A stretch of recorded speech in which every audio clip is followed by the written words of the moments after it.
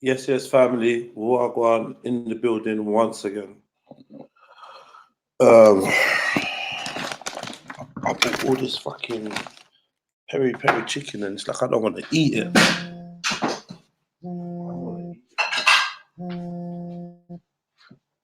Hold on, give me a second, yeah? If anyone's there, give me a second.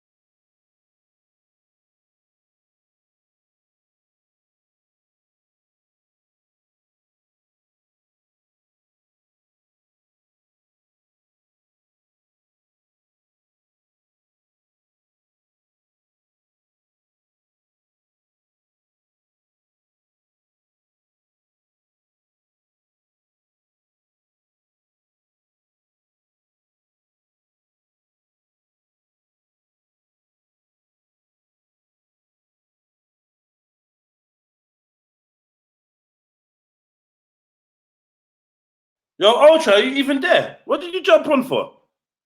The fuck?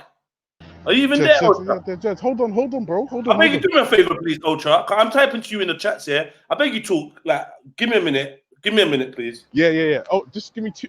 Oh shit, Ricardo, I'll call you back. Yeah, I'll call you back. Big up everyone in the chat. Big up fucking Red Pill Chill. Come on. Big up everyone at work. Big up everyone at home. Big up mums and dads at home looking after the kids doing that hard fucking work. Big up my artists. Big up my fucking architects. Big up my restaurateurs. Big up my entrepreneurs. Big up my professionals. Big up my fucking sofa surfers. Big up my homeless. Big up my boys and girls trying to make it. Big up fucking Pound Shop for giving me that padlock I needed for the gym. Big up fucking Evian for making the tastiest water that you can get. Fucking big up Mrs. Ultra. Keeps this shit going.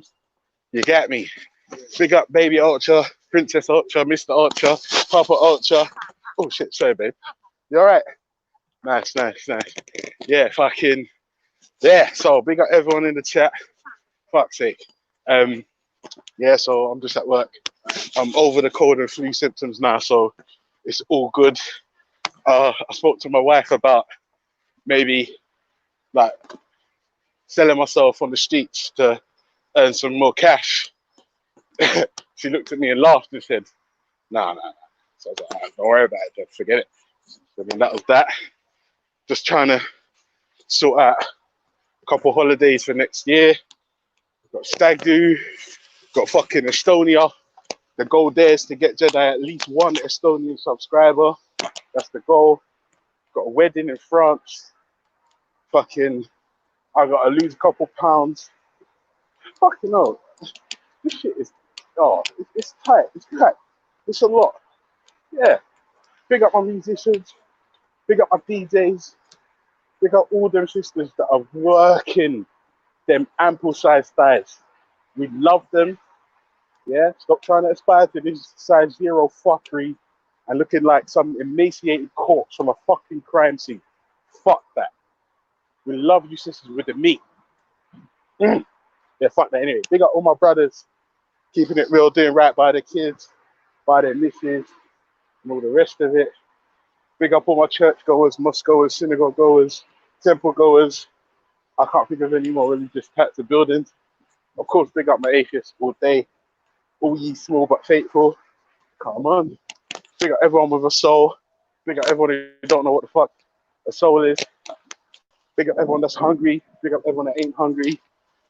Big up all the people rushing towards their bus right now because they overslept and had another 10 minutes. Right, let me not lie, it wasn't even 10 minutes. That 5-minute shower and the water pressure in my flat is all fucked up. And the plumber's talking about if I want a new pump, I have to pay £600. Rare. I told him to go fuck himself. I'll just have to bath for like another 9 months because I got too much shit to pay for. Fuck that. Yeah. Fuck's sake, man. Oh, all of that with no breath, but I'm hard. I don't give a fuck. Big up yourself. Thank you, Ultra. Thank you. I was under pressure to Ultra, man. You know, like, bro, come on. I was like mid-argument. Like listening to a juicy voice note, juicy one. And then like, it was like, I can't actually do this. Oh shit. Bro, listen, you know what the wickedest thing is? You come right on time because the bus driver's off the bus. Yes, sir. He's looking at me now like I'm pointing at his watch. Because I'm late. Fuck's sake. I'm late, bro. Overslept. You big fucking fuck's tease. Sake, man. That's what I'm saying. And then, fuck's sake, man. Hey, Marky, send me some more videos, man. Hey, Jed, you need to add me on WhatsApp, bro. I got so much filth on my phone. I need to share some of this fuckery. Oh, my you got filth? I don't even want your filth. Listen. I got Mr. Lee. Mr. Lee is my filth. No, look, listen. What is he greased? Listen, Jez, I've got a dust, I'll be back. Peace. Alright, cool. In the building, big up everyone, big up yourselves. Illuminati Live. Yeah, man. I'm just in the fucking building. I got some peri chicken. Yeah, I got some peri chicken. And I just came out the gym. And I thought, let me get some protein. been such a long time since I trained, and right about now, I'm like, yo, I got to do a live. I didn't do a live yesterday. Old Tight Sniper for the Bad Boy live yesterday. I was in and out. I swear down. Whenever I'm not on a show, yeah, I got to work on it. I'm like, you know, I'm just rolling my eyes. That man is talking about Islam and that, and I'm just like, I want to chat with my brothers and I want to be on a panel with the man them and the gal them and the family. But I can't fake the funk, man. And if something don't interest me, like right about now, my attention span for things that I don't want is so small. Like it's getting worse and worse. Like I can't even just sit in a room. I can't sit in any room for like an hour unless I have to. But I need to walk to the bathroom, turning on the light, like looking in the mirror. I don't know, moving something. Like I just need to walk. I just need to just keep moving. I just need to keep momentum. Only time I stay in the room is if I'm fucking, smoking, or sleeping.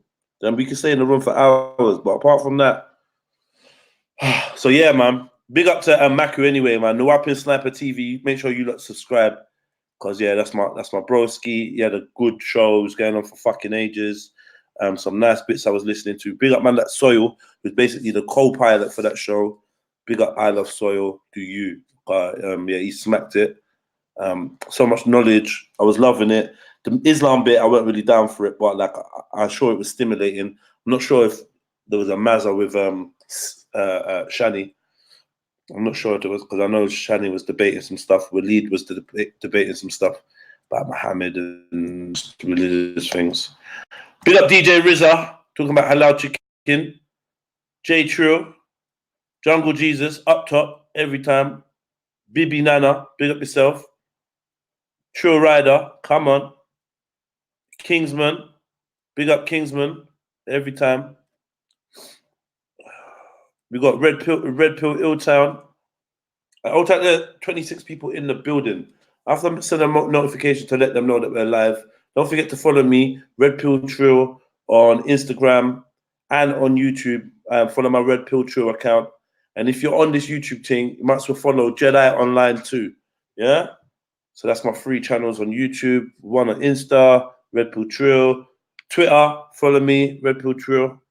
Yeah, man. Get bored too, man, about those Islam issues, man. Yeah, I mean, not just Islam, you know, like, to be honest, just like recently, I'm just very particular, man. I just find it so hard to just stay awake and stay on board for it, man. But yeah, man, let me go into the actual chat. How to reduce.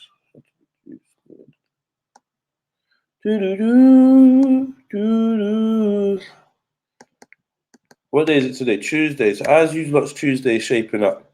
Where's my family? I wonder if I hope no one else ain't live, are they? None of the fam ain't live, are they? Oh, I don't think so.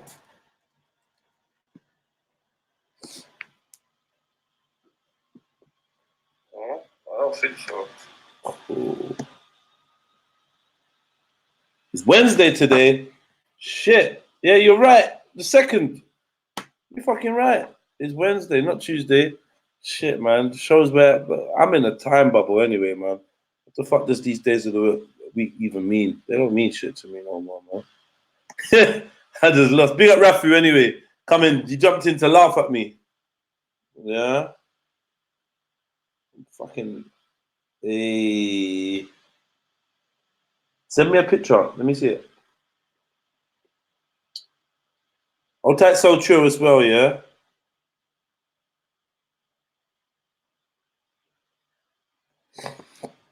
So yeah, let me give out the link. Is there any family tree that want to come in and chat with me? Rafu, what's your voice like? What's your voice like, Rafu? Honestly, you made yourself this fancy logo. What is Rafu anyway? Is Rafu a name? Is it what country does it come from? Who is Rafu? Tell me. I need to know who these subscribers are. I've got a big question to ask.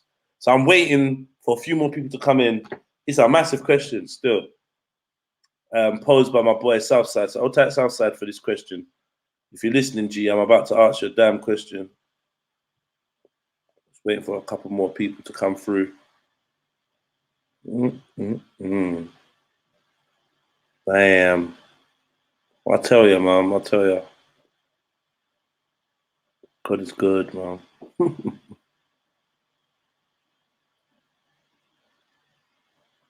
God is good. God is good.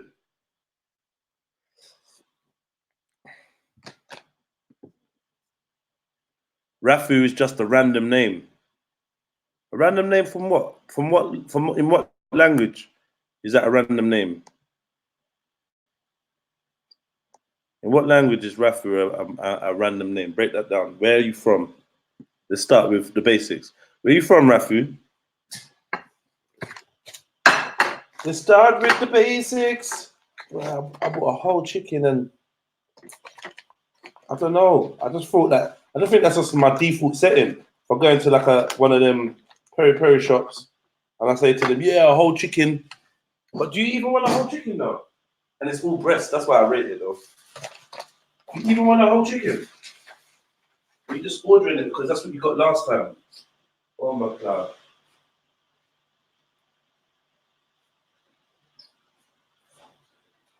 Yeah.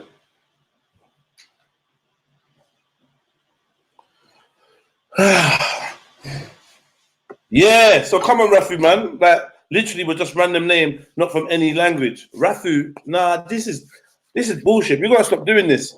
Rafu. So you just decided on Rafu randomly. Let me Google what Rafu means. Okay, but you're Pakistani Indian. All right, big up the Pakistani Indian family. You know, some real big hearts in that community there, man. Some real nice people, man. Real good hearts. One thing I know about Pakistanis and Indians, one thing I know about them is they know how to give credit when it's due. That's one thing I see.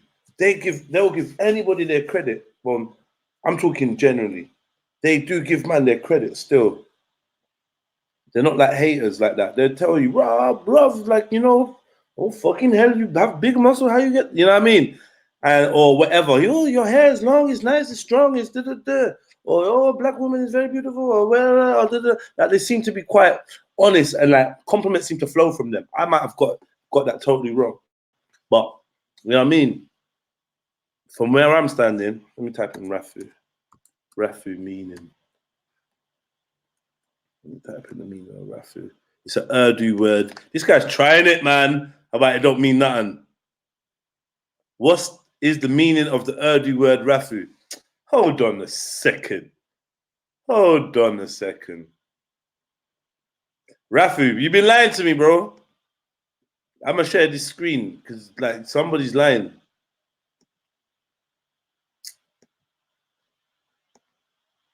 The Indians speak Urdu. The Pakistanis speak Urdu.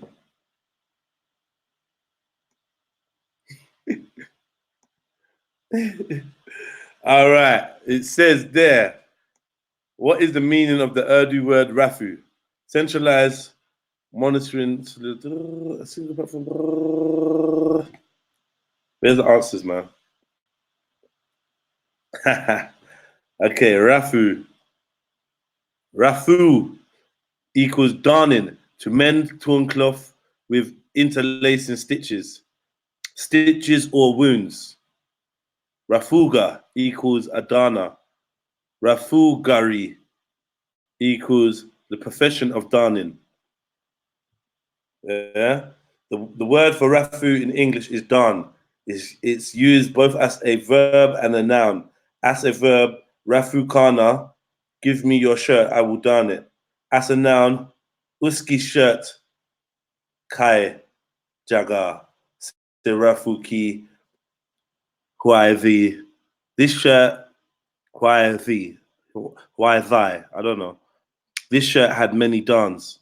Rafu Khanwala. Rafuga is a dana. All right, cool. Rafu dana to repair. Blah, blah, blah. There you go, bro.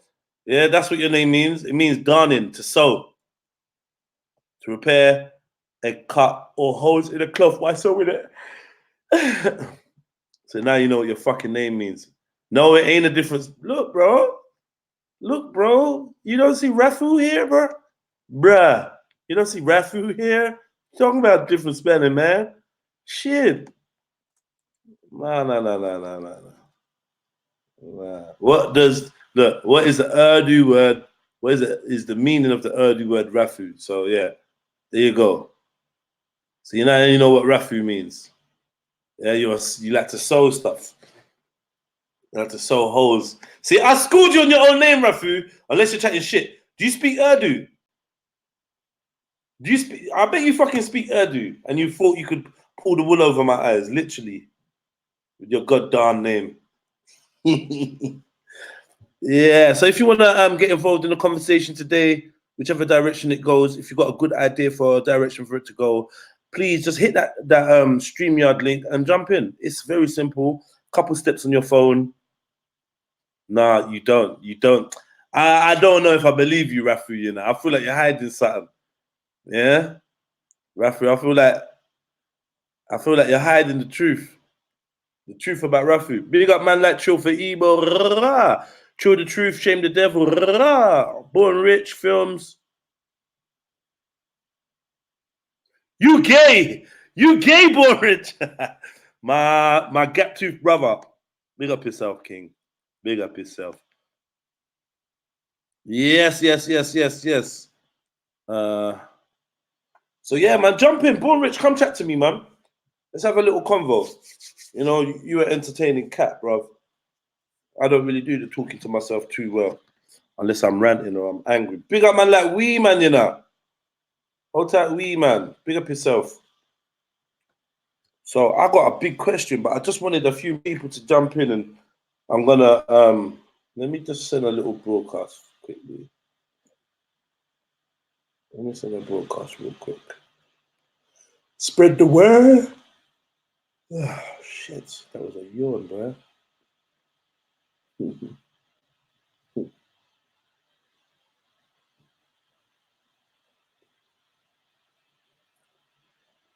Yeah, so hit that link and jump in. Sorry.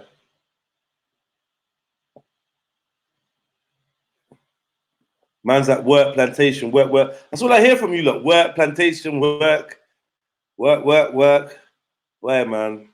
That feeling of suffocation, that I don't know. Funkies, you got no business doing what you're doing right now, Funky.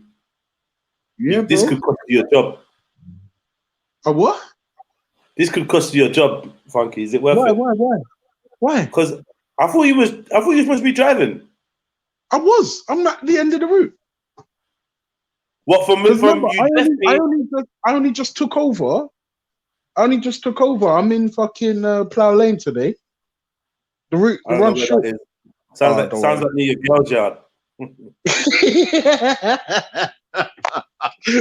For fuck's sake. Yeah, like it's overtime today, innit? I got a nice little 10 hours on me. For fuck's sake. I need that cheese. Okay, so how long you parked up for? I got 8 minutes. Okay, Mr. Architecture 1 asked a question, yeah? Anyone watching the Joker film on Friday? Fuck's sake. I went to the cinema and said, yeah, how much is the tickets for fucking Joker on Friday? He said, how many people? I said 2, me and my wife. He's like, yeah, £39. I was like, oh, I don't know if I want to see Joker that much. What cinema was that? In Putney. There's a luxury Odeon in Putney. Oh, that's why we'll go to a normal fucking cinema then, cunt. No, but it's Joker though. There's certain movies you go all out, like IMAX and all them fucking. And I'm not gonna lie. Joker, hold on. Huh? Something about Joker. Yeah. Tells you that that's the film to go all out for. Yeah, Joker. Yeah. No, bro. No. Yeah. No. Yeah, bro. Yeah. No, bro. And plus, it's date night as well. Okay, date night, cool. You're looking for an excuse, but that Joker, like, obviously, it's looking to be a drama. I don't think the film's gonna be. I feel like the best bits of the film are in the actual trailer, but who knows? And you are entitled to feel that way. Say that again.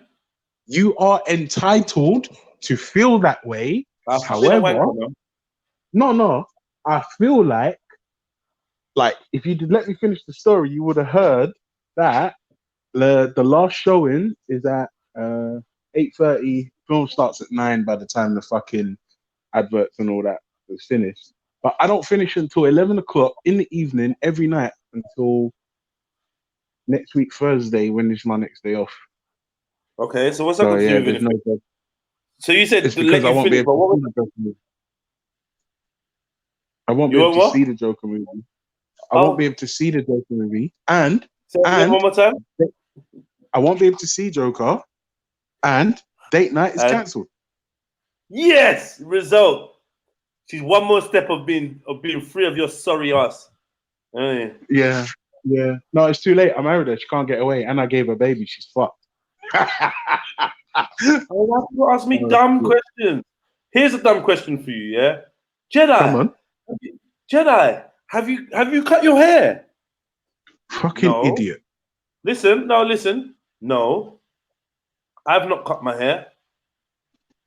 Was that an old video of you then? Who asked you that, bro? Listen to this follow-up question. Jedi, have you cut your hair? No, I've not cut my hair. Was it an old video of you then? Wait a minute. Whoa. What video? What if I say What's no? going on? What if I say no? What if I say no to that question? I'm going to say no. No, because then they're gonna start saying you've got weave and extensions and all kinds of No. shit, bro. It's fake dreads I'm and you gonna, wear. Oh, I'm it's just gonna, wrong, bro. look, no, babes, is the answer. Yeah? So the question was, Baba, don't know what Baba, you cut off your locks. Answer, no, not at all. Question, is that an old video? Answer, no, babes. She's gonna be like, nah, you're taking the piss. What? Wait, Jedi, what video? That's the thing. What video? Go on my IGTV. Oh shit. Have you seen that one? No, I haven't been. I don't really fuck with Instagram, but I haven't. But I remember you've done a video, and I was like, "Fuck, Jedi, you've been on YouTube for ages." When I saw when you uploaded the thing, and it's kind of like I got a brown tint to it, the video. I was like, "Fuck, shit, 14 years ago. What the fuck?" I don't know. People are dumb, innit? Including me. So I'm not gonna. Yeah, you are a bit dumb though. I say that all the Yeah, time. no, 100%. I'm not even gonna shy away from it. I'm fucking stupid. I'm fucking stupid. And I'm asking that as well. But I like to learn. Do you know what I mean? I'm not opposed to learning. You know what I mean? I'm an empty vessel and all the rest of Hold it. on, Yeah, no, so fuck. you see, hold on, let me show you lot something that I posted. Hope it's still there. Is it still gonna be there? One thing. Is it still there? Yeah, it's still there. Quickly. All right, let me go to. So, I'm just in one of them fucking moods where I'm in a bad mood, but I'm trying to convert it. Do you know No, what? I Do you don't know think what? you're in Do a you know what bad hurts? mood, you know. Do you know what hurts me? Seeing people Mm. with mad potential just abuse themselves and do you know what I mean? And piss it away. Yeah, And yeah, fuck I hear it you. up. Listen, let me tell you that I Yeah, want to talk to you. Anyway, I can't even talk about it because it's actually going to upset me. But I'm seeing people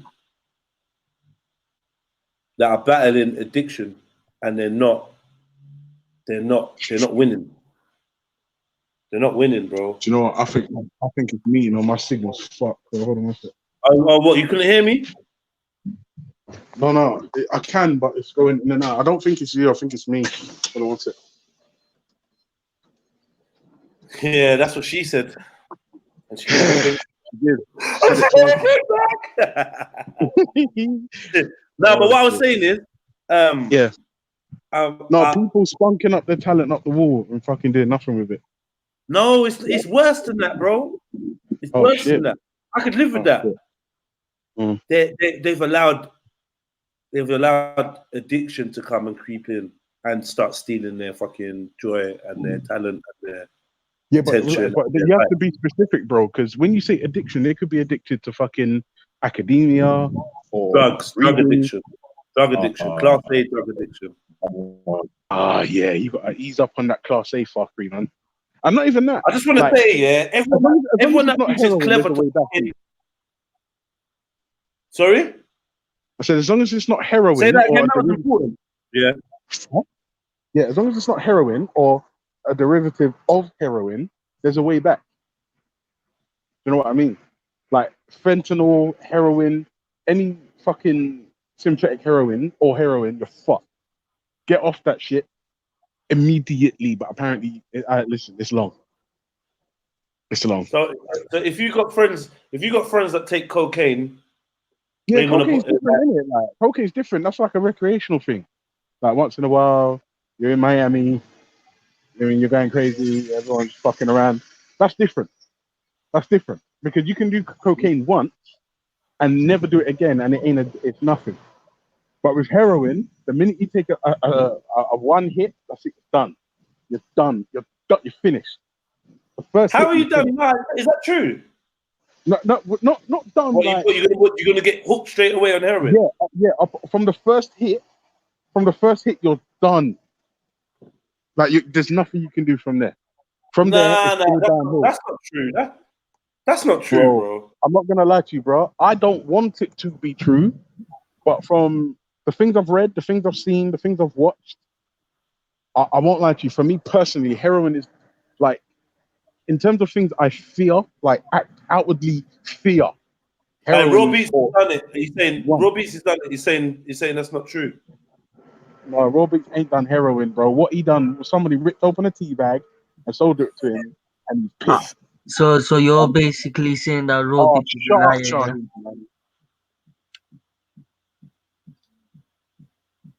But yeah, Robbie's is saying, Robbie's is saying it ain't true. I don't know if that's necessarily true, man.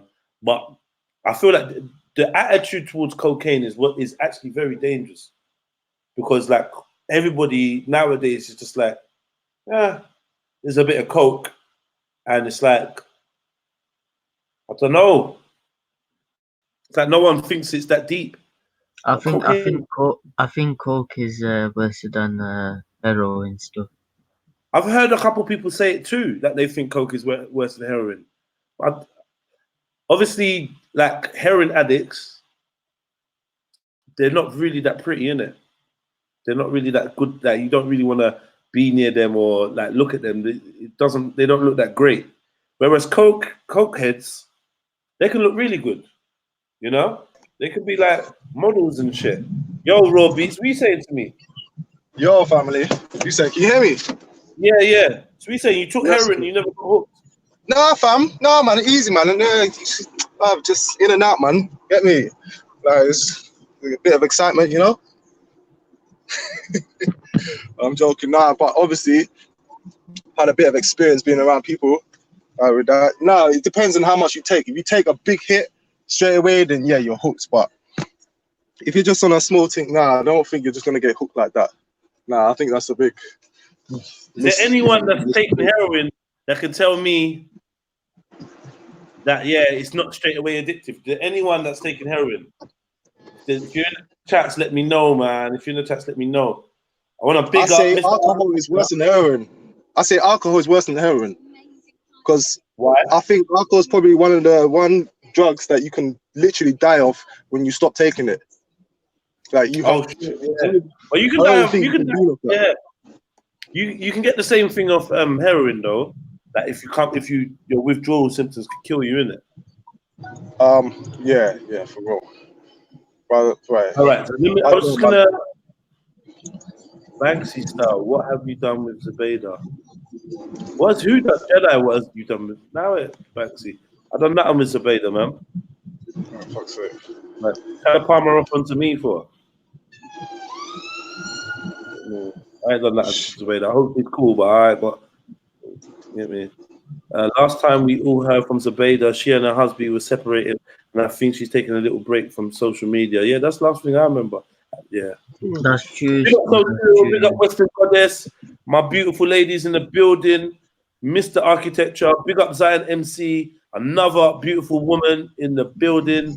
All you beautiful women, come to the front, man. Come to the front. When I look out into the audience, I just want to see you lot. Bare eye contact. I want to see you lot. Hear me? Big of solar chill every day.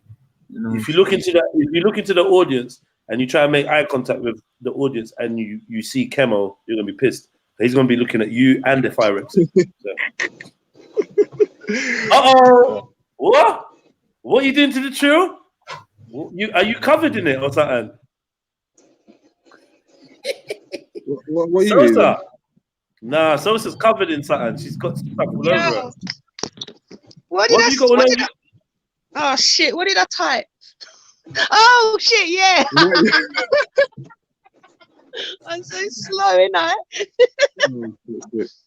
Wow. You've been drinking all that nut milk, yeah? I didn't think that through at all. I swear I didn't. Wow. Easy now. Oh, shit. Bukaki children. Nutty chill, yeah? You weren't thinking about that at all. I so wasn't. I'm just feeling, you know, when you're in a hyper mood, I've just been hyper all day. So I just thought, yeah, I'm a bit nuts today. I didn't think you're gonna have to stay nutty chill then. Chill. Let me ask you, so what do you think about coke? What I think, I come on really could talk about that heroin thing, but I'll go on to coke as well. Like I was saying that I don't think heroin's addictive, or I know heroin, I don't know for a fact. Yeah, I've got a friend, good friend, been friends with her for good 10, 15 years maybe, yeah? Yeah, that's what I was saying. And she was bang on it. So she's not talking of, oh, bang she on just what? did it. Heroin? Yeah, heroin. She's from Norfolk, and she was bang on it. And that's why she moved to London, because she was saying it's so small up there. Everybody's doing the same thing. And she knew she wanted to get off it. She tried many times up there, but she kept going back because that's what she was surrounded with. So that's why she moved to London. And she had a couple of relapses.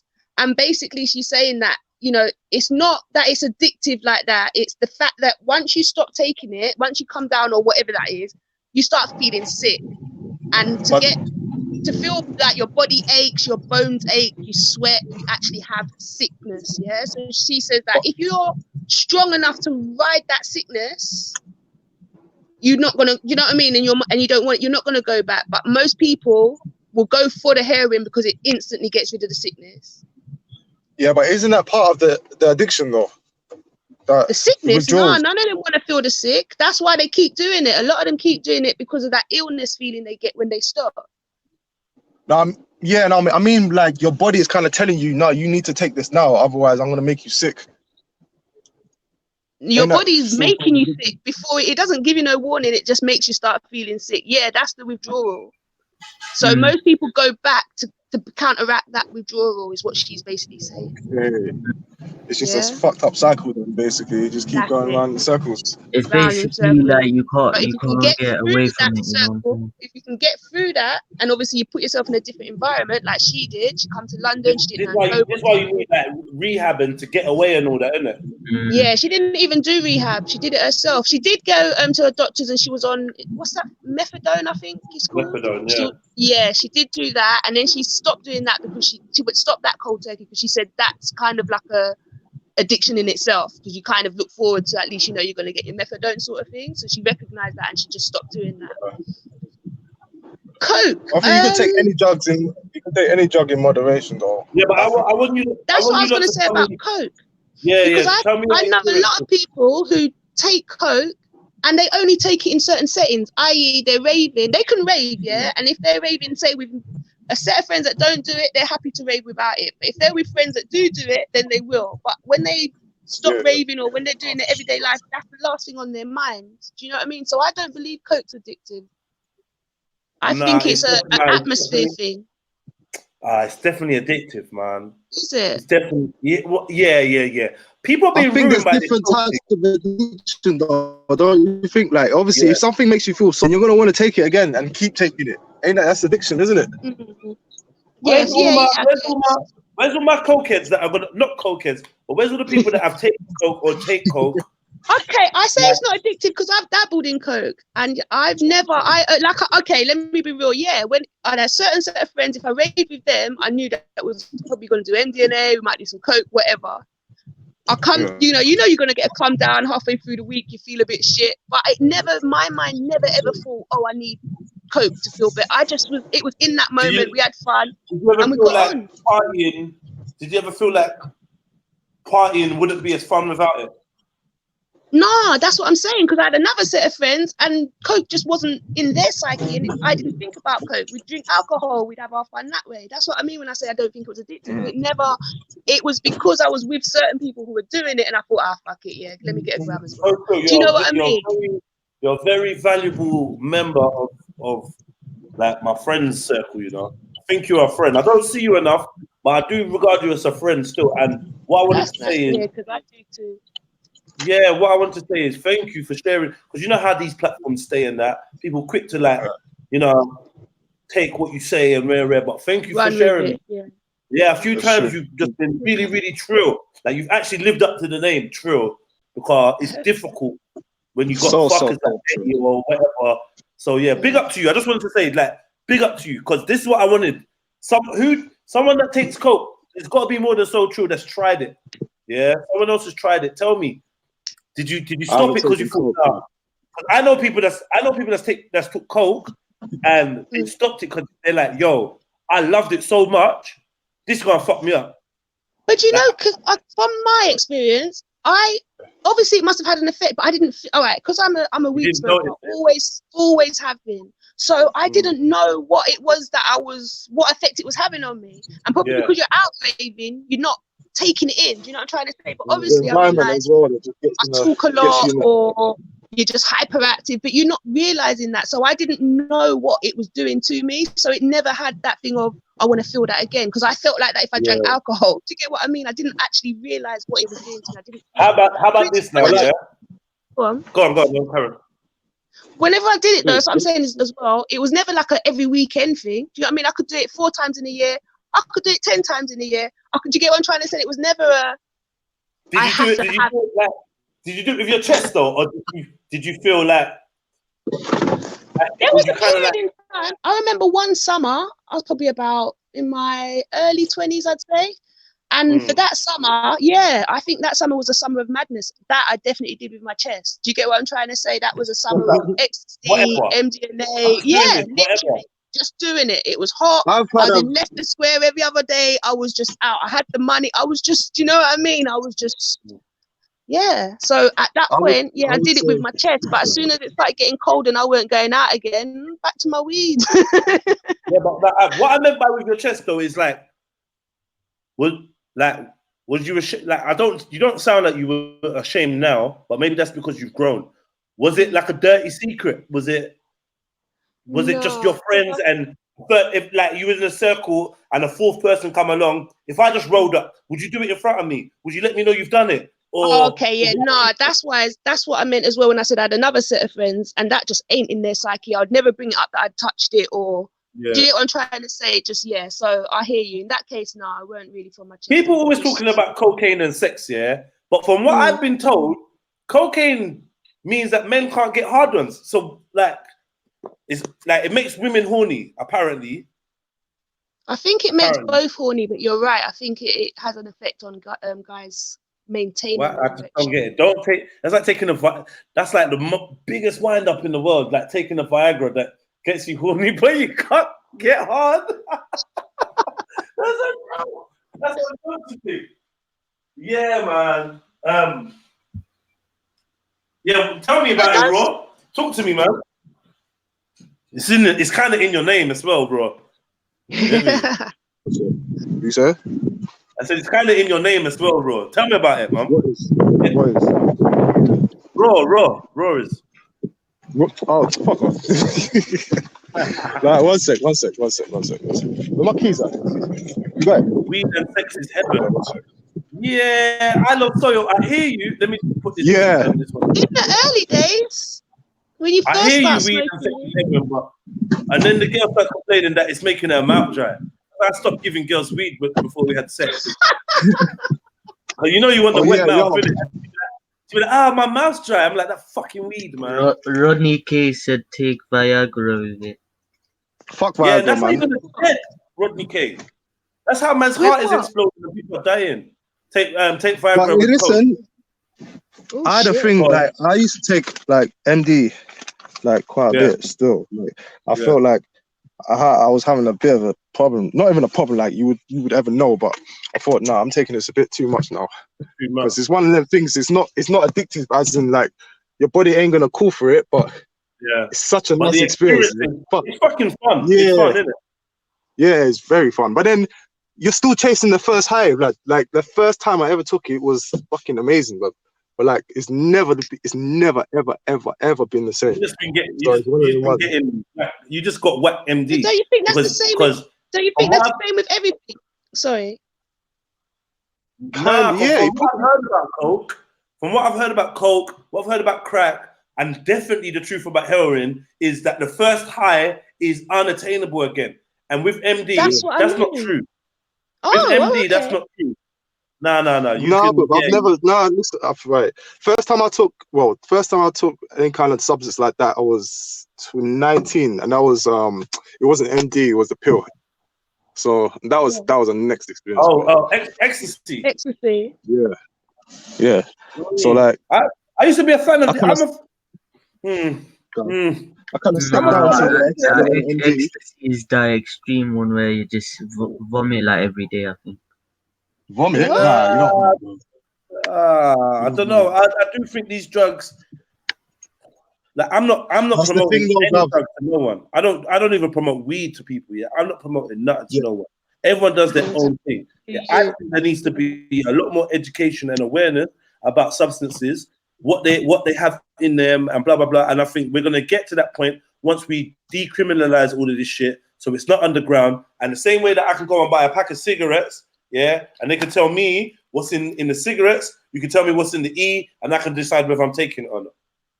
That's In a Amsterdam, fair they thing. did that, didn't they? Didn't they used to have I don't know outside what clubs? they did. They had something. Yeah, they had something outside clubs, so you could actually test your ecstasy to see if it was, Oh what shit! it was cut Slow with. down. Yeah. Test your ecstasy. But, like MD and ecstasy, that there's all love drugs and shit, innit? Like, so yeah, can if we you not want put to have them in the coke category, please? Just in the because what? I've tried them once. Just because I've tried MD and ecstasy. Can we take them out the coke category, please? Oh yeah, Nah, hell yeah, same fuck thing, that. man. No, it's not the same as Same coke, thing, man. man. I'm Yeah, 'cause joking. I want I'm to joking. drink my coke. Have any of you come across this Blue Punisher pill, ecstasy pill? All the Recently? what? This I Blue didn't I really. wouldn't I weren't even a know about name brand, now. or I weren't. Oh, because it's called this. I weren't that. No, I don't know names. Yeah, I wouldn't even know about that now. I barely knew about it back in the days, but Exactly. The only blue pill I know yeah. about is Viagra, bro. So no. Yeah, I said the Blue Punisher. I'm not taking nothing called Punisher either. Like, nah, I'm good. Yeah, innit? You want to enjoy that. Just knowing that it's I Punisher's going to put you on a panel. It will, I swear down. I don't need that. You got to call it nice things. Get me strawberries and teddy bears and everything. Clouds, fluffy. Strawberry slush. Superman, that was the E that would rip your head off. Superman and them thing there. I don't think I ever took a whole. Did you ever had the love hearts? Yeah, I had that. Yeah, and there was. I used to shop them, man. I never had one though, but I heard that it was the fucking amazing. Yeah, man. Well, I mean, I used to sell it still. I used to sell them. Oh yeah, there's a lot about that. Yeah, and I used to pinpoint a lot of love drug dealers. I used to target them. So I had a lot of MDMA. Like, I don't feel sorry. I gotta say this, but I feel a bit weird when Shahid's on the panel and I'm talking certain things. I just feel like he records shit. You feel like what? I feel like even though it's live and it's there anyway, I don't know. I just something about when Shahid's on the panel. I feel a bit. Should I really be talking? Boy, you know what it is. You don't know where he's been. Always. Yeah. You don't know where he's Nah, been. you see the thing is, you don't know what I do in my life. You know what I'm saying? Like I keep my life very private sometimes. So like, if somebody questions me about certain things, I'm like, you know what? Yeah, say nothing. I'm not saying anything. You know what I'm saying? So if like somebody mentions about my past, about this guy with cats and that, I'm like, bro, say nothing. I'm not But saying you anything. always seem to have all the info. Like, for instance, if there was a live now about some drama that's happened, you come with all the with all the details, and do you know what I mean? So you don't really hold your mouth. You know, I've always liked you, Shahid, but I've always been honest. I've always said there's something Now about I you I hold don't trust from day listen. I one. hold So my mouth on. I'm not trying to throw you under the bus now. No. I hold my mouth on certain things, but yeah, there's certain things I can't do still. So it's all good. It's all good. Born Rich, you're just a wild you. I wanna This link up Born Rich here, cause he's just fucking wild. But Born Rich, you need to come on there and spit the realness. Cause I heard you talk about coke before. Like, I don't know if you're joking or if you're not, but I know you definitely got a more liberal outlook to substances than maybe some of us over here in England.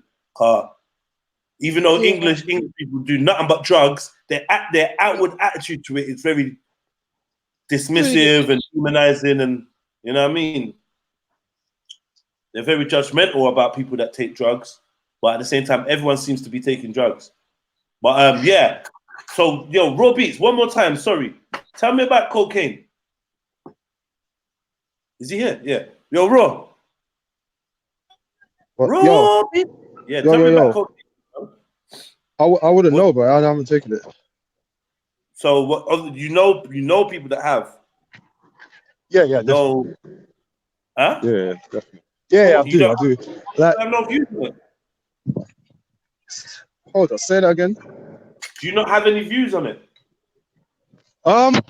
Yeah, I mean, I don't know, man. It's a bit iffy because I wouldn't recommend it. I wouldn't take it myself, and I've seen people on it, and I mean, sometimes you can't even tell the difference. Like, especially in a setting where you're raving, like you're just happy in it. But yeah, when you start chatting to them, they just won't shut up. So, they just won't shut up, innit? Yeah, that's what I was saying when I said I didn't realize what effect it had on me, but people would say, yeah, you chat enough. But like, I know someone that had to like get his. Yeah, I say I know someone that had to get his girl off. Is it a deal breaker for you? What that wouldn't? Yeah, I mean, it's just one of the things I put in the category. Like, I've kind of put that in the same category as crack and heroin. Even though I know it's not the same. But if she takes coke, that's a deal breaker for you because you've seen her like a crackhead. Oh, yeah, seeing like the partner? Nah. What if she just dabbles? No, I've been with girls that dabble. Not wifey, but yeah. Why not wifey? Why not wifey? If you had a wife, there's the potential she could become addicted, I guess. Yeah, I just don't want that type of lifestyle, man. What are you gonna go out and taking coke and shit? Like, nah, that's long, man. What are you gonna be doing when you're taking coke? Yeah. Like, I can't trust you, innit? Like, what are you gonna be doing when you're out taking coke? Why? Well, you don't lose your mind. You still got sense to your faculties. I had my man at home. I knew exactly what I was going home to do. Like, yeah, but so true. To be fair, like, you have sense in it. Well, not everyone. I think alcohol, she could be more likely to not realize what she's doing than, well, I don't know, maybe it's just the amount I took. Or mix the alcohol and coke. Yeah, exactly. And then you got your man at home, like, fucking hell, that's excitement. You can't wait to reach. The party's nice, so you don't want to leave, but you know what's going on down when you get home. It's just a different mindset. You're just, Shani, that adds to the high. That was an extreme statement, Shani. Sorry. Ecstasy, in my opinion. Yeah, because it doesn't alter your mind. I agree. It doesn't alter your mind to the levels that MD and ecstasy does. That's the point I'm trying to. No, but MD doesn't alter your mind. MD it's more of a feeling one. It feels, but don't alter your mind. Okay, like, maybe alter your mind's a bit strong, but it sends certain chemicals. You've taken it. Coke, you just talk and you don't feel like you're on coke. You just know that you're just talking a lot and you're enjoying yourself. You don't feel like I've always wondered that. Huh? Yeah, because I've always wondered that. You see people go in the bathroom, they slip out the line and then like, I'm charged up now, but they don't actually look high. That's what I'm saying. You don't feel like, oh, I'm on. You just feel yourself, but I guess to the outside world, you're doing everything amplified. But in in the person taking it, they've got no clue that they seem or look any different. They don't realize they're talking faster. They don't realize they're Unless, talking as much. They feel unless they're a exactly jaw the swinger. same. I'm paranoid. Like I'm always self-conscious in it, so I'm gonna. A jaw You got- swinger. Yeah, But that's ecstasy jaw that makes you spiff. do that. That's what I'm saying. So ecstasy, you know you're on it. MD, and you know you're on it. Whereas coke, you don't. The person taking it don't really feel they're on it. They feel exactly the same. MD, you feel different. Ecstasy, you feel different. Man, you chat to blood clot much. No, I'm not saying you don't have an effect. I'm saying the person feeling it don't feel any different to they would. It's over there. Is that any your other way. space? But when they take the person taking ecstasy, they know how they can feel it within their system. They don't feel the same. You get what I mean? That's what I meant when I say it's more mind altering. I don't know, man. I've never really been a fan still.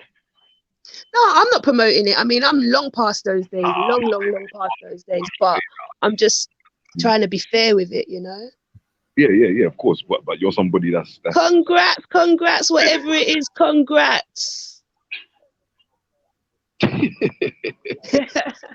Whatever it is you're jumping for, congratulations, Jeds. I was punching the sky just now, where you see it. But yeah, no, I've just never really been a fan. So what's your opinion on it? But could you turn up your mic a little though, because it's a bit hard to hear. I can't actually turn up my mic. That's the thing. Like, oh, that's better actually. The way you're talking now, I can hear you. It's because I'm talking right into the mic.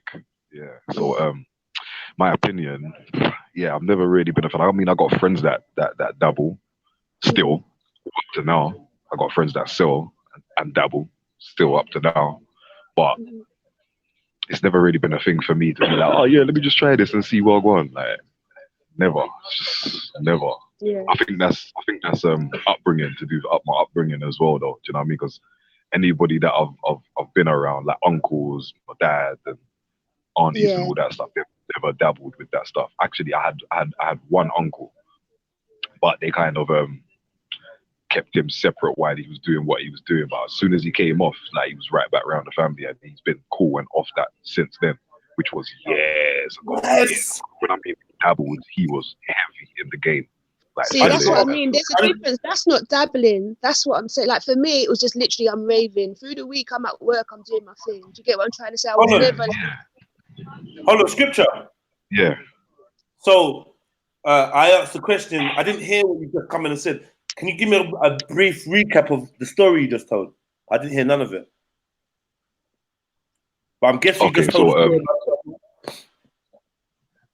Yeah, it wasn't really a story. I was just kind of talking about one of my uncles that was dabbling with coke, and he was deep in the game. Like, during the week, he wasn't taking, but the weekend come, he's out.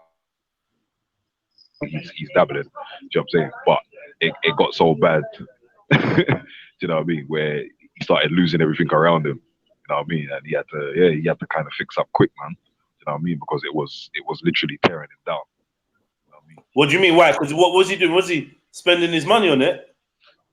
I mean, like, you're in that type of game, and that's what you're making money off. That's your source of income, so to speak. No. Hold on. Wait. You're talking about selling it. No, I'm talking about he was dabbling on the weekends while he was selling. Okay, yeah. I hear you. And obviously you're dabbling, you're getting high for your own supply, you're fucking at the reload. Yeah, issues start happening. I get it. Yeah, so sorry, bro. Yeah, so it was a bit mad still, man. But he's all right now. He's cool now. You know what I mean? He got to a stage where he looked like he started losing his teeth and that. You know what I mean? Man had to get two replacement and whatnot. But yeah, he's all right now. Do you not think that's because it was in his face like that? Sorry, what did you say, Jay? Why would coke do that to your teeth? I don't know, bro. That's what I'm saying. So I asked him as well. Like, I said, "What? You sure that's the coke?" He said, "Yeah." Like, I was just doing it way too much. I didn't care about myself. Waking up, not bathing, not brushing my teeth, going ham. Was that coke or crack? Can I ask? That's what he said. But yeah. Yeah, thank you. So true. I'm starting to. I got that vibe from the teeth thing, but I don't know. Maybe coke can fuck up your teeth.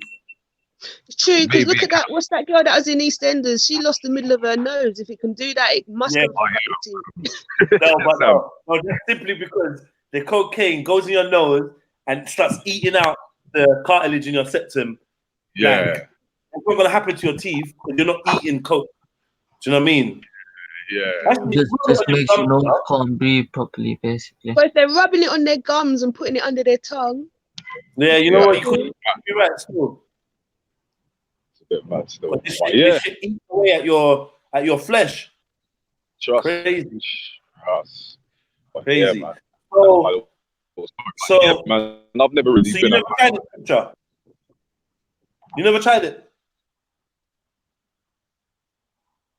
no, he said he's never tried it. He said. You He's never asking about- tried it? No, Obviously, I never tried it. How can I say? Purposely. But I've tried it in a spliff before. Afterwards. Yeah. Oh shit. Okay, I see, you found out afterwards. Now you They get never what I told you. meant when I was saying. So now I you wasn't get what I happy meant. about You that felt. You felt. You're saying though. No, hold on. I'm just Yeah, saying no, though. to You know be now when I honest, was saying. to be I honest with think you, it's got a delay. yeah, I probably have still, Huh? man. It's probably the area that I'm in, Yeah, man. I think it's got a time delay. Yeah. Oh, I mean, I can okay. time still, but probably my replies are a bit delayed. Yeah. Yeah. But you can hear me now, yeah? Yeah. Yeah. I can hear you, but I was trying to ask you something. You know, like earlier when I was saying that like one has a feeling where you know you've done something, like ecstasy and MDMA and coke. If you snort coke, you don't really feel any different, even though you're acting different. Because you Yeah. didn't realize that you had it until after. Can you get where I was coming from now? Because you were saying that it's the same thing. They both kind of do the same thing to you, and I was trying to say they don't make you feel the same. Because you didn't even know you was on it. Whereas if someone had done that with ecstasy or something mad, you definitely know that you'd taken something. Not necessarily though. If it was the first time. Yeah, it was my first time. Like when I did it, I there was something in it, but I was just thinking to myself, it's a flavor kind of thing. You know what I'm saying? But I was like, nah, man, this don't taste like. But no, I mean mentally, how did you feel within yourself before you knew? Because of the person that I was around, like I was cool in it, but it didn't have an effect on me only up until like I realized, like I've smoked something different than the normal stuff that I smoked. Yeah. Okay. That's the thing is though, like with an ecstasy pill, like the first time I took it, I didn't feel a thing, and then I went back to the person. A couple of months. Yeah, because you know what my brother said? It was like, it's because your body doesn't recognize it. It doesn't know what to do. So the next time you take it, it kind of recognizes it. It's like, oh, okay, I know what to do with this now. That's crazy though, man. That's actually mad. Oh, it took me a good I actually fell asleep. About 4 times. Yeah, that's what I was gonna say. I went out probably about 4 times before I even felt anything. And one of the times I actually did, fall asleep. Like maybe that was the effective, but I ain't gonna lie, man. When I smoked that, I felt like when I got home, I was tweaking, man. You know what I'm saying? I had to jump on my deck, have a spin on that. You get me? Because I was just like, nah, man.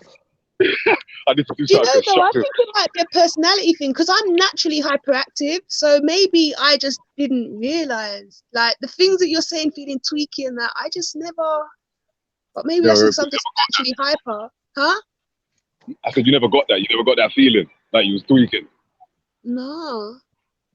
Like you're a bit like, you know what I'm saying? Like you're a bit like sketchy, like, you know what I mean? Like you're a bit like jumpy. And that's how it made me feel. Who eats coke? Like Giska is saying, not everyone who takes coke smoke it. Some people eat it, some people smoke it. Who the fuck eats coke, bro? You see, you're out here greeting it in your food and that, yeah? Mad thing. That's madness. Who? How? What do they do? Sprinkle it on a cake? How do they eat it? That's what I'm saying, bro. What there is. Use it as icing on that. Have they elaborated? I need to look at the chats. I'm not even looking. It's not even possible, bro. Like, you say you just buy it, you just buy the thing and you just chew. Man. eating coke. That's just a mad thing. But someone's probably doing it somewhere, you know. Let's not ever No, underestimate. he said by eating it, you've been sticking it on your bottom lip. That's what I was saying earlier. Some people put it under their tongue. Some people rub it on their gum. So, I mean, yeah, man. I just wanted to get people's view on cocaine, man, because it's something. There's a couple things that's happening in man's personal life and that, and cocaine's playing this little part in it. Yeah, and I'm seeing people kind of like, I'm worried. I don't know if I'm paranoid, yeah? But I think about cocaine and I think you're just going to dash away your life. You're going to fuck your shit up. Rare, yeah? But at the same time, maybe I'm overestimating. Because when I first spoke about coke to you lot, people were just like, nah, yeah, when, like, I grew up, coke was crack. Coke was crack and heroin, and it was all the same. If you're a cokehead, you're a crackhead, you was a smackhead, it was all the same shit. And then Yeah. Because even I used to think like that. Obviously started accepting it a lot more. Don't know when it started, but it did. Do you know what I mean? We started accepting it, and now we all got a friend or someone we know that either dabbles in it or does it. Like, I got a good friend. There was a brother in gang. Like,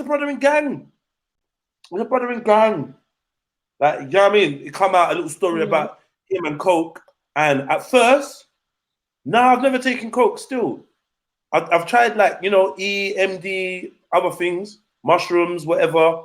But yeah, but anyway, at first when I heard that this brother tried tried coke, see how my brain works. When I heard this brother tried coke, this brother that was in gang or part of gang, I had to really sit down and pray. I'm like, what? I had to phone man immediately, like, yo, what's this I'm hearing? The man was just like, yeah, man dabbles in it from time to time. What, fam? Like, you do your thing, that one does that. Like, I do my thing. I'm in control. I'm not no crackhead. I'm not rare on the roads. Like, and obviously, because I checked for man so much, I kind of was like, all right, cool. Now, I did say I don't want none of my friends on coke. I said that. I said I'd be lying. I wouldn't be a brethren to you if I told you that I rate it or I'm cool with it or whatever. But obviously, it's your life, isn't it? Yeah, and that's the whole point, young money. I know there's so many functioning coke addicts. There's so many men that are on coke that are doing better than me in a life, like materially. But to be fair as well, that's why I was like, even when scripture was telling us he's like about his uncle and whatever. Yeah. For that one. Is it because? Sorry. Scripture. Karen, Is it because it was constantly around him? Because for me, that weren't the case. Like I said, there was a set of friends that I knew if I went raving with them, that's what we were doing. But then there was a set of friends where that weren't the case. You get what I'm trying to say? It wasn't in my face. It wasn't something I wouldn't even know where to go. Well, yeah, I knew people that I could get it from, but I never went and bought it. It was when I was with them, then we did what we was doing. Do you get what I'm trying to say? So I think it's the levels of which you're around it. If it's in your face a lot, then that's a risky thing. If it's a thing where every time you rave, every time you do something, you know what I mean? That's a risky thing. But I think I was just fortunate in the way in which I did it. I'm not saying I was, it was my choice. I weren't coerced into it, but I was working in the city. It was around me. So it was, work friends. It was a different set of friends I was with on an everyday basis. So I guess that might have been why, for me, it was just a party thing and it never took a hold. Do you know what I'm trying to say? Yeah. Whereas I think it's because of I think it's because there's not much side effects, and like you can wake up on the next day normal. Where the other ones, there's a lot of side effects. You're feeling fucked the next day and shit. So that's why, there can be a lot of functioning coke takers but like that. it does. You have a come down. You do have. Sorry. So say that again. I was saying there is an effect. You do have a come down. Probably about 2-3 days later, you just feel either quite depressed. You could just be crying for no reason. Like literally, it does have. And then you're fine. Do you know what I'm trying to say? So you do have a come down. It affects different people differently. I'm not saying that's definitely what you're gonna feel, but yeah, it does. You do have a come down from it. It's just not straight away, I guess. What's that, Zion? What's that Zion said? What's that on your nose, brethren? On my nose? What are you talking about? Yeah, for real. I was thinking that.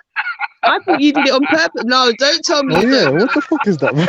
Oh, fucking hell, I'm so slow. I Is that a myself fucking? sometimes, you know. Before, you know. I can't see I shit. hate myself sometimes. You know?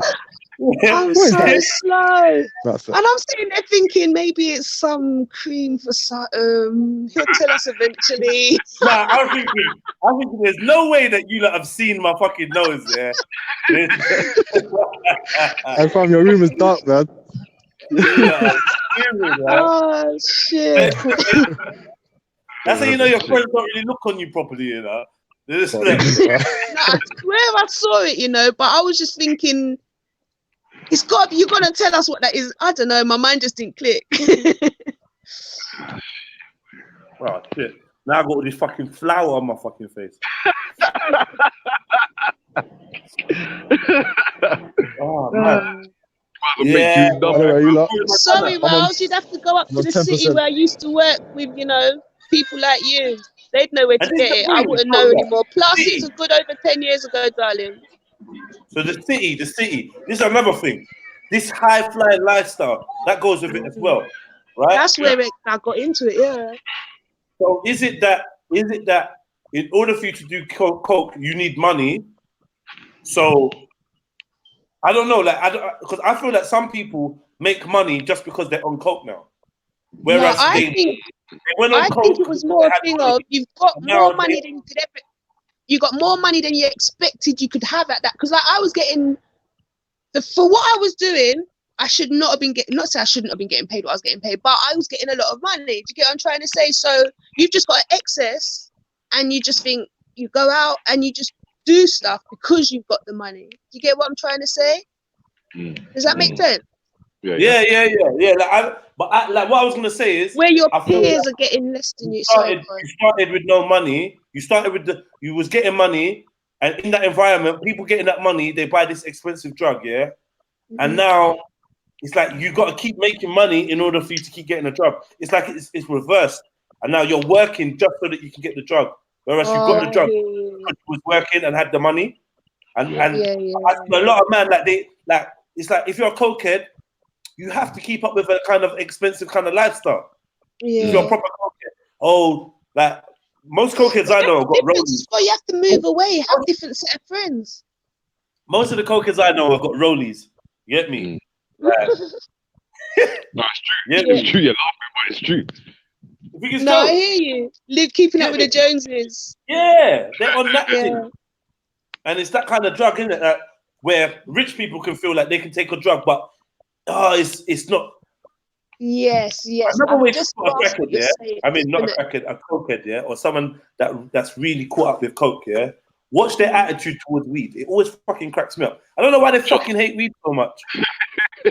Trust me. I know. Yeah, I know. Like they proper frown their nose at it as well. Yeah, they're proper racist for weed. And you know what it is? Weed does the opposite of what coke does. So if you're on a coke because it's a different class, they think that it's a street thing and they think that coke's more of a up class thing or more of a wine bar compared to hanging on streets. Do you get what I'm trying to say? Yeah. Racist to the weed. Hey, your family, sorry man, I'm on 8%, so I'm dialing in a bit, yeah. All right, Robbie. Pick up yourself, man. That's in a bit, yeah. All right, bro. Go on. Are you scripture? Yeah. Is it a deal breaker to find out that the potential wifey lacks a little bit of powder now and then? It depends what I can see at that time from that person. You know what I'm saying? Like, if they're dabbling and it looks like they're going way too far with the dabbling, then yeah, it might be a deal breaker still. But if they're dabbling and it's literally just a dabble, like, you know, twice in a month or something like that, you know, every other weekend, something like that, then yeah, man, I think it's all right still. It's not. So you're cool with your wifey to take coke twice in a week, twice in a month. Yeah. Continuously, I'd say that's too often. Yeah, I mean, like, they're not gonna be really. I like, mean, for instance, in my case, then I might go out young. to, you know, like how it is. Everyone goes out every Friday or every Thursday or every Wednesday. Everyone wants to go out and do something.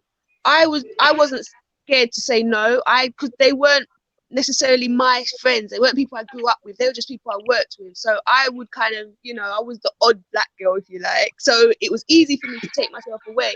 But when I decided that I wanted to go out with them, like the first time I went out with them really was a Christmas function, you know, like, and that's when I found out. So I kind of, from there, I weren't really like on a thing of, yeah, going out with them afterwards. But then after I went out with them one time, I didn't do anything. I saw them doing it. Next time I went out with them, I did it. So what I'm saying, it was so infrequent. You get what I'm trying to say? So if I was doing it every like A week. 2 weeks or something, yeah, I would have felt like, I think I would have been pulled more into it, definitely. I think that is too often because they kept doing it because they were always on it, whereas I would just jump in this week. This is the thing though, yes, so true, yeah. Like I say that, but I don't know how it goes. Do you get what I'm saying? Yeah. How much you should and how much you shouldn't type of thing. You know what I'm saying? Because I'm thinking of it as a thing where like, all right, cool, you're with this person and this person's gonna do this thing, yeah? Now, when they're doing what they're doing, they can do one of two things. They can either hide it from you or you know what they're up to because they're either doing it in front of you or around you or they've told you when they've taken this thing. You know what I'm saying? Yeah? Now, I'm looking at a stance point of... I don't want no Whitney, sorry. No, as a point of trust, innit? You know what I'm saying? Like, you're going to be with this person, they're going to do what they're doing regardless anyway. You can't actually stop them, but it's only them for them to stop themselves. Do you know what I'm saying? So, yeah, I say that, but I don't actually know, really. Yeah, I just say it'd be a bit too frequent because I think she's more likely to then go to do it once a week, and from once a week it's going to be a couple times a week. Do you get what I'm trying to say? Whereas I might do it once a month and then I don't go out with him for 2 months, and then I might do it for 2 weeks and then don't go out with him for a couple of months. The people that inspired this conversation, yeah, the people that inspired me to bring up this conversation, because there's a couple of people, they take coke daily. Yeah, I don't care how much money you got, if you can afford it or not. That is an issue in my eyes because that's a reliance. Do you know what I'm trying to say? Every day, though. I smoke weed every day, so and we both know that it's a I know I smoke weed every day, and I know sometimes I'm like, do you know what? It's just a reliance. It's a comfort. I know that if I wanted to stop, I have stopped. Sometimes I stop for a year, and then like usually around my birthday, Christmas, New Year's, I gotta start smoking again. Do you know what I'm trying to say? But I know it's a reliance. You get what I'm trying to say? It just doesn't have the same. It just doesn't have the same knock-on effect as coke. Because coke. Okay. All right, wait. Let's break it down. Go slowly. Because you're quite a fast speaker. You move on from your points. Yeah. Like, what knock-on effects are we talking about? Okay, so I know that if I spend X amount a week on weed, that is how much I'm going to spend next week, the week after, the week after.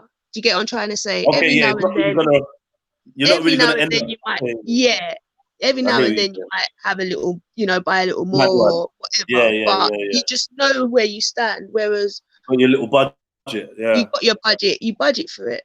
Whereas coke, it's like if you're doing it every day, that means you're still doing your everyday life. So now what are you doing when you actually go out? Do you get what I'm trying to say? You can't control the amount. So it's not like weed where ramp it up now. Yeah, it's not like weed where you can say, you know what, I got my draw, I'm gonna leave this at home and this is what I'm taking with me. When you're out, once what you've got done, because you are relying on a daily basis anyway, the next thing you're gonna do is go to your cash point. Do you get what I'm trying to say? So that's what I mean, the knock-on effects in that sense. Okay. All right. Financially. So it just gives you I mean, but you can't afford your rent, you can't buy your shopping, you can't. So it just puts I think we've all seen, even some of us even been that youth for weed. I know man that's lost their housing because of weed, and like you know what I mean, like that whole lifestyle of just bunning and rare. I know man that's picked up weed because he's smoking so much weed. He's like, I might as well sell it. Then he realizes that the more weed he has, the more he smokes. So he's now in debt for the weed that he's picked up. And then I've seen weed fuck up man's life. There's an argument that certain man around me lost their mind because of weed. I don't know no one that's lost their mind because of coke.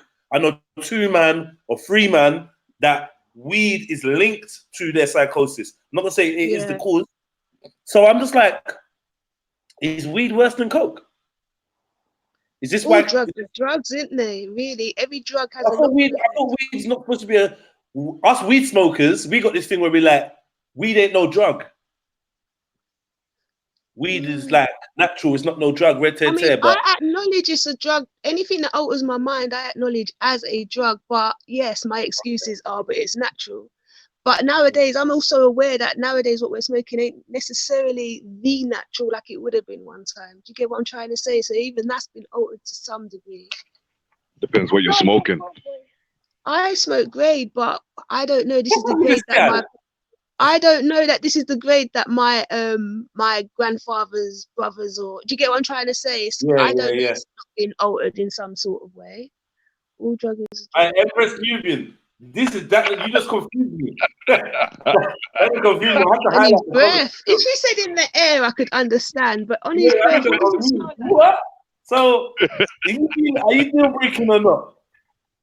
I don't know. That don't sound like a deal breaker to me. Still, I'm confused. If the deal is broken, how are you getting so close to smell it on his breath? Yeah. That sounds like well on. Yeah. I thought that deal was on. Like, is it broken? Is that a broken deal to you? Yeah. Shit, then. Cool. I think she just means like she must have friends that smoke, male friends that smoke, and she just thinks, oh, that smells nice when they talk. But if she had said in the air, I think I'd have more understood it though. I don't think I like the smell of it on her breath. I don't like breath. I don't want people breathing in my face. Let me ask you a question. This is going with Nay's comments, Sumaya's comment. A few other of you lot have made some comments about teething. Who told about you what? About stealing and like basically about honesty? Who told us? Because I got the perception, and I don't know whether I don't have nothing to go on. No, you get me? But I got the perception that coke heads or people that take coke are gonna rob me all of a sudden. Don't trust me. They're gonna clear. Don't trust them. They're gonna clear out your account and that. But that's more a crackhead, isn't it? Is that a cokehead? Boy, it depends. Well, I mean, if they get addicted to the point where they're spending off all their money, then yeah, the potential's there for them to rob you for it, isn't it? I think they're both.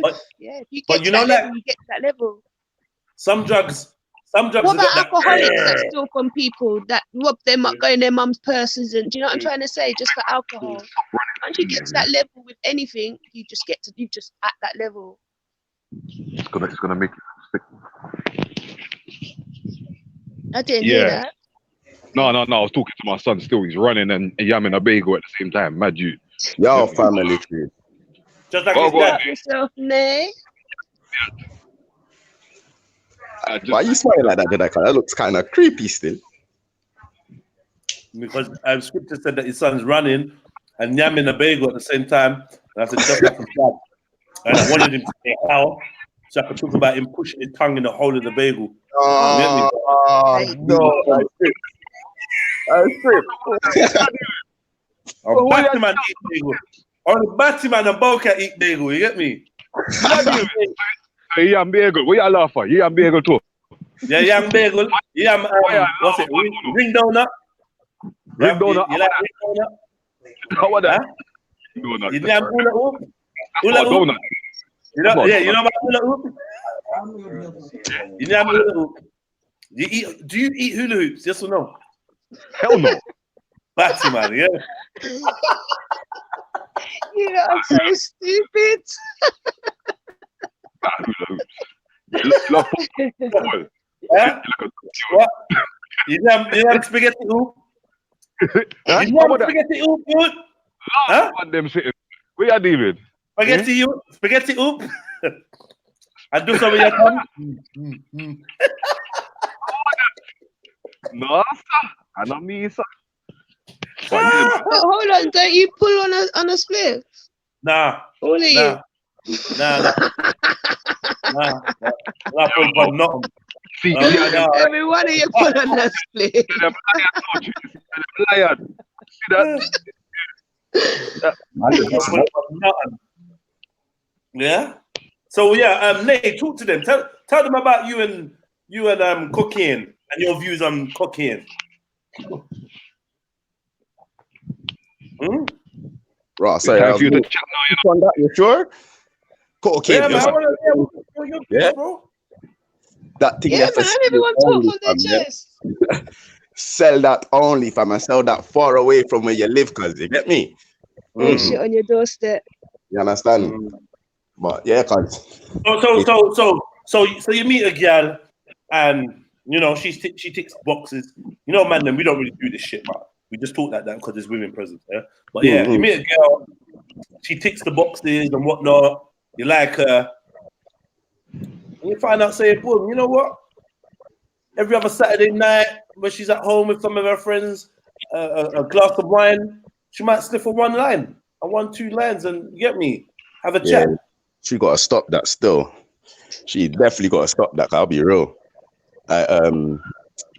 It's a drug, innit? So my thing is like the more you use it, the more your body's becoming dependent on it, whether you like it or not. You get me? So reality is if you're doing that and it's a consistent thing, you're doing that every weekend you're doing, blood. Yeah, because you're fucking yourself up. And if I'm getting in a relationship with you, because you need to sort that out. It's like you know, it's like certain people, yeah, that don't smoke tobacco getting with a tobacco smoker. Not as extreme. Say that again for me. It's like someone that don't smoke getting with a tobacco smoker. You understand? It's not as extreme. Not the same. It's like, Nah, because tobacco stinks. yeah, but That's the main. it's a lot That's the cheaper. main thing. A man can go and smoke outside though. You know what I'm saying? Nah, bro. Once you don't smoke, that smell is a problem. I'm telling you, it's a problem. I agree. I ain't It's a fucking problem. It's Yeah, like- I smoke and I fucking hate the smell, bro. I think that's my major issue though. It's And the thing is, that's what they say about weed, isn't it? Oh, weed stinks. Da, da, da, da. I've heard people basically telling me how much better coke is. They're like, oh, weed fucks up your head. Weed does this. Weed does that. I'm like, what the fuck? yeah, And no one's backing me as well. I've been in these situations chatting to Gallum because it's mainly Gallum. Gallum love a sniff. Man, them don't really sniff like that. Man, them want hard on. They want to have a hard on, and apparently, coke and hard on don't really mix. So it's hard to get aroused or erect, should I say, when you're on coke. But Gallum, I don't know. I personally think coke dries out a girl's pussy. Well, that could be the case. That definitely could be the case. Trust me. Is that experience or is that just a thought? No, it's Okay, experience. no, I'm genuinely asking. No, Genuinely asking.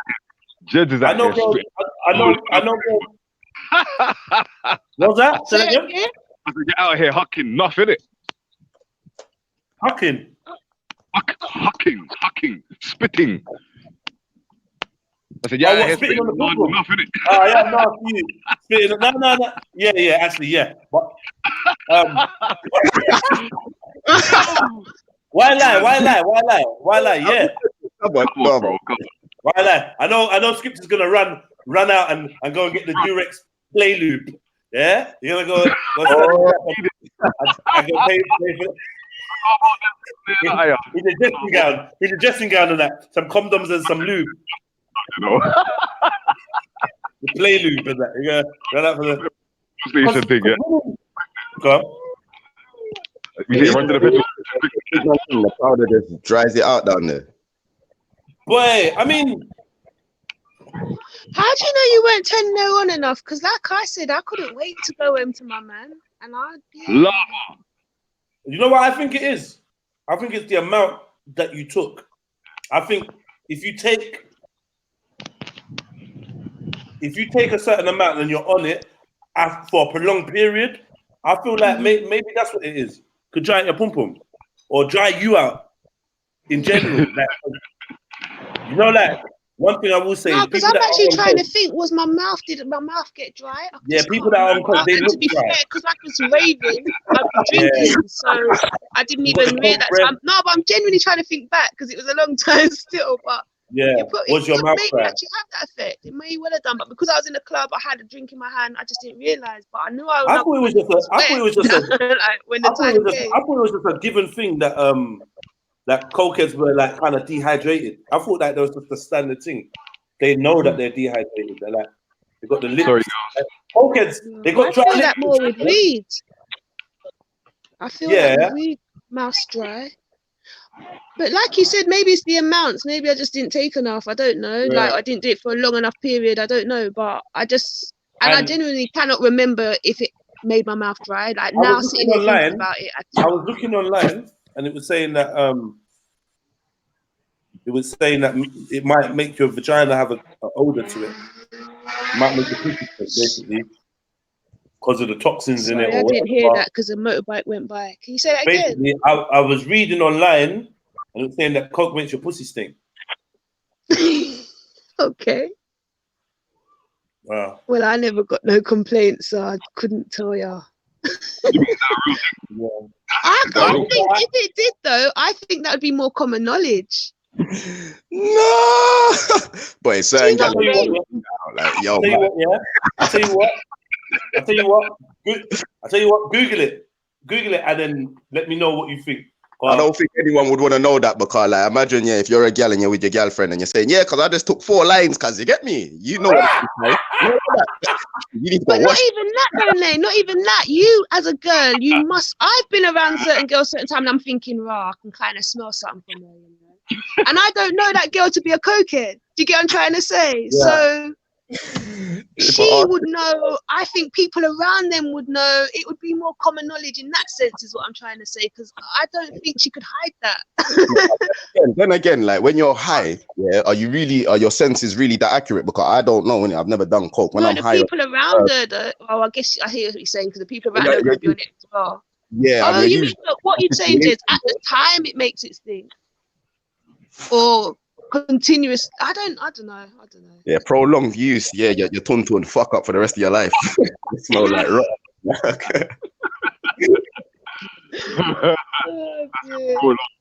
Yeah.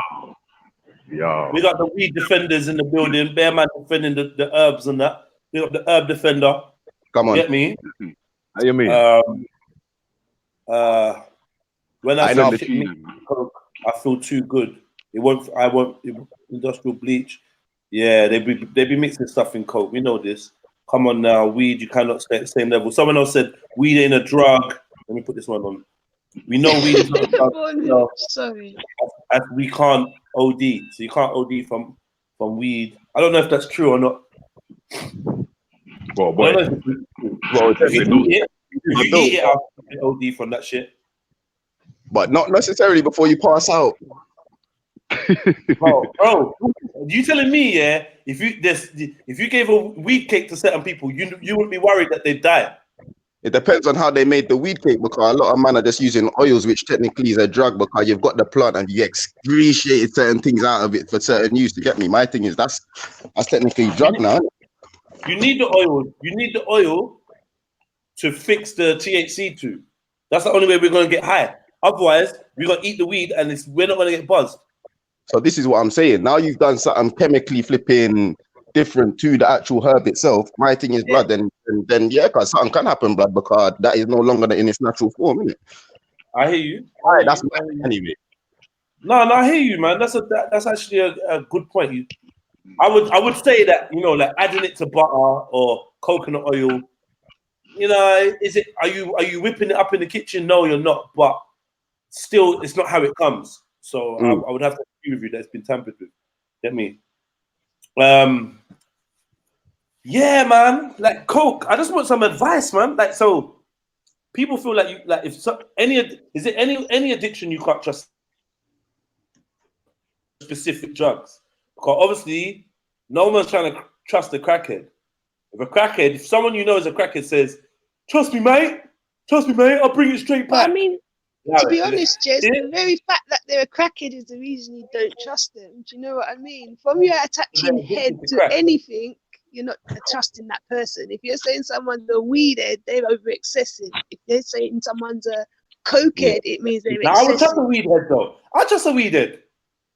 It depends though. You trust them to a certain degree. You wouldn't trust them with your 3-5 and say, look after that for the night. You get what I'm saying? Yeah, the fact that you're attaching the word head to it shows that that's a bit more. They're extreme in it. Do you know what I mean? Head is what is head? Fiend, isn't it? Addict. Yeah, Fiendy, yeah. Nitty. That is your priority. Yeah. Your priority is that thing there. You understand? Exactly. Yeah. In life, full stop. Trust. So, but I just want to know. I just want to be sure that coke is in that bracket because slightly, Oh, I 100%. get the feeling like it's not. I'll be real. I get the feeling that it's not, but I thought it was. But it's actually not that deep. I think that it's like I was trying to say earlier, that maybe because I just kind of, like you said, I go in a bit of a tangent, but the point I was trying to make is it depends on how they do it. Because like I said, for me, it was infrequent, although it was for probably over a long period of time, as in I worked in that place for a long period of time. It was still very infrequent because they weren't the people that I moved with on a general basis. I had my friends that I wanted to go out with really on a weekend, but every now and then I'd say, yeah, all right, let me just go out with them. So in that sense, it's kind of like I was kind of in a safe zone. I was lucky. I'm not trying to say, I couldn't have gone down the wrong road. I'm not trying to say I'm mightier than anybody where I couldn't have.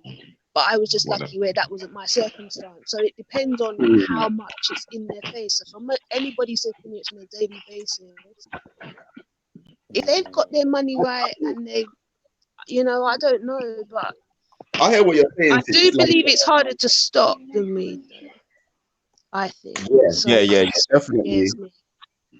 I agree with that still. I feel like what Sis was saying in the comments as well, like certain people have addictive personalities as well. So with coke being that much more addictive or having that much more of an addictive trait to it, then you're in a problem, especially if you have addictive personality.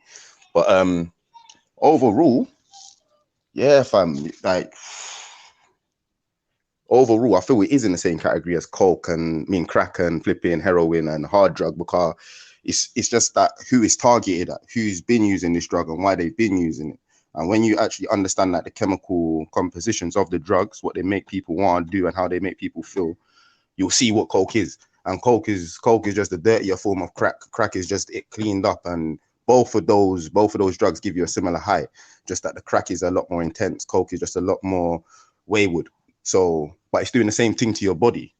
So in reality, it's like, it's just because these men are just not trying to demonize it, because we know who does it en masse, innit? We know what people do coke en masse, and they're not trying to demonize it like that. So we hear about a lot of gateway drugs, but coke, I feel coke is the main gateway drug. Coke is the one thing that you will try, and then because you've tried coke, you're down to try anything. Because this is very true, because there was a couple of people that over the course of where I was working lost their jobs, to get on trying to say, and it was because they were dabbling in other stuff. They were coming to work high. They were, to get on trying to say, they were constantly.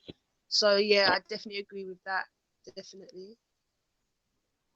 And in that instance as well, I think if I weren't stronger minded, actually they never really offered me anything else. I think they kind of, who did a madness or other madnesses, kept that away, tried to keep it away from work, if you see what I'm trying to say. But it was kind of obvious, like I say, a couple of people lost their jobs and stuff. So no, trust, it's real. And these things, I feel like I'm not even gonna lie, like I've got bedrooms that sniff and rare. And I'll show man, fam, I'm shook, fam. I'm not gonna lie to you, because I'm shook. Yeah, because I smoke cigarettes. I remember when I was 14, fam, and I was saying, cause I'm a do my thing, rolled my first spliff. You get me? Fam, I didn't want to be a smoker, like consciously. Do you understand? Yeah. One man smoked 2 cigarettes and a spliff and because I found myself in a trap. Here we are.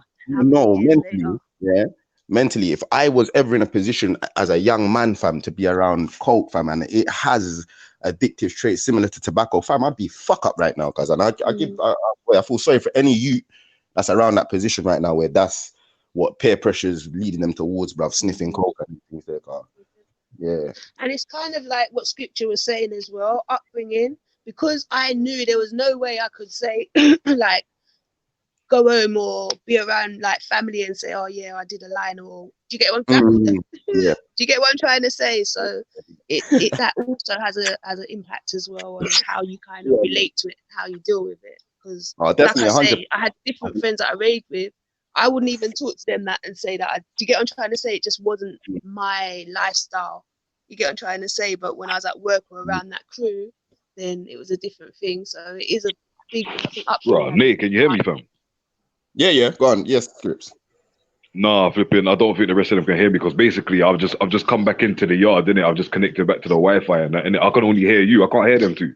Let me jump out and jump back in, innit? All right, Oh, I can hear you. So choosing choose on Jedi's on the phone, fam. Nah, you bust out.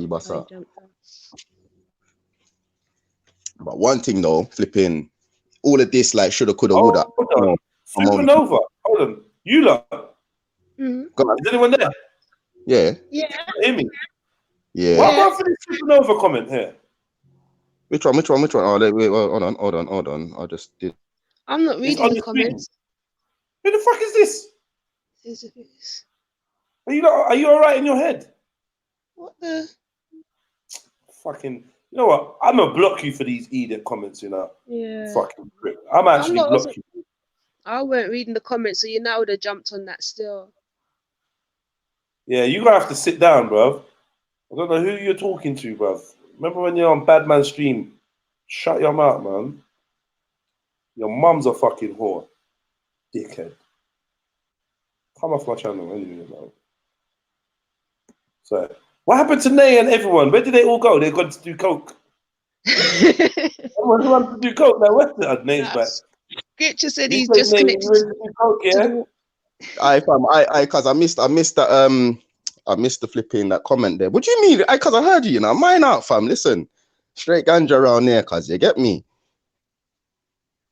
But what was that comment saying though? Educate me, but what was she saying or he saying? Scripture wants the link, Jed.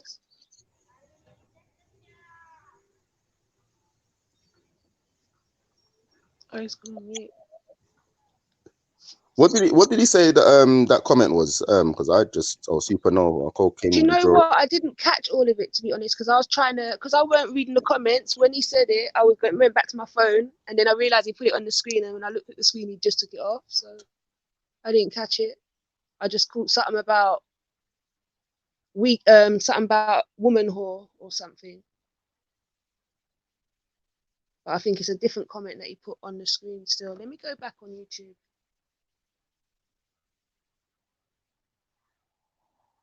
He put, Jedi is the biggest man whore, but he's afraid of women that enjoys a little over the weekend. You catch that name? Yeah. My thing cut out for a second, but yeah. So supernova was saying one sec. Nothing compared to opioid or even prescription drug addiction. It's easy to come off. I don't, boy, I can't agree with that still. I wouldn't say easy, but it might have been easy for you, but yeah.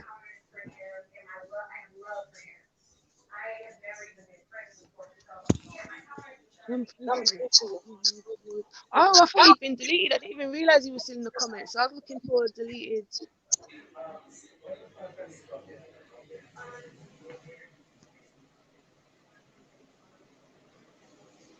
Oh, is that what he said?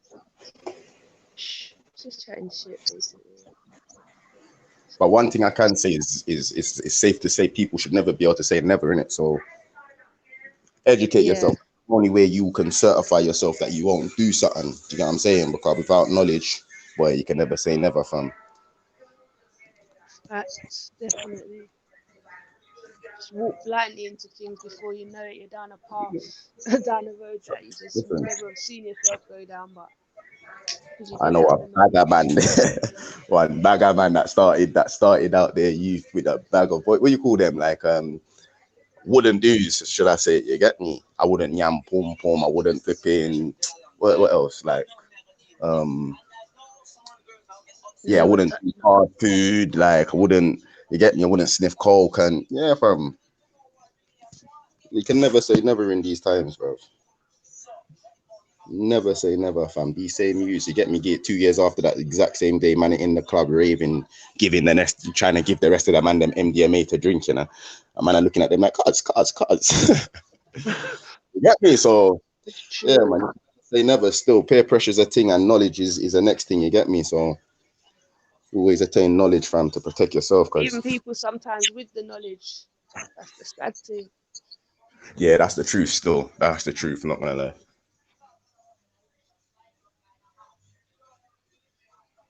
That is so true. It's like that thing, yeah. You got some wicked people, yeah.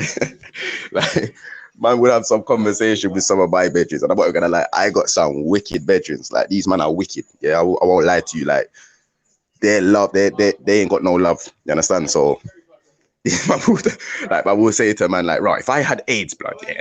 If I had AIDS, man's running on the road and I'm doing everything to everybody because I ain't having this alone. Do you know what I'm saying? You have man out there like that with that kind of mentality, that sick mentality. So yeah, with knowledge comes responsibility, as they say. With power comes responsibility, and you can use that power for good or for bad, fam. It's true though.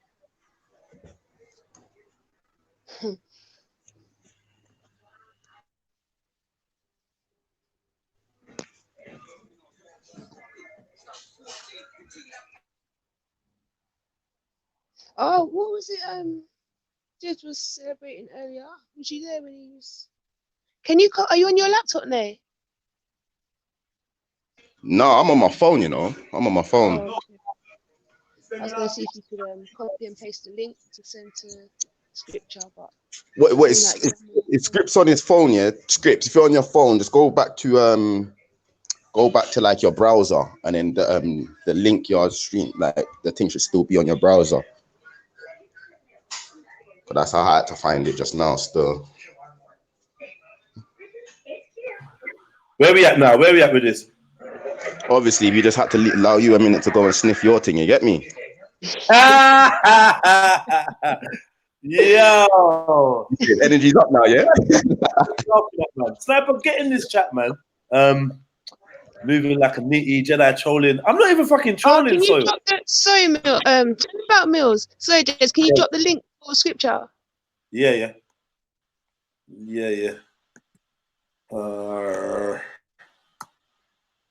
Coke pussy. Yeah, I mean, I wish some of you that would tell, like, maybe the coke just blocked their nose. Maybe she was a crackhead. I don't even know who this supernova is. You just upset me with that comment, you know? Just pissed me off. I read it and I thought it weren't actually that bad. You know, sometimes people just ramble. Like, who are you calling a whore? Are you dumb? Like, who the fuck are you calling a whore? Me? Nah, you can't call me no fucking whore, man. You know how much gal want to see my dick and still can't see it? And you want to call me a fucking whore? Tell them so, true. Who is it? Nah. You're moving slow today. Have you smoked today, so true? Shut up, man. You have, innit? Do you know what? Hold on. As soon as I hit the link is when I lit this. This is the first one in about 24 hours. So you know it's hit me different. Did I do a broadcast? Did anyone get a broadcast from me? No, so I didn't. No. Oh, yeah, I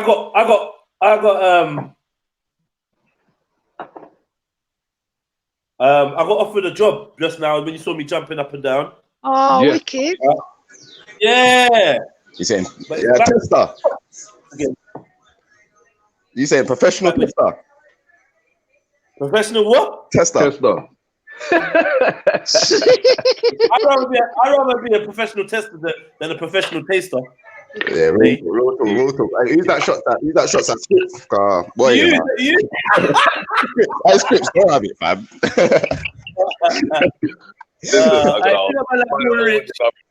I born rich. Yo, what up, family? What up, brother? So tell us about monkey dust. Monkey dust? What the hell is that, Coke? Nah, what's it? They call it flucker.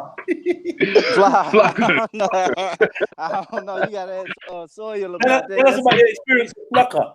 Nah, that's the Florida shit, bro. That's Florida shit. Nah. So what you saying? You saying that a lot of your boys sniff, yeah? Why is that? Yeah. Is that a lot of my I don't know, man. I don't know. It was like, I guess it was like the trendy thing to do at one point. I never fucked with it, but a lot of my friends fuck with it.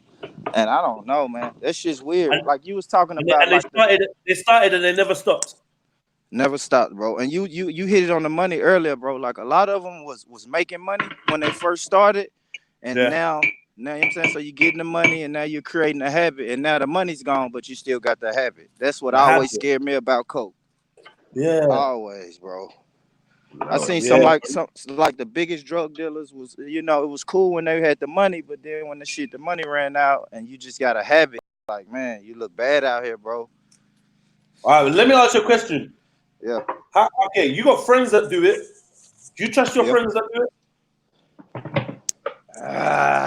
No, I don't think they was take anything big from me, but you know, like type of friends that'll steal your CDs out your CD book, shit like that. You know what I mean? Like little. They're not doing that. They're not doing that for drugs. That's like your cousin could do that. They could just see a CD. Yeah, I mean, I know, but I was just saying when I go through the people, like if I think back in the day, okay, who stole out of my CD book?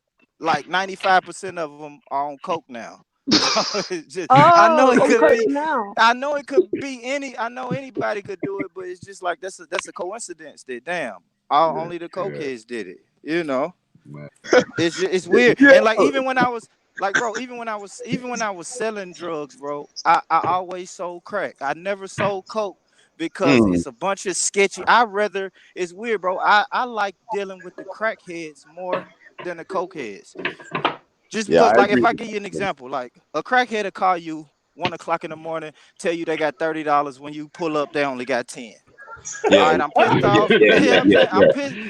I'm pissed off, but I can deal with that. Now, a cokehead can call you at 2 o'clock in the morning and like, do you have an ounce? And it's like an ounce. He's like, yeah, do you have an ounce? And I'm like, bro, that sounds sketchy as fuck at 2 o'clock in the morning. So I really like that crowd, bro. I can agree. I hear you. I don't know, man. It's just. Hear me? The cokehead crowd. It feels like I'm breaking up. Yeah, no, we hear you. We hear you, bro. We hear you. So, all right. So that takes me to my next question. That I don't know if you answered it earlier about, you know, wifey. I can't hear you. So can you hear me now? You're rich. Born rich. Yeah. Born rich. Yo, it's breaking up. It's breaking up. Even come back if anything, but not tea. But I made the other butter. They said them in Cali weed shop. Yeah, so I see people was chatting about, like, you know, the edibles and the horror stories that they've had with the edibles. But I've not heard of anybody ODing. Like, yeah, you might have horror stories. Oh, I was so fucked. Oh my God, Jedi, I was like, I couldn't move it. But did you die though? No. It's true, but even if we just look at what we see like multi-millionaires who lose everything because they got on coke, but you never hear about them losing everything because they were smoking weed. You know? Unless they got arrested and they were criminalized for it. Exactly, but not because of fiendish behavior, or they lost everything because they started, you know, getting an extra mortgage out on their house and shit. I guess we're weed smokers, so surprise, surprise, we're giving weed a fucking easy ride. Yeah? No, we're saying that. I'm saying that I've never seen someone go. Sorry, go on. Go. I'm actually saying that I don't believe. I mean, I know you said you know people that have lost their house. I've never seen that, so maybe it's my naivety on that. But I've never seen it. Yeah. Yeah. Now, not their house, but like, yeah, you must know that person that was just too much into the weed, like too into it. I heard that, yeah, but I can't. My thing is, yeah. No, I'll let you finish. Sorry, fam. All they did was weed, and then when you hear that they're mad and they lost their mind, or even worse, you're not surprised because it's like, yo, like you're just abusing the thing. It's like you were saying earlier, though, yeah. It's like certain man flipping. Oh, how can I say it, bro? Like Oh, fam, I forgot my point. Sorry, fam. Yo, Jed. All the time, cuz. Yo, He'll come back to you. Yo, Are you reading the comments? let me ask you something. that Let me makes ask much you Yeah, something. bro. This is what I need to stop doing, fam. When can I buck you to get this thing, bro? Yeah, because I'm trying to get what you got right now. Yeah. I'm trying to get that. Yeah, that JL Bizzle offer. You get me? Yeah. Talk to me, fam. You can live hey, he sounds like a cokehead, isn't it? You sounded like you want now. You want But he You sound saved like a himself little at one, the fam. end, though. He saved himself at the end. Definitely. Yo, cokehead, run with boy, run with cokehead. Fam, I feel the thing all over my fucking foot, blood. You know, cocaine from there. Imagine, oh, blood. Yeah, they just stab you up on the spot, you know, blood. Oh Yeah, right. shit, you're threatening me now, yeah? You're threatening me. Don't let that. Fucking hell. Yeah, my broski. I'm not gonna lie to you. I said 24 hours, yeah? What you I said telling 24 hours. Yeah, starting now. What I meant was 24 hours starting now. me? Yo, what? You know? I swear now, you know. Now, Yeah, I can link you tomorrow or get you to link like Goldie or something like that. So you either link me or Goldie or me and Goldie. But I think she might be round your ways tomorrow. So I'll get it to her and get her to get it to you. Yeah. But actually, I'm supposed to be rolling. Actually, I'm lying. I'm gonna be there because I'm supposed to be rolling with her tomorrow to go and look at a couple of things. So when I link up with her tomorrow, I'll make sure I have it on me, and then I'll come in. I'll link you. All right. Send me a message to remind me though, please, bro. I don't know, but I think low THC, indica strains, Veli Vision. Yo, Veli. Oh, Funky. Has Funky got a view on me? Yo, Funky. Yo. Have you got a view on me? Have I got what? Have you got a view on anything we've been saying? Oh, I missed it, bro. I was driving. Okay, so where are you now? I'm on break. Whose baby's that crying? You. No, I'm in Tesco, bro. I'm in Tesco's getting a meal deal. Tesco. Hey, today I went to the gym. I actually trained. Round of applause for me. Come on. Rap. Come on. Good to be back in the gym. Then obviously I went steam room and sauna. Let me tell you something, yeah? I don't want to segue from this cocaine. Remember, keep cocaine in your head. Cocaine in my brain. Oh. Is any of you like to use the steam room and sauna? Yes, are you dumb? Without that, I won't even join the gym. Oh, sorry. We're not talking about you. Not you, so true. I don't be real.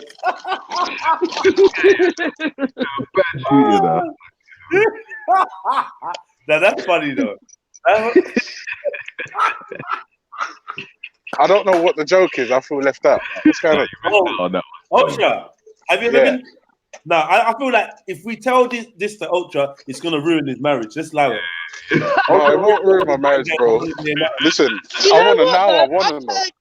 No, it's not. It's sleazy now. So don't worry about it. No one wants to It go ain't anymore. sleazy, man. Sharp, man. It ain't sleazy. Talk to me. I want to know. On it. He wants to go. Don't worry, yeah. We're gonna pay for your entrance. We're gonna pay for you and your missus to go and spend some time together. Somewhere romantic. But why? We've already got all that planned. There's a hotel in Surrey. No. Don't worry. No. Don't worry. Listen. There's a what in Surrey? There's a hotel in Surrey called the Brooklands. And we got a nice little thing planned. Well, what happens at the Brooklands? Everything's happening at the Brooklyn. What happens at the Brooklyn stays at the Brooklyn, man. 1 second.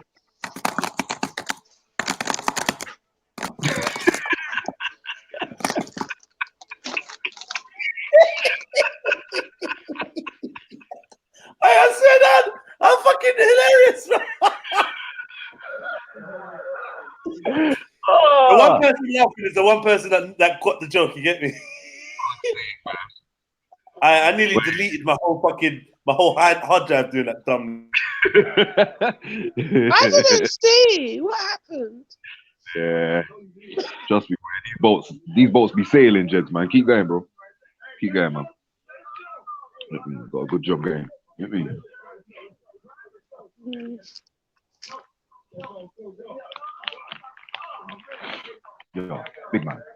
turn that down a little piece more, please.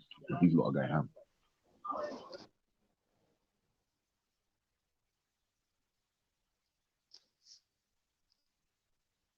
Okay, I missed the joke. So does that mean I've been left in silence? Can I be filled in? What happened? You know, I was talking to myself for a hot minute like some joke, man. Fam. Like, yeah, I watch that, blood. Like some real fool. Sorry, Nate. No, you the one that pointed it out to me, cause you made me realize, cause I would have been chatting forever, cause like, what man, they wanna air me, yeah? All right. Stop it. Where's it gone? I don't know if Yeah. funky Jimmy, camera, ultra funky. You have to hail him up each and every time. Yeah, man. Fresh as blood. Yeah, cause it's peak. So yo, what we saying?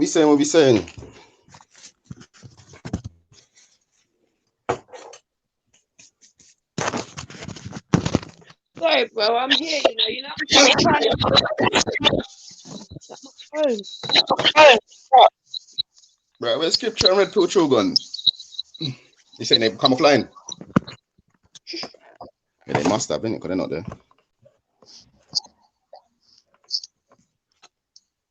So you saying so Trill? You reckon your coke will change? Or do you reckon you'll try coke again? No, that's what I was saying. That was my early 20s. Like, once I left that, even before I left the job, it wasn't like something like, it's over 10 years ago. Let's put it that way. So it's not even a part of my life again. So I was, like I said, I think it's because I had a different set of friends. I just heard cocaine. What's going on? I think it's because I had a different set of friends. You get what I'm trying to say? So that What are you saying, wasn't my Sotra? norm. What are you saying? Hold on, Ultra. No, I'm excited. I ain't holding on to nothing. I heard coke and I'm a gas. What's going on? Talk to me. Who's done coke? Raise your hand. What's your views on it? And obviously, when you're crazy and you're fucking around and you're abroad and like. Yeah, so basically you took coke in Miami. Is that what you're saying? I'm not saying anything of the sort, but I'm saying if I did, it would have been in Miami while I was being crazy. And what would it have been like? I'm not gonna lie, I don't like snorting shit, so it's uncomfortable in that sense. But do you know, I'm not gonna lie. I feel like just doing an e-pill is the same effect as doing an ecstasy. I'm not gonna lie. Why you don't keep comparing E's and ecstasies and that to fucking coke, man? But it's the same shit, bro. It's the same shit. Sort of, yeah, if it's the same shit, it's a party drug. That's why. Yeah, bro. It's the same dumb shit. It's the same dumb shit, bro. Like for me personally, it has the same effect.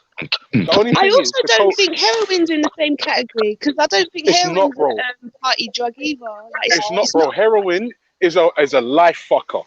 Heroin is the shit that will fuck up your life. You can do coke once and that's it. You're done. Coke, I mean crack as well. They're not party drugs. Yeah, but like heroin will fuck up your shit. Hold on. You know what? Yeah, I think crack might be a party drug because they used to smoke a hell of a load of crack in these fucking parties, mate. Real talk.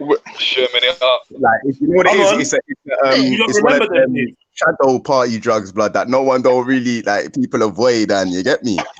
That's bro. Let me tell you something, yeah. Big West End, you know, managed to walk into parties. Big West End, Oxford Circus, Oxford Street, and you walk in, and when you walk in, all you can smell coming up is crack, fam. Wow, yeah, what I'm saying, I agree. Actually, back in the day, people used to put it in splits. I think, It's so true. I'm not gonna lie, yeah. It was one time I went 10 rooms, yeah. And the place was fumigated with the stuff. Yeah, do you know what it was? In my head, when I hear crack, I vision those people that use pipes and shit. I didn't even think. Yeah, that's what I was going to say. I couldn't even relate it to being in a club. No, that's the only way you can really smoke crack in it is if you're gonna pipe it, and that's what I was gonna say. Unless you've got money where you're in a facility where you're okay to do this. If you're just a mid, how can I say, like someone high, like midway up this hierarchy thing, then you're gonna feel uncomfortable to try and pull out your pipe anywhere. Do you know what I'm saying? You need a high social status to just pull out your pipe in a rave and start smoking. But yeah, the buzz is the same, fam. You see crackers, fam, they'll smoke their thing and they're up. for a good couple hours. You get me? Yeah, just they're with it. No, I'm not gonna lie. I will never try crack or heroin. To be honest, I wouldn't even do coke and all that shit anymore. Or even ecstasy, it's all dumb. Listen, I once thought, that I would try every drug. I once thought, not on a druggy thing, just on a, well, I'm open-minded, I'm liberal, I'd like to know was there any that was excluded in that list? Was there except for in that? I think, when I said I might try every drug, I think the one drug I was thinking about finding a safe way to try it was heroin. The other, I don't really want to try crack or anything else. Fuck's sake, Jedi, that's the worst one, my bro. Yeah, I know what you're saying, but I'm telling you, Jedi, you know what the thing is about hero, bro? The first hit and that's it, you're done.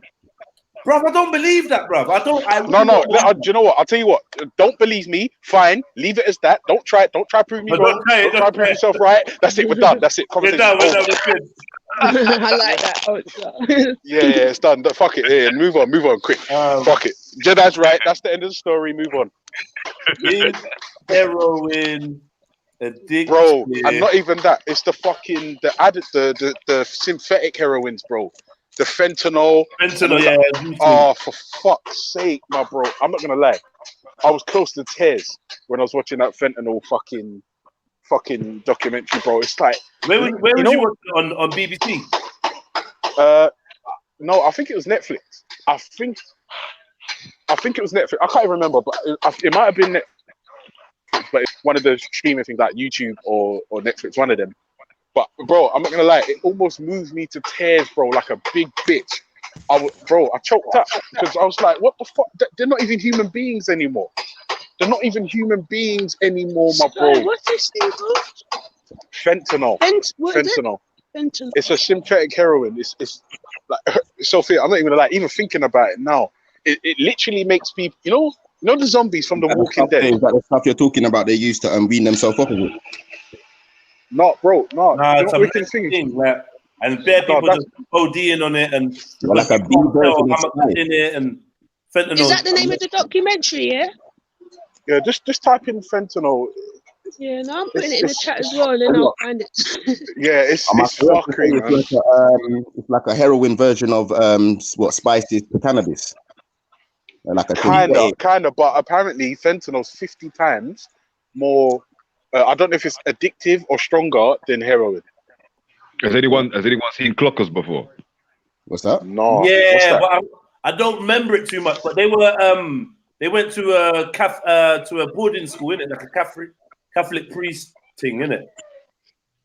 What, in Clockers? Yeah. Nah. Yeah, Clockers starts in like a Catholic reform kind of school or some shit like that. Sure it does.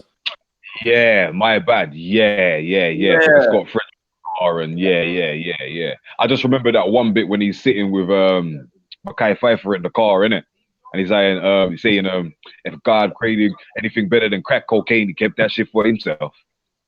Once you taste that first hit, you on a mission. But the reality is they're not lying though. Like, this is the thing, fam. You see these chemical compositions, bruv, they you get me? They're designed to do what they're doing, fam. Man, I'm saying you smoke crack and it feels better than sex, bro. You know what I'm saying? So imagine that, bro. No, imagine that, yeah. If somebody takes coke, you'll never know. If somebody takes coke recreationally, you will never know.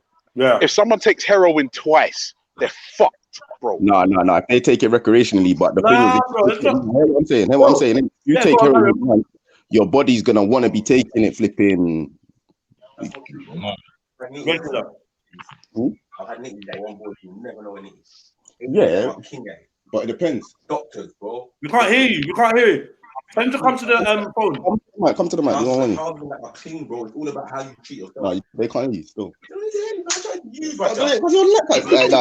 Come on, bro. Don't do me like that, bro. Don't do me like that, bro.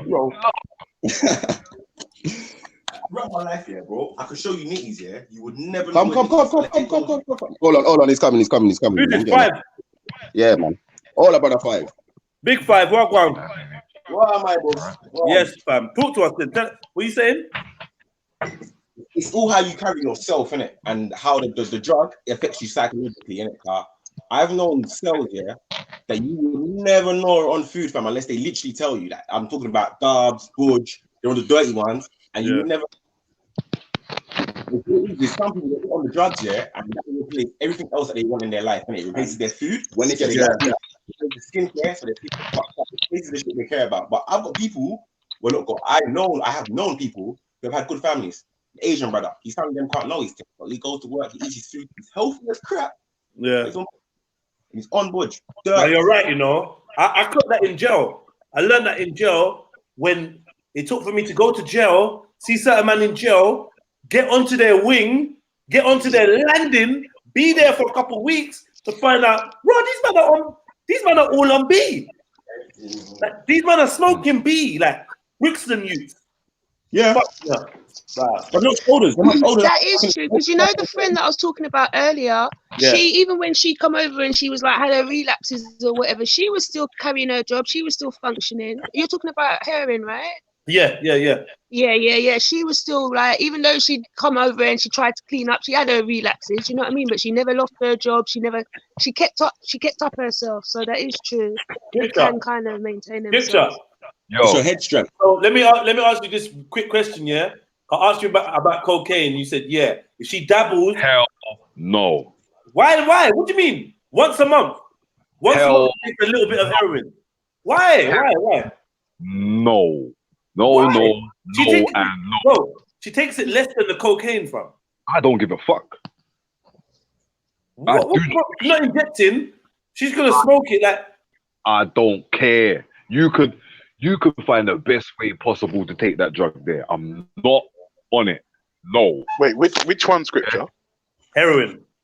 Yeah, no. I'm fully on scripture. I'm fully with scripture on that one.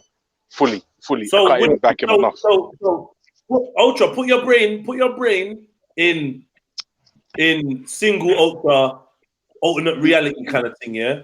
It will probably be a horrible life for you. So I'm glad it's Jesus. But, yeah, for real. Let's imagine, ultra, you left your own devices and you started meeting this girl, yeah? Let's say like you started meeting Mrs. Ultra, and then it came out that once in a blue moon, maybe once a month, maybe not even for a whole month, and then twice the next month, she snorts a little thing. That's her thing.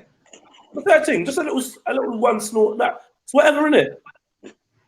You cool with that? It depends. As long as you don't affect of what though, Jez? You need to be specific. Of what? Sniff. Of what? Charlie. Yeah, I'm not gonna lie to you. Do you know what it is? Like personally,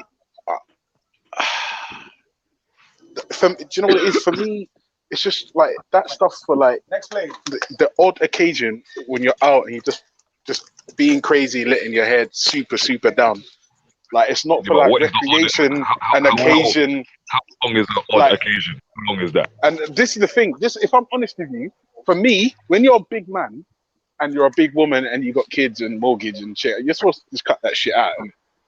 Like, because for me, it's about the dependency. Like, my head is like, wait, do you need this? Can you not do it? Like, I don't know. For me, Can I say something real quick? First of all, you shouldn't even really differentiate between the different types of drugs, innit? Because either way, it's all about your addiction.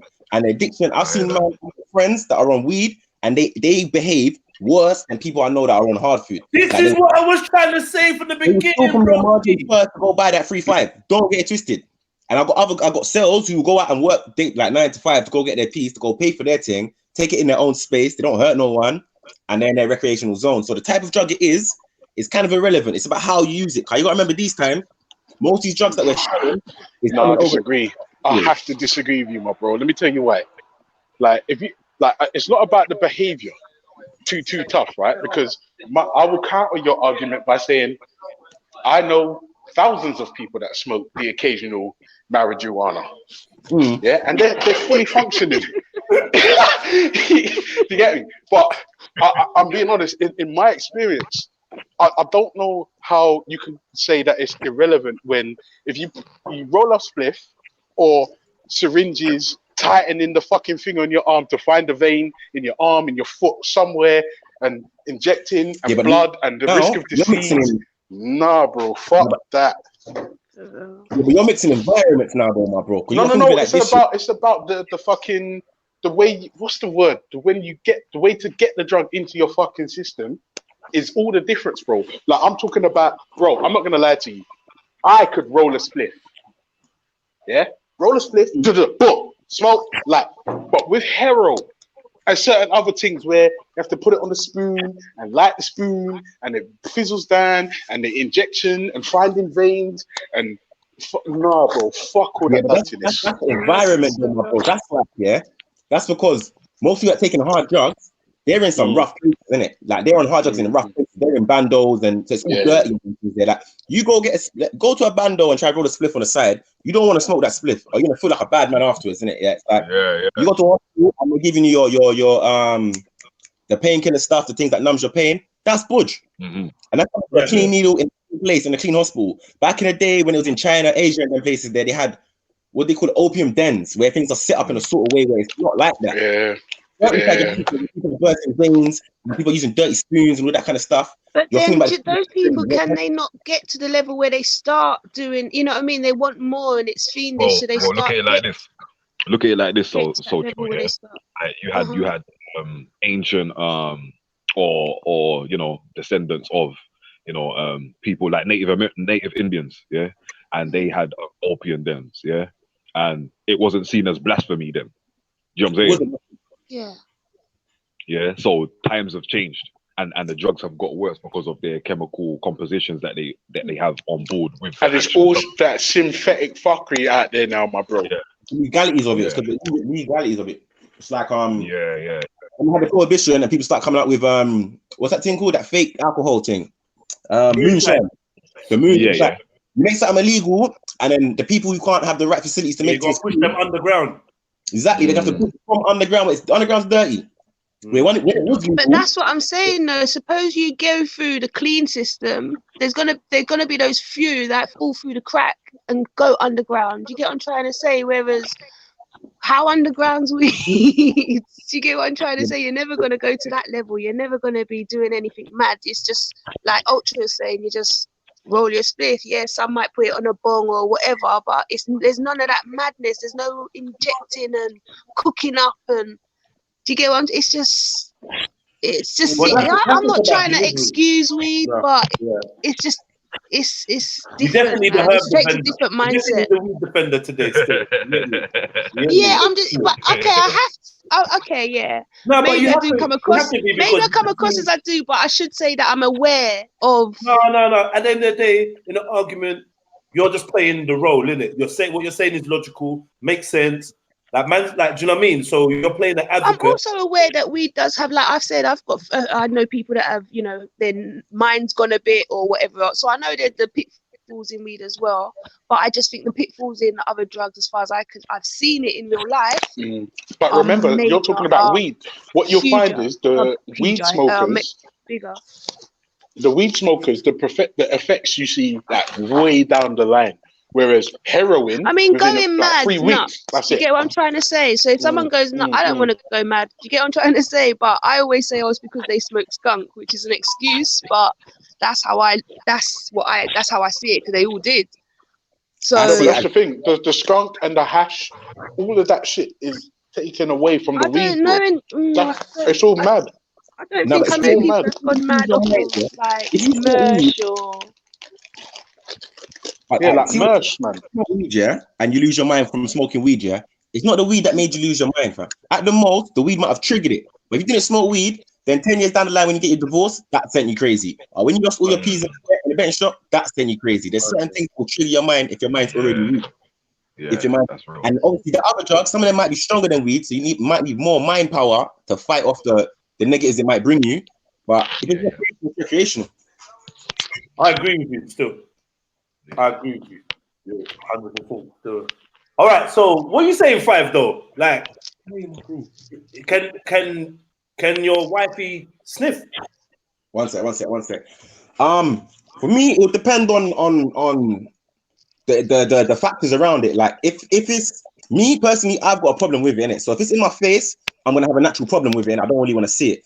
But if you're doing it in a way where I don't even know you're doing it, the kids don't know you're doing it, the house ain't affected, the shopping is the same, the bills are paid, and you're at a better place in life, happier for yourself with it, do your thing.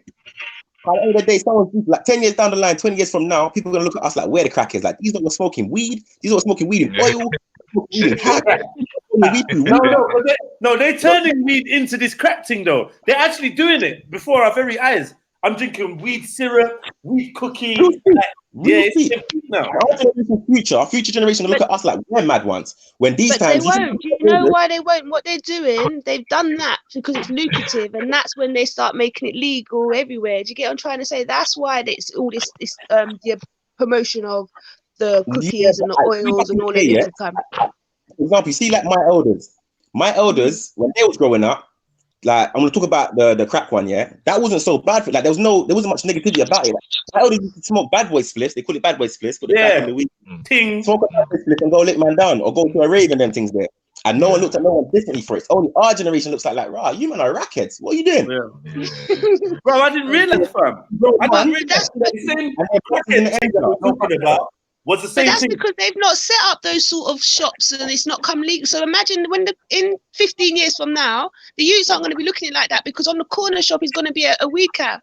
You get what I'm trying to say? It's all for financial gain. Why it's even that will never happen. I don't think that's going to happen. I agree with you. So all right. So if your missus was taking coke, big up man like Obama, Steph, my broski. If the missus was doing something like taking a bit of coke every other weekend, you're saying not too much of a problem as long as she's maintaining. Is that what you're saying?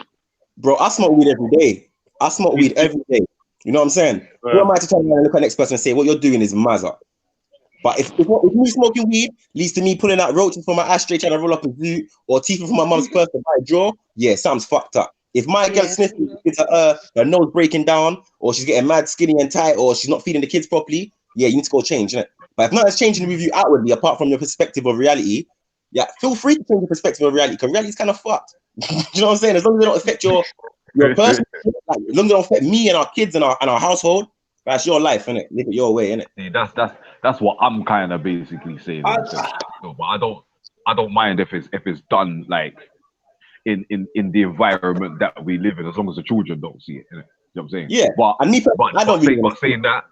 saying that, like, I disagree with that, man. I think I gave the realest answer. Let me finish that point though. Who, me? Yeah, finish that point. Yeah, you might end up being with somebody that's not got your children at this present time, and they're doing this thing. Like, if they're taking it in the space that we're in, I'm not too sure if I'm going to be too comfortable seeing them do that. You know what I'm saying? Even though they see me roll a spliff every day. You know what I'm saying? But I'm not going to be bad mind and be like, oh yeah, don't do that and don't do this. Because ultimately, I'm not going to be the person that's going to stop this person from doing this. But they should know, or they should have the knowledge to know that this is fucking them up, if it's fucking them up. You get me? But then it's like what role are you going to play? If it's someone you care about and you're building a life with them, you have to show them these things, isn't it? If someone you don't really care about, you're not. Even before that, you're never gonna wife up or even get with a person you can see going down a reckless road. If someone's got their shit together, that's the reason you're gonna actually want to be with them. The fact that they do whatever they do, so your woman might not even agree with smoking weed, but she sees you've got your shit together, she might just make that exception. And in the same way, to get what I'm trying to say, so you're never gonna wife or you're never gonna take up anyone that's whatless or not. Not in control. You could take no drugs and be whatless. I'm still not gonna go with you. You know what I'm saying? That's it. Yeah. I mean, you ain't whatless and you're carrying yourself correct that I can agree with, and I can build something around that. Then I don't really mind your foundation. As long as your foundations are strong, it don't really matter to me what they're built of. You know what I'm saying? Yeah. But then it's up to you to keep an eye on it and make sure these people don't go reckless on their path or whichever. I got a brethren who told me, he told me his mum told me his baby mother is a crackhead. He's a cokehead. And I was like, yeah. He was like, nah. And then when he started breaking down certain scenarios, like, I don't know what it is. In my head, I feel like if you're in the hood and you're taking these drugs, it's different from my girl in Canary Wharf or wherever taking the same drug as you, because your environment's going to feed into what you're taking as well. And I feel like, for me, I just see coke has got negative energy around it, bruv. Like, I don't care how you want to. It's got negative energy, bro. You know what? I feel the same way about heroin. It attracts. I don't know what it is, bruv. I've seen it. Behavior kind of thing. I've seen the posh girl. The white girl, don't live in the ends, don't wear rare. And because she does coke, it's brought her life on a path with certain people in certain scenarios, and it goes wrong, man. Swear down this. Yeah. You know what, Jed? I hate you. When I think of coke, yeah, I think of two things. Yeah, I think of Tony Montana, and I think of Macaulay Culkin, Johnny Depp in Blow, and Tony Montana. These are the two things I think of. Johnny Depp was running things with weed. Yeah, I can't remember what the character's name is. Yeah, he was running things with weed. There's something about coke. No, but you see with them, yeah. See with the coke thing, yeah. It's like people will tell you, it's Moorish, innit? Like a man who smokes weed will smoke a 3-5. You can't smoke more than one. Like after a certain amount of zoots, you have to stop smoking. You got to With the snow thing, it's Moorish, so people just keep as long as it's there. So you see when you see these celebrities, they've got a lot of money, fam, and celebrities are not people, fam. A lot of them are more damaged than we are. So when they're fighting their battles, and then this thing, they've realized, this thing here helps me fight this battle, and they've got the money to get as much of this thing that they want. It's like, it's a slippery line. You know what I'm saying? Then you got a person who might work, and then they're waiting to set up like, bro, I've got this much for my bills, this much for my shopping, this much for my kids, and I've got this left over for me. I'm gonna go get myself a little something and and it keeps running like that. Right, boom. Let me give you this one now. Let me give you this one 5. Yeah. God forbid. Find some wood. Find some wood real quick. Cause what I'm about to say, it's gonna touch your heart. Yeah. So hypothetical now. Go on. So 10 years time, you find out. All right. Let me ask you this way. What would you be most disappointed in? Yeah, your youth being a crackhead or your youth being an alcoholic? I mean, a cokehead or an alcoholic? What would you be most worried about? In there? To be honest with you, bro, if they're addicted to any substance, bro, the worry's all the same. Nah, it's the same, bro. If your child, and remember, I told you already, I grew up around alcohol, bro, and it's fucked, bro.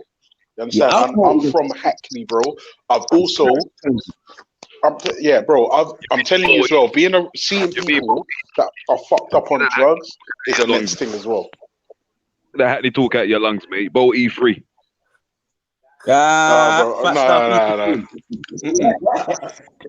But what I'm feeling is it's like E9. E9. Let it go, man. Let it go.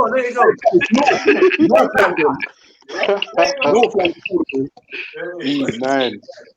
Yeah, that's what I'm saying, bro.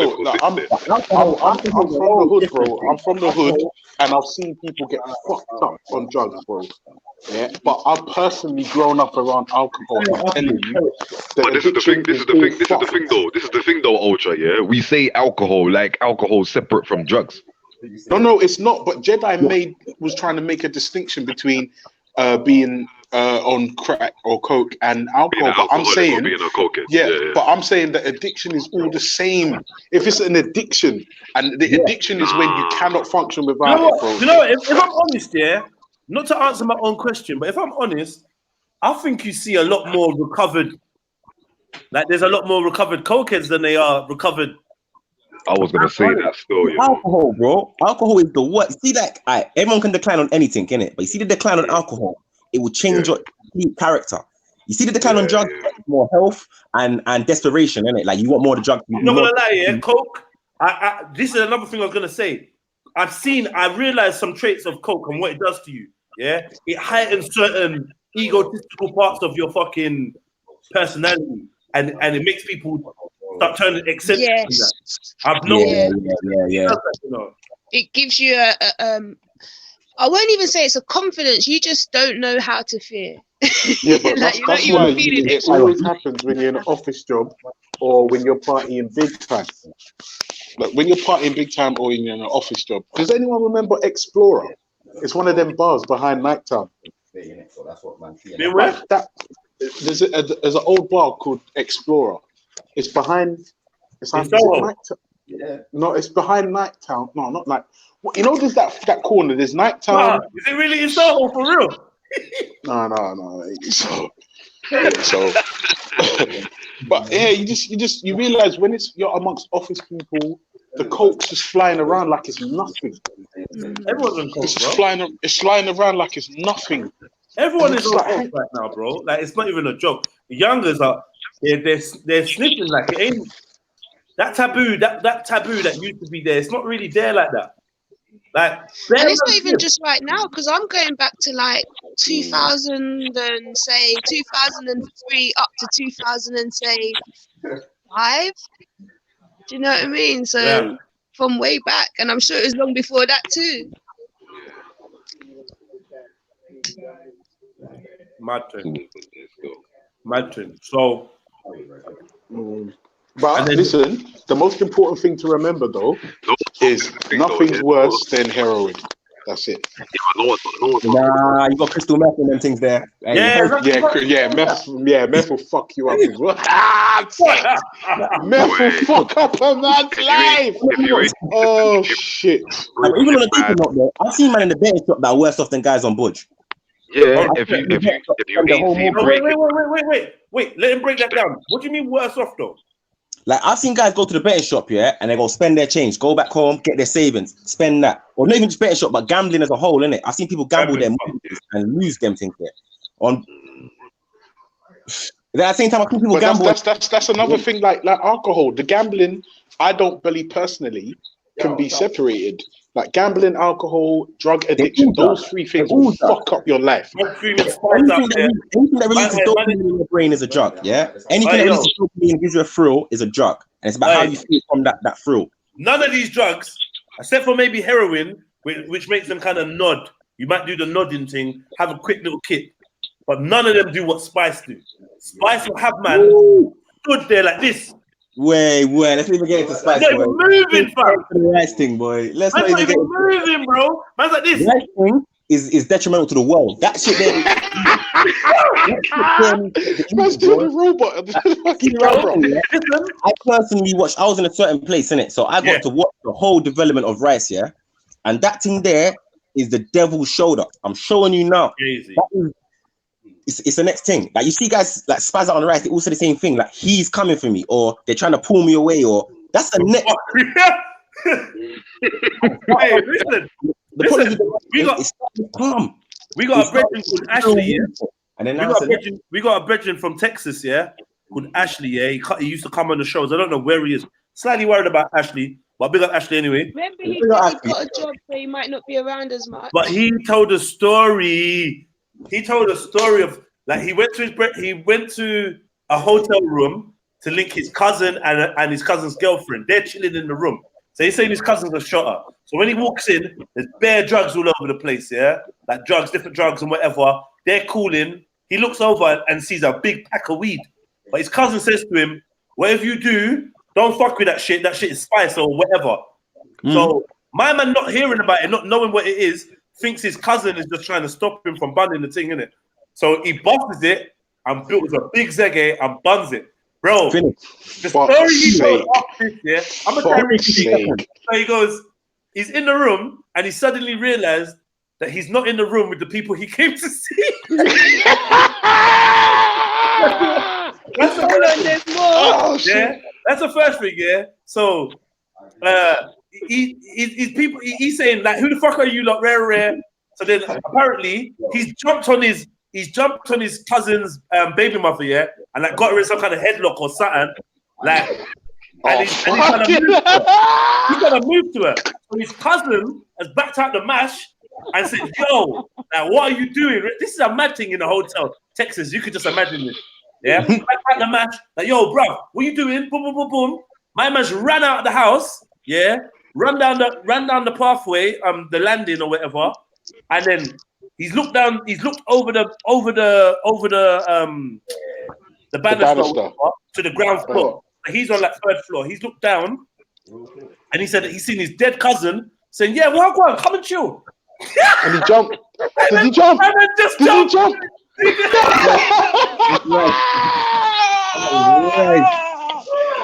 Imagine. He just jumped, yeah. And he said when he slapped the ground, said he broke his ribs, collarbone, this, that. It sounded quite bad. I think he's trying to downplay it. Fucking no. When he slammed the floor, he said the whole high just went. That's where I think it's at that moment. Yeah, because I'm now. Yeah, bro, that's because his brain had to fucking rewire itself. Yeah. Like, oh, by the way. Sorry. And sorry, yeah, I love soil. Yeah, and he also said that when he was high in that, he knew he was the keeper of lost souls. Whatever that means. Fucking no. He kept saying he's the keeper of lost souls. So it goes like what you were saying. Like there's some demonic thing that when people take demonic, bro. It's demonic. It's demonic. You know what you need to do? You need to find that video, cut out that clip, and do what you know when you post your thing on Insta. Yeah, I need to do do that. it, please. That story was crazy when he was telling it, and with his American accent. Now the story was bad. So funny. Yeah, man. He said, yeah, his cousin was like, yeah, come down and chill. Like, yeah, come down and chill with me. That man cousin, was you know. twice. He just jumped over, like, boom. No, like there's no control of your brain at all. You're done out here. You can see anything. Like, no. People think that's what magic mushrooms are like, you know. They think you're gonna see bare madness and do that. Bro, that don't happen. Organic. Yeah, I've always been scared of hallucinogenics, like anything like acids or mushrooms. Never would. I ain't trying to see a dead person that I love and I care about telling me to come down and chill. That's our next thing, fam. Come and chill. Like, what was that? I don't want to know. What was that? What made his brain see his dead cousin and ask him to come down and chill? What was that? That's the spice, bro. Bro, that's the thing. It just fucks up your brain. And this is the thing. It doesn't even make sense, bro, to do something that will fuck up your life in such a way where the first floor is the third floor and you can fly and your bones don't break and your collarbone won't snap off into your throat. It's mad.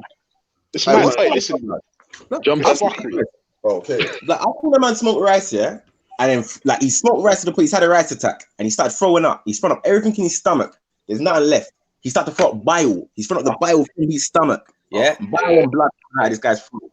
Yeah? You give him an orange. That's the only thing you can really give to people when they're on this rice attack thing. Give them an orange, vitamin C. Okay. The first thing the guy did was, yo, let me get a next spliff. That was the first thing. Let me get a next spliff. Oh. Are you going to go through that again? He's dying. He's tried to climb his wall like he's Spider-Man. He's screaming for help, saying he's dying. Calmed him down. Straight up. I know how to handle it now. I know what I have to do now. I have to take 2-3 pulls and just chill out. Allow that, bro.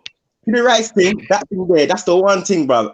All points of life that needs to get eliminated. That thing there is fucked. Hey, Jez, listen, I just posted the fentanyl thing in the back chat. You got to do it in the front chat, you know. Oh, could you do it in the YouTube so I can save it to watch later or something? Yeah, I'm gonna put let me go into my comments. I'm not looking at the comments. I see a man planking in the middle of the road, like it's fucking Jez. Trust me, bro. I called the ambulance because I thought he was dead. I looked for a post, couldn't find no post. Man was just laying there. He's not responding at all. He's not moving an inch. Yeah. And then I thought this man must be dead. I called the ambulance. So they're saying, like, can you check his airways? We're on our way. I'm checking his airways. I'm like, yo, I don't know what going on. I put him in recovery position. And then who told me? When I put him in a recovery position, I see some gold kind of thing around his neck. So I was like, bro, man has got a fat chain. I'm not gonna lie. I'm not gonna lie. Yeah, obviously. Come on. Every man I feel it. Yeah. but the joke is, fam, this brother was like this. You're not moving at all. Bro, see, as soon as I touch this chain, as soon as I touch this chain, I said, look, he came back. He came back. He's like, yeah, no, I'm not that fucked up, bro. Did you jump, Jez? Huh? Did that make you jump? How did you feel when you see him just come back? I fucking jumped. was right. I fucking dumb. Yes. I went to cut, and I was like, and in my head was saying, "Don't do it." Then the other one on the other shoulder was like, "Wow, that chain looks fat." Like it was a fat chain. It was a fat chain. And then imagine he was like, "Nah, bro, I'm not that fucked up." You've already called the ambulance. Like obviously, if he wakes up and reports his things missing, like don't allow it. That's bad karma. Don't do it. And the other one was like, "Just take it, man." Like, get me? He's dead, he can't use it. This brings me on. Okay, this brings me on to the big question. I don't know where Southside is. I've been waiting for him to come. So this show's called A Big Question, and I was getting my chicken today, and South FaceTimed me, and it was like, "Yo, let me ask you a question." So I'm gonna answer the question like he asked me. So let me take this off the screen. So yeah, you see, you're walking, whatever. You're walking through some greenery, and you happen to see there's a cemetery going on. Whatever happens, you witness somebody being buried there with like 20 bags worth of jewelry on them, yeah? And you also see them throw like 50 bags worth of money, cash, yeah? 50s, nifties, into the coffin and put him in there, yeah? What do you do? Go and be in the queue, get my shovel. Yeah, you fucking grave. You wait till everyone's gone and finish crying. You go back, and then you realize your hands are going to be bleeding and fucked up and blistered from all the holes that you're going to be digging, and you grave rob, and then I know where he is. I just know who I can contact. Here's my head. Right. Children's got contacts and shit. I'm just on a belly and rob the funeral. He said, I'm just on a belly. That's too much drama, man. That's 20 racks. He's not even getting into the ground. He's not getting into the ground. I'm putting the whole coffin in my van.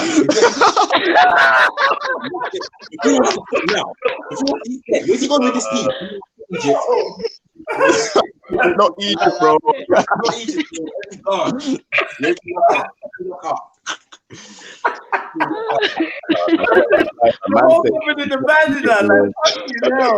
I'm dying. I'm dying. I'm fucking dead. I'm fucking dead. As well, yeah. Everyone's just right there crying, bro. Yeah. Everyone's got their head down, praying. And the fact that you took the coffin, they'd be in shock. Like, it's not like you just robbed them. It's different if you just robbed it, but if you took the coffin, the coffin's worth about a good $4 as well. That is straight. You see a question I get answered. So hear what man said to me, yeah? I just asked the question. I said, yeah, like South FaceTime me asked me this question. Bro, hear what Nate's brother 5 is saying, yeah? Man saying he not only would he rob the funeral, yeah, he said not only the coffin wouldn't even make it into the grave. He's taking the coffin and putting it in his car. Why are people so fuckers, bro?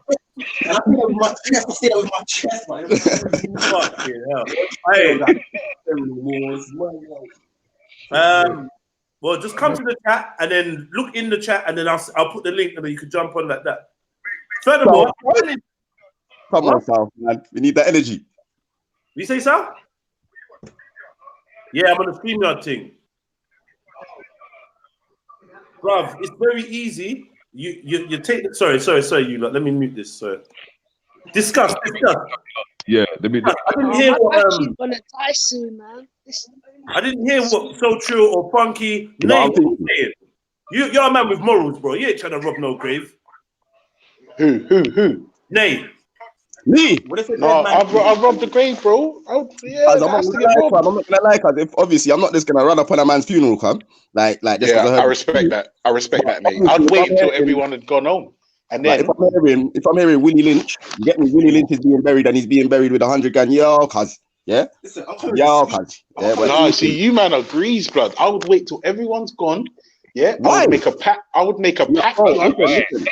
Bro, listen to me. I would make a packed lunch and then I'd head to the grave with my boy with a shovel and say, Brer, listen, we're gonna be digging for like 3 hours. Yeah, because no, fam. 6 foot deep is a big space, you know, fam. Yeah. No. What I'm saying to you, 3 hour job, yeah. You go HSS2 higher. Yeah, you hire a little flipping JCB, cuz. You understand? No, see, that's all long, bro. I want the money that night, bro. I want the money that night. Everyone needs to fuck off home. Yeah, let me do my thing. I'll bring a packed lunch because we're gonna be there for a while, and that's it. But you don't want to buck. You don't want to buck Mr. Undertaker ready for the next funeral the next day. You get me? No, So just lick him down one time. Bam, bam. So what? Is no one afraid of like getting cursed or nothing? First one where we what? No, not me, bro. Man. Nope. Have you not seen the gram video where the guy's teeth in the jewelers, which is so casually, broad daylight, putting his hand in the glass? What just banging the thing on? Yeah, fam. Yeah, the Newton Bromley. Yeah. Yeah, that's what man's down for. That's Fam. me in the coffin, bro. I'm looking at everyone's face, put my hand in the coffin. This is mine. No. Hold on. No, I don't believe you, Five. Can't listen. Where's your conscience at? Like, look. Listen. A dead man has no use for man-made substances, isn't it? Use all the incense. Yeah, that's what they said when they started digging up the pyramids and Tutankhamun's sarcophagus. And next thing you know, they all start dropping off like flies. Bro, curses are real, you know, bro. That's yeah. Do you want that energy? Stronger than any dead man's powers. Trust me, my powers are dead man's powers. So basically, me and South was saying, we need some youths that are really on it, and we will send them and let them do the thing. And you're sounding like the guy. I know who to call. You're sounding like the guy. If you go and lick it, I've given the kind of the green light. I don't really want none of that money or that. I don't even think I want that, bro. I swear I don't want that karma. No, Hold on. Is money not cursed already, brother? Is money not already a curse? Is money already not the root to all evil? Yeah. What's to say that money weren't dug up the day before and then it's in your hands and you just didn't know where it come from? Do you know what I mean? You might as well just take the top, man. All right. You see it there? I think everyone just don't bury your siblings or your people in the peace because one of us will come grab it.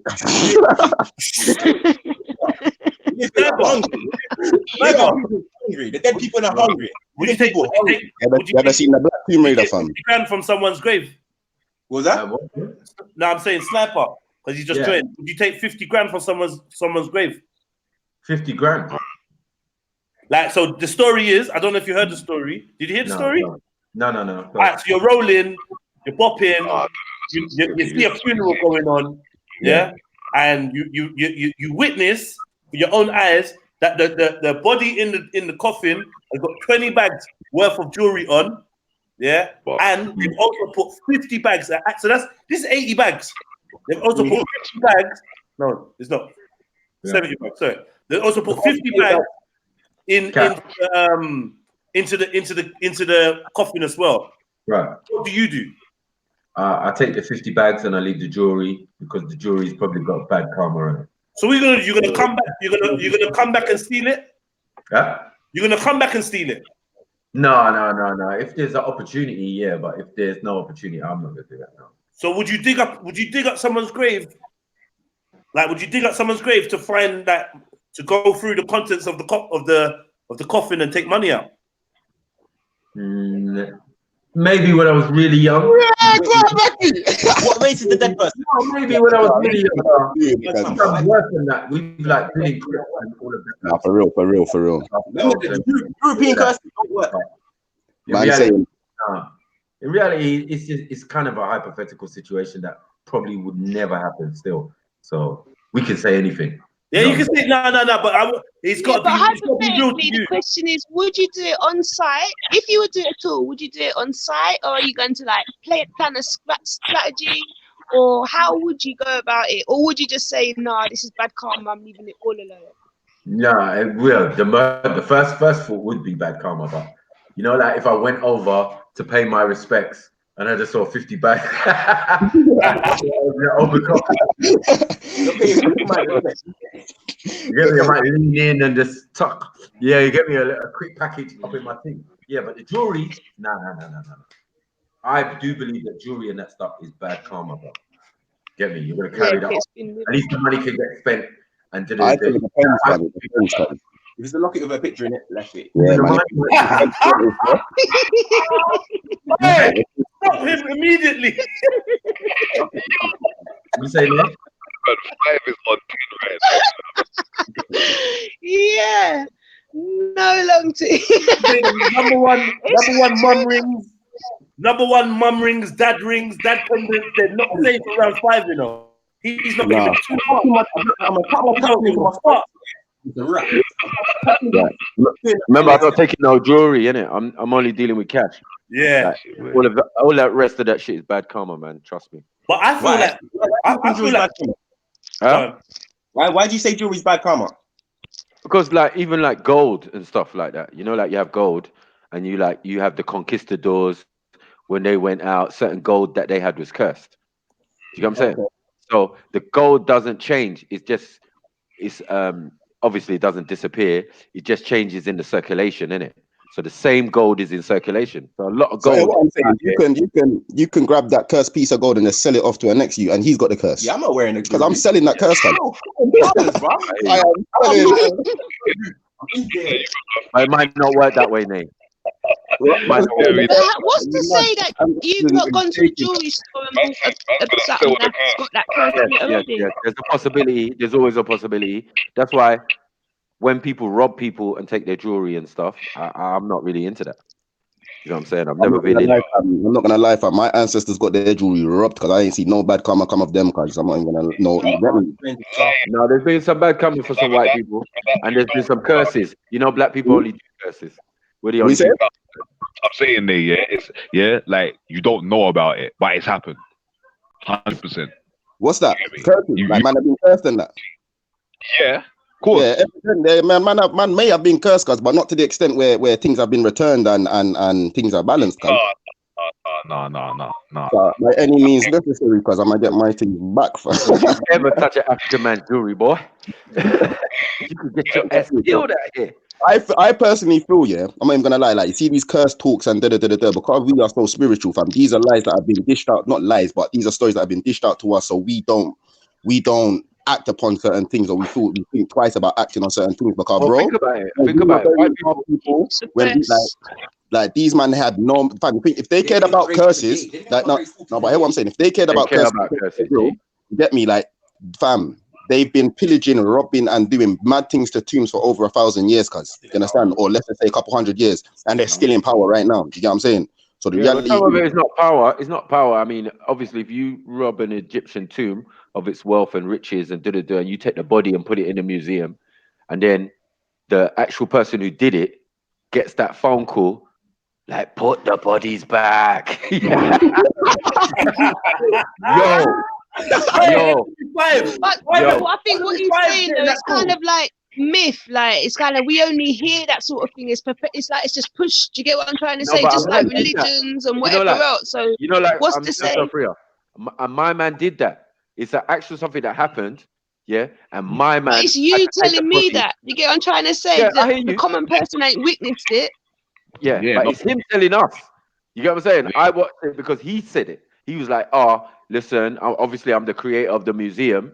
I helped in the project. We took the body from so-and-so, took it into the museum, and strange shit started to happen. You know what I'm saying? Yeah, but this is what I dream. Wait. Even if he told me directly, I don't think I'd have believed him. But not only that, the main thing is, we write curses. Every time you break into like they were in the coffin of the pyramid builders or whatever. The people who worked in the local area, and when they buried themselves, they wrote their story in it. But a lot of them they found had curses put above their funeral or burial. So the cursing thing is arting. Do you get what I'm saying? So imagine when it's something like Pharaoh. You get me? But what if those curses didn't work? What if they were just like a scarecrow in the middle of a field, just to cause, just to kind of make people back I agree with Phil still, because when you treat it like my thing is Maku. Scarecrow never existed. What I'm trying to say is, who took the body? I'm just using the words so that you got a comparison of what you understand where my mind is at. Obviously, the scarecrow weren't around. Can you not hear Nate's voice? Yeah, both. Right. No, what I was gonna say is, fucking, who took the body? Whoever took the body. Right. Should hold the curse and not the brother that's moving the body into the flipping museum. You get what I'm saying? My thing is, No, but it's the main and, organizer, and obviously people who helped him are but not suffering. only that, I feel like that's a magical land. like, bro, like whoever sees the tomb, whoever sees that is to hold the curse, bro. Because if you're not allowed past the point of a man slapping the curse on this thing, anyone that is coming to entertain this thing to hold the curse. You understand? Well, you know, So I hear you. Because one thing I'd say is like there's many things in it. There's many things on this water. Yeah, and that as well. You're cursing. You think you're cursing. Come on. Hold on 1 second. That shit ain't. You're saying this shit ain't real or da. But from whose perspective? No, from my perspective, I'd say. So hold on, wait. You don't believe in black magic? No. Let me drop something. Yeah. You remember the old adage, yeah? Duppy know who for frightened. Right. Cheese. Yeah, Duppy know who for frightened. The curses you're talking about, this is like ancient Egypt, sacred land, burial, ceremonies. We're talking about licking a British burial of a European who's just got hella peas in his tank. Of European fiat money. No, it's not the same. It's not the same, innit? Yeah. Or perpetrate your body or change anything like that. I just want your things. Yeah, I just want things. I'll left your body and them things there. I'll take you out the coffin, roll you over into the coffin and your things there. And another thing is our spiritual power of today, as you'd agree with Matthew, is not like it was yesterday if these things were to exist. No, so this is the point. So it'd be very difficult for a man of today to slap a curse on you. No, I'm not saying a man of today. I'm saying that a man went and dug up an Egyptian mummy, a pharaoh, took him to the museum. See you later, then, Soltria from earlier. Charge your phone and come back on, man. We need your energy, fam. Trust me. So I'm saying that. Sorry, Mackie, go on. Let me get some order up in this bomber clock. A man is the creator of the museum, or creator, or whatever they call him. I can't even say it. My English is terrible lately. Curator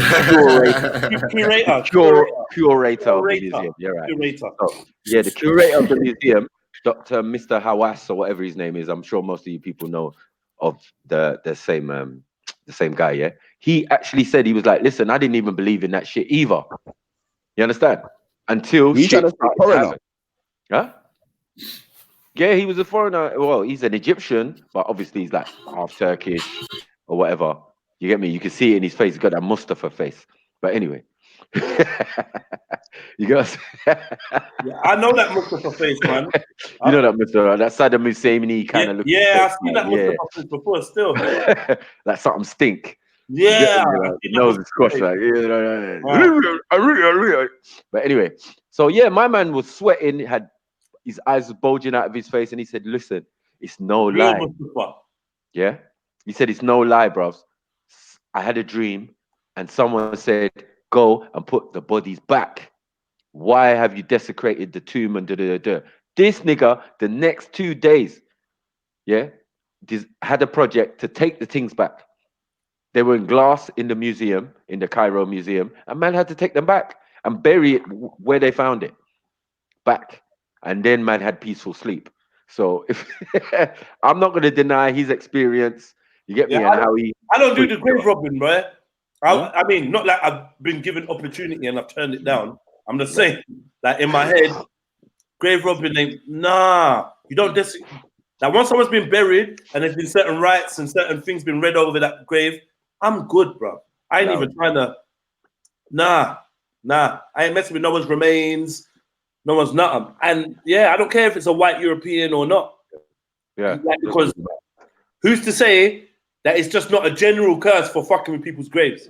No, but at the same time, like, what if in someone's grave there was something really valuable?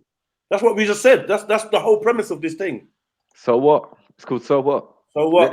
Let them go with it. That's how our ancestors were. They had more valuable 50K is nothing compared to what they found in Tutankhamun's. You get me? The reality is what golden ancestors place value on. 1 second. One golden chariot, or one chair and stool made out of solid gold. There's no 50K. There's more than 50K, isn't it? That's what they were doing, isn't it? The same type of principle that Jedi is explaining. You get what I'm saying? My thing is, I in there, he's a fighting statement. Like, I'm not gonna lie. Like, yeah, man. Until I see like man do something wrong and then they start melting and then kind of wicked things.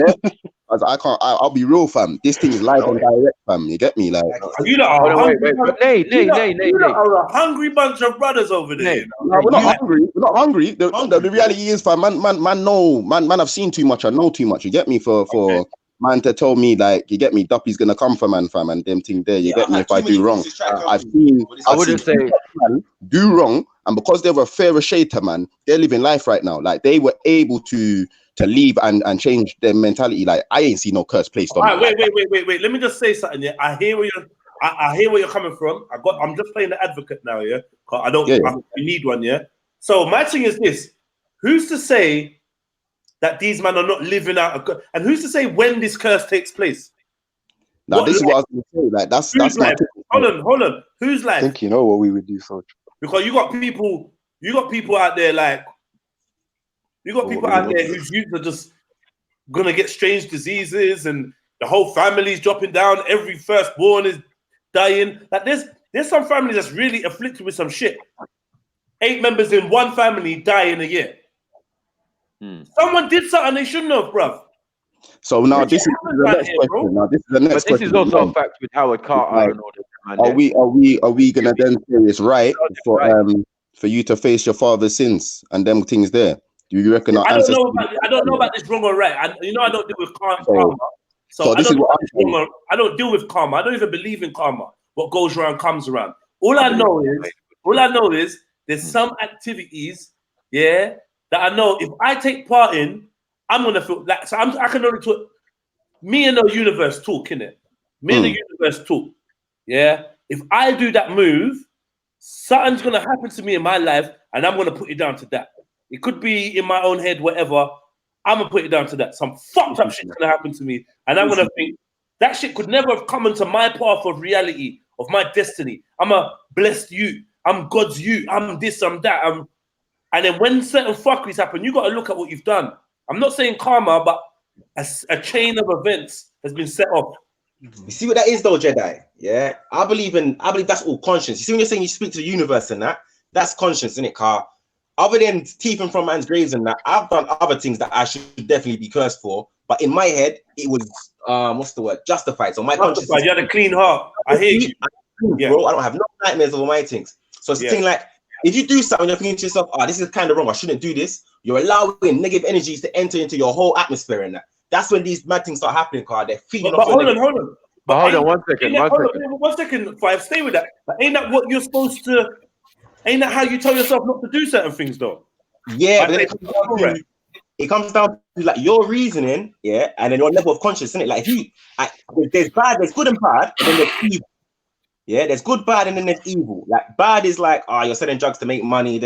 Evil is your guys go rape a little girl, isn't it? Yeah? These things are defined, I believe, anyway, innit? And there's certain things you do, like it's gonna sit on your conscience because say it was really wrong, innit? You're gonna go sleep. That's when you start experiencing nightmares and them things there because your conscience is not clear, innit? But I'm taking my man's change. I'm taking my man's change.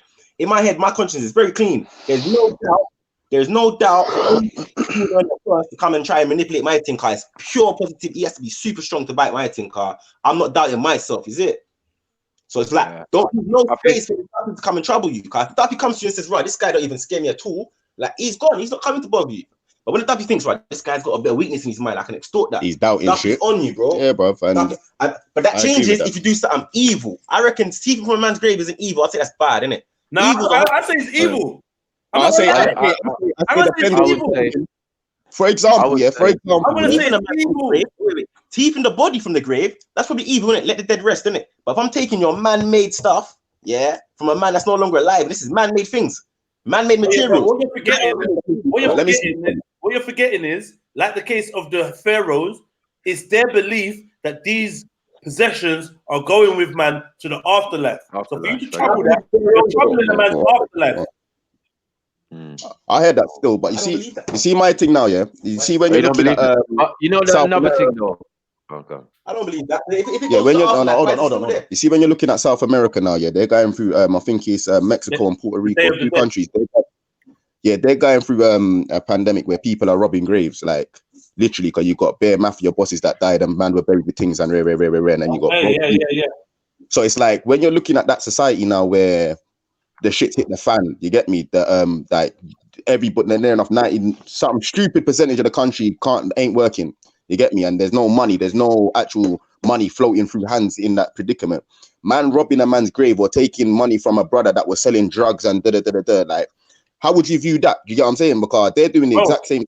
My personal opinion is, sorry, mouth for the food. My personal opinion is, you don't trouble no one's grave. Nah, but hear this though. If you're a man, if you're a man and you're getting buried with all this peas in that, yeah, in my head, you're not even a positive person. Because if you're leaving all this peas to yourself in your grave, yeah, this peas ain't positive. You could have went to positive things. You could have went to a children's home, whatever you done with it. This peas doing nothing, bro. That's mine now. So like going off of that point there, yeah, that's exactly what it is. When you're looking at that society there, where say cartel bosses they're actively knowing that they're not doing the best, they're doing what they can in their predicament, but they're not looking about the whole of their country, the whole of their people. Yeah. When them cartel bosses are G's more time though. Yeah, like, I know. Like they do bits for the community. But I mean, they're actually the champions. I know they do bits for the community. I'm not demonizing, man. What I'm trying to say. All right. Can I say something? Man, know the angle they got to do things. You get me? I'm not thinking, if you're living in a society where you know there's an OG that is dead and he weren't completely a good man, and you've got your views and he's got jewels and everyone in the country's broke, like fam, come on. Hear this. Like, let me say one thing. Yeah? Man, all right, well, let me speak now. Remember this, yeah? Let me say something. Let Matthew speak. Yo. So what I'm gonna say, the first point I'm gonna make is where did we get the concept of good and evil from?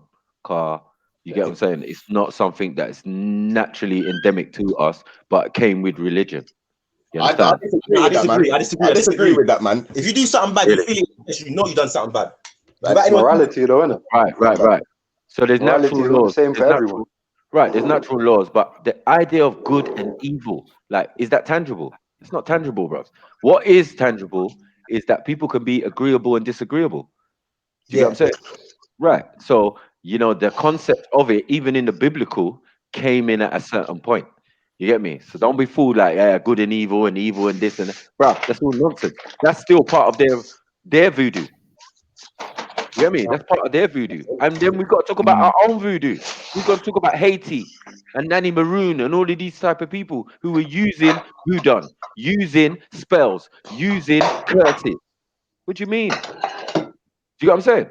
And they have amulets and jewelry and that's why we say leave them with their jewelry and we take the cash. Because with the man them on that, we can take the cash, because what's the cash gonna do? No, I ain't got no use. Let's take that, use that before it run out. I feel like the cash is gonna do the jewelry, really. You know what? I hear what you're saying, Carl. You see, that goes into what I was gonna say. The jewelry thing, inanimate objects have no perspective on it. It's what good or evil you place on that inanimate object. So a jewelry, a man might have said, this is my piece of like positivity and did it. So I understand what you're saying. With money, if money's in the grave, you ain't placed all positive aspects on this money because it can't help no one. Check that. So you know what? I might change my perspective on that one. I'm with you. I'm gonna take the peas. I left the jewels. Unless the jewels will be flooded with diamonds, in which case that's not positive. You're just arrogant. I'm taking that way. If there's a lot you keep it. Hey, cuz, what about gold tooth? I'm taking that. Is man taking pliers? Like, oh no, allow it. Is man taking pliers? I'm gonna put a special curse on these two bad boys, yeah? Just for that.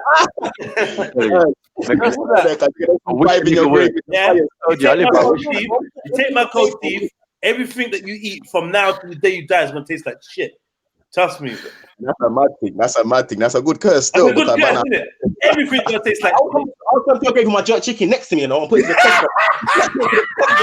It really works. Yeah? You take him crackers and corned beef. Let's see what I want. We're not playing, bro. We're not playing. But this is 50 bags, bro. I ain't got 50 bags right now, bro. This is 50. I'm taking the whole. I know, but I don't know, man. I don't know. Like, in my head, I thought us, man, as black brothers, I thought we had a natural respect for the grave. I didn't think we was on that. But that's like, the South youths that started this conversation, they're all shook. They're all Muslims and they're all fucking shook. Every one of them is like, no.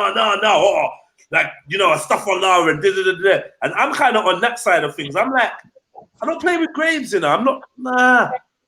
I don't My play thing, I don't know, but man, have to be open-minded because I won't lie, fam. You know how many people in history did not have a grave or did not have a burial of any sort, fam, and that's just normal. So my thing is, now, let me say my point.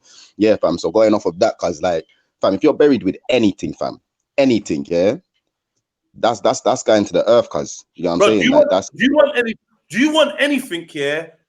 Like if they open, do you want anything that's been like taken from someone's grave? Like, what do you think the British museum and them things there?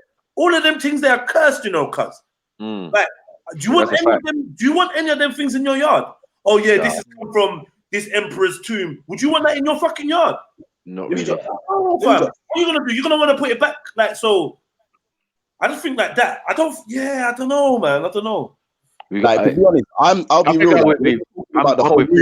Like you have to sell it on quick. Like not only that, Maku. I help you know what, Maku. Maku's like giving it to someone else.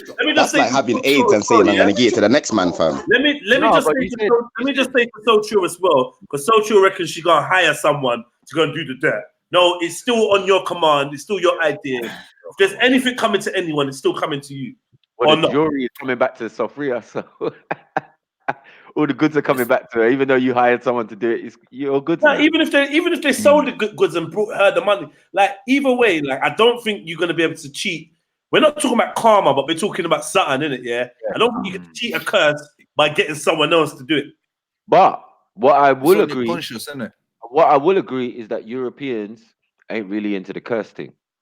So you know what I'm saying? But really, you sure? What happens? No, well, hold on. What happens when it's a Satanist? What do we do then? Do you know what I'm saying? We don't know. The nigga's got 50 bags in his thing. He's got all these funny jewelry. You know what I'm saying? One of the swipes. Yeah, I'm taking that skull one with the eyes. Yeah, like it could be big for you. Skull one. I said, yeah, I tell you what. You say, you want this skull with the red eyes thing? Yeah. This is for you. Me, blood. You lot are done. And I'm gonna take his gold fangs. It don't make sense, bro. Like, but wait, let me drop this. Yeah, I was reading a book one time, and there was a old imam, a wise imam from back in the Kuwait, yeah, in Afghanistan.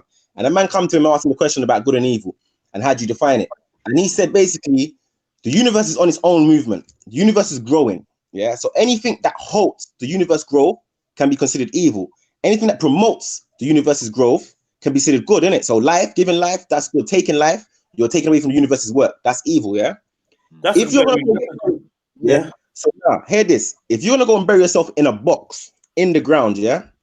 You are committing an evil act to me now because you're not allowing the universe to take you back. Dog, the universe can't draw you back into its soil. Dog, tell him. This gold you're in your grave, the universe can't take you back because you're in a box, bro. Dog, tell him. You bury yourself with your money in the dirt. Let the dirt biodegrade your shit, and I'll leave it to the earth, innit? But while it's in a box, not even the earth or the universe can get to it, brother. That's what you.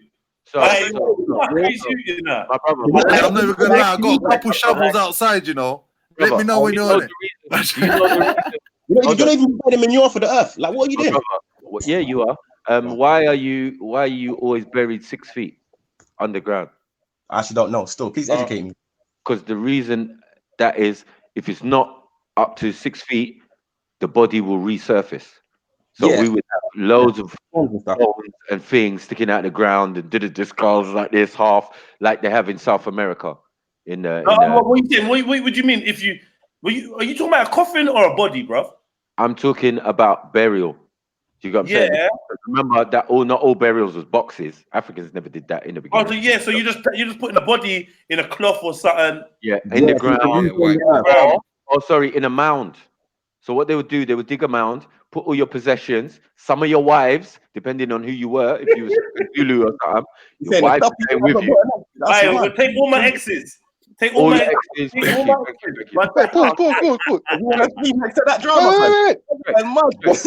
People's wives would get buried with their husbands. Yes. What, alive? That's what I was going to say. Well, she's not gonna be alive when they think they're gonna sacrificially. Nah, man. In them tombs, chicks are getting dashed down there. Man's side gal was getting dashed in there with the wife. Alive. Like, they're taking a piss. And then they're closing the thing back up like, yeah. Right. That's you lot. Boom. So even in England, This is fun. hold on.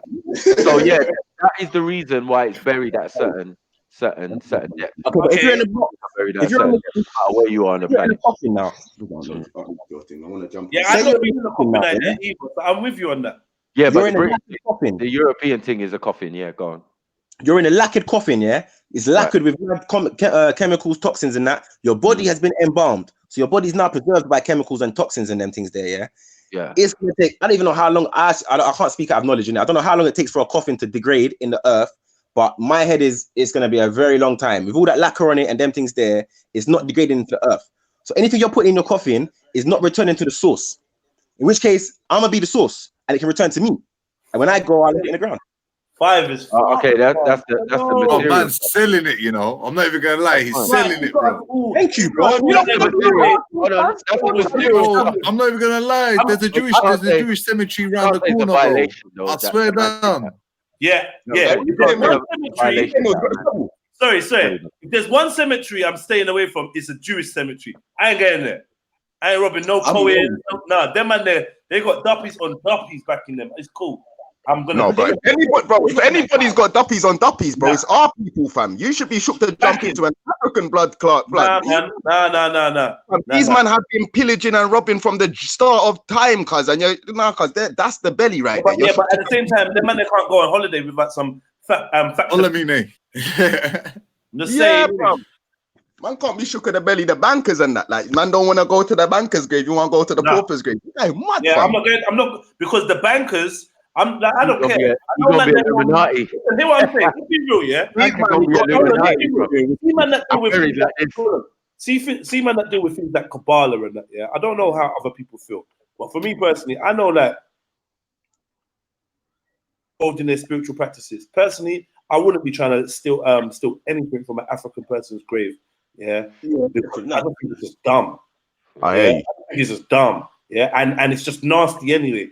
But like you can paint out anyone to be the ultimate ops. So someone's a Jewish man and I'm saying, rah, if anything, you should be more afraid to run up on your ultimate ops grave than even your own people, because you might get a blight from your familiar spirits. Yeah. Bro, don't fuck with Jewish people's things, bro. I'm only telling that. I'm only saying that. Man, you can't pray for people, man. Listen. If you want to kill a Jewish man, kill a Jewish man. Don't fuck with Jewish people's graves. Them man there do ritual upon ritual upon ritual upon. Just allow it. From us. That's just me. I hear your perspective, but I'm not with that still. If anybody's gonna get eaten, it are them first. You understand? Are them first. Cool. Yeah? I see my people, fam. Yeah, I'm backing that as well, bro. I'm backing it, bro. I'm backing it. Listen to me, Jeds. I'm in my back garden. Yeah. Teeth in, fam, yeah, and my family see me. Are you mad, fam? I am the flipping. What you call it? The example, fam. You understand? I am the example, cuz I'm the family member that got caught teeth in. Are you mad? Yeah, but what I'm saying is, nay. Every auntie beating me, every spirit that ever lived is coming to say something to me, fam. Are you mad? How dare you? Me, teeth are Jewish, man. Yeah, they're just gonna send that one wicked spirit after, man. You understand that one wicked spirit? Like, yeah. Are you sure? The one wicked spirit. Sure? You're not sure. I'm not sure. I'm not sure, but I'm scared. But what I'm saying is, everyone else's, bro. True. But what man's trying to say is that the practice that these men do, like I mentioned earlier, that man could be a Satanist, man could be Illuminati, and most probably, if you're a banker or someone of wealth, you fucking with this shit. You got what I'm saying, or some form of shit.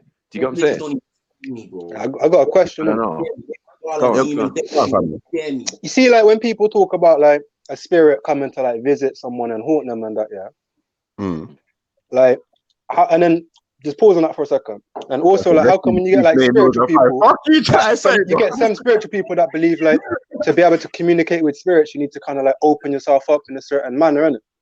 So how come like sometimes like spirits can just like show themselves to people with no like ability to be able to perceive spirits? And like if they had the ability to perceive spirits, then why wouldn't certain spirits contact them, like their ancestors and their family and shit? Why would it just be one wicked spirit that allows it to be itself to be seen?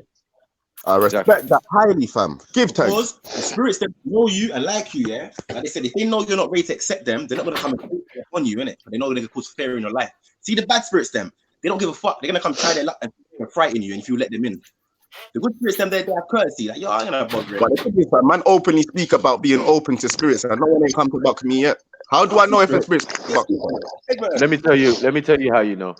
Yeah, there are certain methods, yeah, that you can allow these things into yourself. Yeah, clubbing is one. You get me? You clubbing yourself, clubbing. You get me?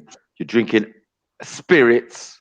You get me? So you are allowing. There are certain vessels and certain things, ways they can get into your body. Because how many people's got drunk and said, "Rah, I didn't even know what I was doing." Oh shit, nigga, something jumped into your body. Drunk? Let's be real now. I've got I'm with someone else for a little bit. I'm not gonna lie. Like when I drink, I'm not gonna lie. I'll be honest to myself, blood. I even when I mash up, like man's moving, my feet are stumbling, and I can't remember what I go on the next morning. I know within myself, I am me, but I'm just fucked up. Like I am just fucked up. It's not like I'm Henry now. Like, I've got a whole history of Henry in my head now. Through I drank liquor. Do you get what I'm saying? All right. So that's not all people though. I'm similar. Exactly. That's what I was gonna say to you. That's a personal thing, right? I'm similar to that. You don't abuse the thing, but people go out and they get legless, white girl wasted, and all of this type of stuff. What I mean, this is what I mean. My point.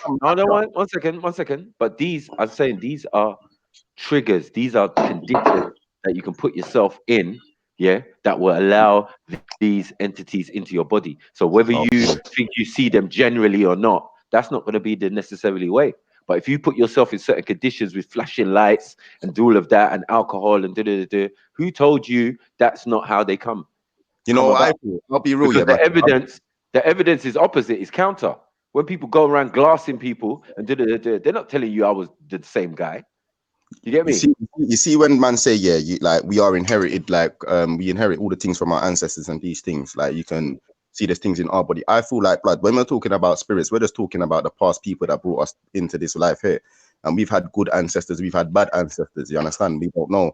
But my thing is outside spirits, and when you're drinking liquor, man is man's self. I ain't witnessed. Or do you understand? Even when I'm legless, like I've been drunk to the point where I've woken up in the morning and I don't remember what I got on last night for a certain period. Do you get what I'm saying? So even maybe if I agreed with you, even if I agree, which I do agree with you, yeah, and that process is correct, yeah, then there must be other spirits out here. Car, everything doesn't have a soul, but everything has a spirit, yeah. Yeah. Even an animal. Wait, how does he define between the both? What's a soul and a spirit? Sorry, because we're gonna start that one again. All right. I'm like in my head, you're saying a spirit's like a characteristic of personality of some sort, and a soul is just like an animal, for example, that has it's I don't know, bro. What? Yeah. No, I didn't say that way. I didn't say that way. That's the other way. You have a soul, yeah. Yeah. You have a soul, yeah. I don't know if you're tricking me, fam. Yeah, I think I do. No, Still, you have a soul and a spirit. I would say you have both, innit? Yeah. Most human beings have both soul and a spirit, right? And man. Wait, and I'm saying animals. I'm saying have a spirit. That means they're alive. They do stuff. They do whatever consciousness or form of consciousness they have. I think that's the spirit of just being alive, innit? So what I'm saying is, if everything has a spirit, and when they die, these spirits are floating around. Yeah, it can't only be the human spirits of good and bad ancestors. Do you get what I'm saying? That means animals or other entities that lived, you get me, at a particular time can jump into your body, fam. So you can't always say, it's going to be a good ancestor or a bad ancestor. It can be any ancestor. And due to perspective, you don't know in today's world in how we're looking at it. You can be a good person or a bad person. Depends on going in his time or their time. It's difficult though. It's difficult to say them things there, fam. Yeah, I just think that there's more that we don't see than what we do see, and I think we occupy a space that there are other things and other people, our ancestors or whatever, walking around in another space in the same environment.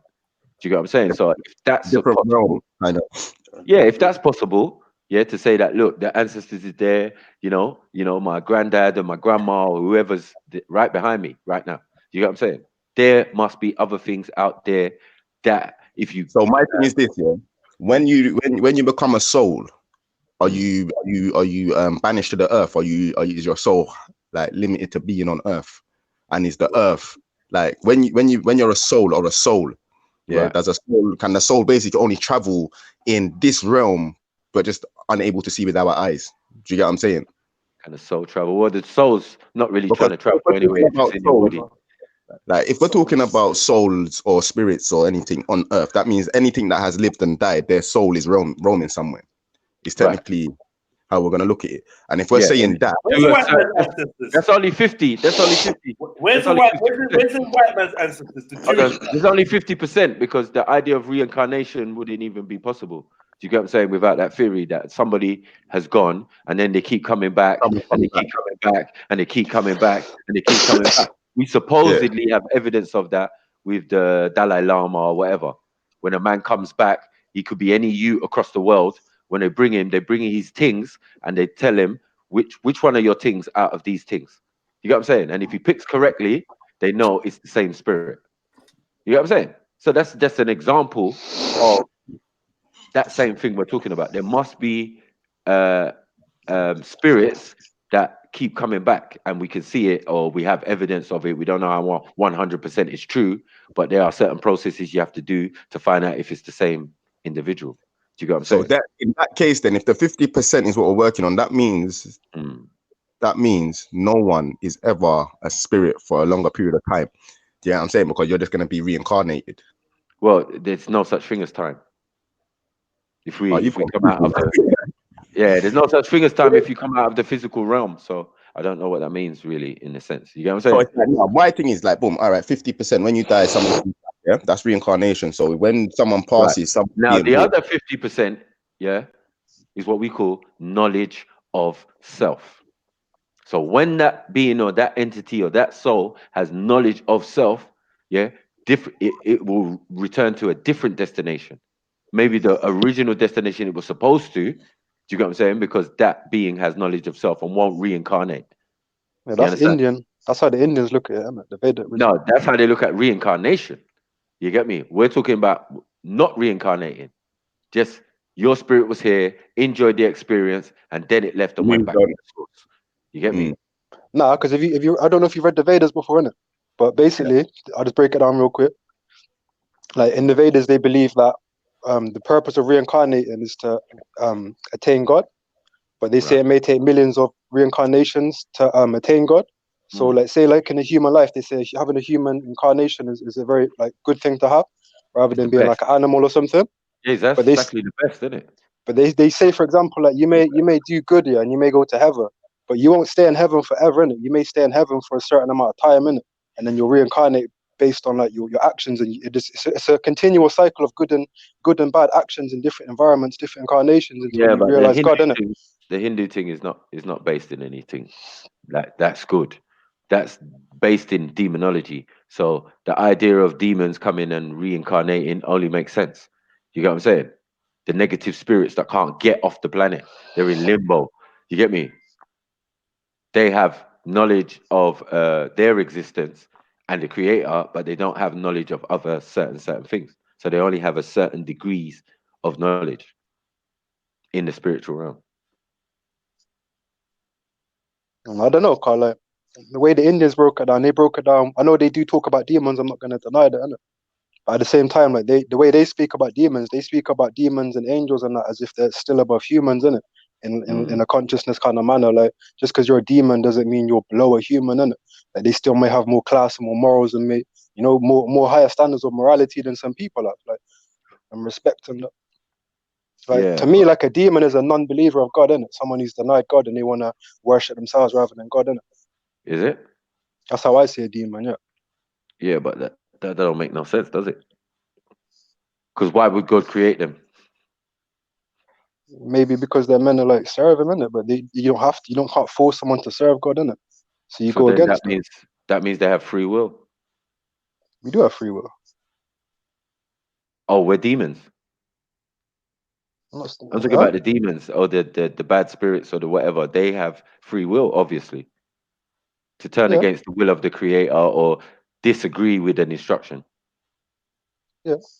Yeah, exactly. So where people's always telling me, "Oh, angels and thing, they don't have free will." I'm like, what? What are you talking about? What are you talking about? The right thing to do is, I suppose, if the creator asks you to do something, you just do it, innit?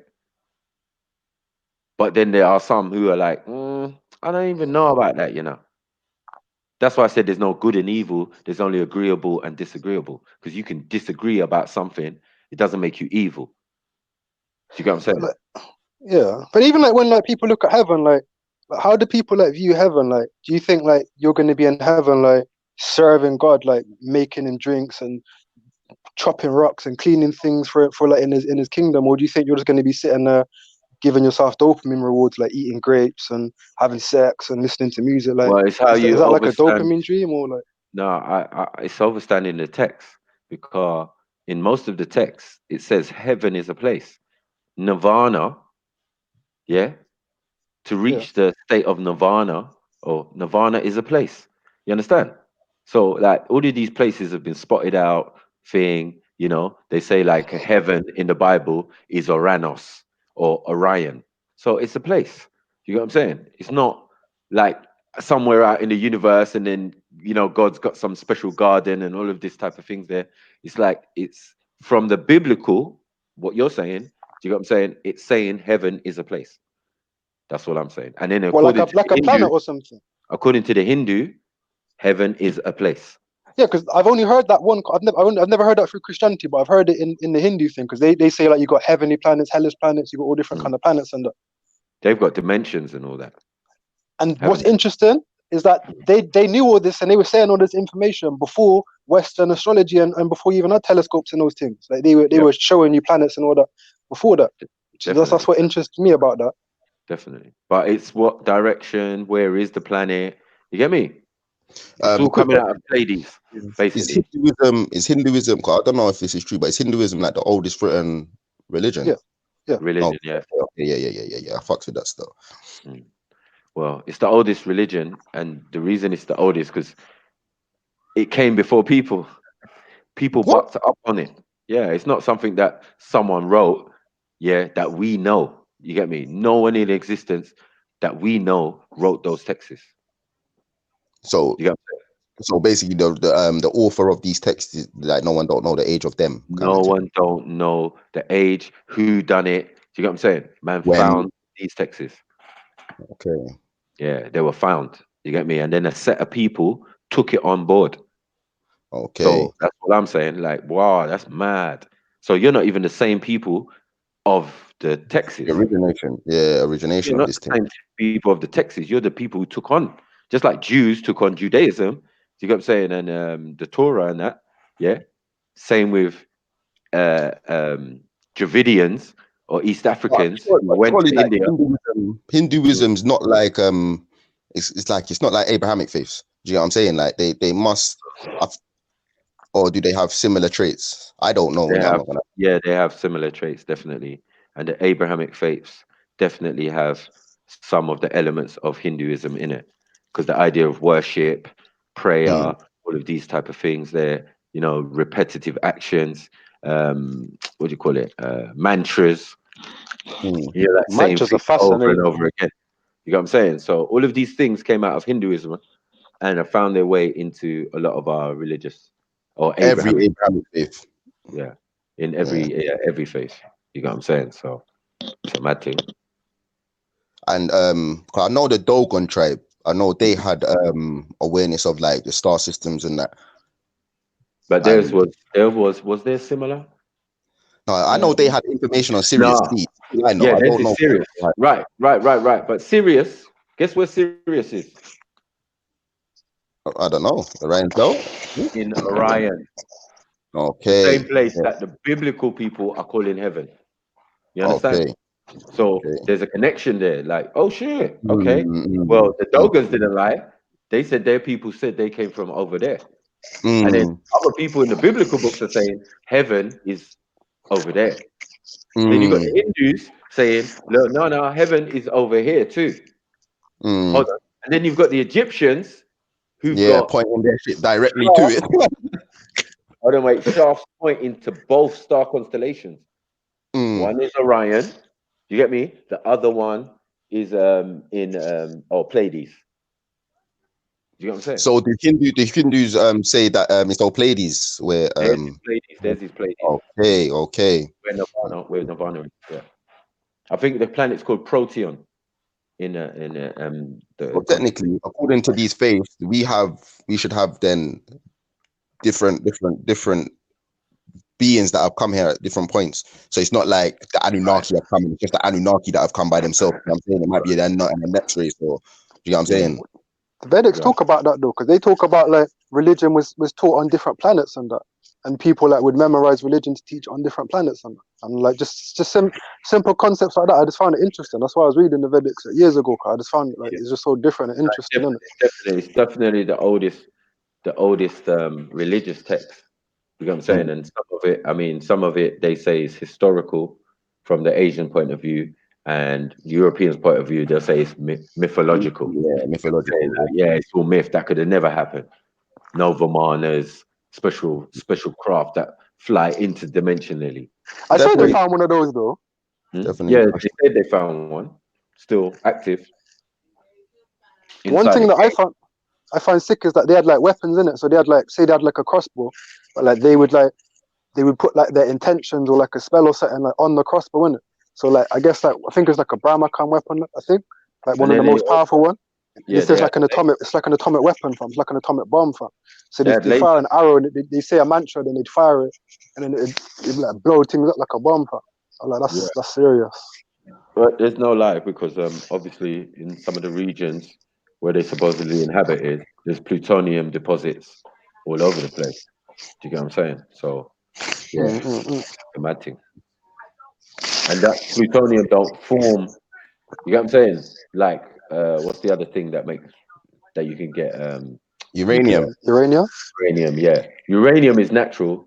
Plutonium is artificial. So when you're finding plutonium deposits all over the Middle East, and you get me, in the region where they said great balls of fire came down and turned the people into pillars of salt and all that. You get what I'm saying? They're finding in that particular area, you get what I'm saying, plutonium deposits. So we're like, bro, from thousands of years ago, who was making plutonium bombs? Because the reality is, like I was seeing some stone structures in Peru, and even down to the way the Spaniards that discovered, quote unquote, discovered it and made the first writings of it, other than the Incan people, but they said the Incan people didn't have no writing or something. But it's like there is clearly a gap, you understand, where we had some sort of science and knowledge, you understand? I think that is something that we just need to just put into our psyche, because the more we live in this society, it's like we question that and we forget that. Do you get what I'm saying? Like, this is something that we all just need to brush off and let you know, like, yo, cause shit was happening. This mythical shit is like 75% true, even though you ain't got no info. It's more possible that this shit was true than false right now. You know what I'm saying? Do you think it was possible to reset technology? Like, because I know it sounds crazy as fuck, but it's always like comes to my mind. Then I always think like, what if at like ancient Egyptian times, like we was at the similar level we are now, but all you did is just you kind of just take it from people, and then like you just give them a certain amount of it, and then just take it from them again, like make them slaves. Take what from it?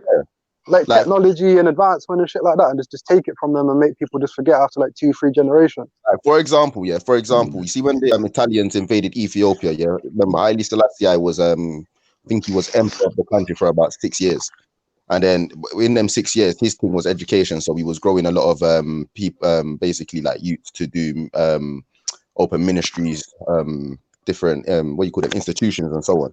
When the Italians invaded them 6 years later, their thing was target those people. So their main targets were those people that Haile Selassie got educated in his country. So priests, flipping educators and whatnot. Yeah. When they've done that, they've basically just retarded the nation again. Do you understand? Because everyone's cool to live primitive, if that makes sense, or cool to live by their traditions. You understand? But worldly info was cut. So it's like going off of what Radar's saying. Yeah, definitely, bro. Because all you'd have to do is necessarily allow certain people to live without it, and then as years go on, slowly but surely, just home in on where it is using the technology and just run it out. So people just sorry. they have no need for it. Do you get what I'm saying? I think why the technology of the ancients is not accessible is because we're very good at keeping secrets. You get what I'm saying? We had schools, secret schools, borders, and all of these type of things. So when the Europeans came in, we had obviously moved out of them ends from there and got information with us. Now, a lot of I think the sciences that we had involved nature, as in biodegradable. So like you can't find a lot of the tools because they just went back into the source, into the soil, and all of that type of things there. You know what I'm saying? And if you need a ruby or a diamond, and a box and a shiny glass lens to make a laser with the African sun, then it is what it is. But when the whole thing breaks down, like the wood of the box, do you get me? All that's going to be left is the lens and the ruby. Now the ruby gets put into some jewelry, and now nobody even knows that it was being used to cut the blocks to make the pyramid in the first place. You know what I'm saying? I'm just giving you a scenario. I'm not saying that's what it is. But no, I heard you. I heard that completely. Yeah, this is what I'm trying to say. Our thing was biodegradable. So they're looking round. Where's the tools? Where's the tools? It could be a vase that they've got in the museum that went on the end of something. You get me? Yeah, that made something else and blah, blah, blah. So I do believe that our ancestors, we never even put that information on the walls. We put local standard, like the voice. That's what we put on the walls, and the king's list and who did what and blah blah blah. That some of that even came at a later time.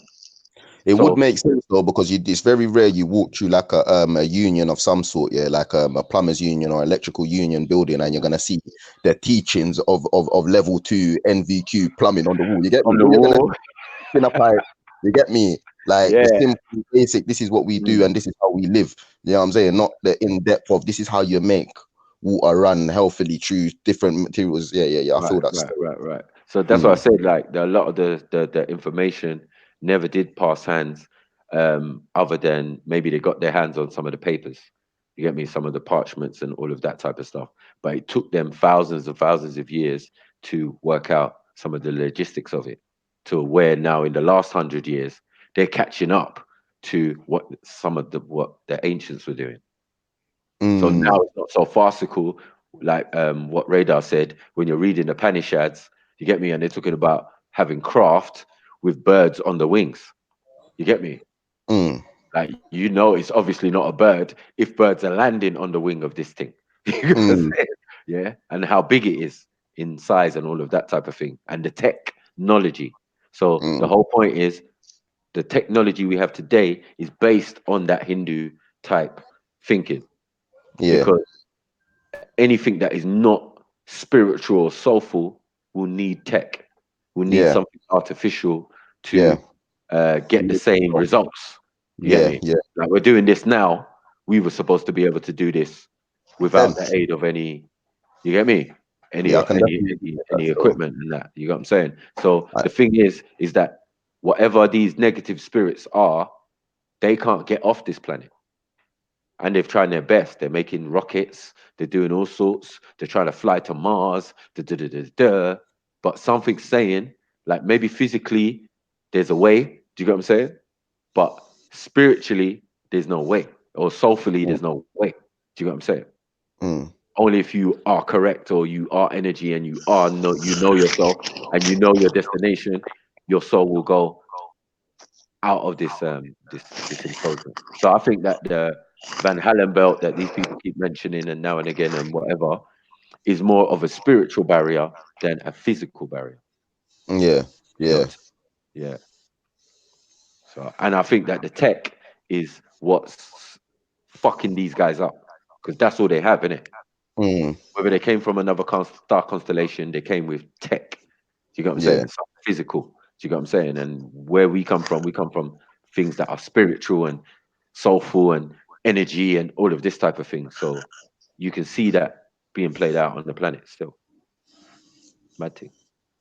I reckon that there's so many things that's like hidden and shit.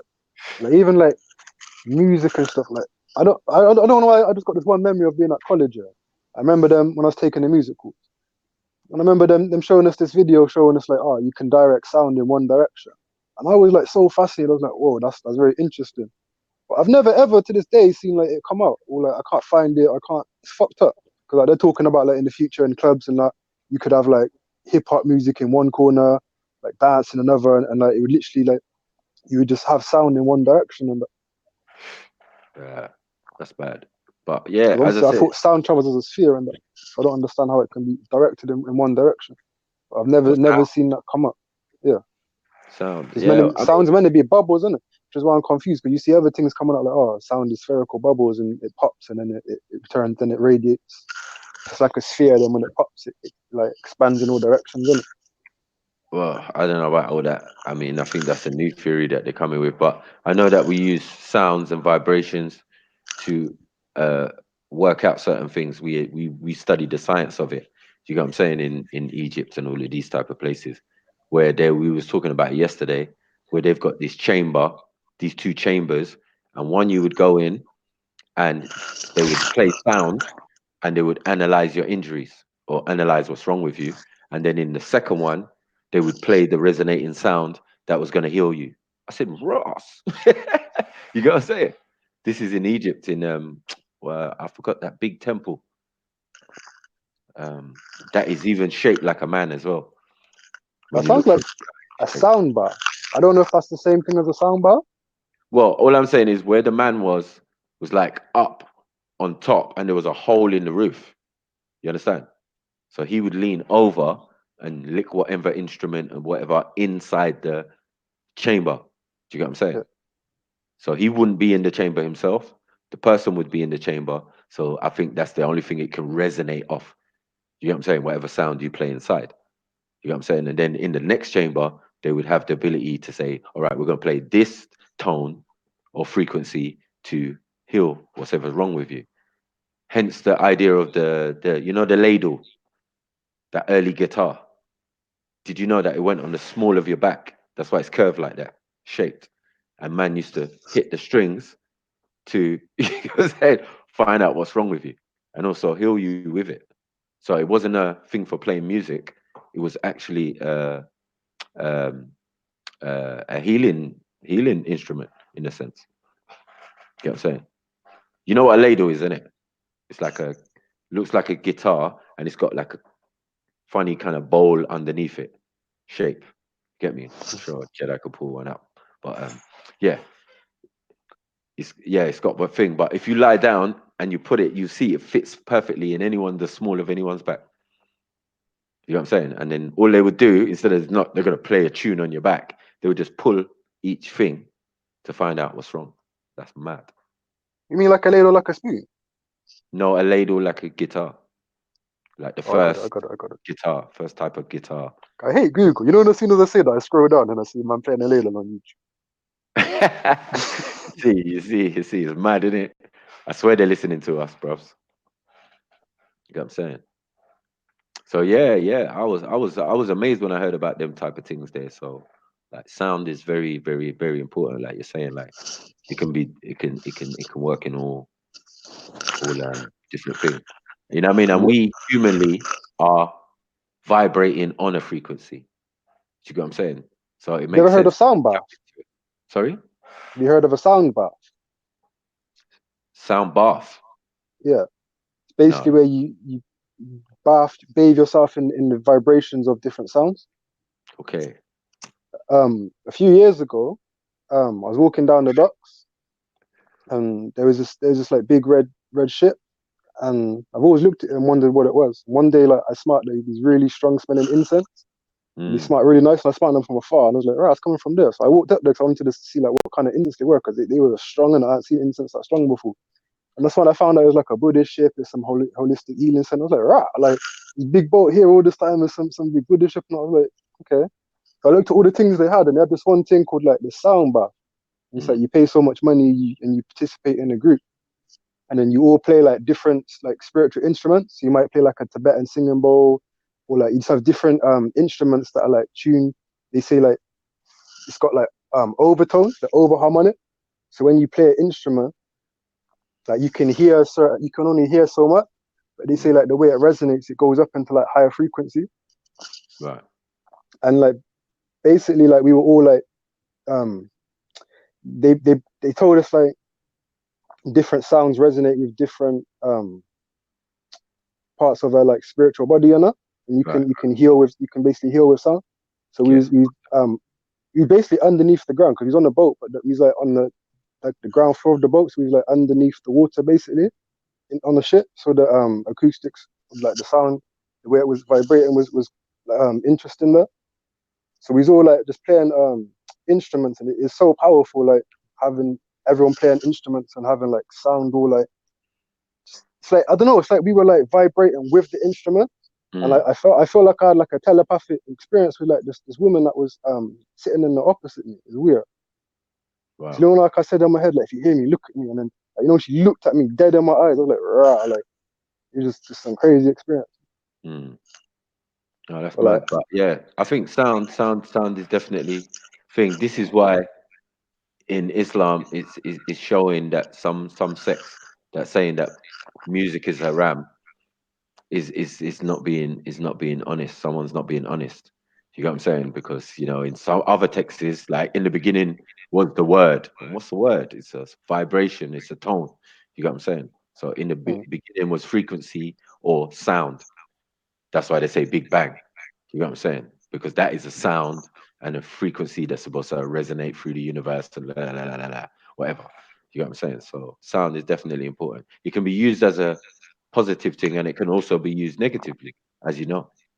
Like to cook your food, microwave is sound. You get me? That's sound cooking your food. Negative though. I would say it's a negative though. Negative sound. I agree with you though. Yeah. It's just sound. It's just a frequency. You know what I'm saying? That they're using to cook your food. And obviously, if you stand in front of a fucking speaker, you know what I'm saying? You will see if you're getting cooked or not. You know what I'm saying? There's bare times I've been big raves, jungle, and all sorts of man sweating standing in front of the speaker, bro. You're cooking yourself. It's not a joke, bro. It's not a joke. And just like certain frequencies and speed of the music affect your emotions, isn't it? Like anyone who does music knows about that. The certain speeds of music, you know what I mean? The slower, the more soulful. The faster, the more hyper. You get what I'm saying? Techno, jungle, these type of things, you know what I mean? So because it imitates like the heartbeat, isn't it? Thank you. And even for us Africans, the most significant thing for some of us Nigerians is high life. And high life mothered a lot of other types of music. Do you get what I'm saying? Even like when the Rastas bang the drum, obviously, I'm sure that it's the heartbeat, isn't it? Yeah. That's their bass pattern, isn't it? Yeah. So that's what high life is. Just drum beat. That shit. But a like drum in a musical context, even just listening to a heartbeat is hypnotic. Any beat is hypnotic. Suggestive. It influences your mood, and it also can like influence physical matter, isn't it? You know what I mean? I mean, we're at the level now. You can play. Do you not think that? Because I see your face like. No. That's me thinking, fam. I'm not disagreeing. Okay, yeah. Basically, but I don't think I'm disagreeing or getting mad. No. I was just checking. I was just thinking, like you're saying, like everything's like beat and it's just making me think, like what is pulse? Like what, like it's making me to think deeper. Like what is a pulse? What is a natural rhythm? Like the sound is the speed between. It's the speed between sound and non-sound. Because remember, that's a rhythm, isn't it? Frequency. Speed between making a sound and the next, and how long the sound you make, the first sound and the next sound. Yeah. The space between that, the wave.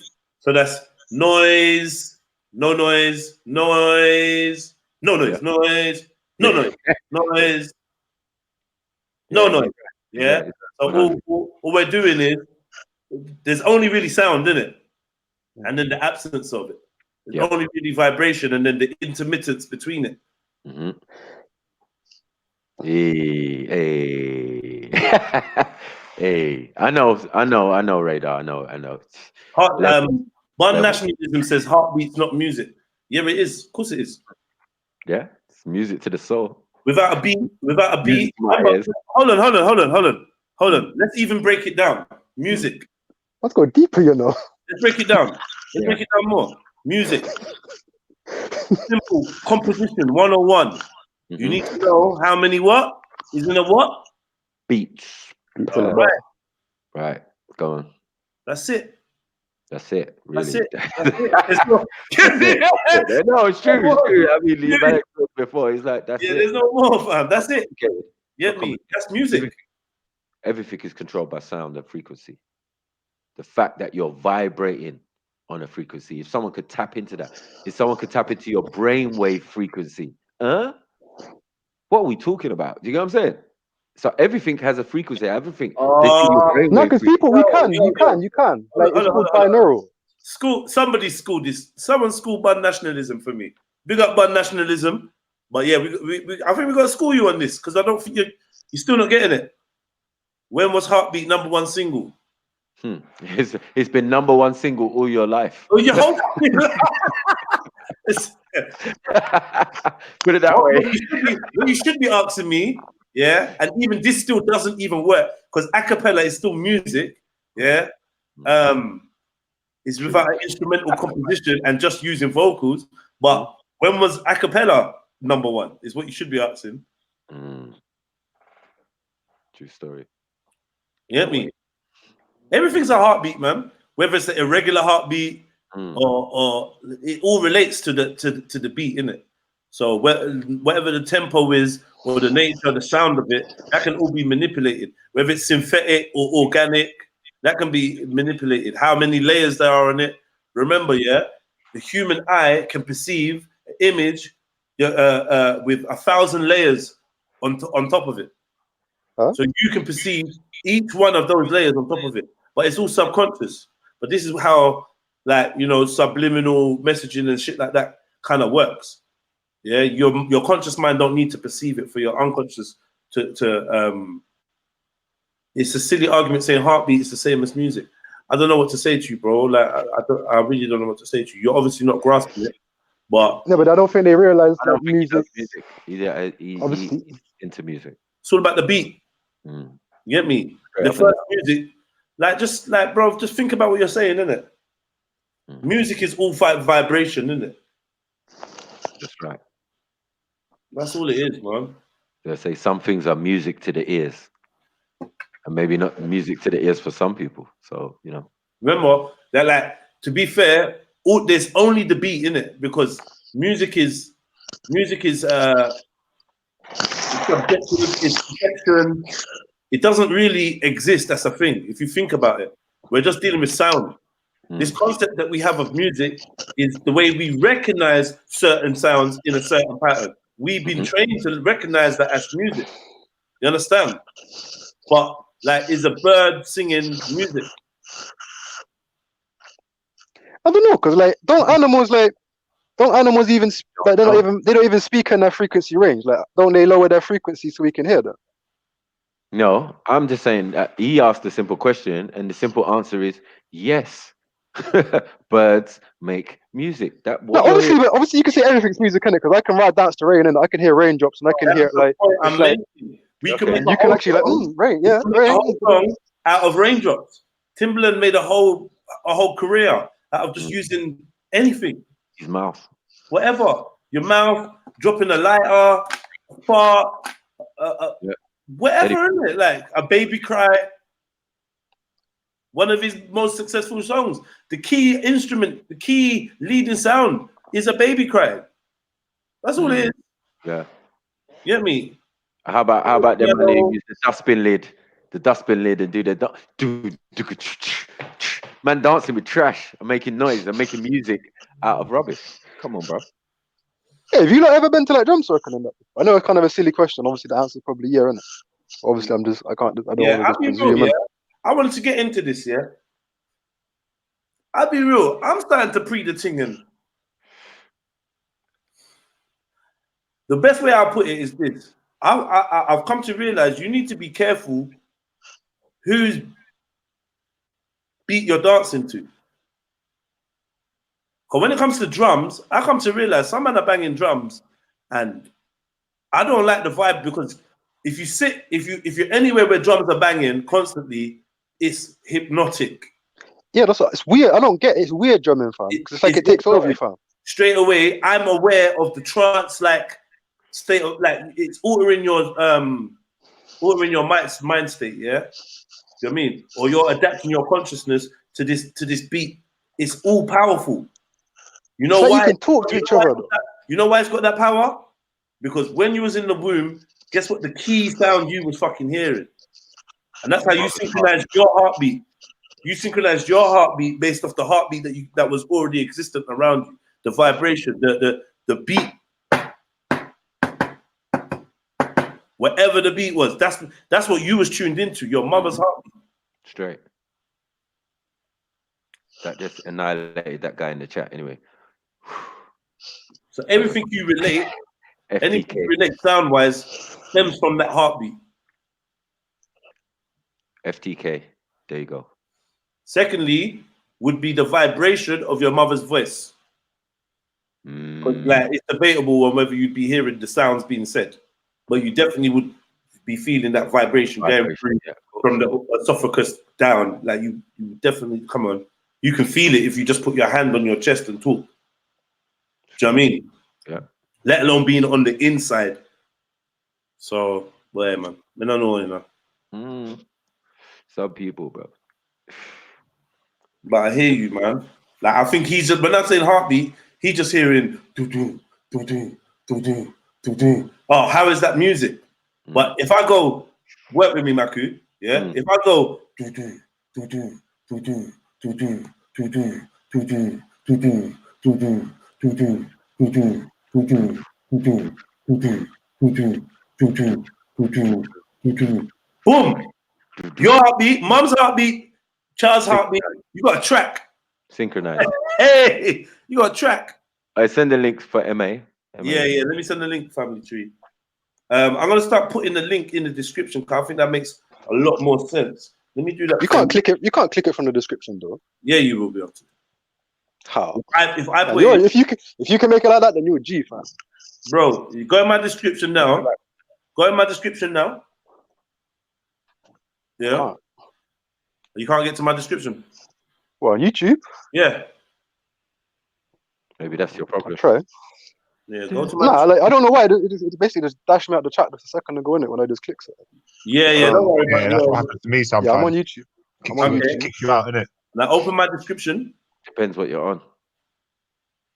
I don't even know how to open the description. You click like the little arrow above the area of the description. It would say more or something like that. More, see more, read more. Yeah, something. The general in the building. You have to get rid What's of the happening? chat. Big up, Gold King. Get me. Yes. Yeah, there's a lot of fire being run around here, boy. I come here to get a little bit of reality sometimes. There's so much fire going on and screaming and shouting, bro. It's like sometimes you need a moment of clarity, innit?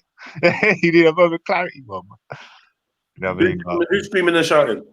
No, just a lot of streams now, man. It's getting a bit drama. There's a lot of drama happening, man. Tell us about it real quick. Who's beefing? Just people going at each other, and it's like who?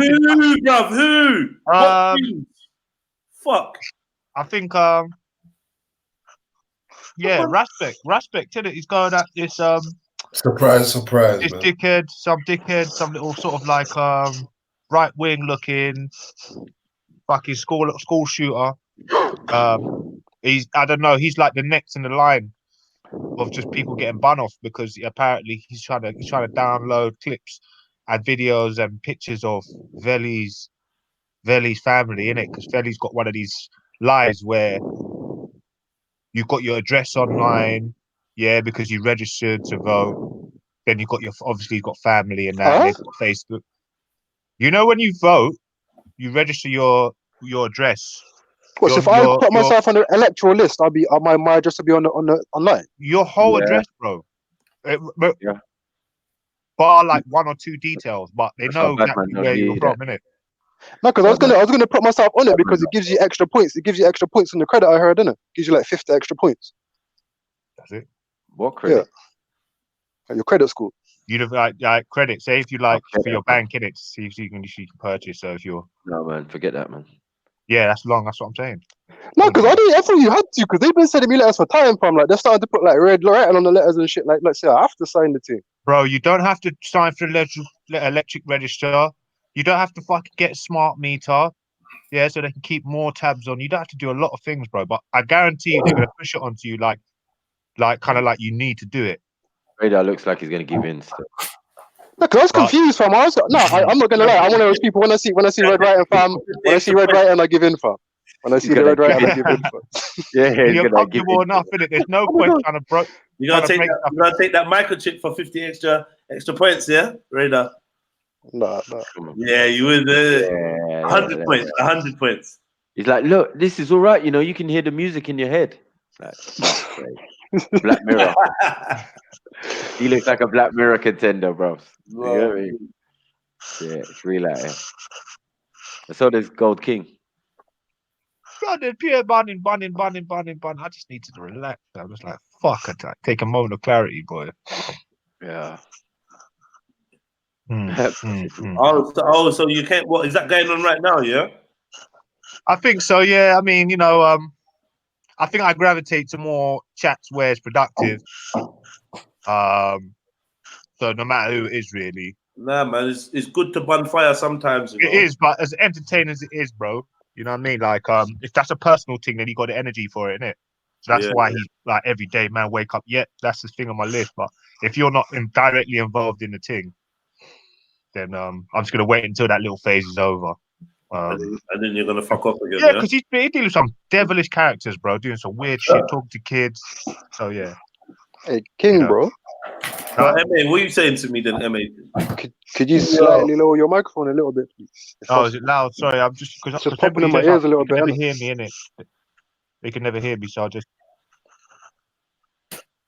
like 80% from 100 is probably a good innit, but not like 100. I don't know how do you do that then? Go into sound settings. That's it. The computer sound settings. Yeah. And then just go on the mic. This is on the bottom right corner where you've got your where you can see the volume in it. Just right click it and go on audio devices, and then you should see microphone, and you should be able to adjust your speaker settings and your microphone settings on it, like the volume and all that. Okay.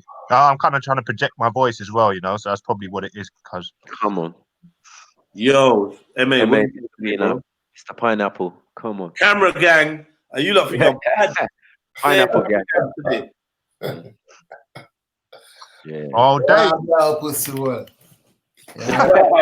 Them greetings that man's getting, yeah. You had a good day today. That's how I know you had a good day. Sound greetings, boy. You sound like you had some ice cream. Yeah. You know what? Today, yeah, I'm a bit dehydrated and I feel a bit loopy. So I'm trying to rehydrate and I'm feeling a bit sick as well. So it's the weather change. People coughing in work, man. Yeah, it's the weather change, bro. Remember I was gonna tell you lot a story. I never fucking told you lot. Fucking hell. Oh, bruh. Yeah, today I went gym. I know I never told you the story yet.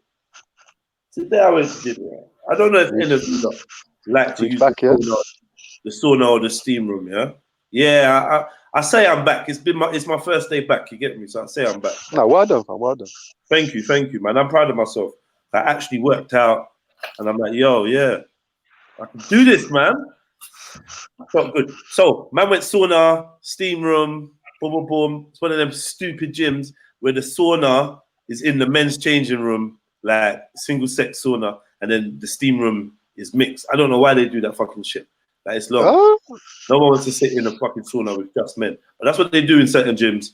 They'll like the sauna will be mixed and the steam rooms will be in like, you know, women will have their own one and men will have their own one. Fucking, that's dead. It's dead. I'm not saying I'm not saying I want to see gal, but I feel like man them behave better and in a more clean and aware manner when they know women could be walking in. You get me? A man in the man's changing room might think that it's acceptable for him to sit in there naked. But men like to be naked in changing rooms for some. They just like to just walk everywhere. I just don't get it. Anyway, imagine the steam room now. It's quiet, yeah, and I'm zoning. Like the reason why I like steam room and sauna so much is because like I can meditate like a motherfucker in them places. Like I can, bro, the clarity I can get in them places is so sick. So I'm there chilling out, I'm doing my thing, and then this guy comes in, and all I can hear is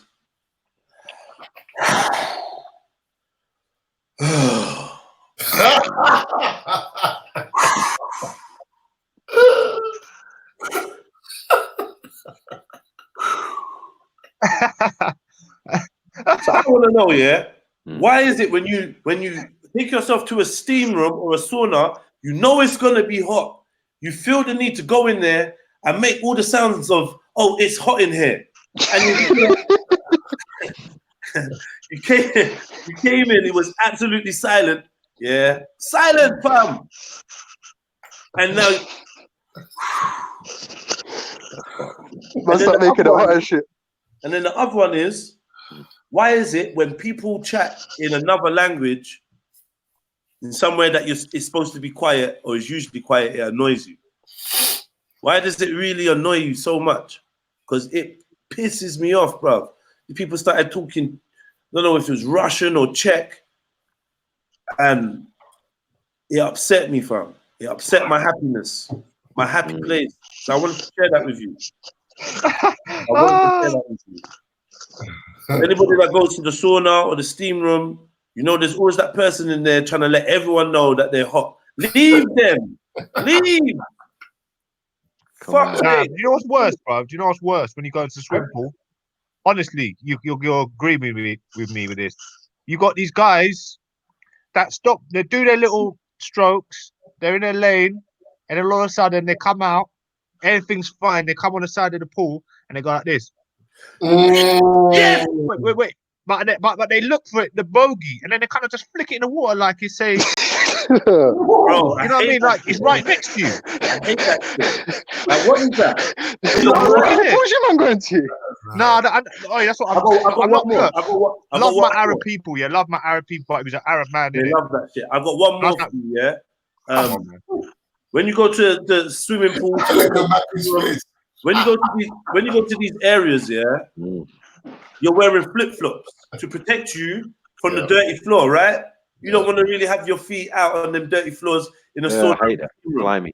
Yeah. You don't want that shit, yeah? So why is it when you're now coming into the steam room or the sauna with your dirty flip-flops on, you proceed to climb with your flip-flops on onto where people are sitting and laying down? Like, does it make any fucking sense? I ain't seen no one do that before still. They do it all the fucking time. And I'm just like, yo, why would you even, why? Would you I don't know.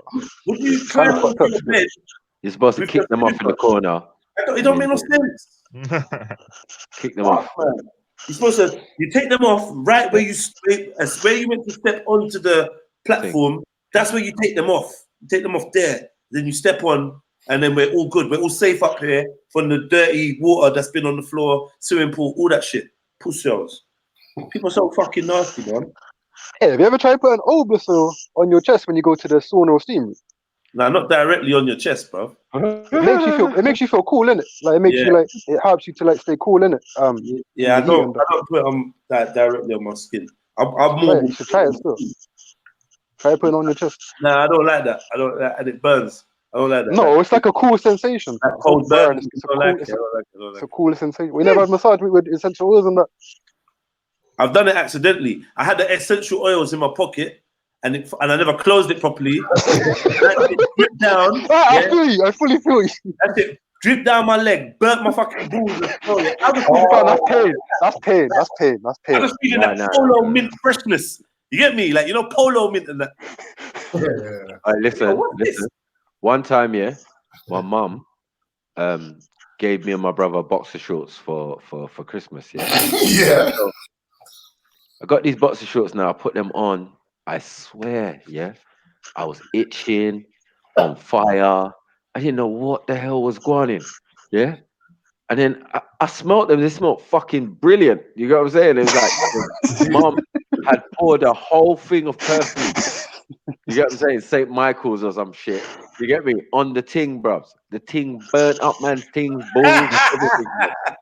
And I walked for a whole day in them, you know. Like went out. You get me? I'm like, yeah. I'm at the Christmas party. I'm at the Christmas party hot. You get me? Like hot, like twitching and that. Getting up every minute. But thinking, but smelling great. But then thinking you got a dose or something. You know the ones there because it's burning, bruv. Real burning. Like, oh, bro. How old were you at the time? Big grown ass man, G. You get me? Big grown ass man. I was so mad. I said, Mom, what did you do? He's like, oh yes, I tried to bless it. I put some perfume. That fucking big bottle of St. Michael's. Are you fucking crazy? Them things, they've got so much shit in that as well. They could give you like I'm telling you, bro. Yeah. Oh, now I'm still cringing from the fucking heat. Yeah, there was like sauna on my balls, bro. So I'm not gonna lie, yeah. I ended up going to fucking gum clinic because of that shit, bro. What? Gum clinic. One time I was in I was getting ready and I had no more body wash left or no soap. So my mum had this like, I don't know, some Christmas gift. So I used it. Instant burn, yeah. And I forgot all about it. You know, I went to Dominica, came back, and I had one girl over there, innit? I came back and I thought, hold on a second, what's going on? And I thought I caught something. So I went to the gum clinic, told them that's the one time they had to give me the fucking, what do you call it? The cotton bud, innit? Oh shit. Bro, when I say pain, that was painful, boy. Fuck's sake. And yeah, so them things you have to be careful, man. You have to be real careful. Yeah, bro. Let's get fun I don't know. There's alcohol in there. There's all sorts, bro. All sorts of chemicals. Come on, man. The bottle was massive. Who did you tell that story to? What do you mean? That version of the story. That version. Stop looking at the Undertaker, you dickhead. That's the only That version. sounds like I'm Maku. That sounds like baby mother version, isn't it? I know. Yeah. No, that's the truth. So what had happened? No, but bro, honestly, seriously. There was this one time a band camp. I was worried. I was mad worried, man. I was so worried at the time. And then that might be something else. Turned out all right, you know what I mean? But yeah, man.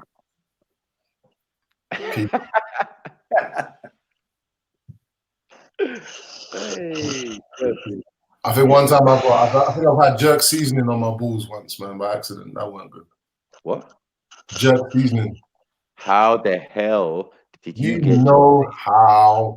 Man was jerking up some chicken, went toilet like a dickhead. Okay, yeah, I get you. Yeah. Still ever try to put essential oils in the bath or something? Man, them trying to live the luxurious life, boy. I think, yeah, I know. Now, my mum done that with there's this cream that she used to buy, Astral. It's just white. You get me? Some cream. Oh yeah, another one. Yeah, the Astral cream, yeah. But again, mum with her St. Michael's fuckery. You're gonna mix it up. Right. And some of us have got sensitive skin. So as soon as a man rubbed that on there, whales came up on man's face like, bro, what's going on here? Mom! You're fuckery, you're religious fuckery again. I can't reflect it. No, listen. This was well before the boxer drills as well. Yeah, so she got a track record of trying to poison man with fucking holy perfume and that. You get me? Like, what the hell? She thinks she's doing a good thing, bro. She's just causing man misery and that. Hey, come like the fucking the plagues of fucking Egypt, bro. Just unleashing them on man. Oh, fuck's sake. The one on the face. Well. But sorry to change the subject, but I wanted to actually come on and talk about the drumming thing, you know. Yeah, what you said? Yeah, no, I was hearing what you were saying about who's playing the drums. Like, yeah, you know what I mean? There's yeah, that's good stuff. And just in general, when drums are playing, for a long period of time. Remember, our people use them for rituals, isn't it? Like it alters your brain chemistry, and I suppose leaves you more open to what they call religious experiences. Yeah. Yeah. And I think obviously that's a real state of mind. Where you take the mumbo jumbo away from it, it's actually like hardwired into our biology, our makeup to respond to certain rhythms and patterns. Do you know what I mean? And they just put us in certain mind states, yeah? So bearing that in mind, I just feel like you should just be careful when drums are playing and you feeling that trance feeling, because it kind of links in with what Maku was saying about it. For me, in my hypothesis is that it leaves a certain availability for interaction of different types of energies. You know what I mean? That might not necessarily be your own or organic. So yeah, you can be susceptible to suggestion, and I feel like you should be careful. Like I know people, like I just would say be careful, man. And that's probably any drums, and this is why probably some people would say music is like more of a weapon to the masses than anything. We take it as entertainment and that, but because we don't understand it, those that do understand it and wield it, it's different to those that you know what I'm saying. That's what I'm. Well, I heard someone talking about that actually. You know, the beat of the drum, spirits, and music inside the nightclub is like a ritual in itself. Yeah. You know, you mix all three of them together. That's why I don't. If I'm in carnival, like carnival's obviously a bit of a mad thing because all types of rhythms are playing and that, and the whole thing is a ritual anyway. But like, I won't go to like, you can't catch me in a jungle rave or a drum and bass rave. Like the way I see people spazzing out to certain rhythms and that, like it don't sit well with me. Even when I remember when jungle was kind of at its height, I was probably in like year 8 or something. I can never really like fuck with jungle like that.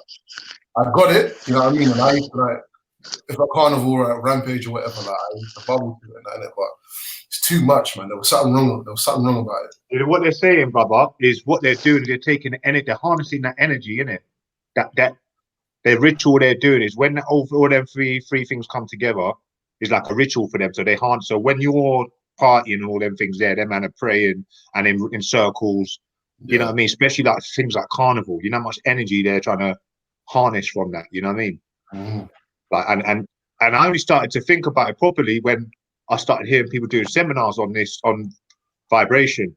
You know what I mean? And music coupled with spirits, which is alcohol, and music that's introduced to your body. So whatever type of music's going on there, it's the best way to get into your system.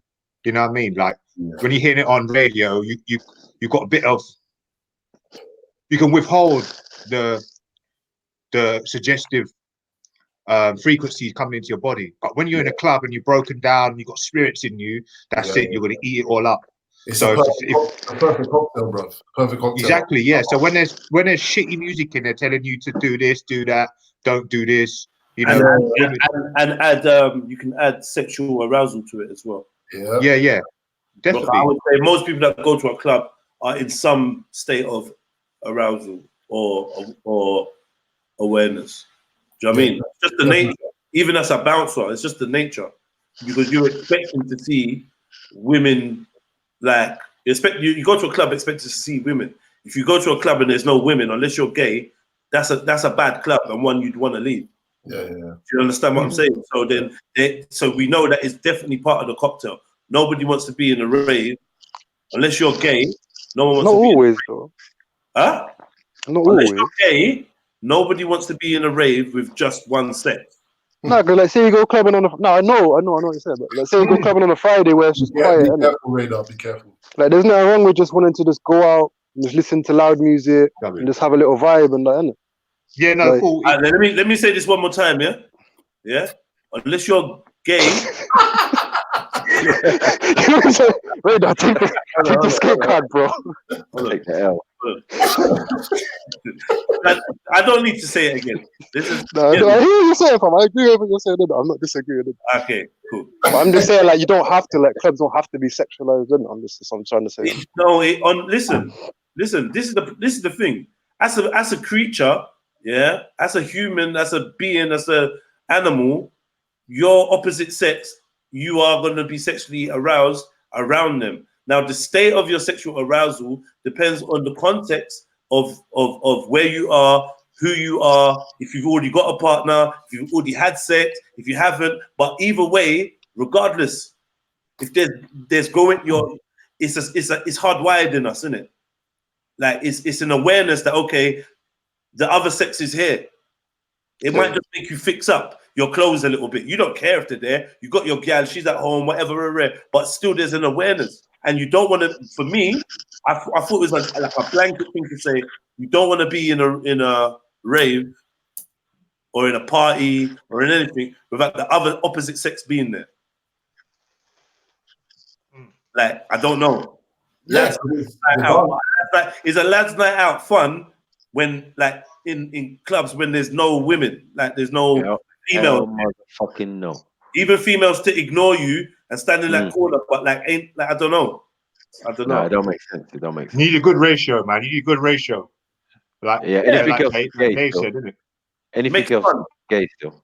Yeah, it makes the that's the club environment, isn't it? Like what is dancing is either for spiritual ritual purposes or war dance or sexual, you know what I mean, like provocation. Like when you see what else is dance for, really? Yeah. So depends how you dance. You go to a club, you drink your juice. Yep. Yeah, the beats playing, so you got the music, the vibration, you got the darkened room. Because any good club is dark. Yep. Get me? Or dim. Yeah. You know what I mean? You got the lights. This is all to get you into an altered state. This is the word I've been looking for the whole fucking day, you know. Altered state. I keep saying state of mind. It was altered state. Yeah. The alcohol, the sexual arousal. You get me? The participation of feminine and masculine energies in that room. In participating in whatever ritual, either as observers or as partakers. So like if you look in the African ceremonies, you're gonna have the males off to the side watching the women do their thing, or the women doing their the men doing their thing and the women off to the side watching. The young boys doing their thing and the young girls watching. So yes, I don't know, man. I don't know. It makes sense. Yeah. But we've seen it, innit? We've seen it. Like wherever we've been at, it doesn't matter where. Yeah, you've seen it happening. Yeah, you've seen. Have you noticed the music they're pushing as well? It's like all decisive, isn't it? The woman versus the male. So if you got that sort of energy coming in your head. Sorry, Sniper, go on. You hear that? Cindy said, "Sweaty bodies equals pheromones." Yeah. True story. Oh yeah, and not only that, the main thing is the location. You know, the location. A lot of these clubs they put in like old hospitals or like these old slut houses, whore houses. So hold on, wait. Is there Jedi? Is there male, female, fucking gay, and tranny energy also thrown into the mix? Nowadays. You get me? Yeah. What the fuck is tranny energy? Well, look at what's happened in hip hop. Yeah, it's all gay energy, innit? It's gay pound, innit? How about that? That don't exist. I mean, just because if you're born a man and you chop off your dick, that don't make you have woman energy all of a sudden. So that means you got confused. You can energy. act like a woman, yeah. Yeah, so I'm saying it's not woman energy, is it? I'm saying there's woman energy, man energy in there. There's tranny energy. Yeah. I'd just say it's masculine and feminine. I'd just say it's masculine and feminine, really. I should have really said there's gay energy in there. That's it. Bam. Yeah. See, Maku, you know, like the Euro pop or whatever you call it, yeah? But like when man like Kanye started coming into the mix and like ecstasy started entering the clubs, hip hop clubs and all that kind of stuff. Yeah. It just blew all of the scene, bro, over there anyway. And then here, because like suddenly, I think maybe I'm trying to think of what kind of year. Probably 2000 and. I remember when it happened. I remember when it happened with like you could see it with Missy. Missy was the first one to start changing up her style of music because of the substances that they're taking. You get me? Yeah. Even to be fair. even Timberland as well. Yeah. Was that like minimalist kind of, you know what I mean? Yeah, Like that? yeah. More repetitive. Yeah. Into that repetitive tempo because that's what the drug demands or whatever. You get me? You've got to have beat and you've got to have bass. No, exactly. Think about with jungle. You know what I mean? If you take an E boy, you just Wasn't the thing about Timberland and like their music was like synthetic, like synth heavy, like recreated sound, and not really like live instruments or samples and synths and shit. But that I thought that was Timberland's thing. Yeah, I mean, when I hear back in my sound memory, yeah, a lot of his stuff sound like artificial, stuff. You know what I mean? He probably did use some instruments in it, but because I can just kind of like imagine, I can visualize these little videos of Timberland talking about how this beat line was made out of him hitting the desk and Pharrell came in and coughed and like some. Yeah. I thought that was his thing, isn't it? Yeah, man. Mad thing. Get me? That is crazy. I've been playing the batar drums. I heard a rumor though that he was Quincy Jones' son. What? Quincy Jones is what? Quincy Jones' son. Son. Yeah. Shit. It would make sense, isn't it? Yeah, that's why I said shit. It's like you're doing everything the opposite of what your fucking dad did. No, is he though? Is he though? Not really, no. It's still a piper in a sense. You get me? He's still coveted over certain people, like, yo, you get me? Elias and all sorts, like, yo, it's a mad thing. Yeah. Anyway, yeah, because them things are supposedly all in rituals and stuff, I saw that Left Eye thing. Did you see that Left Eye thing?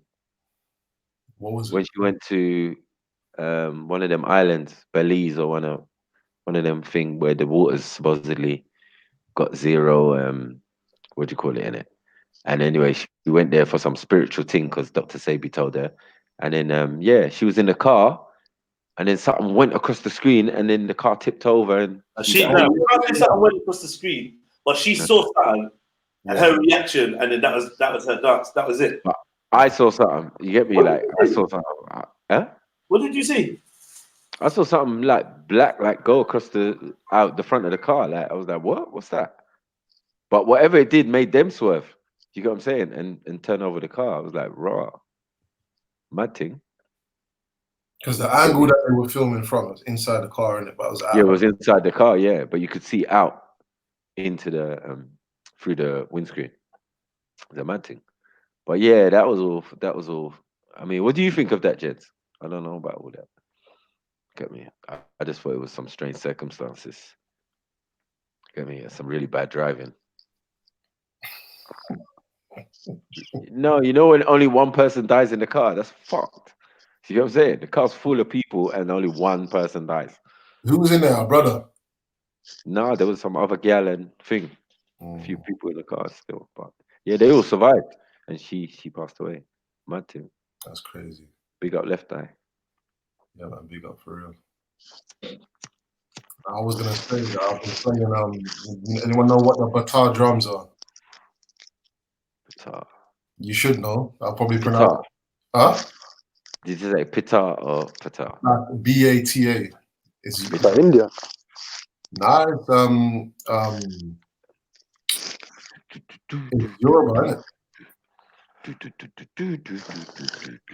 it? Yeah, that one with the little hand thing.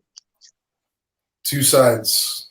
Yeah, I was visualizing it in my head. I knew that's what it was, but obviously, and it's got like a string on it, innit? It's got string through it. Right through it. In the middle, innit? Yeah. Like a net. I mean, my favorite is our national one is the talking drum. That's what I'm talking about. Yeah, the talking drum. That's what I'm talking about. You got the drums, you got the mother, and you got the adolescent and the child. And the talking, like the only women aren't allowed to play that apparently. And the father plays the mother drum, and it's got bells on it. And so yeah, it's native to Yoruba land, and they've taken it over to Cuba. So it's big in Cuba. Cubans are the one that really propagated. You see what the purpose was for, though. Do you know what the purpose was for originally? I'm learning it through the Orisha. Yeah, so I'm saying, do you know what the purpose of the actual talking drum was for? The talking drum. I don't know if I know the actual purpose, but what I've been taught is that each rhythm represents a particular Orisha, and is used in preparation for like hunting or going here or doing this. Right. So it's for long distance communication. That's all. Plain and simple. You get me? Long distance communication. So it shows that these people move around a lot, hunt a lot. You get what I'm saying? But they, whatever they do it over long distances. You get what I'm saying? Yeah. So the main thing is that the tones of the drum is like the tones of the language. You get me? That's why it's a talking drum, because it's like a, yeah.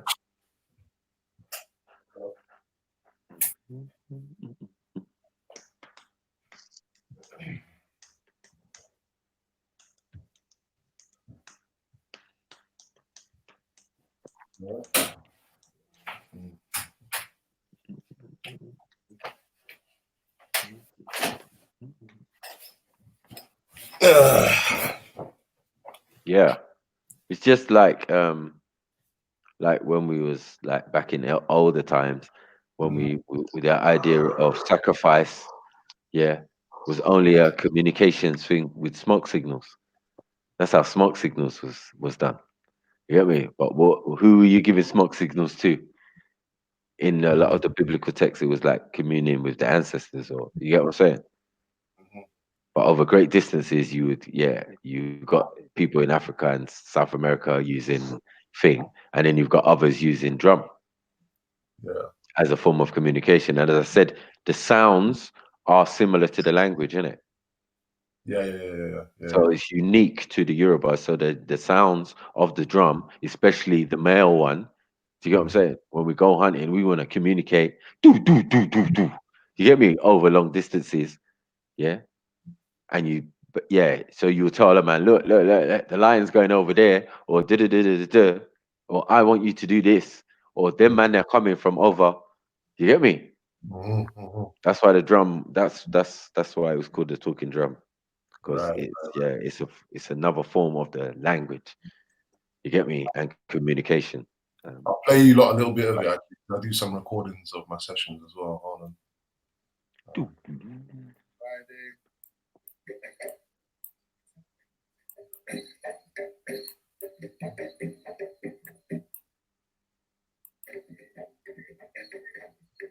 Hold on.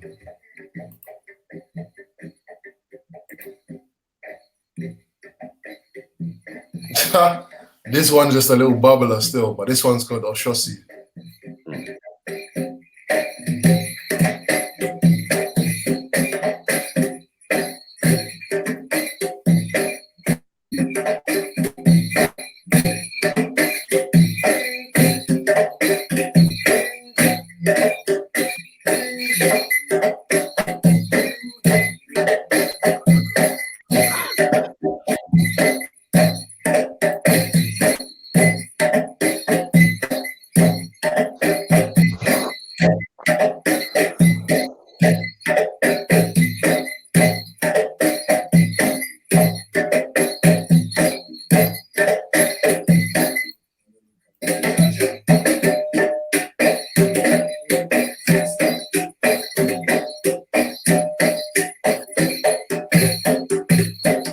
Who's doing that noise?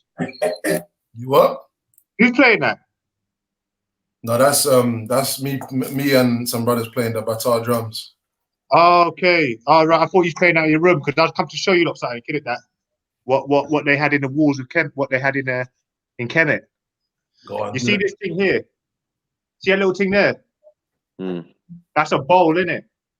That looks like a bowl to you, isn't it? Yeah, exactly. But way they made their things, was like they used to eat out like, obviously a lot of them were artifacts. You know, anywhere where they're using these things, it was obviously spiritual, but they look like bowls, like food things, and pots. You know, pots where you can plant like shrubs in. You know, just have on your side like a nice little piece. Yeah. And you might put some flowers in it, but on the top you can play the noise. You can play that thing, innit? Can you hear that? So if you turn your music down, I don't know if you can you hear that? Oh my fucking god, that's sick! What's that's sick? Yeah.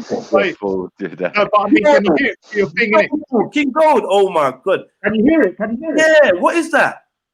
No, but honestly, no. Be honest. Can you? Yeah, I can hear that, man. It's like it's like the bowl is singing. Yeah. That's the vibration thing. But you know what? That like each different like pitch has properties to it, innit? And most of them can heal your cellular structure and things like that. But they don't. I mean, I don't think it'd be hard to learn to know which size ones and which, you know what I mean? Because different size ones give out a different sound. So you got there, yeah. Lift it up. Has it got inscription around the top rim? That's Sanskrit, right? I think so. Yeah, there's script all over it. Break that down. Break down what the inscription on that bowl says and what effect does that have on the intention of the sound that comes from that bowl. Yeah, that's the thing. You better chuck it away. It depends because they've written in Egypt, so it's only because it's in Egyptian we can't tell. That's not Egyptian. Come at my pastor, fam. When I show my fucking seed of life pendant, man's like, oh, that's demonic. You know? You better get rid of that. That was like Sanskrit, like I said.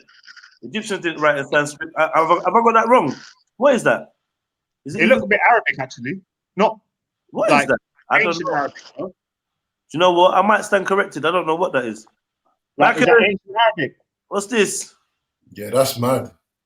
Yeah, that's mad. I don't know what that is. That is not. Yeah, I don't know if that's Kemetic still. It could be, but it's looking Sanskrit.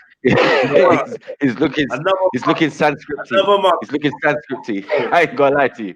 Oh shit. Yeah, because it's fine. I told you that's I know that tag. Yeah, that's the Was that? You can't. That's not Egyptian. Still, it's probably not gonna be. I couldn't say that's Egyptian. But anyway, yeah. So what do you do with that bowl? Can you hear it though? Tell me if you can hear it now. Yeah, we can hear it. We heard it. We know what you're healing. What you healing? What can you heal with it? It depends what type of pitch it's at. If it's at a high frequency, I can imagine it will. The bigger the bowl is, it will go deeper inside to your cellular structure. I can imagine. So you have to get inside the bowl. No, but just like I know if you're in the vicinity. Yeah, you can get inside of a really big one and just run around it with maybe. Maybe. You can heal yourself. Yeah, you could heal yourself though. Healing, man. I would never. Why didn't you think of that? I'd never. Hey, King Gold. Yeah. King Gold. I've done that before a few years ago. It's called a sound bath. If you look at what a sound bath is, you can find someone that does that. You can participate with like a group of people, like 10 or 15 people. I mean, you know, you all like submerge yourself in sound.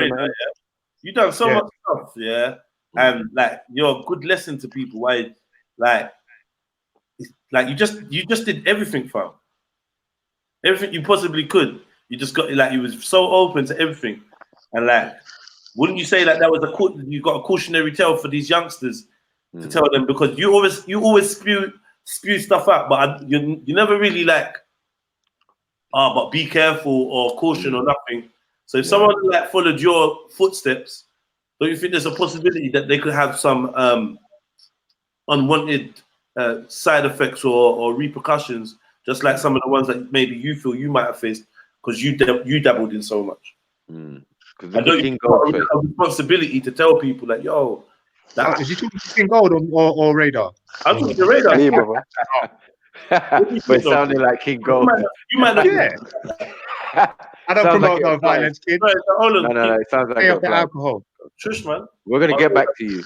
Radar, yeah, you might not even see it like that, but so what do you think? Well, I kind of I hear what you're saying, innit?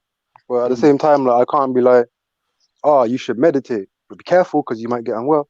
Or like, you know, go outside and breathe in nature, but be careful because you might get unwell. Like, you can't dictate everything and say it's gonna, you know, like you can't even like say any of those factors made me get unwell. Like, for all you know, like, I don't know this is true, but I'm just throwing it out there. But like, my mental health could have been like an identity crisis based on like, you know, like my dad not being with my mom or something like that, and just setting, you know, my dad not being there and just repressed for you could, I'm not saying it is, but it could be something small like that. You know what I'm saying? You don't know what it is, innit? Okay, I hear you, man. Yeah, because like, you know, I'm often the one talking about, oh, be careful, or like cautionary little stories, and I think a lot of people think I'm negative, but in a short space of time, I acquired a lot of experience. I just don't want to promote nothing to no one. The same way I wouldn't say, yeah, everyone smoke weed now. The same way, like, even when people talk about meditation or yoga or sound baths or anything, I'd just say, yeah, people need to be careful, man. Especially when you ain't got certain awarenesses, like as in who you're doing these things with, for instance. Who, like, hit me. Like, we were just talking about drumming. You know what I mean? Who's in your drumming circle? Who's drumming? You're standing there for an hour, man's drumming, you're all zoning out. Can't even remember your last 10 thoughts. What was I hear what you're saying, still. Like, what's happening when you're just there? Like, nah, man, you gotta be careful, man. You seen Blade? You seen Blade? I wake up in the club with the blood coming out the sprinklers, man.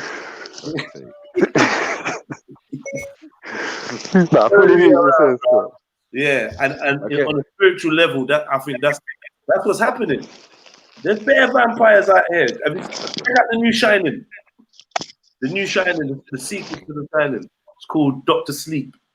Yeah, check that out. The premise of that: people hunting people that have the Shining, hunting people for their spiritual ability or their spiritual power. That movie's a sick, bro. Yeah, fucking sick. Siphoning people, and so there's mortals out there that are aware of how much energy you have or how much energy a room can have, and they call everyone here like, oh yeah, community, come to this party. I just think there's a reason why there's a pub on every corner, you know. Go on, Kingo, though, with the Sherlock's home coat. Yeah, I like that one still. Yeah, man. I can see you in that Maku with the hat as well. Yeah, listen. No, not the matching hat to that, but like, you know, the hat that goes with that, the flat cap. Yeah, the flat cap. Yeah, very smart. You could wear it at any time, but no, but all the Shining and all them videos there, that's really interesting, yeah, because you've got people like this guy that's got a memory, yeah, that he can look at something, he can look at a city and recreate it. Some black guy, innit? They call him a seance. Savant, that's it. Yeah, Savant. And when I thought about it, scientifically, if they'd be able to harness his membrane in his mind, in his brain, and then try and dissect it and figure out what's happening, and finally try and figure that out, people could be moving with some sort of mutant type, you know, powers. I know it sounds funny, but you know they're blatantly trying to harness all of these things right now, isn't it? You know, they're definitely trying to harness all this right now. You know, I wanted to ask about finding a big enough resonating bowl that you could jump into and heal yourself. I thought that was interesting. You get me? Since you brought out the resonating bowl, and like, what are you healing yourself personally? You should have done something. Like, what do you use it for? Oh, me? Yeah. Well, when I heard that the vibrations that allow blood flow to circulate through your veins, first of all, with vibration, it frees up your blood circulation. So when a cat is on your chest and she's purring, she's doing more good to you than she's doing it because she's vibrating. They clear your heart circulation, innit? So with these things, a vibration, if you get one big enough, on theory, to sit in it, you'd be able to, and you attain doing a 72-hour fast and detox. Yeah. I could imagine that the vibration must do something to the mucus inside your body. Yeah. To the extent where, say, if you was training or you was doing something physical, Mhm. all of that mucus will be able to move around and get free of wherever it's lodged. Because don't forget, mucus starts to form into like a soluble, like a firm, solid thing. Mm. And obviously, if all the mucus can start to move around in your body, whilst the vibrations coming at you, it's like you doing it. It's like you going to the gym, but obviously you have to be warm and hot, so your skin can activate the sweating glands. And then, you know, I try to look at the theory behind how these things can work, and it's totally workable. That's if the vibrations from these things can actually do something to, obviously, ailments in your body, like, as I said, mucus. And there's a theory, it's very, if you think about it, there's a theory behind it that's quite believable. You know what I mean? Like mucus get freed from your system, like moving around, getting like vibration, shake, and then all of a sudden you're coughing up bare phlegm because it's possible. freed itself from wherever it is in your body. And Well, and there's then when easier you ways. look into it, that's what's happening every day. When you're moving around, you're helping your digestive tract. There's easier ways of doing all of that with just concentrated oxygen. Man just wants a cat on his bed or on his chest. I know. Purring on his balls. On your chest. Blanks, boy. Doesn't Try it? get a cat to purr on your balls. What? She might free up all the blood vessels. No, really, honestly, no, man. Blood vessels are No, kids don't have no cats on your blood balls. vessels in your balls. What? Don't have no cats on your balls. Trust me. I don't know what's going on, man. But when you read it, you say when the cat's on your chest, and it's purring, it allows your circulation to your heart to run smoother. And then you end up looking like Radar. Smoother than what? It's like smooth, like it just helps the circulation, because when mucus, fat, that builds up in your arteries and all them things there. And it's funny, but the small vibrations are making the cells kind of move like that. You know, like, so on a micro level, your cells are getting a workout. You don't really know, innit? What I'm trying to say. Wait. I'm gonna need something else for this. I'm gonna need some evidence for this. You ain't gonna just sit here and make stuff up. I ain't having it, Rafu. Don't hold me back. I ain't having it, man. Someone needs to tell him. Big name's voice. Get me? Someone needs to tell him. Yeah. What's the fucking evidence, bro? You're wicked, brother. Huh? So have you heard the binaural? It's a theory. You got me in my Melvin right now. Wicked, brother, fam.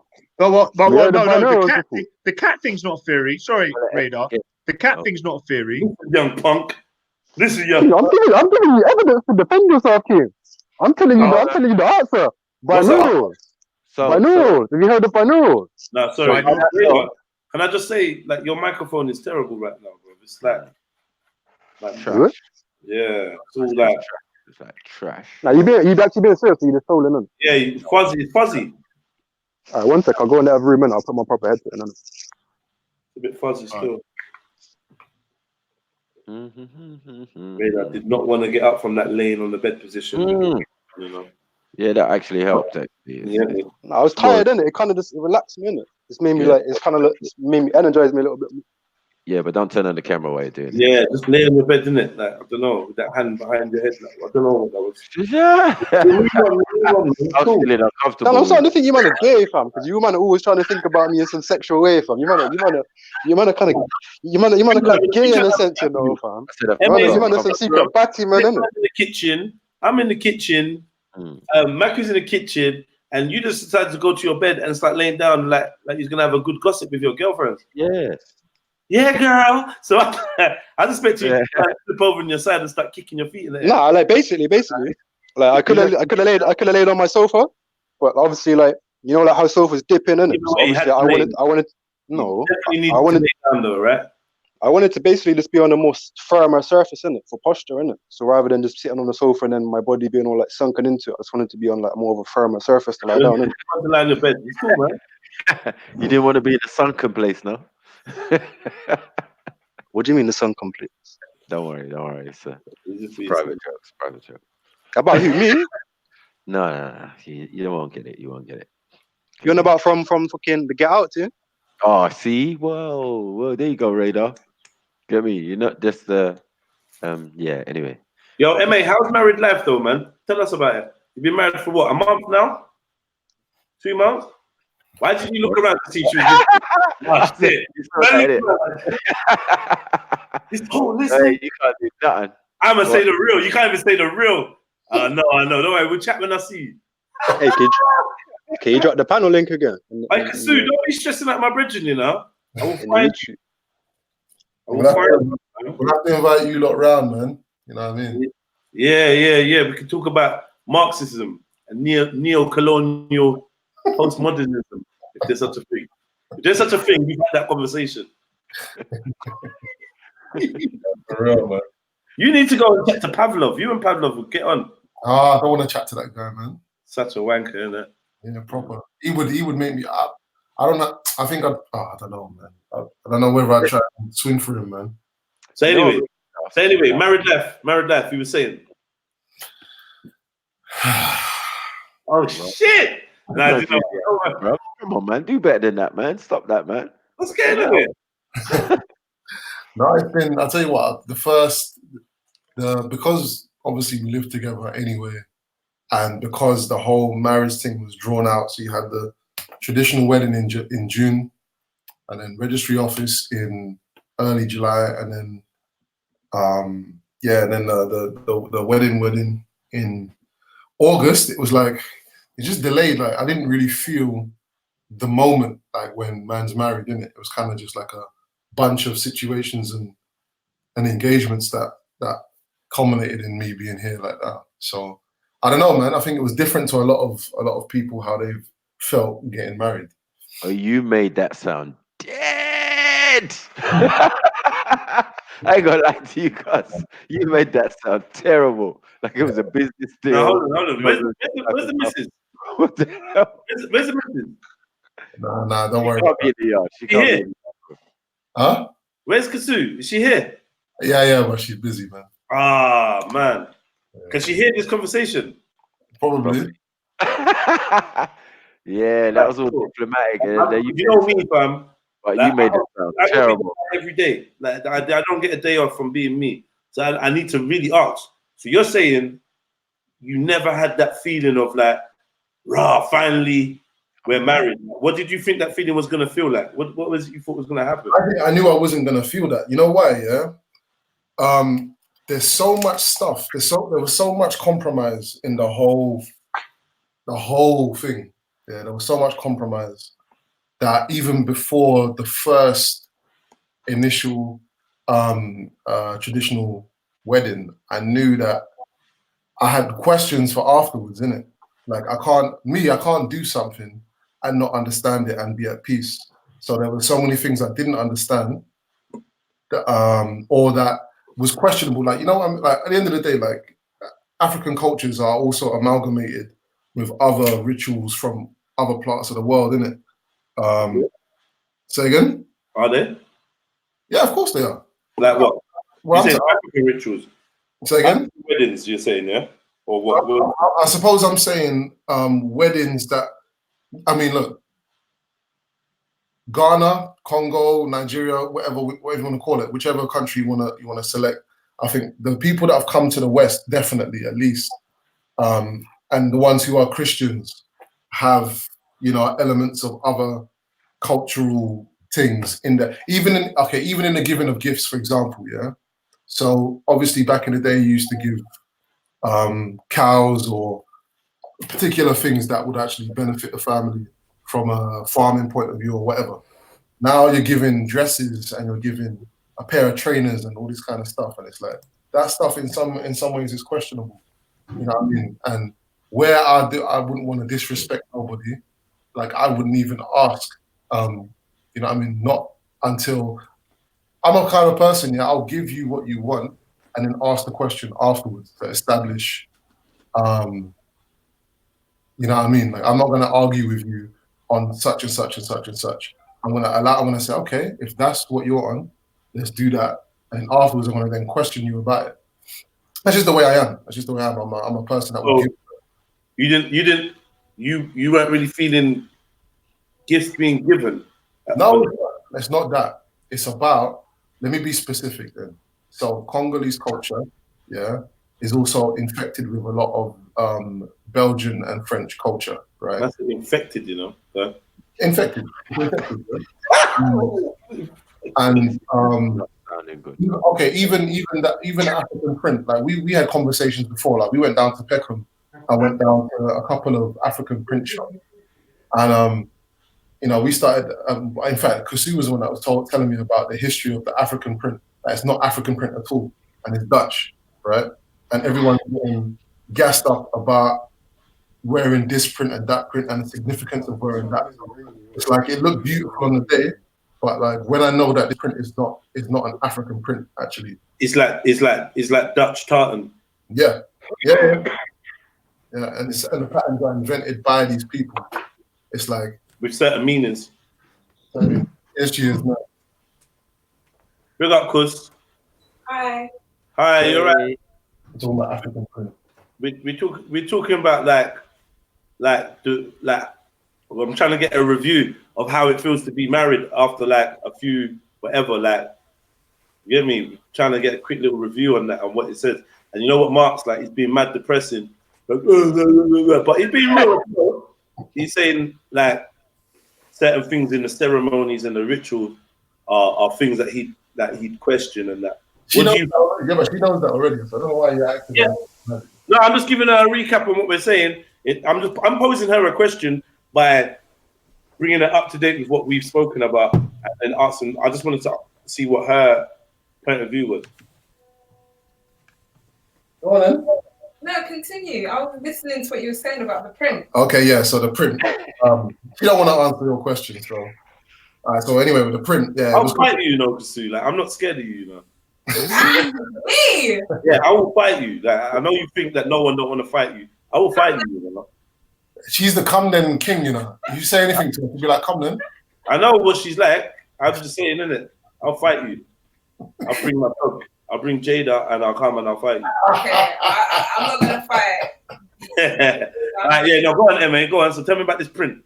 We can both talk about it, actually. So yeah, from what Kasu was telling me, is the prints are Dutch, and everyone around the world is going around with this so-called African print, feeling empowered by this purely colonial symbol of colonization.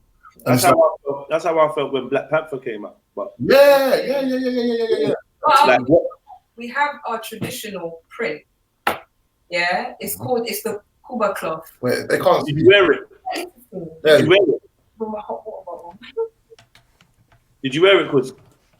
Did I wear it? Yeah, on your wedding.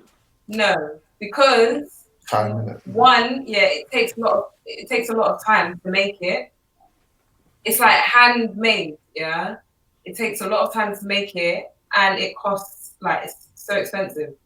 And also, there wasn't what do you call it? A manufacturer in. You can't get it from here. You have to get it from Congo, and it's just going to take. It was long to do. Yeah, had we had more time, we probably would have made that kind of effort. Yeah. And I didn't even hear about that cloth until maybe 4 months before the wedding. Yeah, that's because I knew we weren't going to be able to get it. Yeah, but it was interesting, and it was definitely something I would have liked to have had, because the union of the two families, like from my perspective and from our perspective, we're learning quite a lot. My mum learned a lot during both ceremonies. My dad was so gassed, and he's like, yeah, he's trying to, he's been a Pan-Africanist since before I was born. So for him to kind of be engaged in something that his son is, for him to be linking up with another family like that, he was all in it.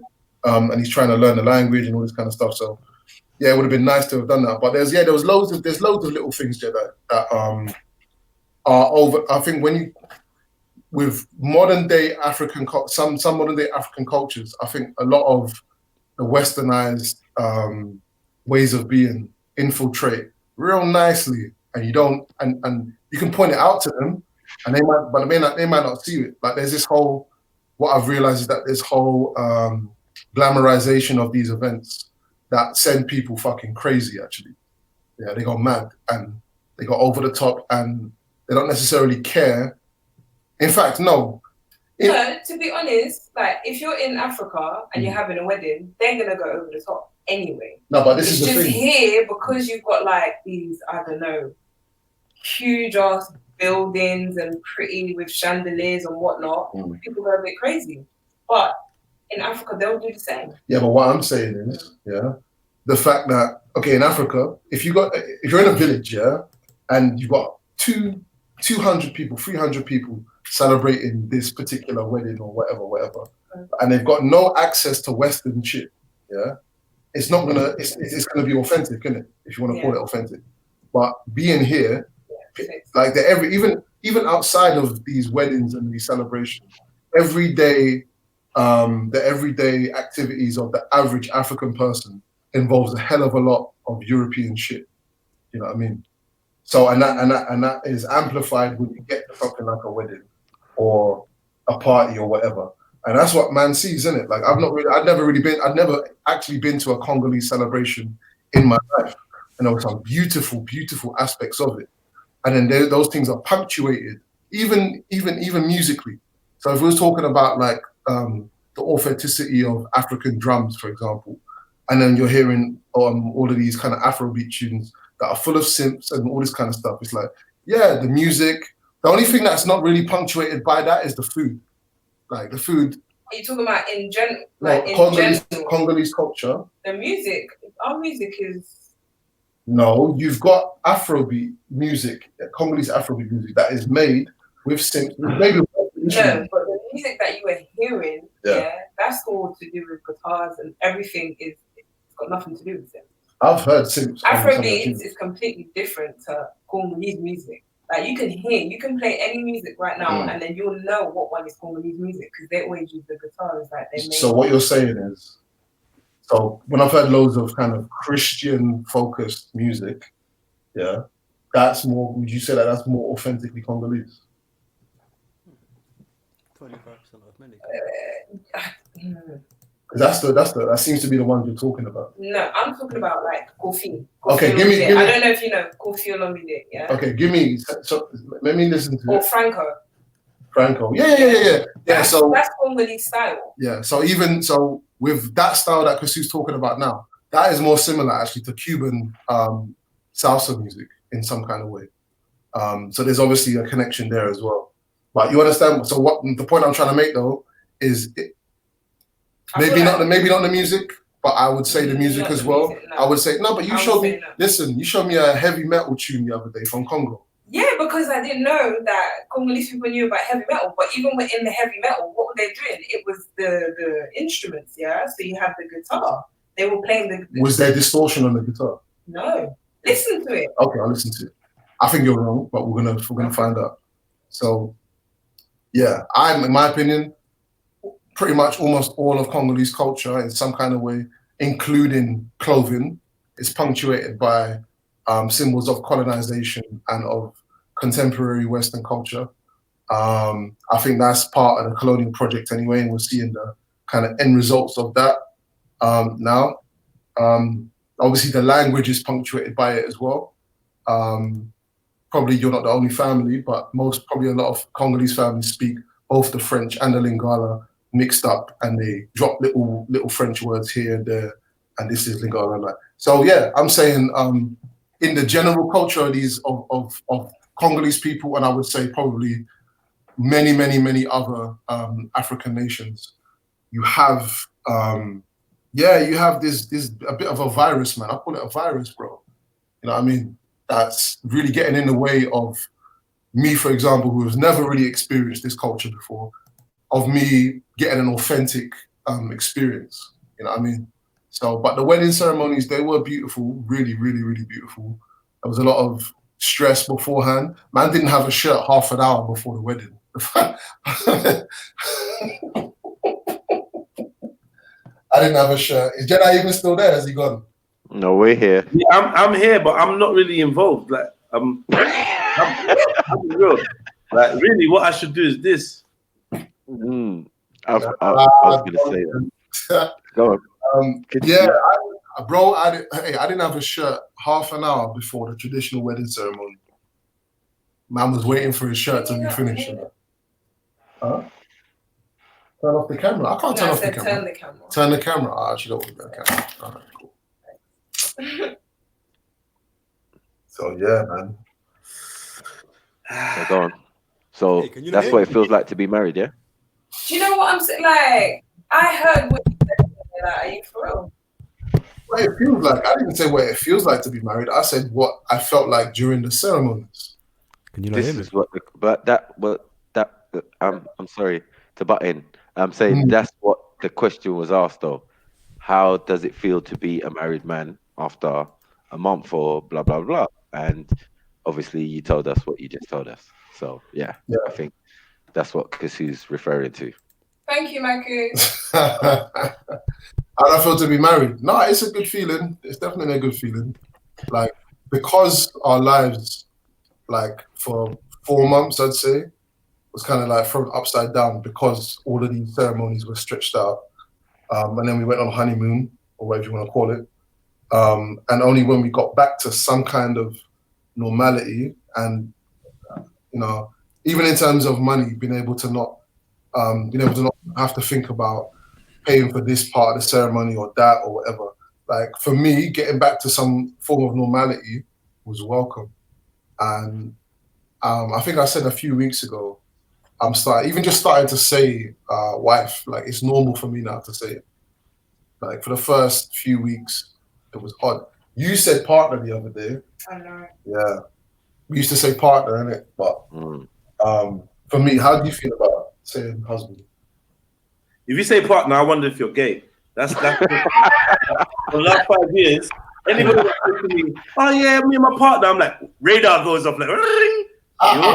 Especially if a girl says it, my partner, I'm like, yo, okay, partner, yeah. Yeah. So I hate the term. What do you mean radar says it? When does radar say this? No, not radar. He was saying his radar. Oh, see, man can hear me. Bless. And I've been saying for like 5 minutes. Can you man hear me? You know, now just have to just speak. Just no. That's the bird, isn't it? The bird's talking. Yeah, cool. Yeah, go on. What was you saying? Yeah, go on. I was saying I hated saying boyfriend, girlfriend, and then fiance was fine. But yeah, this boyfriend, girlfriend thing, I'm not on it, man. So I'm kind of concerned, you know, MA. I ain't gonna lie to you. You get me? You're trying to inspire. You have to try and inspire the man them. You got what I'm saying? Like, yeah, I just got married. All right. You know that the whole yeah, be honest because be honest.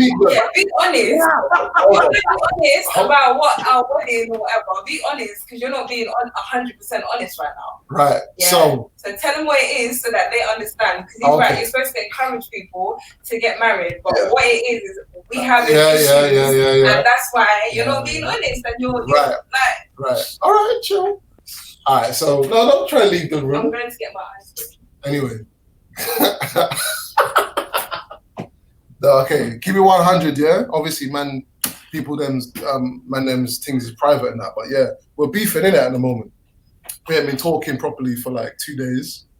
Yeah, we're both fiery characters, innit? So even though I don't seem it, I'm quite laid back, but yeah, when it comes down to it, it's fire, innit?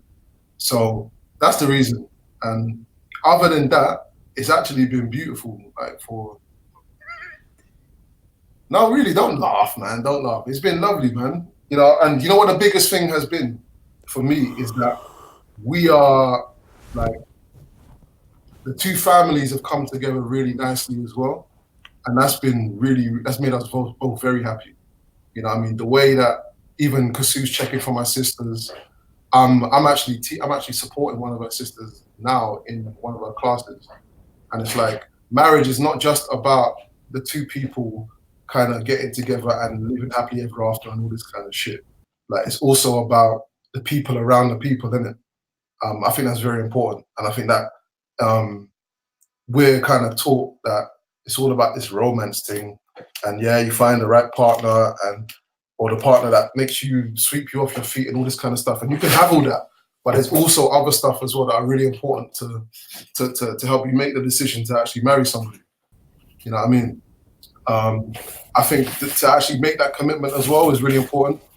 I hadn't thought about marriage for at least a decade, maybe more than that. And really and truly, it could only have been Kasu that brought me back into that consciousness, right? You know, including the type of person she is. I met Kasu through Grenfell. If it wasn't for the, not even if it wasn't for the fire, but the fight, like I got to see this woman's kindness and her dedication and her trustworthiness early, yeah, before most other qualities that she had. I got to see that first for extended periods of time, and Jedi knows that. You know, so that was a massive thing, and we learned a lot about each other in a very short space of time.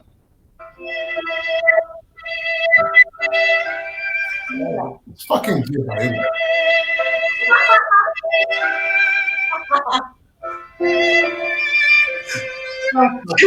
Keep going, bro. Keep going. Please donate to the content creator. All donates will be appreciated. Please help the stream to continue.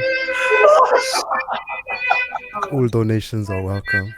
Oh, shit. Please be generous. Donate, please. Please donate to the stream. We work daily so effortlessly to provide you with good heartwarming content. Please just donate to support the content creator, please. I love these guys.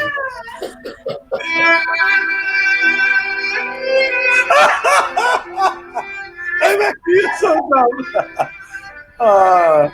What they saying in the chat? Let me go to the chat. Oh, fucking hell. Man. I'm telling you, man.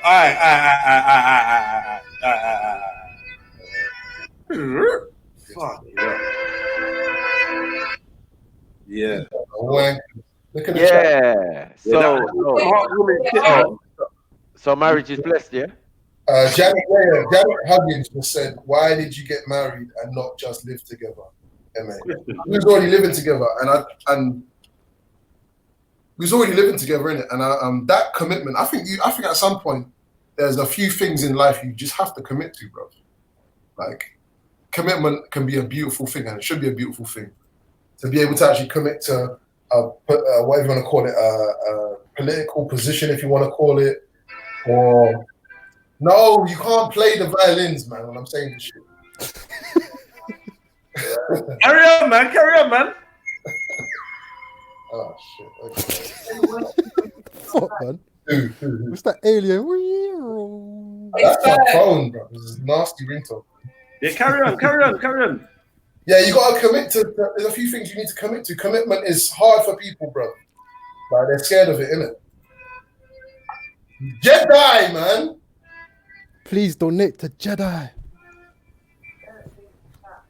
Don't read the chat. Oh no, I'm reading that shit, man. Alright, carry on. Big up MA and his beautiful wife. Thank you, Soil. Soil, my brother. He's always got my back.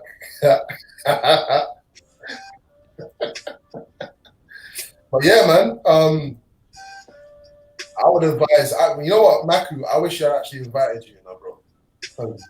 Your energy. I love your energy. And yeah, man, you would have fitted in nicely. I don't know what you would have worn. I don't know what you would have worn. You know, I was on the Congo side still. I would have been on the Congo side, like, yo, with Kasu and them, like, yeah, what's going on, cousin? What's good? I know I'm Nigerian, yeah, cousin. We from the same tribe, man. Niger, Congo, get it. I know the DNA. You know what? Yeah, I wanted to do some. What? I wanted to do some jungle thing, innit? I wanted to just wear like the material like Tarzan, innit? Like just like that. And whoa. What's wrong with that, bro? Tarzan. Okay, not Tarzan. You know what I mean. Whoa. Yeah, like the Ghanaians, like the Ghanaians. Slow down.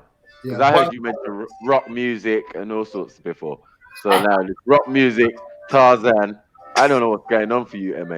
Like you got this whole African shit confused. no way.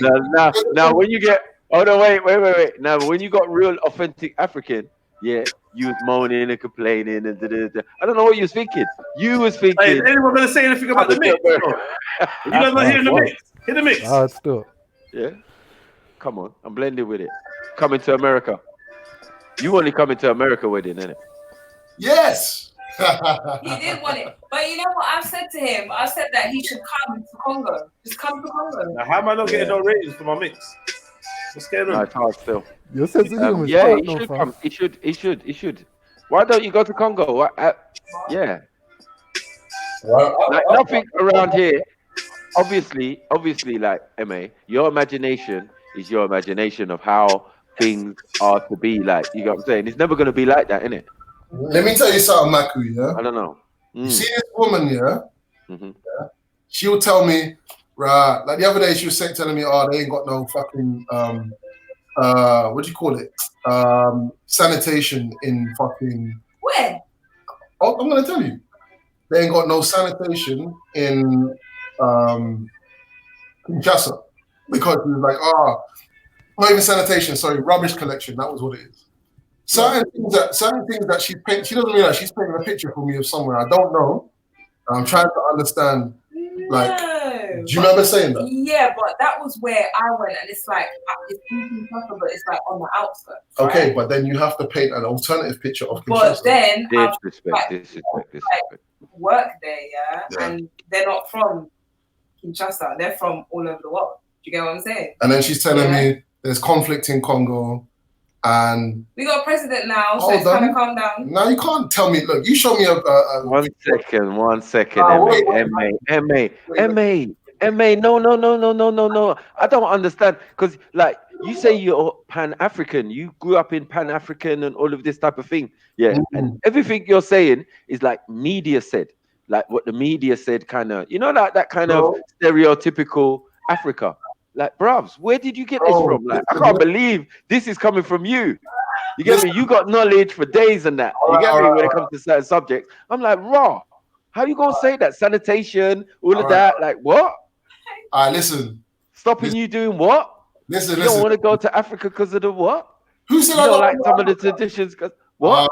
Hey, you sounding like a hater right now. You know what I'm saying? Like, what? Come on, man. Stop this, man. Stop this. I know. You get me? Yeah, hold on, Maku, one sec. Yeah. No. Don't say that I don't want to go to Africa. I don't want to hear that. He does. So your radar. Is he sharing the You've screen? got this impression of Africa, yeah, that is weird because it's like I don't know, like stop. No, I'm not gonna let you say that. No, don't say that. No, it has bad parts. It has bad parts. Yeah, but listen. in the main. Oh, stop. So let's get something straight. First of all, yeah. My impression of I don't have an impression of Africa, right? What I have an impression of is the political and environmental situations and conditions that Kasum is telling me about, right? About certain parts of Congo. So, for example, in the east, I know that that's where the conflict is, yeah? So on the borders of Uganda, etc., that's where the conflict minerals and all that kind of stuff is. So you don't get a house there. Cool. No problem. So, yeah, she's not very good at describing stuff, right? Okay. So now when she's talking about the politics, yeah, and she's talking about her dad being afraid of her going to Congo, or that the dad can't even go to Congo for, do you know what I mean? All these kind of things, yeah. It's like, why are you showing my man? But she can go to Congo. She can go to Congo with you, though, her husband. No, 100%. But wherever I go, yeah, like you know what I would rather do? I'd rather go on my own first.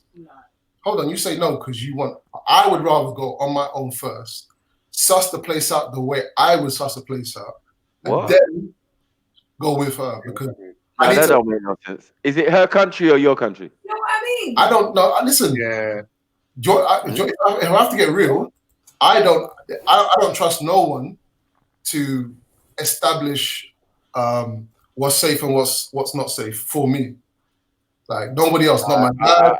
One second. One second. That don't make no sense. That don't make no sense. When I'm in Nigeria, yeah, I gotta do my due diligence and listen to what they tell me. Yeah. With little brother, sister.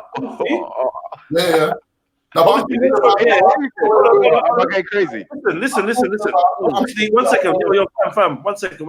Yeah, obviously, when you're there, yeah, you can make your own assessments, and obviously the report that you get back from family and the linked people that you got there, you can make your own assessments on whether what they're saying is credible, blah blah blah, whether you or ulterior thing. But just to say that you're gonna go over there and be the guy to establish the links, like it would assist you to bring your wife that speaks Congolese, bro.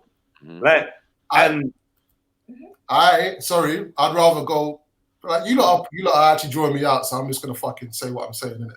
Like I would rather go with Kasu's brother, Kasu's dad, and or one of Kasu's cousins. I wouldn't want to go with Kasu first, in a sense of because your judgment is off sometimes. That's why. But even if I go Congo, because remember, I'm from there, but I don't live there. Even when I go, I had to go with my auntie, and when I got there, I had my auntie's brother, my uncle, my cousins.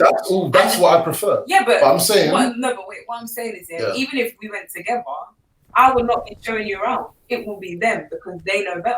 You see what I'm saying? Yeah, but you also have a character where you like to explore, right?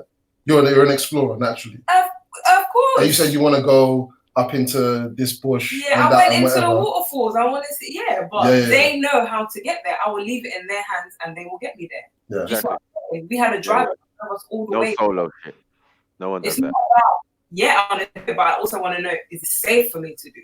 Well, these are the things that I want to safeguard first, wherever I'm going, innit? Yeah, like when I go Dominica, if you come Dominica with me. It sounded like Dominator.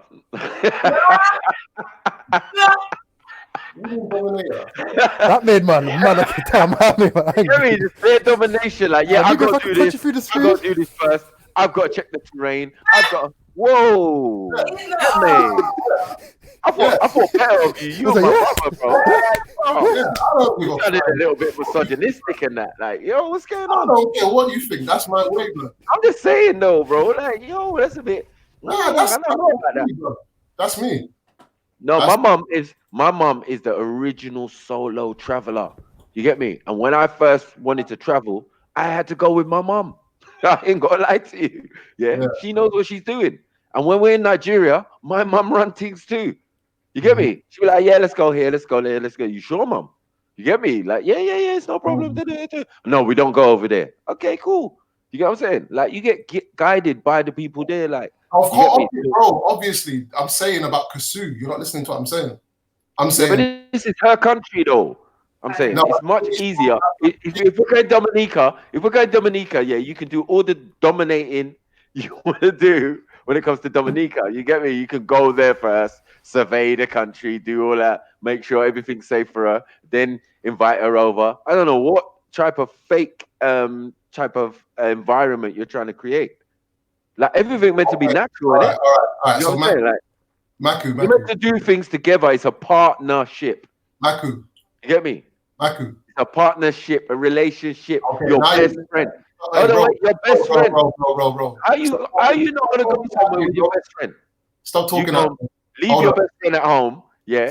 Go and survey the place first, and then come back and get your best friend. Yeah. All right. Yeah. All right. Shush now. Yeah. All right. Cool. So the thing you're talking about, as if I'm gonna go Congo and have no connection with no one and just establish. No, I'm not gonna do that. What I've been saying to you, right, is that to be led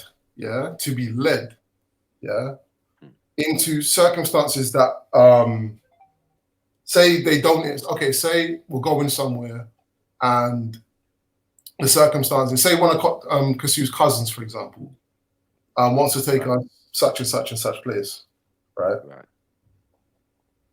I need to know certain things, innit? There's things I need to know. If I ever, we ain't got children yet, but if and when we do, there's certain things as a man I need to know. First and foremost, it's not gonna be no It's not going to be no, we're going to roll up there and such and such is happening over there, but it's cool. It's not going to, no. Like, my dad didn't raise me that way, innit? My dad raised me in a different kind of way. Like, to know as much as possible about where it is you're going and what's happening where you're going. You get me? Okay. So what I'm talking about is more of a personal thing that myself and Kasu share in terms of how, when we go places or when we do certain things, how my mind works and how her mind works, and how we need to kind of find a middle ground in it. So when I said that I wanted to go Congo first, I mean, I'm serious. I'm deadly serious. I would, if I was going to go Congo, yeah, I would want to, if it was in a particular political climate, I would personally be worried for her, because I can't even tell you why, bro. But there's a reason why I'd be worried for her. Well, that's interesting, because I've got a friend who's a photographer, she's from Congo, and went and spent 2 months in Congo by herself and went to meet her family and blah blah blah, and nothing ever happened to her. She came back and everything was fine. So it's the same country.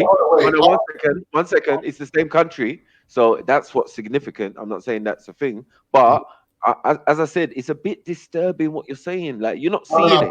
There's a bit more. Hold on, one second. Yo, I haven't been married. Yo. Let's get some order. Let's not cross talk. Yeah. Don't use that kind of language. I haven't been married yet. I'm not going to say that yet, but in a sense, I've had it come on. What did he say? What language did he say? Disturbing. You don't have to use that kind of language. What did he say? He said it's a bit disturbing. He what? He said it's a bit disturbing. Disturbing. Yeah, it's not disturbing. I said it. Yeah, I said it. Yeah, I said it. Say it with your chest. Matthew, do me a favor. Ask Kasu. All right. Sorry. Not disturbing. Concerning. Cool. Right. Can you ask Kasu a question for me? Yeah. Yeah. After we finish speaking, though. No. I want Maku to ask you the question. Oh, yeah.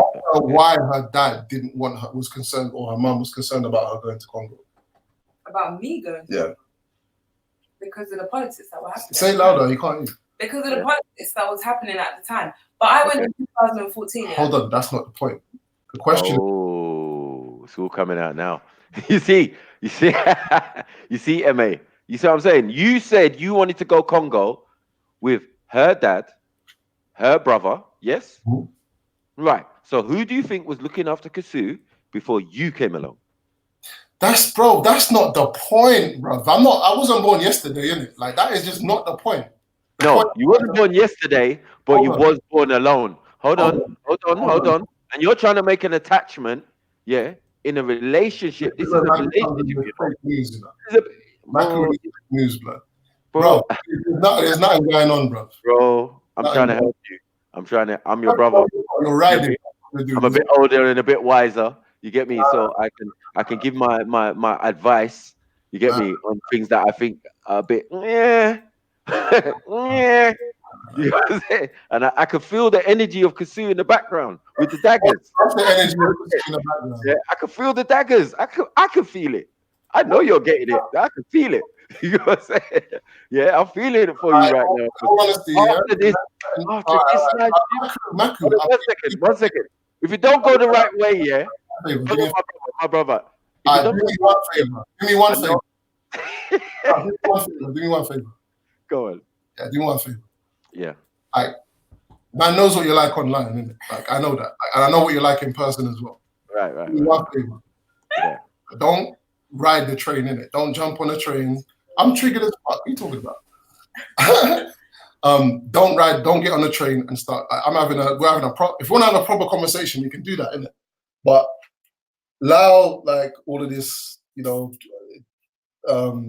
triggered and all this kind of shit, and you're feeling Kasu's daggers in or whatever. Man's chatting to you real, innit? Like, I've told you what my position is on going to new places, new situations. I've told you the reason I asked you to ask her that question is because her parents were the ones that were concerned about, and I've had this before in a previous relationship.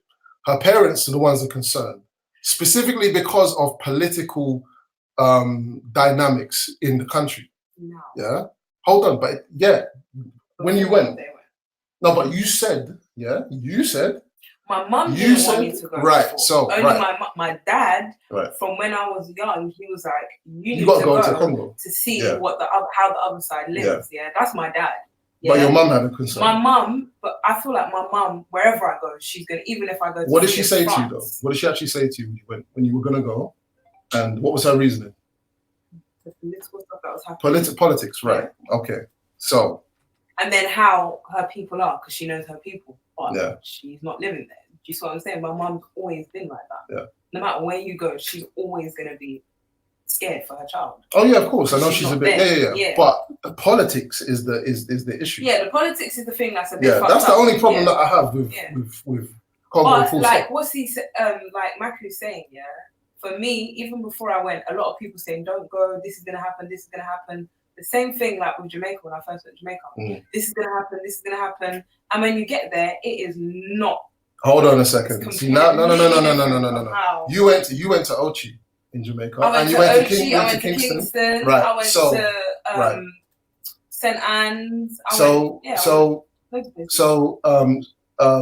What's her name again? Sharia was there for 6 weeks. But she lived there.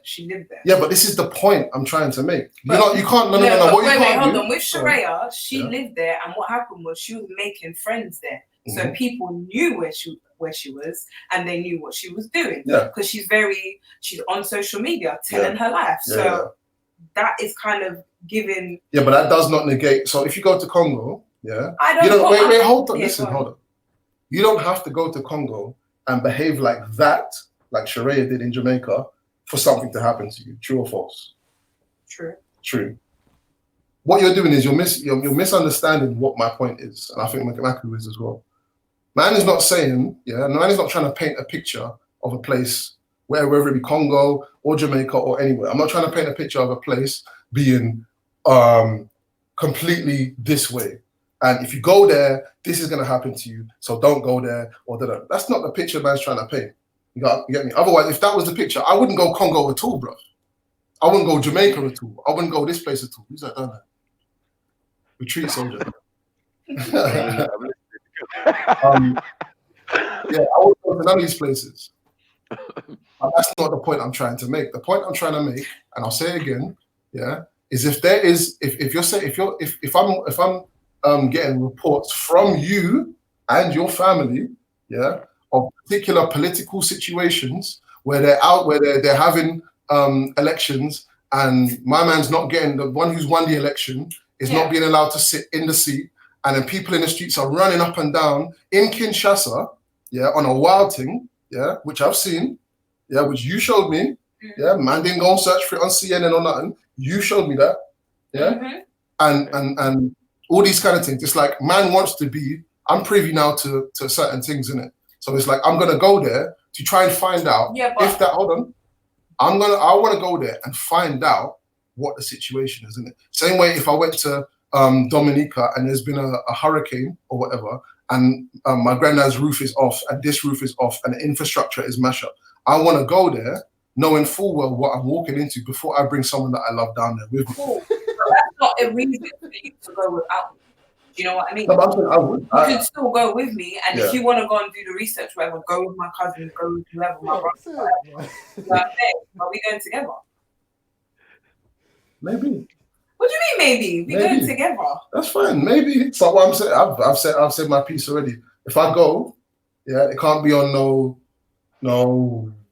I don't even know. No Aquarian thing. What's he doing? He's doing this. I need one of those sound bowls. I really do need one. King Gold, take the mic off, man. Hey, let me play a preview of my new recorder. Are you kidding me? Are you kidding? Are you kidding right now? Allow that, man. Come on. No, I want a positive critique. Bro, that, you know? Are you mad? It's radar. You expect it, isn't it? That's what radar does. Bro, the people want to hear what's going on right here. We need to resolve this. You get what I'm saying, Carl? There's some security issues, and some boundary issues that need to be resolved out here. Nah, but it's not healthy for people to expose their relationships online. It's not exposed, to allow it, it's simple. It's entertaining, but at the same time it could destroy their relationship and shit. Are you mad? I said, as an elder, man's only here to help, innit? So what I'm trying to say is I can identify what's going on. You get me? We can all see what's going on, but yeah, you know, like, come on. Why are you gonna do preview now? Like, what? You gotta get your own channel. Yeah, sorry. So how come man gets to play singing ball, darts and shit? It's different. It's different. The energy needs to change. That's what. Well, you don't even know. Anyway, just fall back. Yeah, fall back. Are any one of you guys getting married soon? Fall back. Boy, from what I'm hearing, it's not sounding season. It's not sounding favorable. This is what I'm trying to say to my brother. Like, how are you selling this thing to me? Because all I'm hearing is just. Oh my god, man, bro! What I just said to you that me and Christy have been beefing. Yeah, it happened. How you say Mackie's name? One second. You didn't need to bring that in. All you needed to say, yeah.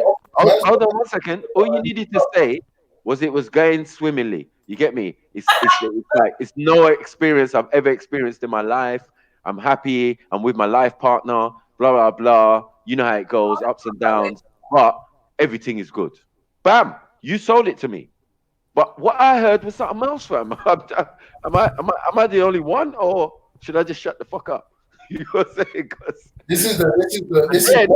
Then when we got into it, it started to sound a bit weird. Like, yo, I'm gonna do this and do it because you can't do this and raw, cuzzy. Like, yo, is this a relationship or a dictatorship? Like, what's going on? Why'd you call it a dictatorship?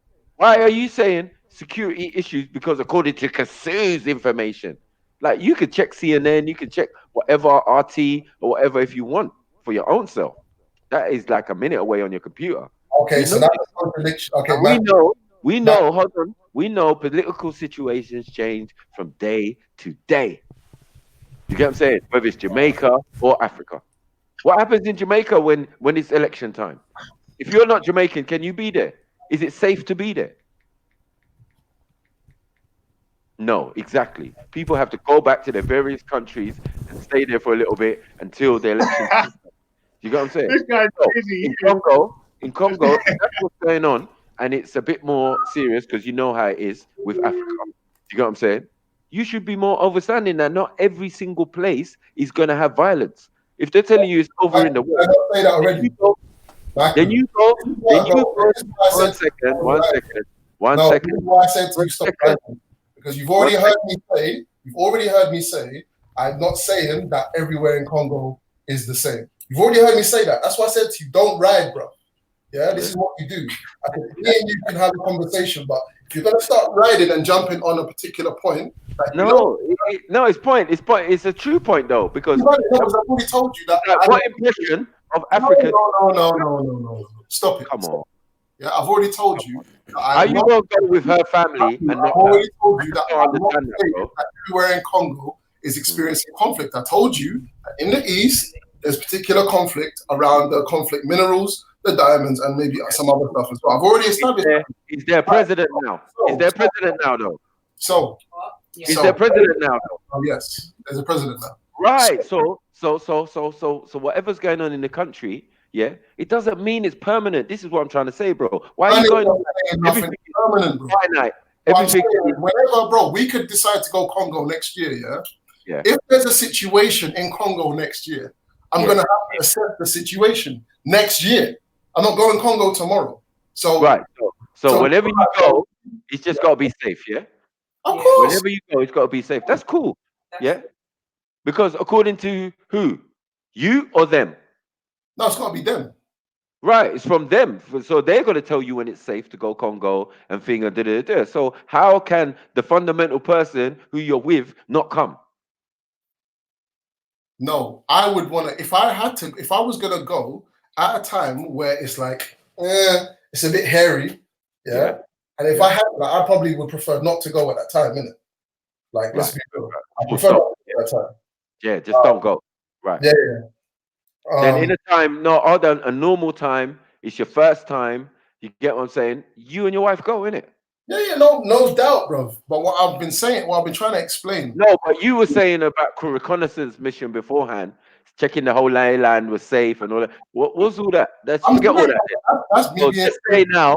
Hold on 1 second. 1 second. Yeah. then just say now that whenever you do go to Congo, you will be going with Kasu. And if you have to, you will be going with her brother and her father and whoever else is there to protect you or to make sure. 99% going to be the case. I'm probably going to go with you, obviously. You are going to go with me. Hold on, wait. But hold on. No, I'm being, look. Yeah. Allow me to articulate it. All right, cool. Yeah? If we were in like, I want to say post-apocalyptic, but if imagine the system crashed here and listen, yeah, this is the way I was scared as well. I thought I didn't know where you was saying post-apocalyptic. I was like, bro, you putting that in like what's going on? All right, cool. This is the way my dad raised me, yeah, and my grandma as well, for that fact. So, if we're in a situation, we know that things can change overnight. We know that systems are being manipulated every single day. There are uprisings here. There's this happening there. Even without the external prodding and pushing of societies, the societies are imploding whether the fuck they feel like it anyway. I'm saying, like, if there was a situation where I had to go Congo, or wherever it may be, it doesn't even have to be Congo, wherever it may be, if I had to go somewhere where we were gonna maybe set, because actually it wasn't really about holiday, this was about going to Congo and setting up, actually. So initially, that's really what we're talking about. Yes, go to Congo, visit, because she wants to go and see her grandma before she passes away. But actually, this is about more than just going to Congo. It's about actually going there, setting up, and living in Congo for a period of time, or indefinitely, who knows? Yeah, which is a very big undertaking and requires something a little bit more than what people's opinions are. You get me? So I see. That's what you're nervous about. You get what I'm saying? Making that big leap or that big jump or whatever. But yeah, you should go there first for a holiday or with Kasu. You get me? But don't separate yourself. I don't understand the separation. You don't need to separate yourself from her and the idea of making things safe for her. She's not a China doll. Do you get what I'm saying? This is what you have to understand. No. I think, yeah, I know certain things and you know. You get what I'm saying? Like, you have become a protective person. You are that type of person. You look after a lot of people. You get what I'm saying? So I know this. So I'm saying you're transferring some of that energy to Kasu. You get what I'm saying? In not a healthy way, I would say. Do you get what I'm saying? Like, you don't need. I have to disagree because. Again, no, you see. No, but this is my point. This is my point. At least let me articulate why. All right, go on. At least let me articulate why. Right. In fact, I'm not going to articulate. Right. Wait. I know what you're saying. No. I hear you, bro. I know what you're saying. Yeah. We got this. We got the mental thing, right? I know what you're saying, right? So what I'm saying is. Let me give you another anecdote. All right. So when my mom, in fact, I've told you this before, Max. I've told you this before, actually. When my mom and my younger sister, went to Nigeria, yeah, my sister's home. Right. With my stepdad, who's now passed away. Yeah. And they got held up at gunpoint in the yard. Remember I told you this? Yes. Yeah, they got held up at gunpoint in Lagos. Yeah. And I think they stole the little 100 games in one console, the little thing you can get from like Shepherd's Bush Market or whatever. But they stole that. They held man at gunpoint. I always forget this when I'm talking to my little sister, but she went through that. You get me? And the fact that my man couldn't protect my sister from that experience, yeah, this is not something that could never happen to my dad. You understand? That could never happen. My dad is a warrior, bro. Trust me. My dad is he's always on his jacks as well. And I think that's kind of where I get it from. Yeah. He goes anywhere. I go anywhere. There's nowhere that you're not gonna find me going, bro. Right. Like, I'll go anywhere. But I would rather go alone than with people and have to protect them. You get me? In certain situations, yeah. Right. So I think my default setting is probably that. Yo. Hello. Are you saying that your dad could never be held up at gunpoint? I'm saying he would never be put in a situation. What? Where, hold on, wait, listen. The situation was they were at home, yeah? They were at home, the front door was open, yeah? And they were in an area where people were robbing houses and stuff in broad daylight. Yeah, I only found this out afterwards from his sister. So I'm saying my dad would never put me or my sisters or whatever in a situation like that and then be powerless to stop it when it does happen. You get me? That's just dumb.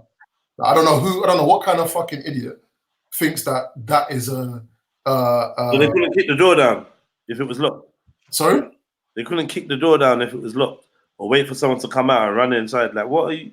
Like, I don't know, man. There's obviously more to the story, but bruv, people get robbed. Wait. I'll just explain. Man, hold on. I'm sure a wickeder man than your dad get robbed, get killed, bruv. Like these things happen. You're thinking about it in the wrong terms, though, bruv.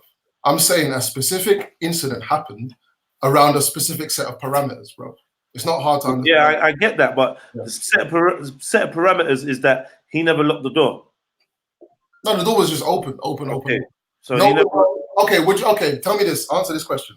If you knew that man then was coming around robbing houses and that, and they were climbing through windows, yeah, would you leave your window open at night? Do you know what? For me personally, I wouldn't. But anyone in that village or that town or whatever, they might have felt differently. You're getting the reports back that it was happening. Yeah, we get reports that kids are stabbed on the way back from school. Yeah, so they say in London, kids get stabbed on the way back from school, and then there's a report that your kid gets stabbed on the way back from school. Now, people outside of that paradigm are like, right, but from you knew that people were getting stabbed up in school, why are you letting your child go? And it's like, it's not like that. You have to live as well. There's life as well. So in a hot country, I'm sure windows have to bust. I'm saying front door. No, I'm saying front door, bro. I hear that, but I'm sure it wasn't that strange for his front door to be open. Like, I get it. He should have had more precautions. He should have had his team on him. You would have done things differently. But I'm saying the weight of the judgment you're putting on the action seems very severe. So I'm sensing that it must be some other flavors added to it, like your personal feelings for this guy, why it's such a severe thing. But you're saying, oh, my dad. But I'm saying your dad could be in a yard, a man boot off the door, a man hold him up with a gun. My dad's been through shit. But I'm saying, yeah, he's been through these things as an individual. Yeah. If you've got I don't understand, like, you don't have got children, yeah? You got I don't have no children. Yeah? You don't got children.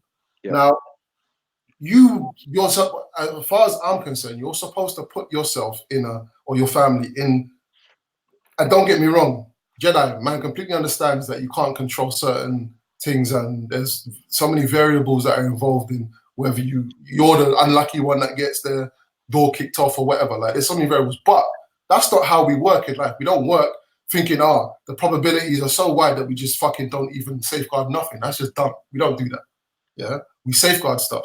Yeah. So if you've got children, what you don't do, I'm sorry, I'm not gonna bring my youth, yeah, if I had a youth, to into a situation that I know is like buttering the thing up for the people to come and do their thing, bro. No, listen, hear what I'm saying to you. Hold on. Hear what I'm saying to you. Don't have children in London, Birmingham, Bristol, anywhere in Scotland. Furthermore, right off London, right off Europe. Yep. Yeah. Because you don't want them to be at school or at a picnic and or at camp and get sprayed up by some racist guy. Don't be anywhere near America. Hold on. Let me finish, bro. Definitely don't go Jamaica. Dominica, don't go there. Violence everywhere. People shooting, stabbing. Yeah. Furthermore, don't go Congo because there's crime there. And so where are we having these fantasy children? There's no utopia. Bro, you're Jedi. No, but it has the rule. I'm hearing what you're saying. I'm actually hearing what. Let me finish. The rule has to be, bro. Just chill, man. The rule has to be absolute, bro. Yeah. Otherwise, it's not real. It's a fiction. So you're talking about safeguarding, bro. Don't have youths, because you know what the truth is. You can't safeguard shit. Everything you think you're protecting against, bro. If you realize that it's not even no use putting that little fucking plastic thing on the corner of every square bit, and that's not even life. And if you do that to your child, what you actually do is you disable them. So there's only so much safeguarding you can do in real life anyway, like for the health of the child. let alone the unpredictable nature of life, bro. You can do all the safeguarding you want, bro. Yeah, all the safeguarding you want. When life has its plans, life has its plans. Okay. Hold on, man. Don't teach your kids to live in any type of fear, like, because the reality is right, man. Oh, Fucking hell.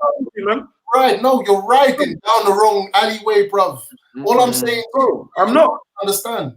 No, because you're the same. You keep talking about safeguarding, bro. You keep talking about safeguarding and not and but my parameters are very simple, bruv. They're not complicated. All I'm saying to you, yeah, is if you're gonna bring, your wife and child, into a village, he didn't even have to be in that village. He just went to that. This I know, bro. You know,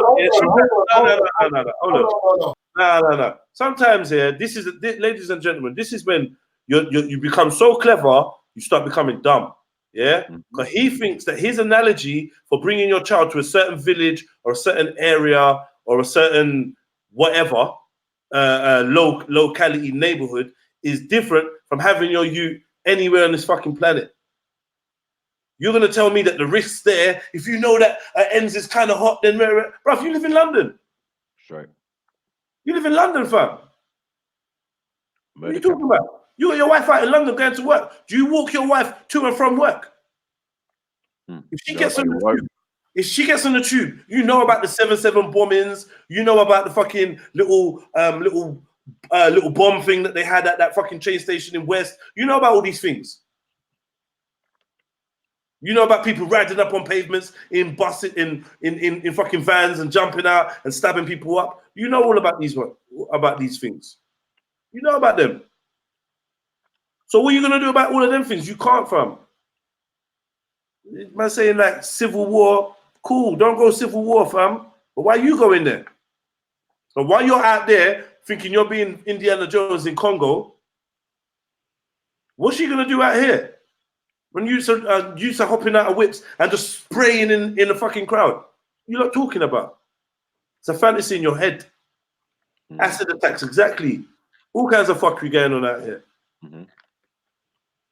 But the only thing he could relate to, was coming to America. Imagine that. What did he say about coming to America? He said, I said, you wanted it like coming to America, your wedding, and he said, yeah. No, bruv. You're missing the context, bro. You get me? That's a fantasy. This is a reality, but his actual behavior is scaring me because I'm saying, like, as you said, he's overthinking things. Like, you know what I mean? He's like, oh yeah, well, this might happen, and the political situation might be what? Man's telling me I'm overthinking things. Like people don't go to and from the fucking Congo all the fucking time. Are you look crazy? Like you don't think that Congo is some like people don't go to the Congo? I just told him, you know what I mean? Congo, like they don't go there. Like what are you lot talking about? What do you think? What do you think? What's that girl Nadia? She just went, and that's who I was explaining. Nadia went Congo for like 2 months or whatever. Went there, took photos, and came back. Bro, let me explain something to you. Yeah, I went to Nigeria. Yeah, when I was going to get my visa, I went on the website and that. The British Embassy has it down as a place they advise British citizens not to travel to. They don't sanction you go in there. Yeah, that's on the website. They don't go to Nigeria. It's there for claims. And you see how many of my brothers and sisters going back to Nigeria and living fucking life. Don't you get, bro? What you talking about, man? What you chat about, yo? You want to type? You jumped out. You want to type, or do you want to jump back in and talk? Because I was only just trying to silence you because you kept interrupting me. It's annoying me. Because you lot been chatting for so fucking long. And if I want to have a little bit of a rant, I don't think I need like your permission. But yeah, man, big up MA, man. Come back in, man. Come back in, man. Don't run. Or you needed to get me. You was under mad pressure, bro. Shit. But big him up. You probably needed that escape route still to. What? He's put me in the waiting room. Yeah. Fuck this. But he didn't leave the convo. He's still typing. Come in, man. Come in. Jump in. Jump in, my brother. He didn't understand how man was trying to help him. You see how Kusu simmered. You get me? Try to explain it like, yeah, just go Congo together, bro. Yeah, ain't no big deal. Can't be talking about I don't know about relationship. All jokes aside, man just saying he wants to know what's up somewhere before he goes with his fam. Sure, we can all understand. His fam have all been to Congo. He ain't. The fuck you're not even getting it. He's not even getting it at all. At all. Been to Congo in 2014. Yeah, he's the only one not from He's the Congo. only one that ain't been in this decade or this lifetime. So like, you can't be saying that he's gonna go there, check it out on his little trip, and then come and school. Like, you lot are being silly, man. Silly. She's going with her dad, all these people there, innit? Like, if you don't want to go, then don't go, innit? Like, if it's a mazza and it's all fighting where you lot are, then just don't go. Yeah. Just don't go. Loud, like separating. Just don't go. Because if you go and get licked down, you probably be the first one getting licked down. Because you're just literally not from there. You know? They might run up to the brother and be like, run up to catch the brother and MA and be like, yo, where's your father? Where's your father? And like, the brother don't want to talk, and I just lick down MA. You know them films? Who's this Jambo? Wow. You know what I mean? Yeah. 22 bad. Yeah. So you want to scare me with your dreadlocks, eh? I don't say bad things in Africa, you know? Like, what? What? You want to scare me? What? Oh, you want to come and bring your dreadlocks, intimidate me? Like, but you say, the thing is, Jedi would Rago suss out a place before bringing people he loves to the spot. But I know, but you're like, you keep saying this whole bringing people you love to the spot. You can't bring people to our own country. I don't get like, you're the visitor. You ain't bringing no one nowhere, bro. Like, I just want you to understand that. Because, like, I don't know, you're from Dominica, because you can't bring you to Dominica. It doesn't even make sense. Never. I'm gonna go out there, make sure it's all right, and I'm gonna bring you out there. What are you talking about? Let's do it together, bro. Congo, yeah, Congo. MA's gonna pack that deluxe, deluxe, what you call it? The deluxe cape. You get me? And the utility belt. He's gonna go out there and fight crime and make sure it's all safe. Metropolis style. Deal with the political situation. Sort it out. You can try and stop some child soldiers. They got child soldiers in the bush still there, innit? Yeah, drinking alcohol. Talking about next time I come round here, make sure you lot are doing something else. You take a day off. Get me? But yeah, man, he needs to relax, man. I know why he's doing that, and I know where it's coming from, but it's not healthy. Because you're gonna be worrying about her all the time, basically. In that line, go on, King Gold. What's that? Oh. I dropped some bean juice on the floor, man. Fucking bean juice. I don't want to step on that shit because it just gets sticky, man. I'm gonna try and... You don't want to slip, boy. You can slip. That won't be nice for you, boy. So you say you got, what's that exercise bike in your room, yeah? In the kitchen? People then. You jump on it, yeah? Yeah, man. Nice little exercise. How often do you jump on it? Once a week if I can. But the thing is look at my kitchen. Big kitchen, yeah? What? I can't hear you. It's a very big kitchen. Yeah. So if you've got like a normal sized kitchen, there's no point getting one of these because it's just too big to house. But yeah, because I've got. If you look at my kitchen, look how big it is. It's kind of big. You know what I mean? All right. Big, isn't it? All right, yeah. But if you tidy up a bit though. Messy as well. Oh yeah, no, it's just tidy up a bit, isn't it? Yeah, man. Come on. No washing up in the washing basin. No washing up, family. The floor, spotless. No parts here, family. No parts here. Yeah, one. I hear what you're saying about Dominican Republic, yeah? Oh, yeah, sorry. 1 second. Give me a minute. Where's the MA? Come back to your ass back in there, man. Running off on that.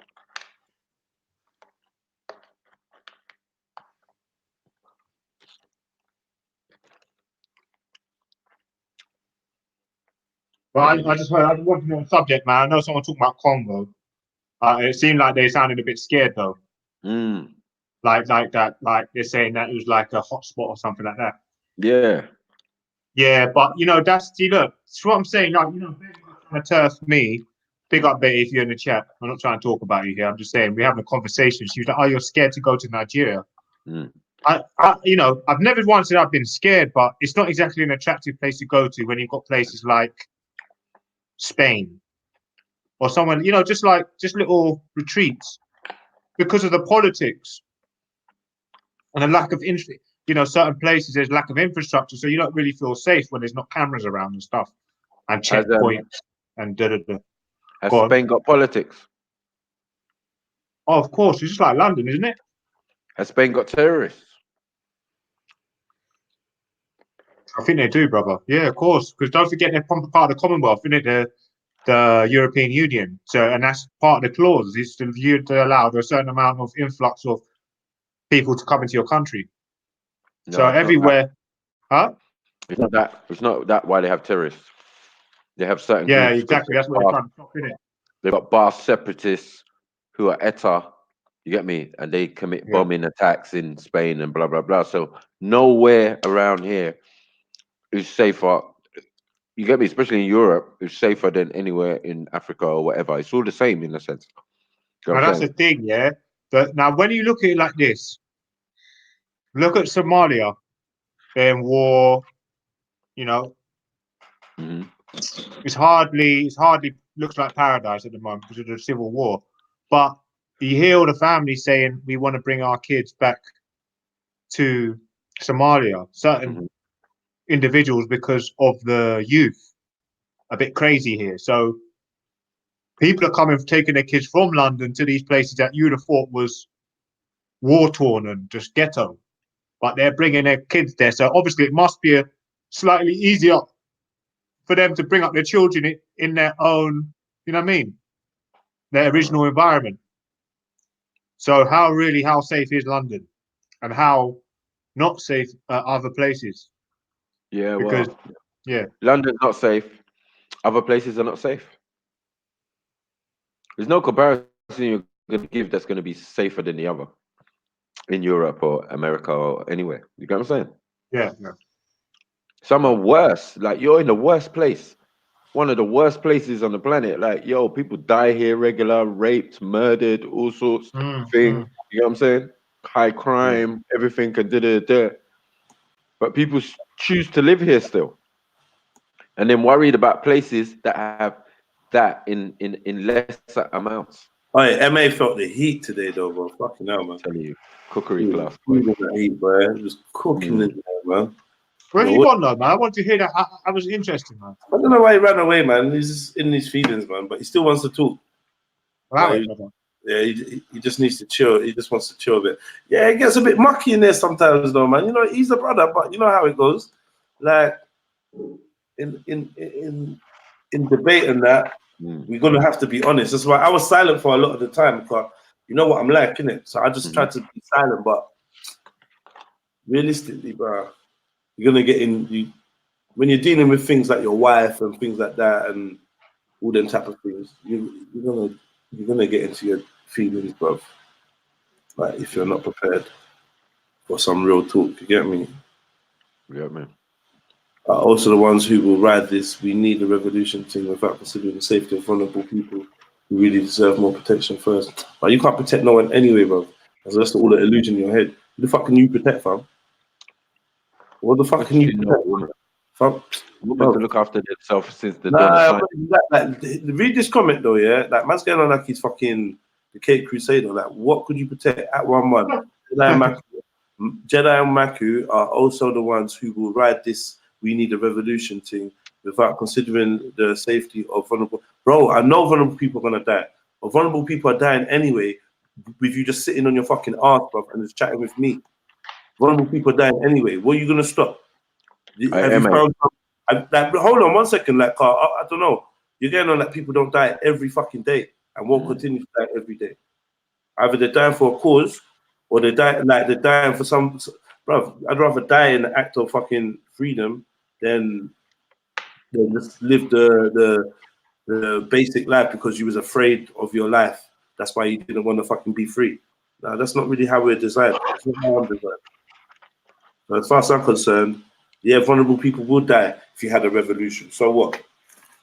Is that so? In order to save vulnerable people, yeah, you just stay a slave. Shut up. Man. Shut up, man. That's that house. That's that healthy house talk there. MA, it's my daughter. You said that from the porch. You said I heard that from the porch. That's it.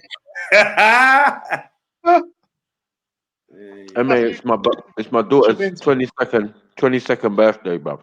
Tell him. Yeah, she's a grown-ass woman, and there's nothing I can do, bruv. I can't sit here concerned about everything she's going to interact with. I can only hope that I trained her well enough so she can get through life with the skills that she's been given. You get me? You Well, you can't got a be daughter there that's 22, worrying. Matthew. I got 2 daughters, so I'm saying I can't be sitting there worrying about my daughters. You know what I'm saying? It's not realistic. It's not thing. Obviously, I'm concerned or hope they're all right or whatever. You get what I'm saying?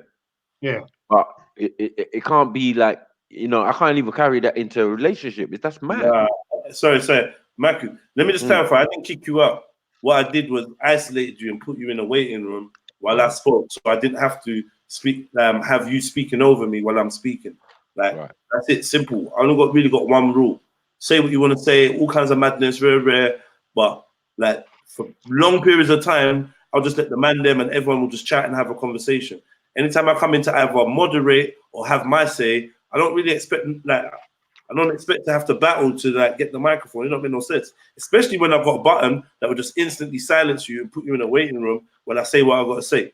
You'll get the message, and when I bring you back into the room, you can continue saying what you like. It's not that you can't hear me talking, so you got emotional. I didn't kick you out. Yeah, I would never do that.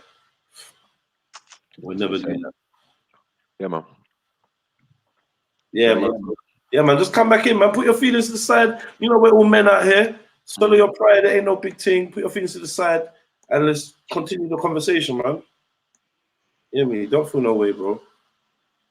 You know me? It's just you was feeling heated. You was like, get me? It was getting warm in your chest space. Yeah, but anyway, I was gonna ask you, look, have you lot heard about the Vedoma tribe? The what? Vedoma tribe. No. Oh. Nah. No. I'm typing it in now. You don't need to type it in. I'm gonna play this video. Well, you can type it in actually. We'll talk about. Let me play this video. What? Kanyemba.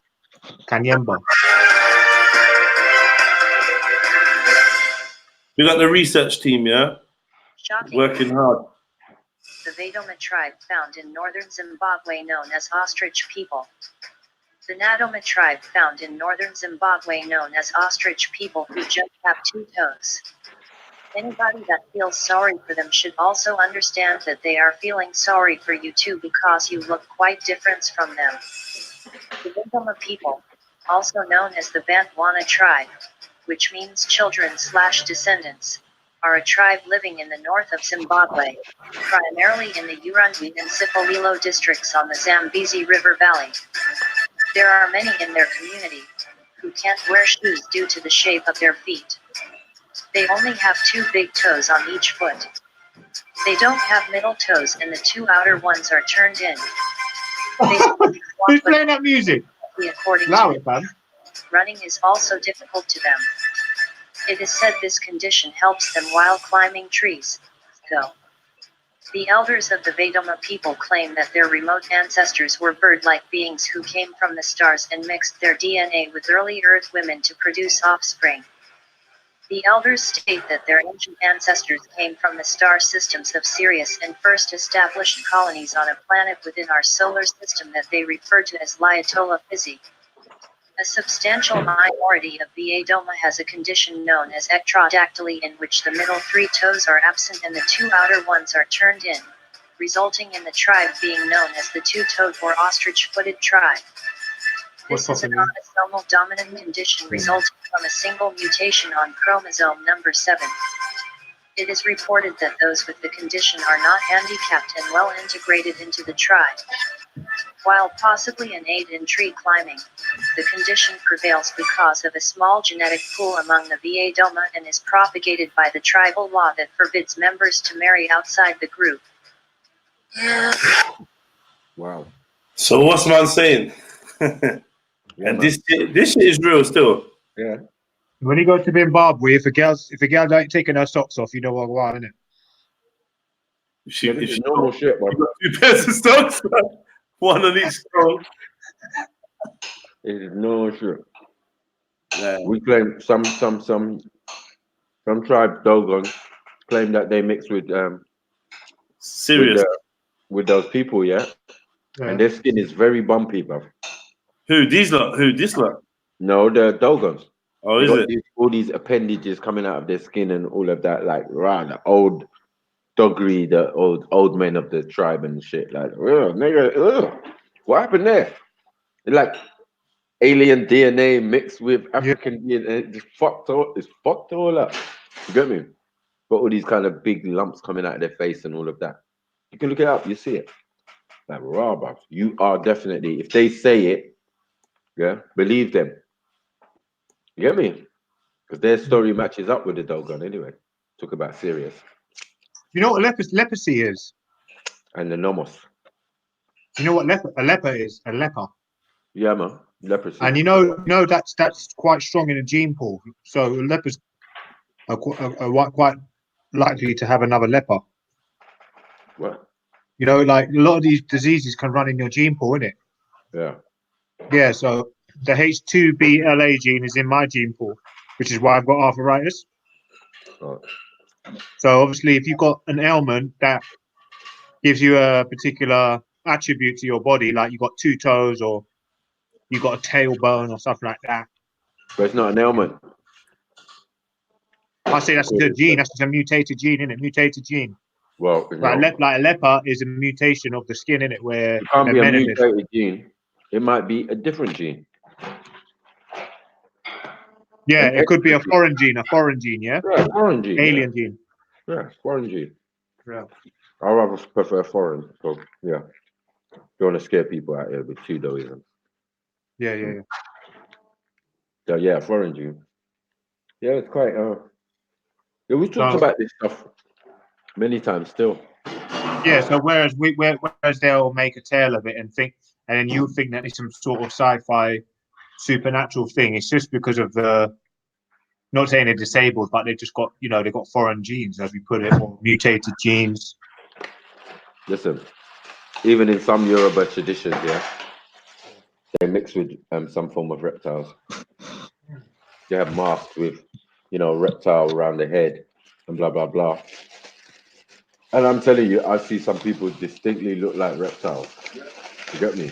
This is facts. You got what I'm saying? Like you see people, oh shit, nigga, oh shit. Yeah, you might as well lick your eyeball, Yeah, nigga. You might as well lick your eyeball. When you're ready, I'll grab you. Yeah, I'll go grab it when I finish. Yeah.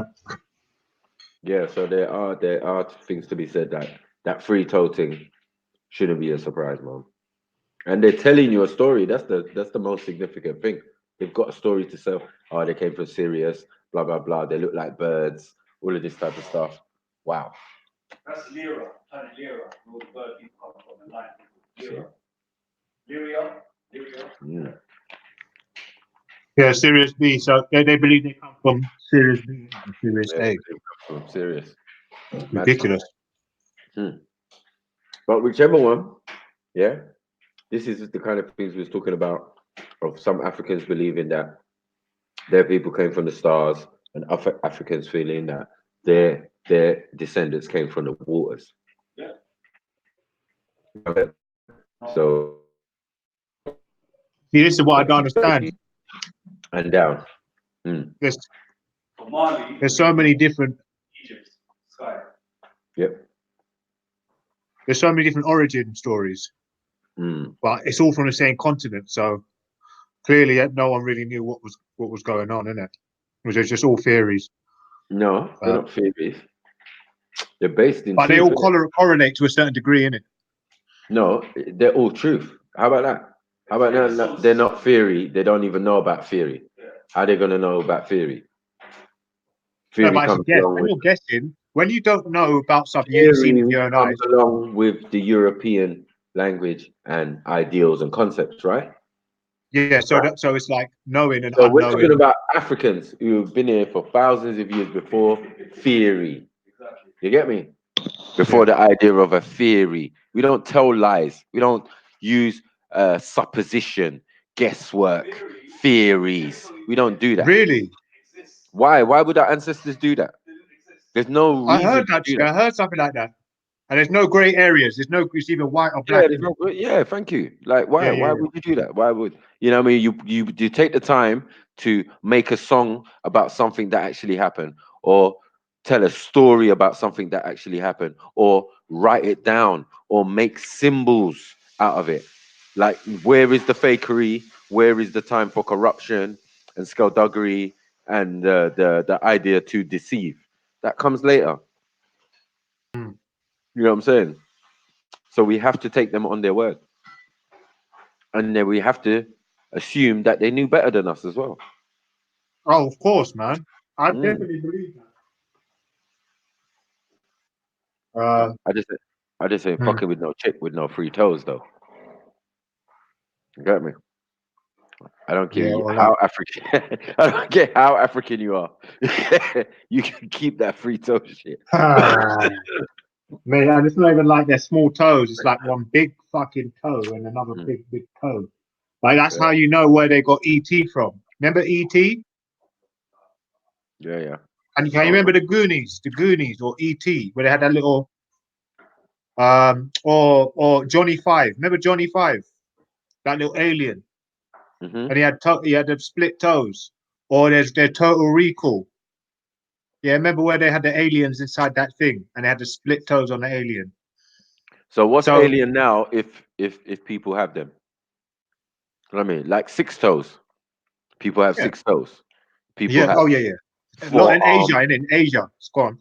People have 4 arms and 4 legs. You get what I'm saying? That's happened. You get what I'm saying? So what's alien now? Like, what are we talking about? Because if these things can physically happen to us and we can see them now, you get what I'm saying? Like, people can have fucking pterodactyl foot. Pterodactyl foot back. You get me? Like, mad thing. You get me? Keep your socks on. So they can hang upside down or some shit. I don't know what the hell was going on there, but it is what it is anyway. So yeah. Yeah, but hey man, you still talking? Bruh.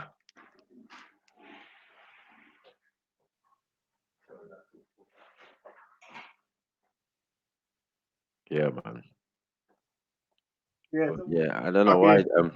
I think it was soil that gave that in, I think. But yeah, there's so many different mythoses within Africa, as I said, up and down. You get me?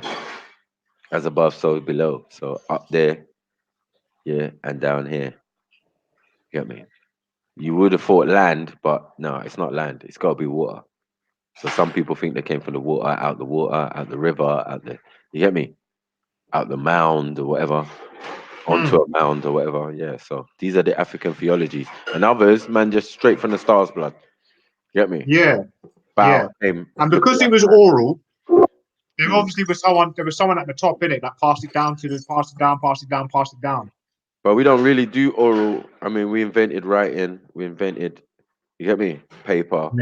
Like, yeah. No one weren't doing that before us. Yeah, so. but according to the historians, the Hebrew Israelites was the first one to start using writing. Oh, shut up, man. Please. If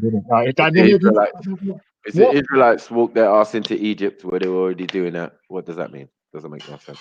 Exactly. So when I went onto Curiosity Stream, which is Stephen King, not Stephen King, that's a bloody horror movie guy. David Attenborough, Stephen Hawkins, and this Michio Kaku, yeah? The 3 intellects. They've got something called a Curiosity Stream, which I was looking at. Yeah, I was like, when I was on my little search. And it was a Curiosity Stream. You know how you can tell whether something's got any validity is check out the origin stories. And then when I looked at ancient Egypt, it mentioned that the Hebrews or whatever they were the ones that invented the writing system, and Where did you the read that? ancient. I saw that on Curiosity Stream, and it was called ancient Egypt or the beginning of man or something like that, or mankind. And they had the Egyptians basically down as just people who use pictures, like just What? pictures, people who just use pictures. Basically, they didn't have no sort of writing system or deciphered language. Really? Yeah. So and you know Doesn't that even was make so sense. It doesn't even disingenuous. make sense. Yeah, it doesn't even make sense. It just all sounds like pseudoisms. You Yeah, get me? because when Sarai Seti pointed out the fact that how the fuck did they have all the templates for the building, the schematics for the pyramids? I mean, you'd have to have measurements, yeah, and numbers. So you had to put that onto a piece of paper because you can't figure out something how one angle is meant to be and how much of this you need in weight, and then just have that in the top of your head. You've got to put that down on a piece of paper. You know what I mean? So everything leads towards, you know, them lying about the ancient Egyptians, basically.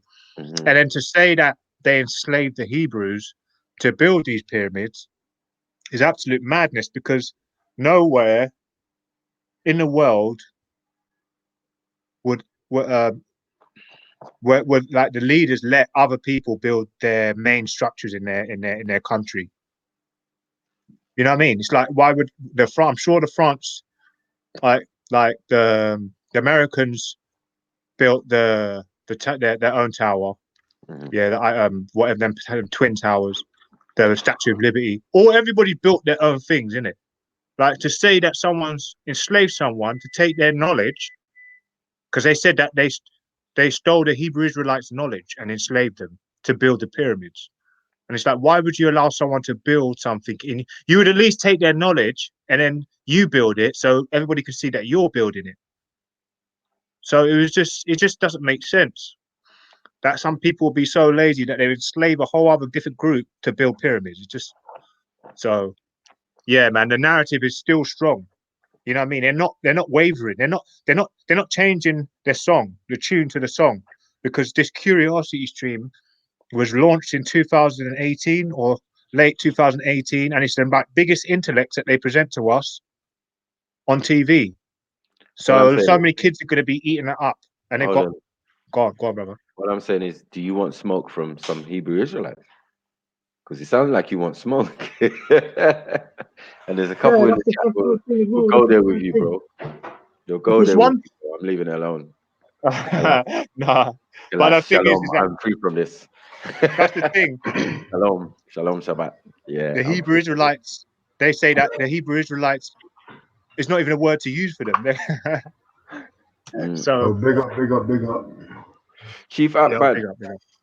What's happening, G? What's going on? What's up? King Go, you're a celebrity out here, man. Oh shit. Me?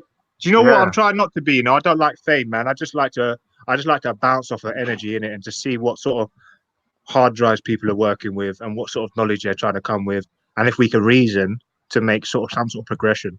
But no, allow the celebrity thing. I'd kind of just like speaking to faces as opposed to just little icons. You know what I mean? But yeah, man. What's good though, bro? Ain't nothing much, man. Nothing much. Yeah, you listening to the wisdom, man. I seen you earlier. What's that smoke, bro? It was a smoke. Yeah, no, I didn't hear what he said. What do you mean? What, Israelite smoke? Yeah, it was that Israelite smoke, man. Chemo and them. He wants chemo and them. And before the flood and that, he wants that. He wants to get that smoke, bro. I don't know. You're gonna upset some Israelites with some of that talk you're doing right there. Get me? One documentary, bro. So it could be a mazza. But I hear where he's coming from, though. As I said, I don't want that smoke. This is the only smoke I want. Get me? So where are you, MA? Still waiting for you, bro.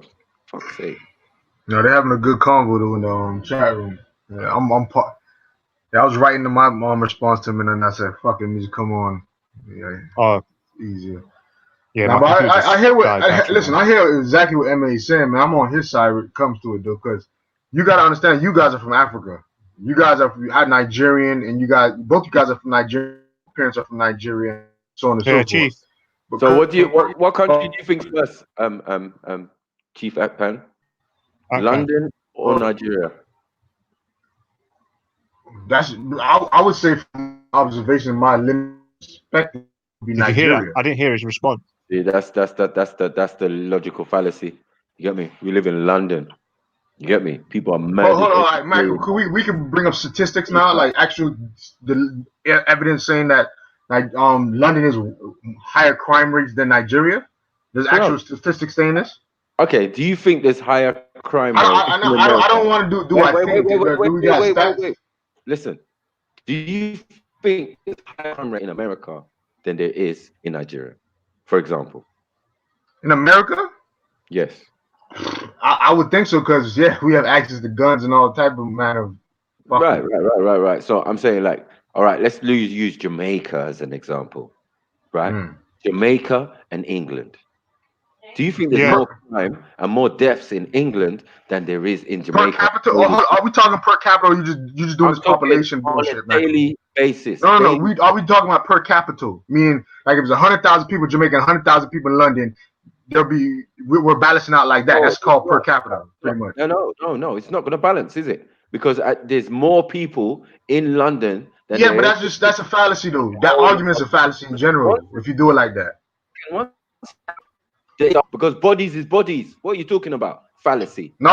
It's a fallacy, because if Jamaica had the population of London, it'll probably be more in Jamaica. Vice versa. I'm not saying, bro. No one's doing that. No one's saying that. No, everyone knows the population of Jamaica, for example. Yeah, everyone knows the population of England. But my point is, more people on a regular basis, on a daily basis, are dying in England, than definitely in Jamaica. It's not per capita. Are we talking about per capita? Right. 1 second, man. Not every day somebody's dying in Jamaica. It don't make no sense. If there was a person dying every single day in Jamaica, there'd be no Jamaicans. Do you understand what I'm trying to say to you? And Jamaicans are the best export. You get what I'm saying? So the most amount of Jamaicans don't live in Jamaica. You understand? And of the ones that live in Jamaica, people live in the country. Michael. Okay. 1 second. My friend went to Jamaica, and I asked him. I said, "How many people got killed, murdered, raped, in Jamaica while you was out there?" He said, "What? You get me? I think there was only one murder." You understand? And I'm like, "Rah, you was out there 4 weeks. Let me tell you what happened in 1 day in England. 1 day in England. There's no comparison. So you can't compare. You don't know what Nigeria is like because you've never been there. I've been there, and people ain't dying every day. You understand? Michael, I hear what you're saying, but all that to me is a flim flam. I want to see statistics now. I want to see statistics then. You get what I'm saying? There's 20 million people in Lagos, and 1 million people ain't dying in a year, right? So that's the bottom line. All right, hold on. All right, I'm looking on the sun.uk right now. As of August 27, there was at least 90 murders in London so far 2019. All I want to do, all right, I just see that. I just want to see if August 27 what was the number in Jamaica. Okay, go on. It says London. It says you said London though, right? Or what we doing now? We did the country. All right, so England. All right, so let me. England is big, isn't it? England is not as big.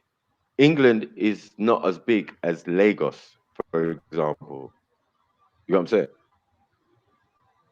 Do you understand what I'm trying to say? In the ratio size, like we're talking size and population, and but that's what I'm trying to do per capita, Michael, so it's even. Cool. Because when you do Nigeria, you see that there's at least 20 million people residing in just Lagos alone. Exactly. That's why you can't compare it to Jamaica or any other country like that. You do per capita. No, but what I'm trying to say, if people are dying in significant amounts, it's still going to be enough, innit? Relative to the amount of people. So we can kind of work that out. It's not fucking rocket science, innit? If you've got 100,000 people, and out of that 100,000 people, 500 people died this year. Do you get what I'm saying? But when we talk in England, fuck's sake, this is another scale. Because just in London alone, there could be 20, 30 million people. You understand?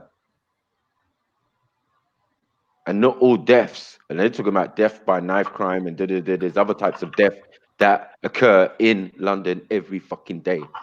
People commit suicide, jump from roofs, all sorts of shit. Oh, we can't count suicides, man. Like, let's be real. Like, talking about crime. And we You said don't know crime. if it's suicide. We don't know if it's suicide. So, how bro, how do you know people not throwing people off the roof? What are you talking about? Yeah, but that's we can't prove that, so therefore we can't use it as a murder.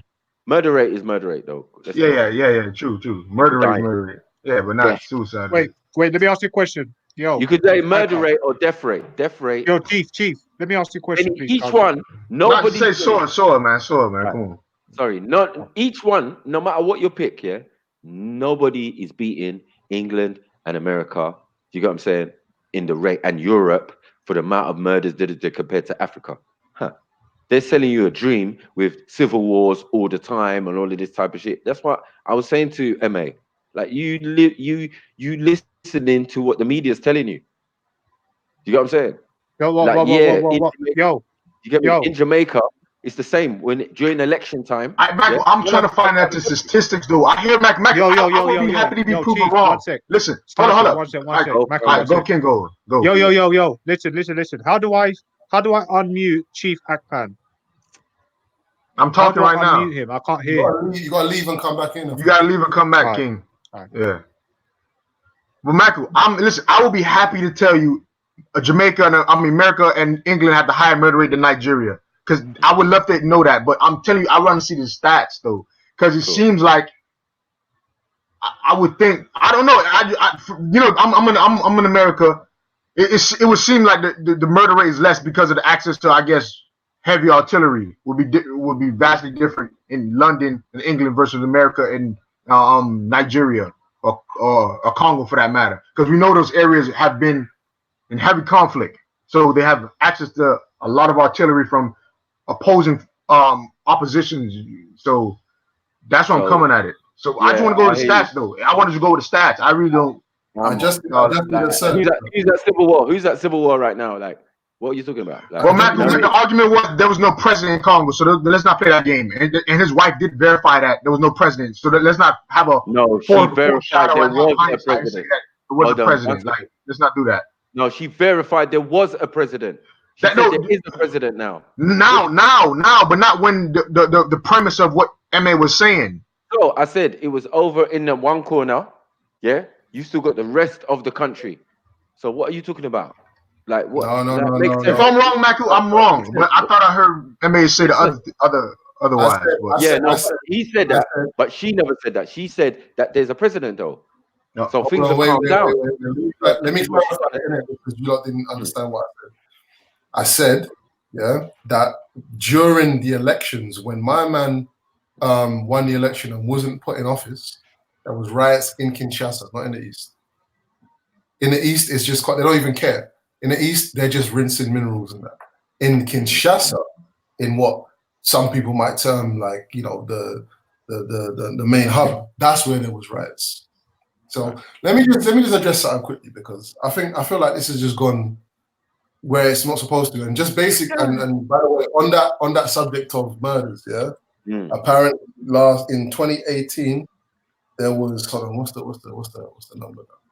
2018 there were from March to March 2018 there were 726 homicides in England and Wales. Is it England and Wales? England and Wales, and in Jamaica. Over 1,000 probably, right? 12,000, over 12,000. That's on, I read 1,200, yeah. It's always over 1,000 every year. So that's why I'm just waiting for the stats. Because Chicago and Jamaica are always comparable. I know it's way Chicago on stats but per capita. That's how I know you can't compare Jamaica and England and like. So what happened to Scotland? I add Scotland in there because that'd be great to see. If that's over 500 deaths in one place, then it'll make sense. But I don't know if Scotland can do 500 murders. Why would they do that? And and definitely left that island, Northern Ireland. Like you have to add that as well. I think we can safely say that the numbers. I think they're safely being disingenuous.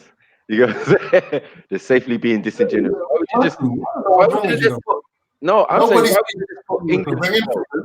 Like, why would you not put England, Scotland, Wales, and Northern Ireland, the shit you own? Cool. How many murders happened in these places? How much murders? A lot. And continue. And we're not at war. Hold on, we're not at war. We ain't got no crisis like in some of these other countries. How is that possible? The thing is, yeah, this conversation. One second. Thing is, we're not at war, and people are being murdered in this bit. All right, look, I'll come back on to discuss something. Yeah, I want to discuss it. Yeah. So this thing of focusing on the danger. Can we do Congo? Wait. Can we do Congo? Can we do Congo for the same period? Let's do Congo for the same period, bruv. No, but I think he's trying to set up the background of the argument. He's trying to set it up so then we can have a free-flowing discussion, I think. Let him set up the danger part. Remember, it's all about danger and crime, and so let's set that part up. So the problem is you've written down a narrative that doesn't fit the argument I was making at all, bro. Okay, it just doesn't. The point I was trying to make, is about something that you do pretty much every day, or the mother of your children does every day, which is safeguard against known dangers, innit? Like you just do that, innit? Like you don't walk out in front of a bus, you don't put your hand in the blender. You get me? You don't fucking take a shower with your phone. You know what I mean? You don't do them kind of things there. It's not really that complicated. Like what you were doing, you was taking an individual situation, and I was very specific about the situation. Yeah, very specific. I tried to use an analogy or an example of leaving your window open, and you know that there's people that are doing such and such and such, and it's really that simple, bro. It's not about murder rates. It's not about whatever. It's about if you know that there's a danger that is contextual, you make plans to contextually avoid that danger. It's not fucking complicated. It's not about murder rates. It's not about how many people get stabbed up in England or how many people get stabbed up, shot in Jamaica. It's not about that. You don't need to go down the avenue of then having this wider discussion about how we can't protect our loved ones anyway, because anything can happen, and that England is dangerous and whatever, and you know we couldn't get on airplanes. It's not about that. You know, I'm intelligent enough for you to be able to approach the subject and discuss with me without having to go down them avenues, because it's got fuck all to do with that. It's only to do with something that we naturally do every day, which is use our wits or use the knowledge we have of a particular terrain. If we wanted to go and talk about London, and that wasn't even necessary. If you want to talk about London, you can say, man, already knows London. I already know London. I know the terrain. You get me? So there's certain things I'm going to do because I know the terrain. Yeah, I know the situations. No. Let me give you an example. Does Kasu know the terrain as well? And did she know the terrain before she met you? What do you mean? Did she know the terrain? Yes, of course. Of London. Of London. Yes. You know the terrain. There's some things that she knows and some that she doesn't know that I do. So what didn't she know that had her so in danger, or like she was near death experiences or whatever? I don't think that's the case. I think she knew enough to get her through. To meet you. She got enough to get her through. Home. One second. To get her home every day from work and all of these type of things. Like, why are you so worried and concerned, like, bruvs? And this is a dangerous city. This is a fucking dangerous city as well. At that, what's dangerous. You know what's funny? Yeah, the way people are made up. Yeah, the way people are made up. Yeah, the way people approach family life and dealing with their loved ones. Like, it's kind of obvious, isn't it? The way that you approach yours. It's quite clear. I think in terms of like, there's bare people, there's bare women, there's bare men, young boys, whatever, have been through trauma. Like they've been through traumatic situations, trauma, and you probably know people that have been through traumatic situations, and you would probably more if you had any kind of heart or any kind of idea of responsibility, you would try and safeguard against certain things. Yeah, you would. If you say you wouldn't, you're chatting shit. That's the truth. What do you mean safeguard? What do you mean safeguard? When if I tell you, I got 2 daughters, for example, like I got 2 daughters. Happy birthday to my daughter Jada. You get me? Happy 22 birthday, today, Jada. Everybody right? subscribe to the YouTube channel. Happy birthday, Yeah, Jada. Jada Anastasia. Yeah, Jada Anastasia. But yeah, I'm saying like, bruvs, I don't know what you expect me to do or say. Like, how do I safeguard? Right, how do I safeguard my daughter who goes uni, who goes to work? You get me? Who goes home, who goes dance? She goes to dance school and teaches young kids how to dance and dances herself and goes to Germany and other countries to do this dance thing and all of that. What do I do, MA? Do I live in fear, or do I hope that I trained the child and given the child enough skills to survive on its own? So now we move from my daughter, 1 second, we move to my daughter, who's still young, to pursue a grown woman. This is the problem. You got what I'm saying? Because I was like you at one stage thinking that way. I need to protect her. I'm the eldest. 1 second, 1 second. I'm the eldest. I'm the eldest. 1 second. Emmy, just let him finish. Let him finish, because you can't win this. You can't win like that. Trust me. Listen. The One time. Yeah. The reason is, yeah. Sorry, Michael. I'll let you speak. So the reason I keep cutting, yeah, is because I want to have a conversation that doesn't go that way for no reason. Because Maku's a smart guy, isn't it? Like, yeah, I understand. But if I was in front of Maku wouldn't be talking like this. We'd have a proper conversation. That's what I'm looking for. It's never happened. We never had a conversation where man is just ranting and I'm ranting. telling you. And if Kusu was there? Right. So that's my point. That's my point, bro. That's my point, bro. I'm always gonna be honest. I'm always gonna be honest, no matter what. So this is the point, right? Who was there? What? Out of Maku. If Kusu was there, what? Right. Because like you was conveniently stuttering when she was in the room. You went left. You was the one who went wide when we asked you a simple question. Yeah. You was the one who brought things in that you shouldn't have brought them in. There was no need to tell us that you had problems or you was arguing or whatever. Like there was no need for that. Yeah, but remember, that's not even a discussion right now, though. No, that's not even a discussion right now, Maku. For example, yeah, I'm not in control of that. But what I'm saying is, man, saying I wouldn't say this if I was standing in his face, cool. But I'm saying it to you with your woman present or not present. You get me? And you know, if she was present, she'd be on my side. And hold on, M.A. understand, Maku. Hold on, Maku, chill out real quick. M.A. You gotta understand too. So Maku and Jedi's coming from the brotherly perspective, because every time they're on the live and your wife comes on, there's always like a brother-sister relationship. I would understand. I'd probably do that with some of my friends. Like if I knew your wife more than you, I would probably attack you certain ways like that. But Maku, you have to understand that's you don't know the dynamics of their relationship, so certain stuff just but certain just let's stick on the conversation about the danger. We know what we're talking about. We're talking about protection. Yeah, overprotection and security, insecurity, and all that. Right. So my point is, let me establish what I was saying when I was talking. The whole point was like my mum now is a person who wears a lot of jewelry. Yeah. And one time I said to her, listen, there's youths out here outside the train station looking to eat food. Mom said, what? She said, no, man, don't worry about me. I got my scissors in my bag and blah, blah, blah, and do. And then I thought about it. I thought before I even existed, this woman has been walking these streets, walking through these markets, trading, doing whatever she's doing. You get me? Bucking up on Rasta man in dark place for a little weed or whatever, and blah, blah, blah. Like, who am I fucking telling, that I need to protect? This person who raised me and do you get what I'm saying? In this harsh environment, don't need me for protection. In reality, even up to until she's decrepit. You get what I'm saying? As long as she got her strength to walk and do what she's doing, she don't need my protection. So I'm quite comfortable with that idea of women being able to look after themselves. Now, when I become attached to a woman, I know that before she met me, she did all the things that she needed to do.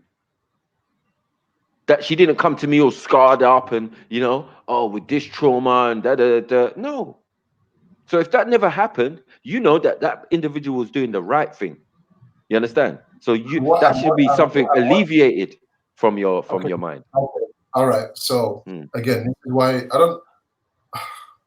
I wish you wouldn't go down routes that have nothing to do with the issue, bro. I know it probably sounds mad, but I'm going to address that first, and then I'm going to tell you why it doesn't actually matter. So let me address it first. So you're telling me, about your mom. Yeah, my mom's another soldier. Yeah, my mom almost died, getting bottled. Yeah, with a full champagne bottle when I was 6. Yeah, in the basement of my yard. Yeah, just outside the back door. You know, St. Mary's Hospital, intensive care, all that kind of stuff. Man's got family members who have been abused. Wait, you got bottled? No, my mum. Fucking hell.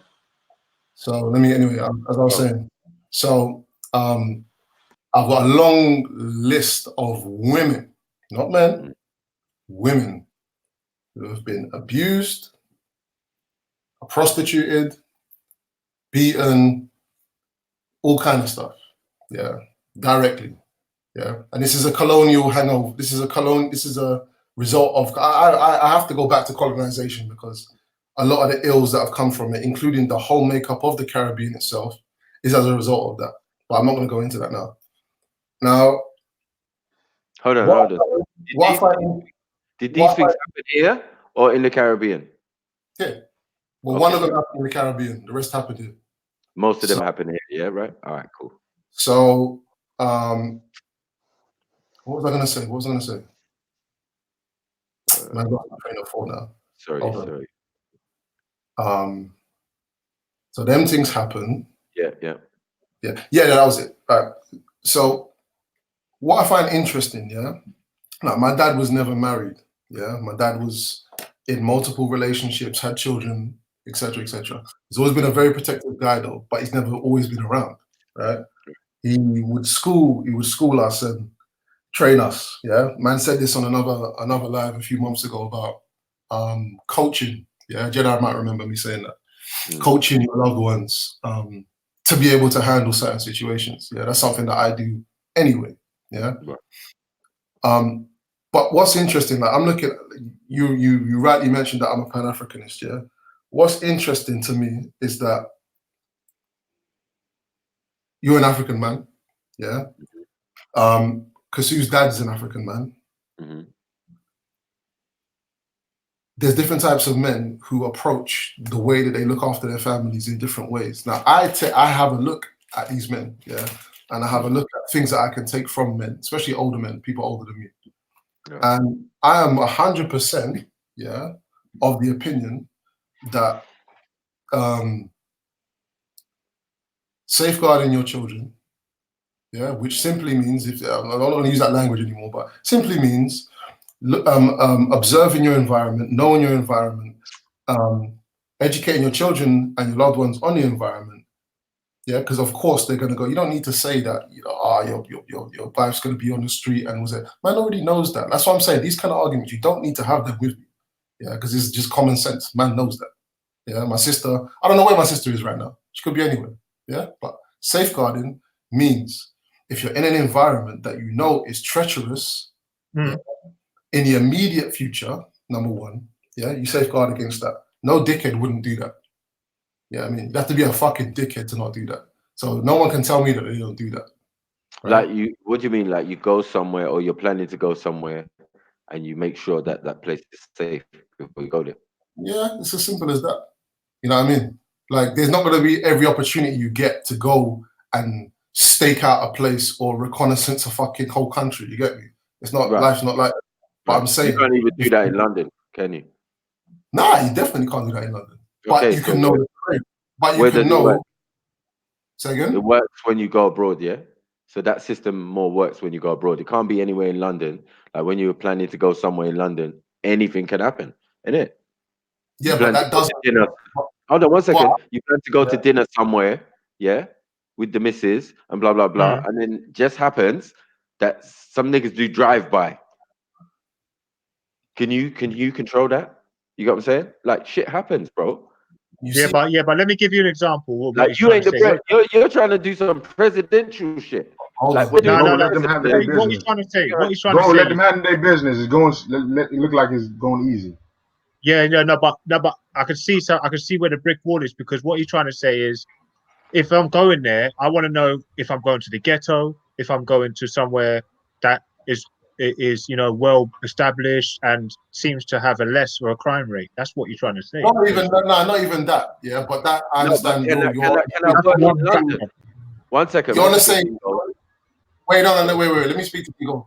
You're on the same kind of thought processes, but yeah. Okay, for example, if I took my any of my loved ones up to Watford, yeah, and I know like Bandem, I know used to get run down in Watford, yeah, and South Oxy and all these places, yeah. If I'm gonna go down there, yeah. If I have to go down there, and my missus says, I'm coming with you. Imagine I'm gonna go and buy a fucking PS9, yeah, in Watford, and I know that there's racist men there up there, like regularly, casually, and they do their thing. And she says, can I come with you? I'm like, no. Like this ain't really a school trip and that. Like this is me going. I got stuff. I need to go there. It's not really a place that I want to bring you, and it's as simple as that. And that's because of my knowledge of the place. Like I don't really understand why it's so complicated to understand. What I think has happened here, is. Yeah, but even in that circumstance, you're not even doing reconnaissance. You know the land. You know the lay of the land. I've done reconnaissance. I know. All right, you've done reconnaissance, for example. You know the lay of the land, right? And even that is not a guarantee, is it? No, that's not about. You're not guaranteed. No, 1 second. You're not guaranteed racism in every area. You're not guaranteed to even buck up on any racist in any type of way if you're traveling in a vehicle, or depends on your mode of transport. Do you know what I'm saying? So like, there's a lot of factors. Well, Michael, he's just increasing his probability of it not happening, or the worst outcome happening is by doing what he's trying to do. He's not process of elimination. Yeah.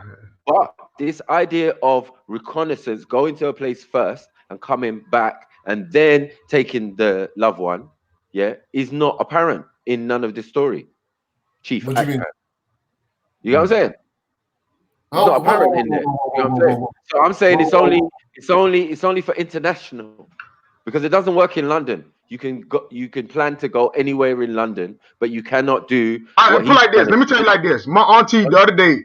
All right, go. My bad. I'm just saying, like, everywhere, even in America, we do this. Like, I have family members do this. They said, "Oh, we couldn't hang in this neighborhood," or blah blah blah for certain reasons. It's basically what he's MA is doing, man. You have to literally understand. Somebody, Dominica. One of my closest friends is from Dominica. His parents are from Dominica. What? Like almost he's not blood related, but it's like a little nephew, whatever. He's Dominican. So I understand the culture. They're very protective of their the family structure. Very protective. So all I'm saying is this. Listen, what I'm saying. All I'm saying is you guys are from Africa, so you guys are accustomed to that type of lifestyle. You're used to it. You're used to it. He's foreign. He's a foreigner, so you have to be a little tense. No, you know what I'm saying? No people can see foreigners. Hold on, wait. No African or anyone here who's African who's been to Africa ever said, because we know the country, we don't take advice from nobody. No, but it's a given, Mac. It was a given. It's a given, though. You don't even nobody have to tell you that. Then what did I say was a given? I'm saying it's a given. You are from that area. You have family members there. Like that's my point. Yeah, those are the people we listen to. Just like him, let's like MA. He wants to listen to other family members of Kasu, but not Kasu. You know what I'm saying? So my point is, there's a reason for that. My point is, when I go to Nigeria, I said from child to adult, I'm going to listen to them because it's their country and they know what's right now. You got what I'm saying? Not like 10 years ago or 15 years ago or on the news that they're trying to spin. Yeah, Maku. On the ground. We're talking about feet on the ground. Maku. So when you're there in the situation, you're gonna look for guidance, and the person people gonna guide you. They're gonna guide you from your place from the airport to the thing to your destination, and then there you might want to go out. Then you're guided. You're taken with a family member. Could have been a female, little sister, cousin. Yeah. Most of my shopping trips into Lagos, yeah, where we had to take buses, all sorts of modes of transport, was with my girl cousin. Yeah, bro, I get it. He was the haggler. He was the haggler. One second, man. Why are you leaving? I get what you're saying. Let him land. He's just gonna continue talking. Yeah. I get a point. You're making a point. I get what you're saying. The problem is that this is what I'm saying. If you just go back, bro, what you said, let's go back to what you first said. You said, I would take the advice, and I said this, I'll take advice from, say, Kusu's dad or brother or whatever, but not you, right? Do you want to know what the reason is? Because it seems like you've taken that and you've run away with it. If you just stop and understand what the reason is, then you might understand. Kusu left when she was 4 years old, number one. Yeah? Number one. She left when she was 4 years old. She does not know Congo like that. Mm-hmm. Okay? She doesn't know Congo like that. She doesn't take or pay the same amount of attention to what's going on there as, say, her father. Yeah? I'm going to take her father's advice before hers. That's not a slight on her. That's because she just doesn't know as much as he does. He spends every hour of the day almost observing, speaking to people in Congo, whatever, right? Mm-hmm. So on that basis. Yeah. So when she went in 2014, did you go with her family? She went with her auntie, yeah. Right. So at the end of the day, she knows it a bit more than you. So she's doubly experienced. I haven't said that I know it better than her. You've not heard me say that. Yeah, but I don't understand the idea of you going alone first. No, you misunderstood. Okay, you misunderstood that. What I said to you was in an ideal situation. Right. In an ideal situation, no matter where it is, whether it's Congo or Sierra Leone or China or wherever it is or anywhere, anywhere actually. Yeah. I would rather, I'm not saying that this is gonna happen because it's blatantly not gonna happen, that I'm gonna go fucking Congo without Kusu for the first. That's not gonna happen, is it? No, I'm saying, yeah, that in an ideal situation, because of how I was raised, I would want to scope the situation, the place that I'm going to, if I'm going to go and bring loved ones to that place. And my example of my stepdad not scoping the place out, because his sister knew what was going on. Yeah, his sister knew what was going on. Yeah, I have a slight what do you call it? Not me. We have a slight idea that he might have been autistic. Yeah, some of the things that he would do would be slightly careless. Yeah, that's in hindsight after he passed away. Yeah, his one was a perfect example of not doing those things, not assessing what was going on in the village. And if everyone knows but you, you're the dickhead, isn't it? Like, you're the idiot. And so it's like, it's not complicated. And I think the two arguments are different arguments. The argument about having a specific situation, knowing that specific situation, planning for it, or as much as you can possible, or whatever, if you can, yeah? Man's not going to be able to go and plan and scout out Congo, because that's not going to happen, right? I said in an ideal situation, that's what man would like to do, yeah? Same way if I had loads of kids, I'd want to know Wagwan. The same way my dad already knows the terrain of Jamaica, yeah, like inside out. He would know where to, you know what I mean, or my cousin, or whoever it may be. Yeah, that's how we do. We say, okay, when you go, even my brethren Corey, yeah, Corey will be like, okay, when you go to Jamaica, Corey's got a house in Jamaica, yeah, he just come back from there recently. He'd be like, there's certain places you can't go, yeah. If you go to Jamaica, you must make sure, yeah. Trench Town. If you go to Jamaica, certain places in Jamaica, like he's from St. Catherine, I think, and we're from St. Mary, yeah, and he lives like somewhere in between. If you go to Jamaica and you go up into the bush there, you have to make sure you bring things for people. And you have to make sure, if you want to go and do this, yeah, then you have to make sure that you give someone a little pocket change that comes with you, and at any opportunity you get to pay them something, you must do that. Because when you're gone and your house is there, it's them people are going to look after it, yeah? He's safeguarded the situation. So now if he wants to bring his youth, yeah, he's got 3 children. When he wants to bring his youth, yeah, he knows the deal, yeah? He ain't going to just run up in wherever carelessly, and because he knows the terrain, yeah, he knows the social structures. He knows what to do and what not to do, where to go, where not to go. You get me? Especially being that he's a Jamaican that was born in England. Yeah? He's an Englishman as far as they're concerned. So there's certain things that man has to do to be able to safeguard himself when he's over there, even by himself, and when he brings his family over there too. We had a long conversation about this.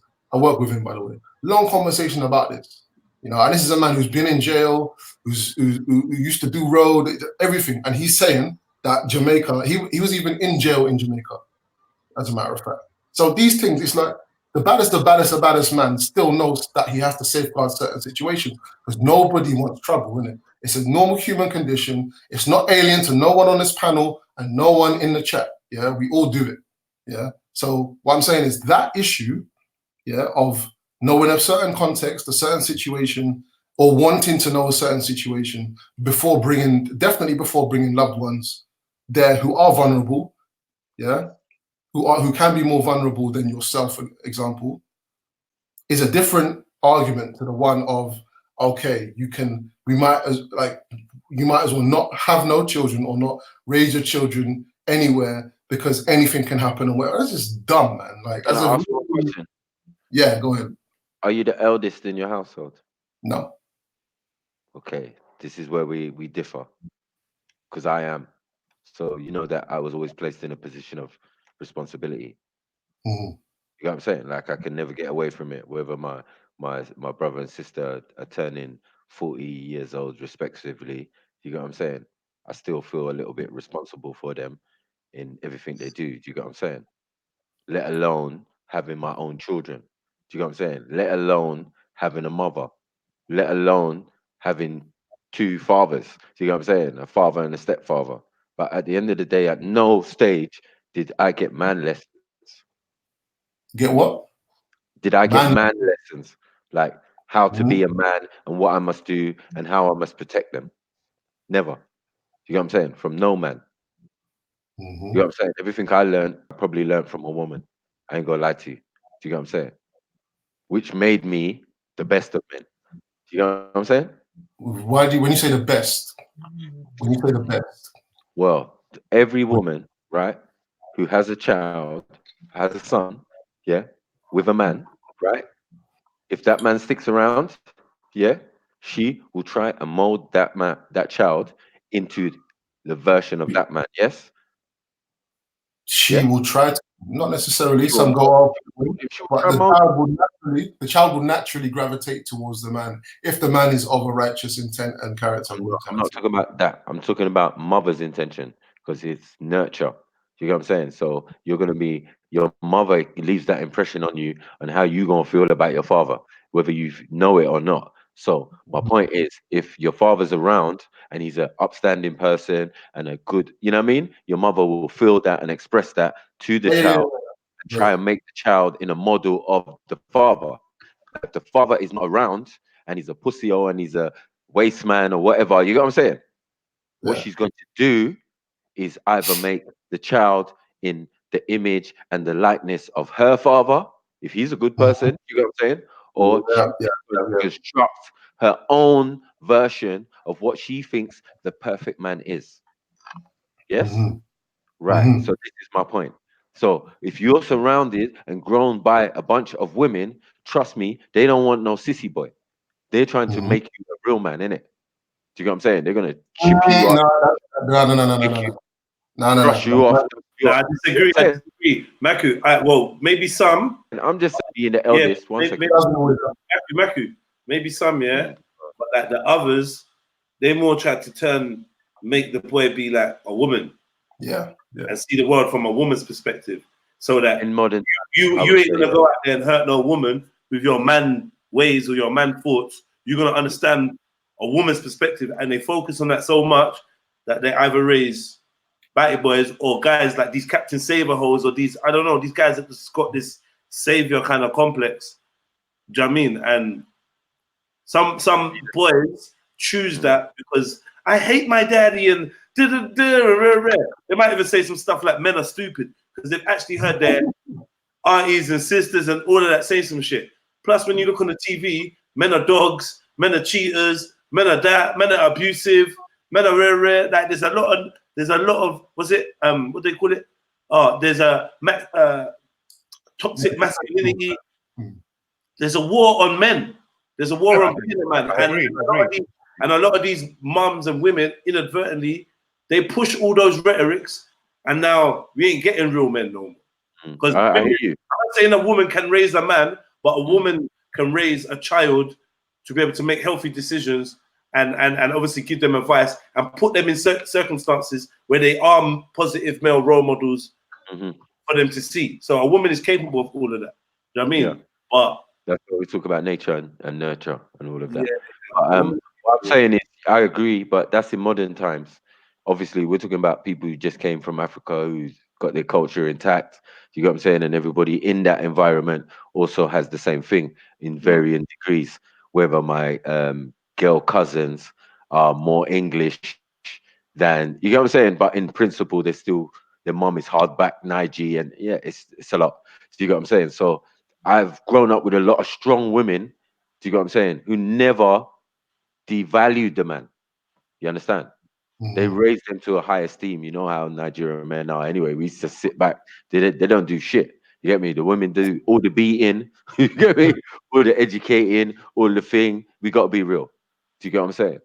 And when we rough it and tough it in the street, as I said, there's no handbook. But I know I've got to look after my brother. I know I've got to look after my sister. My dad ain't telling me that. My mom ain't even telling me that.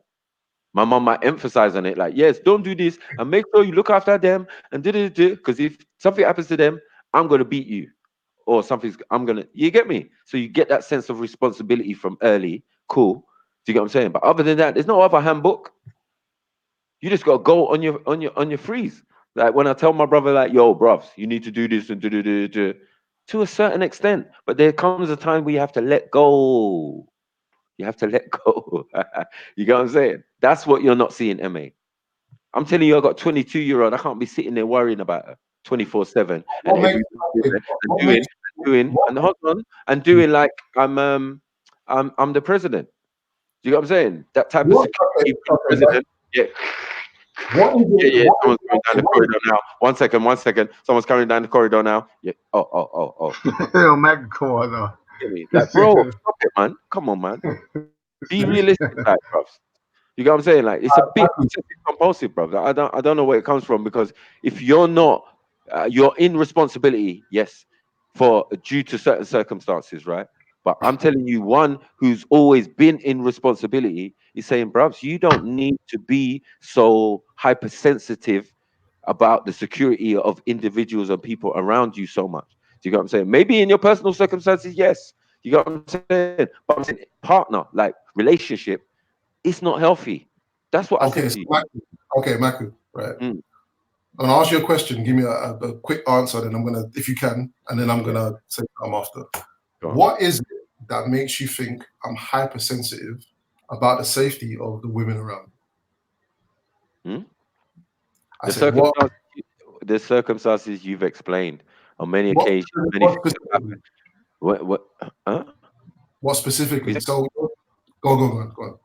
Yeah, you saying that, or you've named all the specific circumstances of why you are the one who's the protector of the family. Do you get what I'm saying? No, I understand that. One second, bro. And I said that though. Yeah, I understand. No, I understand that situation, and that's what I was trying to explain. And if I said to you, so hold on 1 second. I'm saying with your partner. 1 second. With your partner, it just seems strange that you want to go to her country, yeah, for the first time without her. It just doesn't make no sense. You want to go with her dad and the brother, but you don't want her to come because of security issues. If there's security issues, no one should go. You get what I'm saying? Until it's safe, and then everybody goes. That's it. Why does it have to be all complicated and all this? All right. I don't know. The security and Okay. All right. So, if I said to you that I'm really irresponsible with the women in my family, how do you now equate my responsibility, my obsession, apparent obsession with safety, to that? Because you want to do better. Who wouldn't want to? You know what I'm saying? Who wouldn't want to? If you felt that you had done it, 1 second. If you felt that you hadn't done a great job before, this is something special to you. Bro. This is something special to you. This is the person you married. This ain't no joke. I don't take the sanctity of married as no joke. That's why you know what I'm saying? I just told you, bro. I just told you women. That I might be irresponsible with the women in my family. Yeah. Okay. And Cool. your response, hold on. This is where you have a one-track mind sometimes, Maku. Yeah. Right. You can be a bit more balanced in your response because you've just given me like a blanket answer because you're trying to be better. You're chatting rubbish. Like at the end of the day, I've just given you a circumstance. I said, look, you're trying to do better. I'm irresponsible and distant even from women in my family. Yeah. Cool. Could be that. Yeah. Could be that every day. I'm saying if I'm distant from the women in my family and I'm not checking on them every 5 minutes and I don't even know where this one is and this one won't even tell me that she's gone on holiday and whatever, and that doesn't really bother me. How do you equate this so-called obsession with safety, even though I've given you contextual circumstances of when I was younger that might make someone really paranoid about where mum is now or where big sister is now and whatever. I've given you I could give you even more stories. Of course. Right. So it doesn't, so I'm not even gonna ask you again because I've asked you. I'm gonna tell you. It doesn't equate.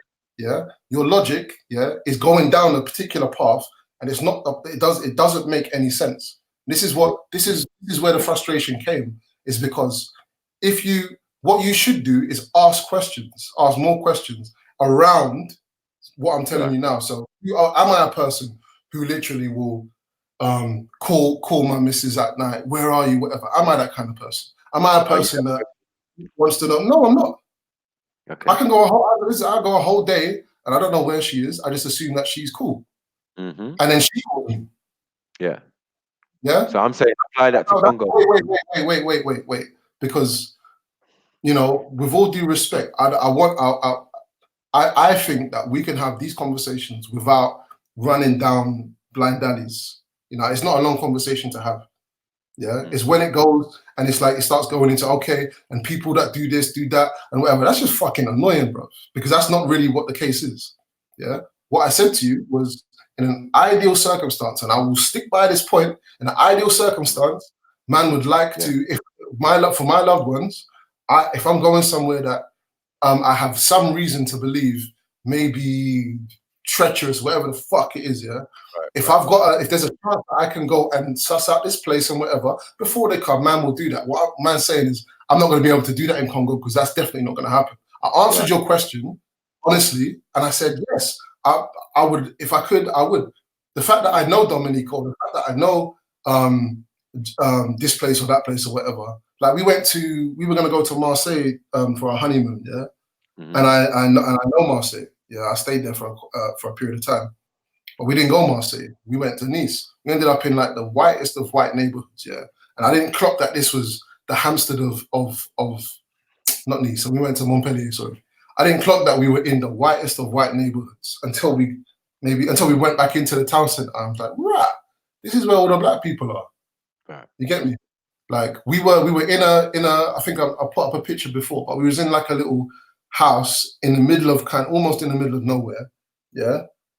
She speaks French, I don't. Yeah. So I have to rely on her to be able to actually navigate this thing. Yeah, more time. Yeah. If we're going this way, okay, you let me know where we're going and whatever. So it's like you lot just fucking go overboard, bruv. You go overboard. And the thing is, the things that you're saying are not wrong, but they don't apply to me, bruv.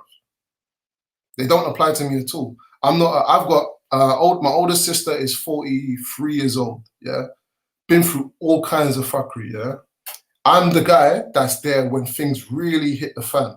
I'm not there for the little details of she's fucked up this or she's, I've been there to bail her out of a police cell. I've been there to comfort her when she's lost her children.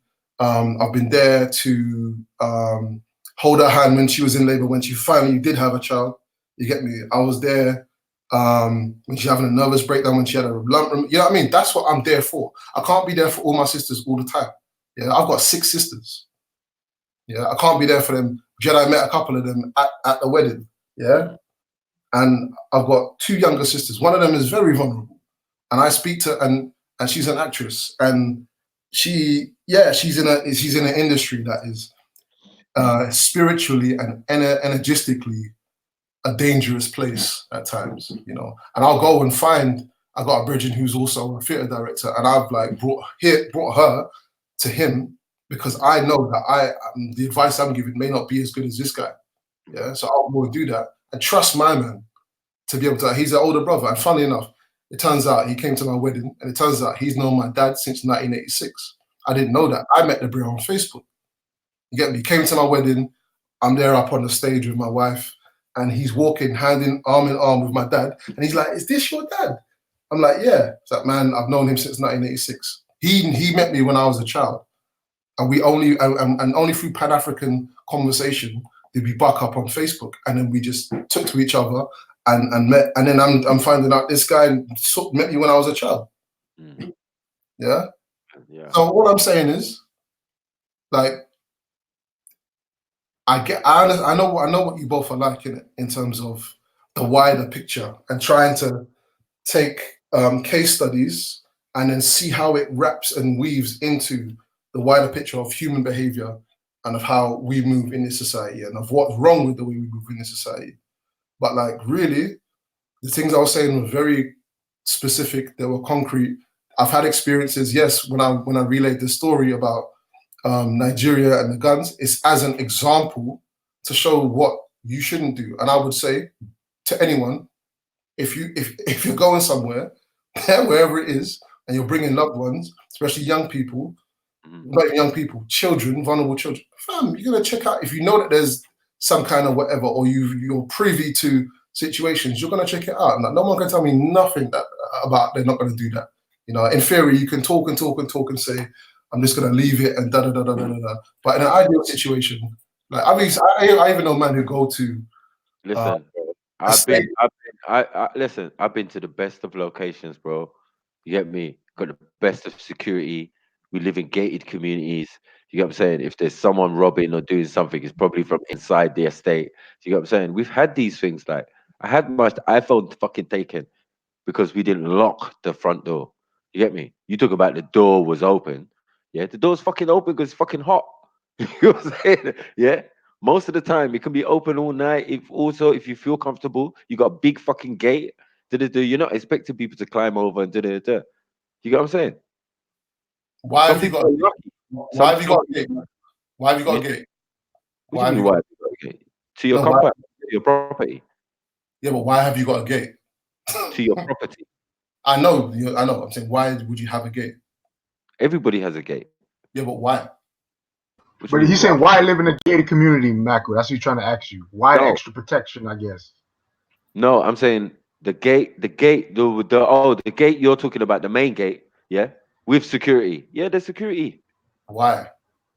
Because everywhere's rough, bro. Like, come on. Yo, you still got to have protection. The protection you're talking about is provided for you. That's the be all and end all of it. Man has a gate, because they want to be protected, because they have for some reason they feel like wherever they live, there's some kind of danger to their belongings or whatever. It's simple. Like it's just that. Is that how gated communities are formed? No. Say again? People buy land, secure their property. You get what I'm saying? And everybody has a property with inside that secures that. Like, the church has a gate on it. Like, what are you talking about? It's inside a gated community. It's a private road. There's houses. Yeah, but people do it for the one way in, one way out. You only could go in through the gate, come out through the gates for added protection. Right. We have them a lot in Miami, so that's what I'm saying. I know. I'm saying, like, in the community, you would have like chairman, council, all of that deal with estate security. So there's people who come with guns if necessary. Do you get what I'm saying? To come and deal with whatever circumstances. Very rare. Do you get what I'm saying?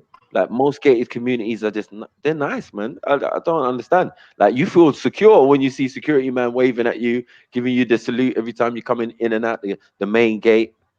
What's the issue? Why You know? is there a security guard? Hmm? Why is there a Why is security? there a security guard? Because people is people, man. People is hungry. People can't. Some people can't even afford to live in a gated community. How about that? I don't understand. So there's a security guard because people are hungry. What do you mean? No, I'm saying so there's a security guard because the people who live in the gated community want that security. For They what? want overall security for the whole estate, innit? Right. For their So whole protection, okay. right? So Because there's none.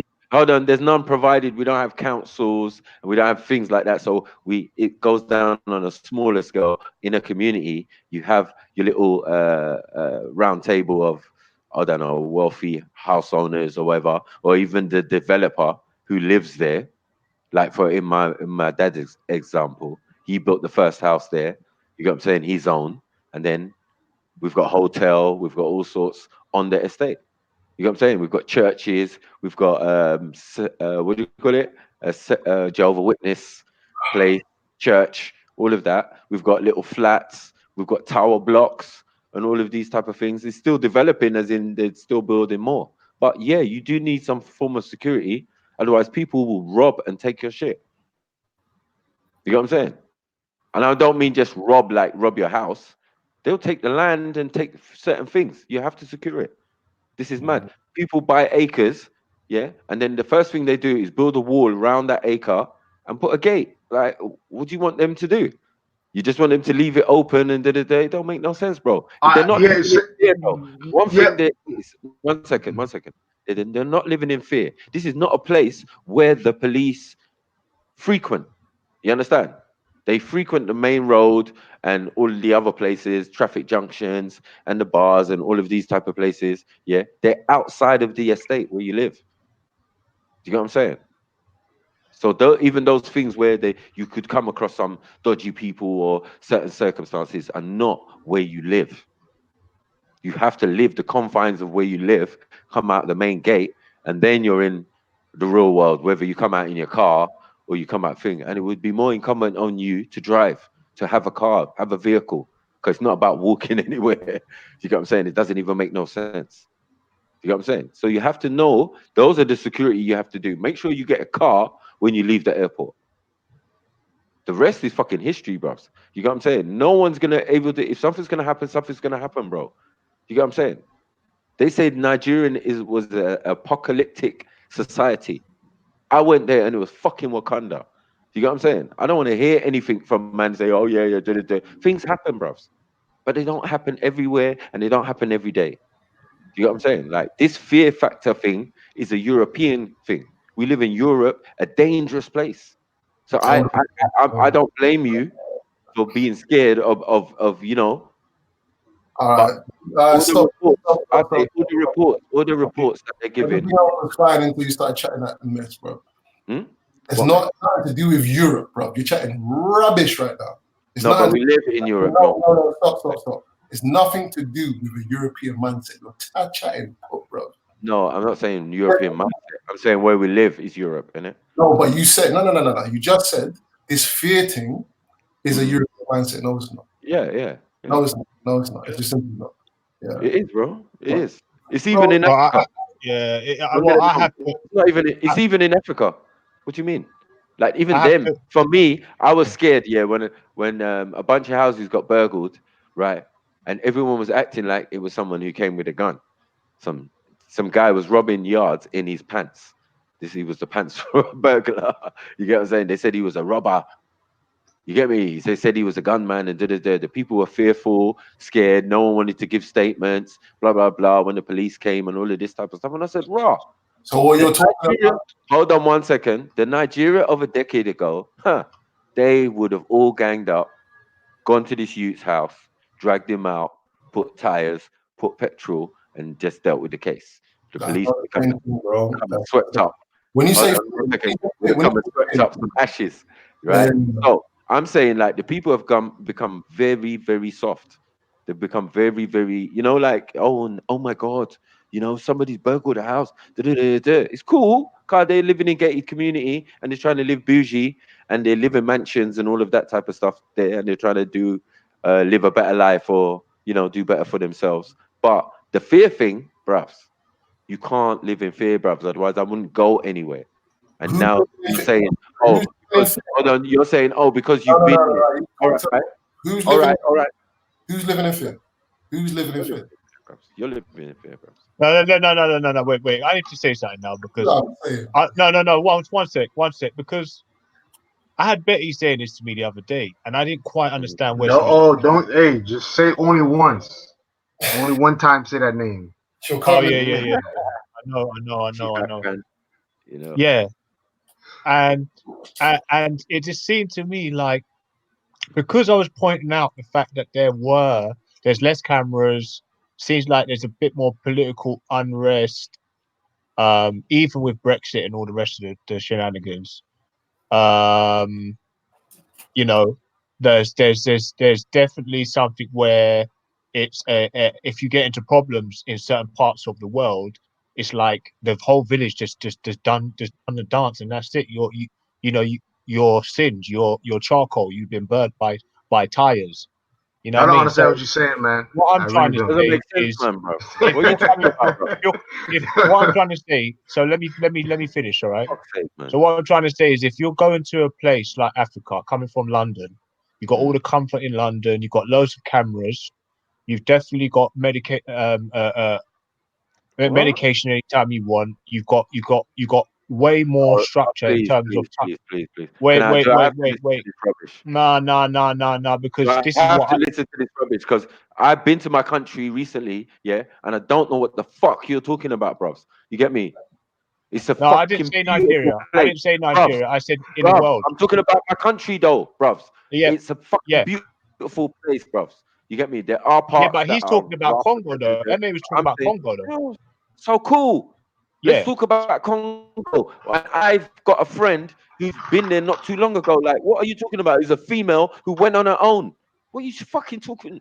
Like, don't piss It's me like, off. for example, why are you gonna if you go What do to you mean, for Basra example? And or I you know go Bear to Man from Congo as well. Like, stop it, man. right? So say if you Yeah, go to the Middle East, so don't say if you go conform, somewhere like bruv, Libya now, yeah, bruv. or you go somewhere in the Don't Middle conform. East. Don't If you conform to the if you stereotype. go to somewhere where there's a war happening and you somehow touch down, all right, and then there's a fucking missile just come past your head. Yeah, that's what MA's talking about, bro. There's no He's not missile. talking about that, bruv. No, How can you be talking about that in Congo, bruv? Are you dumb? I'm Bruv, not stop saying that, man. I'm not talking about Look, Congo. I'm just saying bruv, generally anyway. bruv. You said Middle I East. understand what You you're saying, said but you're a Middle bit, East. yeah, Yeah, but I'm saying what I'm trying You to say dumb. is in the world, Man, get this guy out. in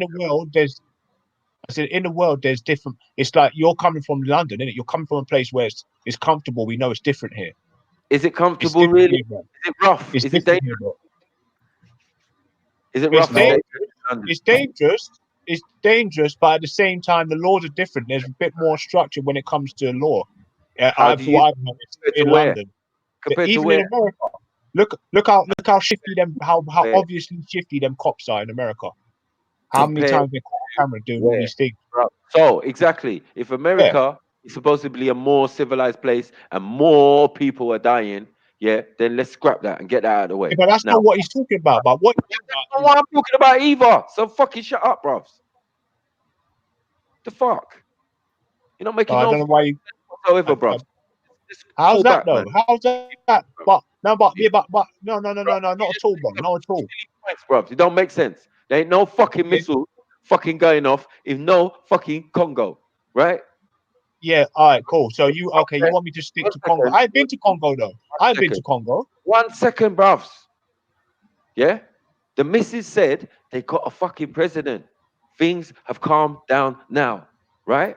And he's saying if there is something like that in the future, he would rather go with the dad and the brother. Yes or no, MA? yeah.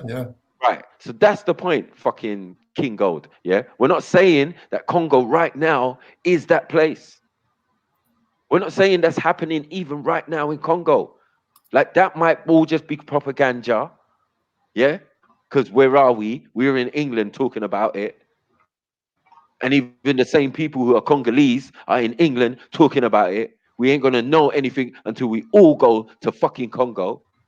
It's just common sense. You get what I'm saying? So no matter what anyone says, because I can sit down and read about Nigeria and think to myself, oh shit, But this is the news. They're going to catch every bit of information from every part of the country. And it is a massive country. So there's going to be a lot of stories. And if I choose to take them on and say, oh my God, they killed this woman, 4 weeks ago. You get what I'm saying? That's what they're doing all over Nigeria. I'd be a fool.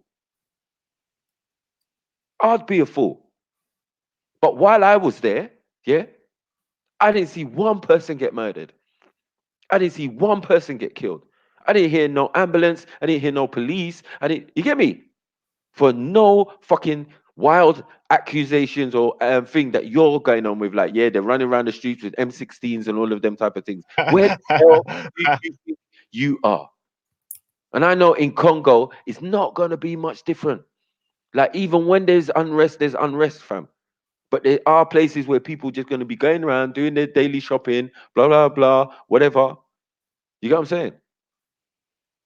Living in their small communities and just living peacefully. Like, what the hell? Who's going to go to a fucking war zone? That's stupid. There's war over there, you go over there. Simple. Man won't tell me about political, and man fighting over there. I don't give a fuck. That's like saying, oh, don't go to Nigeria because there's Biafran war. Because man are killing man in the north. Nah. Don't That's go stupid. to the north, innit? Yeah, no one said that though, bro. Right, I'm saying if you're going somewhere where you don't know. That's what I was saying to MA. That's what I'm saying to MA. Even when that shit was going on, it was still a possibility they could go there because there's not fighting all over the country. Plain and simple. What the fuck are you lot fucking? Don't wind me up. Bro, when you go into the unknown, man, you got, you got No, to, man. yeah, bro. Unknown for you, man. You people who haven't been to Africa have a different impression, and it can only be driven by what people say, and the media. So when I said beginning, when you're giving like me media examples when you're talking about Congo. I know people who've gone to Congo in this time that you're talking about, while we're sitting right here, and come with a different story. You know, people, fishermen, people who's doing agriculture, weaving baskets, all of these type of things there. Where is the bombing and all of that in that? Okay, Maku, yeah. So my wedding. So you know, Fayulu was the guy that was meant to be president, that was elected. Sorry, was won the vote and then wasn't put into power.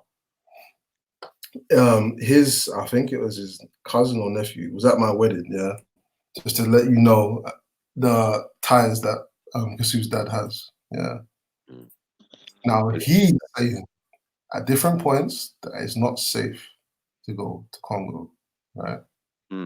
Especially not for him, I had the same situation years ago with someone else I was with who was from Iran, and her mother was a flipping head of the literary society in Iran, and she had a big mouth, and because of her last name, she couldn't go back to Iran. The girl that I'm talking about, couldn't go back to Iran.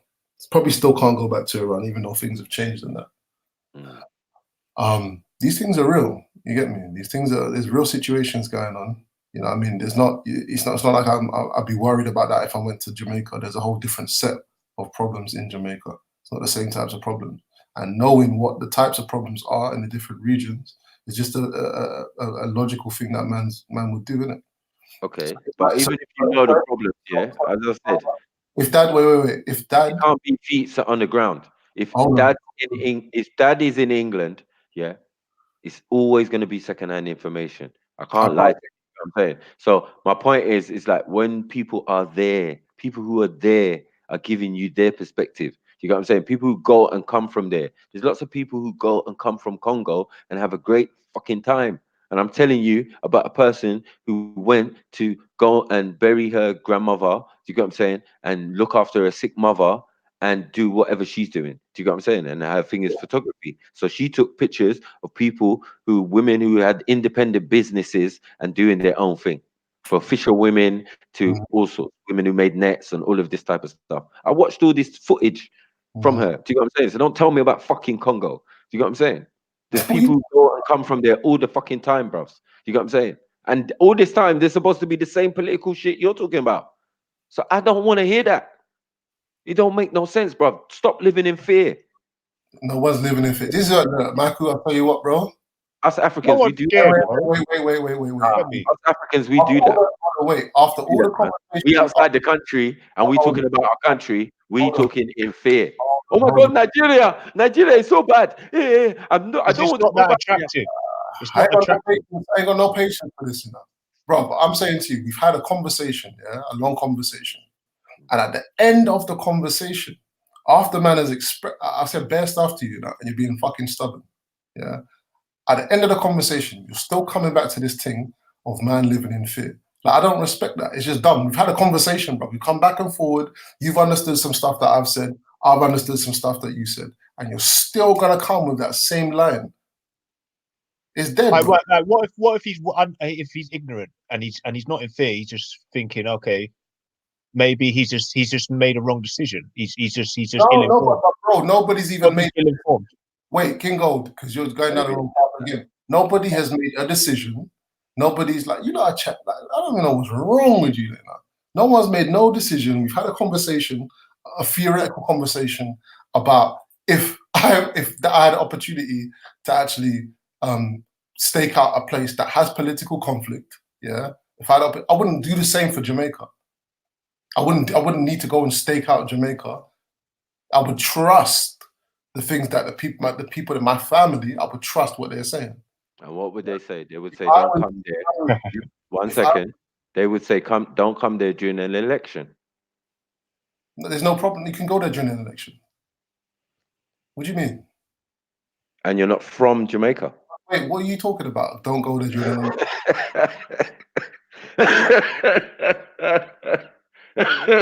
Are you sure you're Jamaican? My relatives or my people. So my family, like I said, are from St. Mary. Listen, my people. One second. No. We're talking about my country. So let me tell you. Right. Yeah. So you're telling me if I go St. Mary, listen, if I go St. Mary during an election, where's St. Mary at, What? Where's St. Mary? St. Mary's is like east side Jamaica, man. Like near Ochi and all of them type of places, isn't it? So Ochi is more central. You got St. Mary's there, and then you got the Moorish towns in the hills from there on in.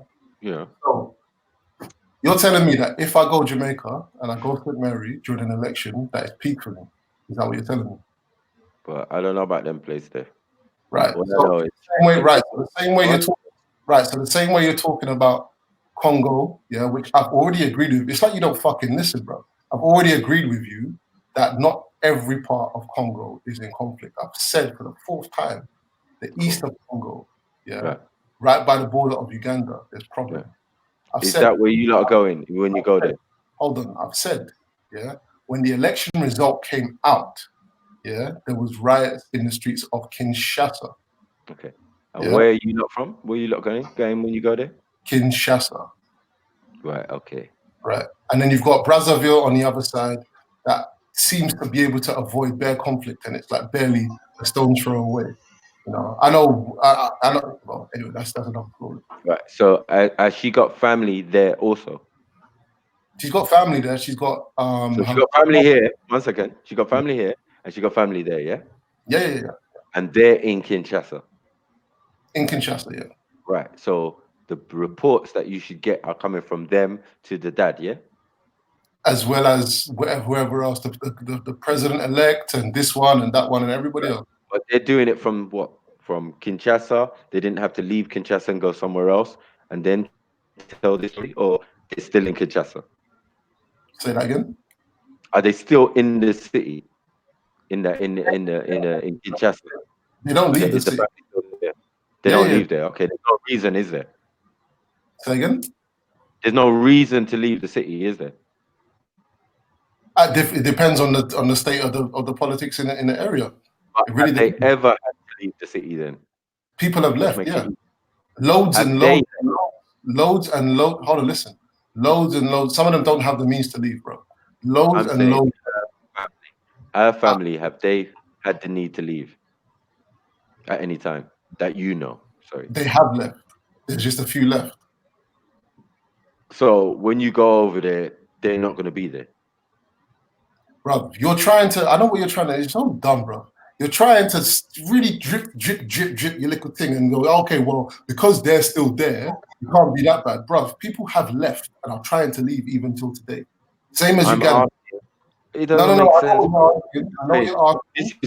This is a personal circumstances, isn't it? So it's personal for your missus, isn't it? So in a sense, I'm asking a simple question, like if like all these reports you're getting is from the family who's in the most afflicted and violent area where these things are going on, and they ain't left, right? It does seem a little bit strange, isn't it? Bro, you get me? And now, hold on. Now it's supposed to be not that. Yes? It's supposed to be, there's none of that going on right now. Yeah? Is that what you've heard? Yeah. No, I'm just saying there's none of that going on right now. There's supposed to be some presidential thing, like scandal or something, or, you know, supposedly putting someone in place, but, you know. What does that mean? What does that mean?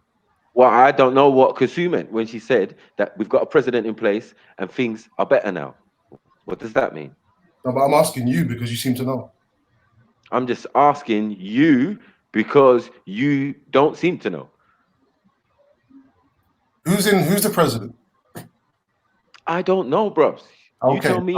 Right. So okay, I want to done this conversation in a minute, but so the issue is that a place like Congo, yeah, with the conflicts that are around Congo is the only place that doesn't have no US fucking military bases in Africa, yeah?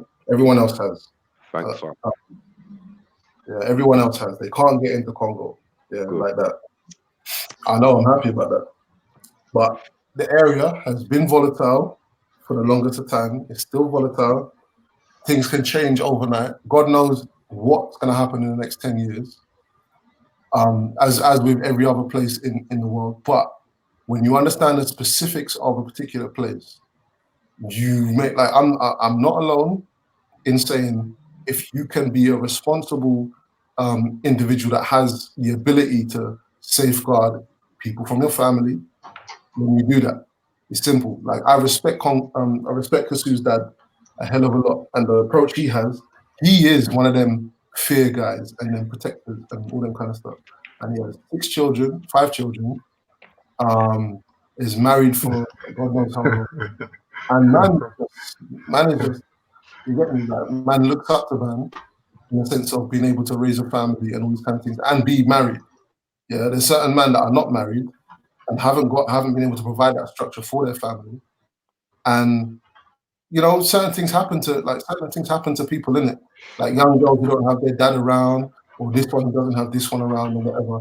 And it's like, in an ideal scenario, yeah, I'm all for this family structure of, you know, dad being around, dad making sure that he lays down the law, and then the education and safeguarding of your children, so that when they do become independent, they make the best choices. Yeah, but while they're still young, you're going to be a responsible father.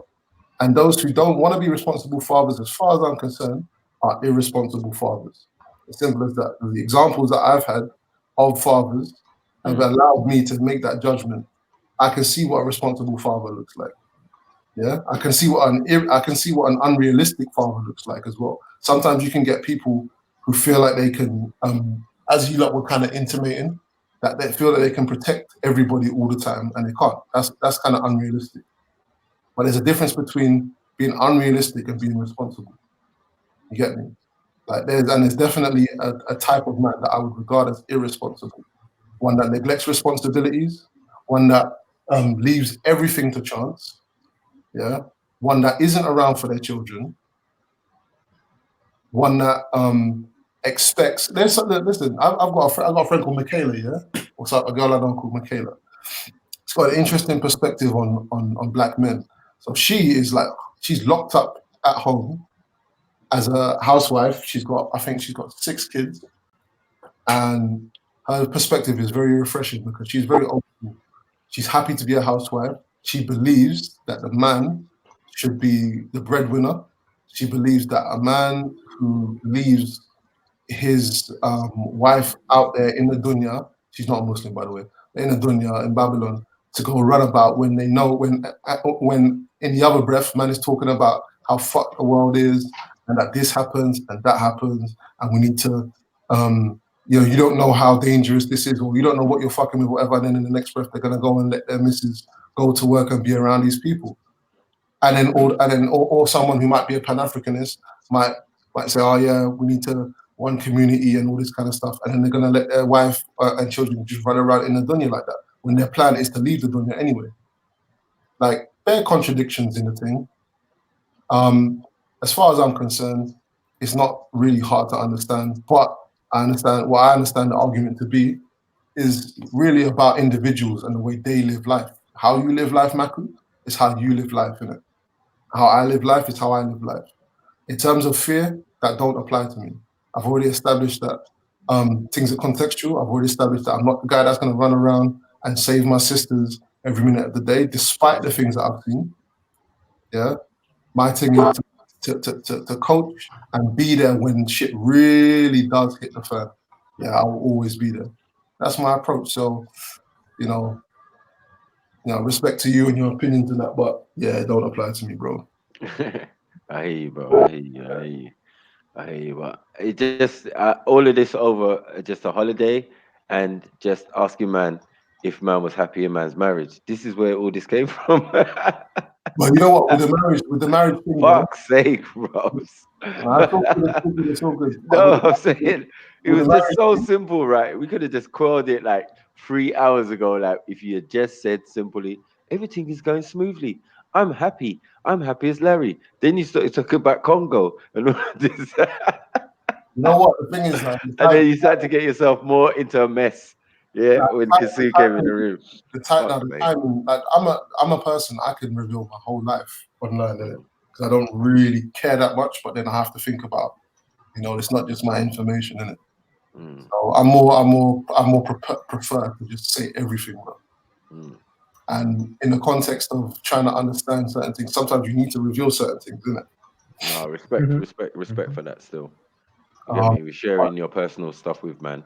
You get what I'm saying? Even though I'm cracking jokes and all of that and banter and all of that, but you get me? There's a serious side to it that I thought, rah, it's a bit concerning. Like, yo, like, no, you get me? I'm going on my own. You get me? Like, rah. And she's like, no, what? Why can't I come?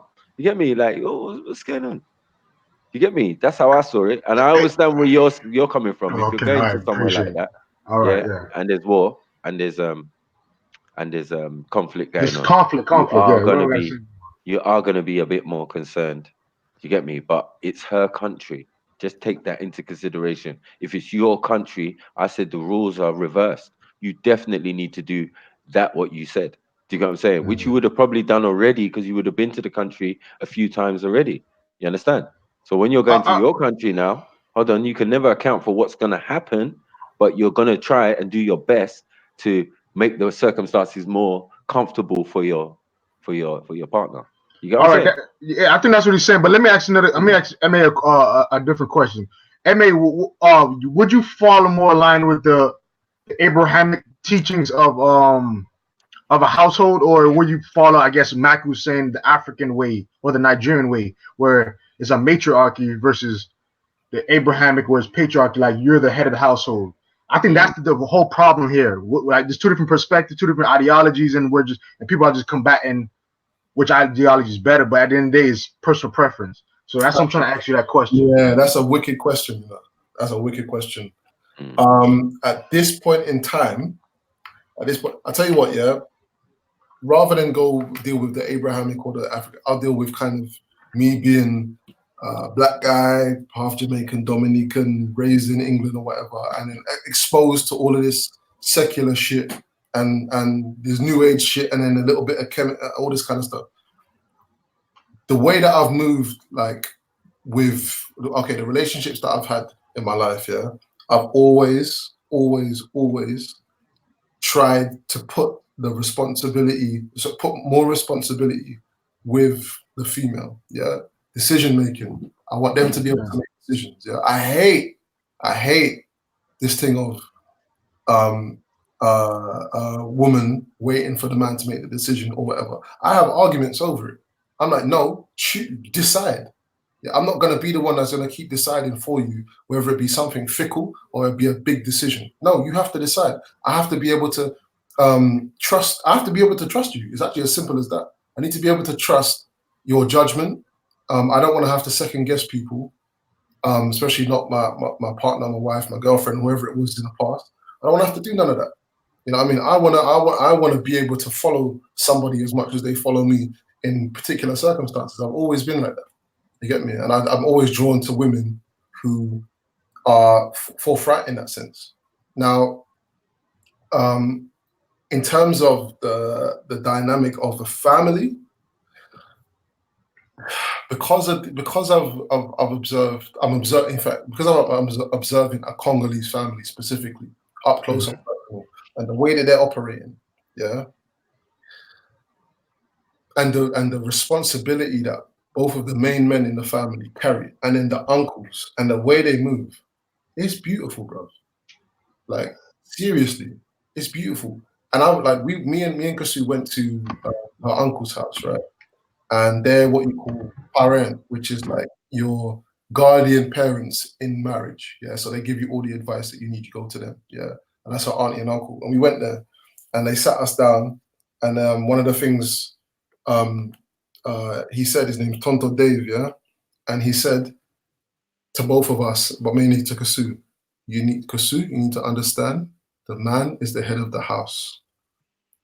He needs to be the leader, all this kind of stuff. And I'm looking at him, yeah, and I'm looking at his wife, and I'm like, there's been conflict there, innit? It seems to be working, however. They've been married for 30 years or whatever, and she's not under the thumb, so to speak. Maybe the way he was coming at it was from a biblical perspective. And it seemed to be working. Now, and this is where I kind of not quote, but I think about the girl, Michaela, that I know.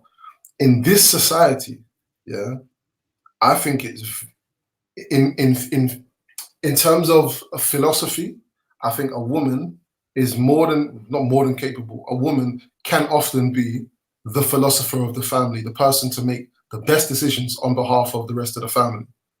Yeah. It does happen. I'm not going to say it can happen. It does happen. You get me?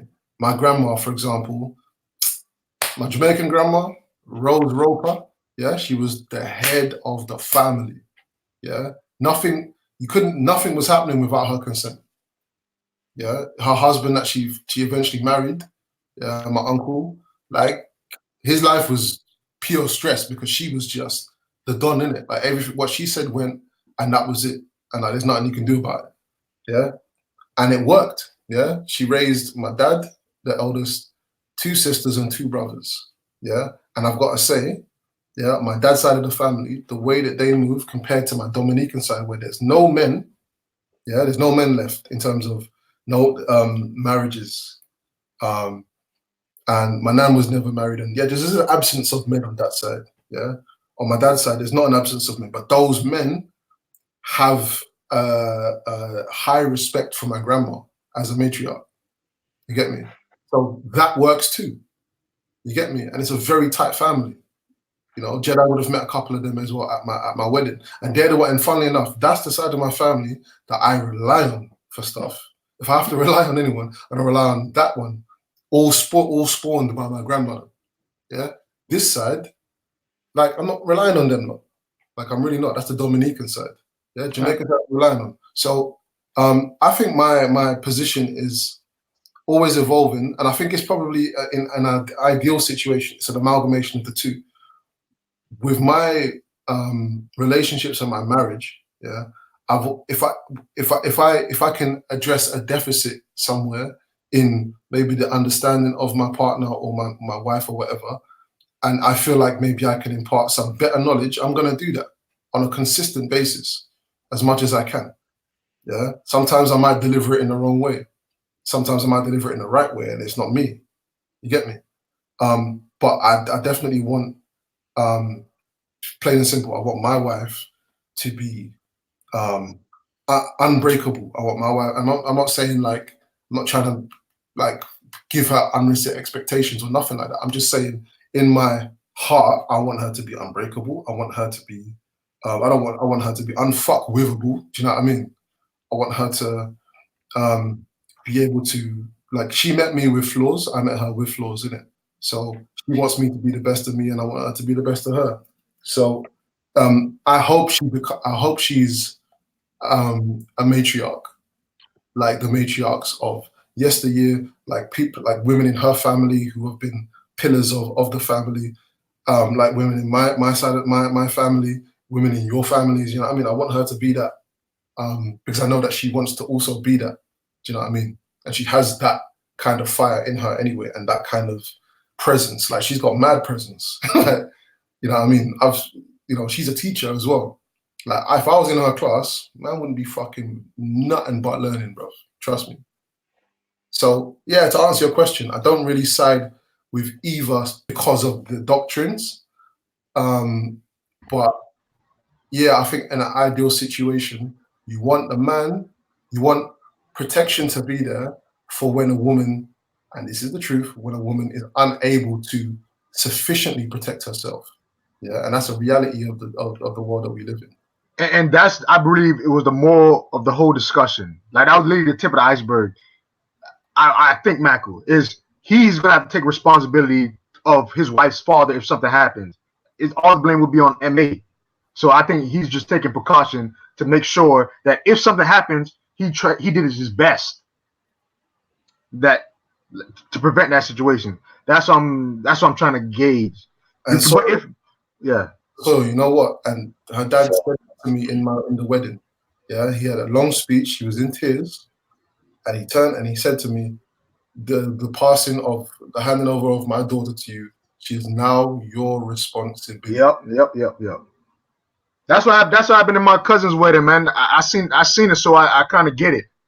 I seen that the fathers literally give the wife away. I mean, the daughters away to the husband. It's a big thing. So I feel his pain, but then again, I can understand Maku at some point. But then I could literally understand what MA is saying though. Like, yeah. You said no. Say it again. I don't know why you can understand what I say when I ain't say shit. You know what I'm saying? I just listen to man. So Maku, you didn't say nothing. You didn't talk for more than what, 3 hours now or 2 hours about it. I heard you said the whole time. So that's what I'm referring to. Or you just talking about this point? I thought you was talking about this question. No, you've been talking about the whole. But Mac, you've been coming from a matriarch perspective. You've been bringing up your mother. She was tough and all that. So that's why the question made sense. He was kind of leading towards the Abrahamic almost, and you were kind of leaning towards the matriarchal side. That's why I asked the question. I don't know which part of it is African then. If one side so matriarchal tradition is not predominantly African, that we saying now, with Nigerian, which you was defending this whole time. I'm saying that in the would you say in the royal sense, yeah, it's switched round now, where that the man obviously is the dominant force, but in the household, as you know, women run things. You know what I'm saying? They're the organizers, they're the thing, while men have to go out and work and do what they're doing. You know what I mean? Bring home the bacon, as they say. You know what I'm saying? She wants a mansion built. She wants it built to this specifics. That's what I see. You know what I'm saying? And I also see a lot of African women with money, and they're the ones taking the lead in certain things and running a household. Do you know what I'm saying? And they got a lazy ass husband who ain't doing shit. You know what I'm saying? But yeah, these are just normal circumstances. I just think maybe that it might have scared him a little bit when the dad said that to him. You know what I'm saying? So that's Mac was good though. You gotta let Mac do that. Let him land. Mac was he's a master at this, dog, I'll tell you. You know what? I believe in Christmas, yeah. Mac is sick, dog. One thing for Christmas, Mac. There's a grand master right now. Dog. Listen, take notes. I want He's slick with it. Come on, man. Yeah, he always does that. He just drops the little cyanide in the. Yeah, you're never gonna. That this is the new way of disturbing Maku by never letting him finish his bars. It's crazy out here, man. You know what I'm saying? That is the fear. That is it's the not ultimate fear, bro. It's not fear. Now just accept it. If I just accept it for a second and then see where that takes me. If I'm saying it's not fear, yeah, If I'm Right. saying it, just And assume if I'm saying, for 1 if I'm second saying, assume that I'm right. Yeah, just for I'm one. saying this is just my opinion, right? Is Yeah, that yeah. okay? What would be better? What would be better? Right. So let me finish. That would be better if you let me Go on, finish. go on, go on. Have my opinion, then you can counter anything I said. Do you know what I'm saying? So now you said there was no fear. Fear is definitely not involved. We can throw that out of the window, but yet it creeps its little ugly head around the corner as soon as Casus Pops hands her over to you and says, listen, now she's what? Your responsibility. So now you cannot be running back to him, yeah, waiting for his advice and on his daughter. You are supposed to be a man, you get what I'm saying? And say, yeah, like, listen, I'm going with you, man. You get what I'm saying? And she's coming. There's no problem there. You get me? Or I'm coming with you, man. She's not coming. Is that cool? You get me? Or I say so. You get what I'm Yeah, saying? That I decide. Exactly. I decide. right. All right, you decide. Right, cool. So my point is, at the end of the day, yeah, there is fear. You have fear for her father. You know what I'm saying? That's cool. That's all you needed to say in the beginning. Try. Really intelligent guy. Maku's really Yeah, Michael's very smart. That's our laugh. Mike is good. And It's impressive. It's impressive. He's got a way, yeah. He's got a way of, and I know another brother that does this, you know, yeah. Another brother that does this, yeah. Maku's probably not met him yet, but Jedi knows him, yeah. Another brother does this. He'll jump. He'll start off with he's with you, you know.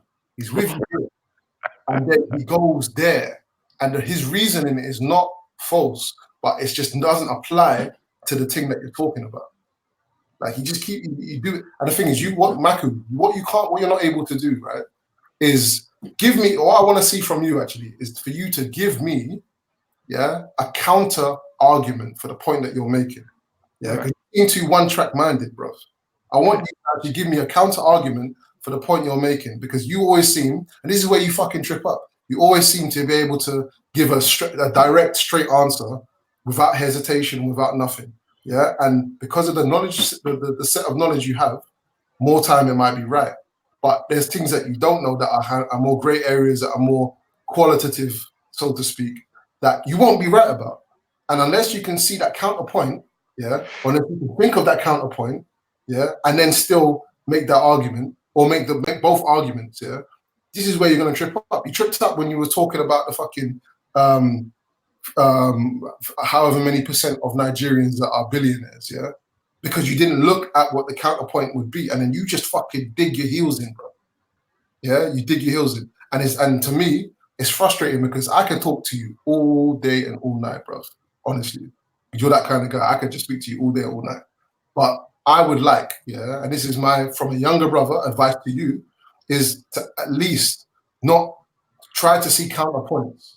In fact, don't even wait for me to give you a counterpoint. See a counterpoint to the argument you're making, because it's too linear sometimes. Sometimes it's just a smooth ride from here. You know, man said, dad said, oh yeah, this is your responsibility, and so Mark must be scared. It's like, see a counterpoint to that, bro. You get me? Explore it a little bit rather than running away with it, because this is where conflict comes in, because I'm not a man that's going to listen to a fucking runaway train like a dickhead and say nothing. That's not going to be me.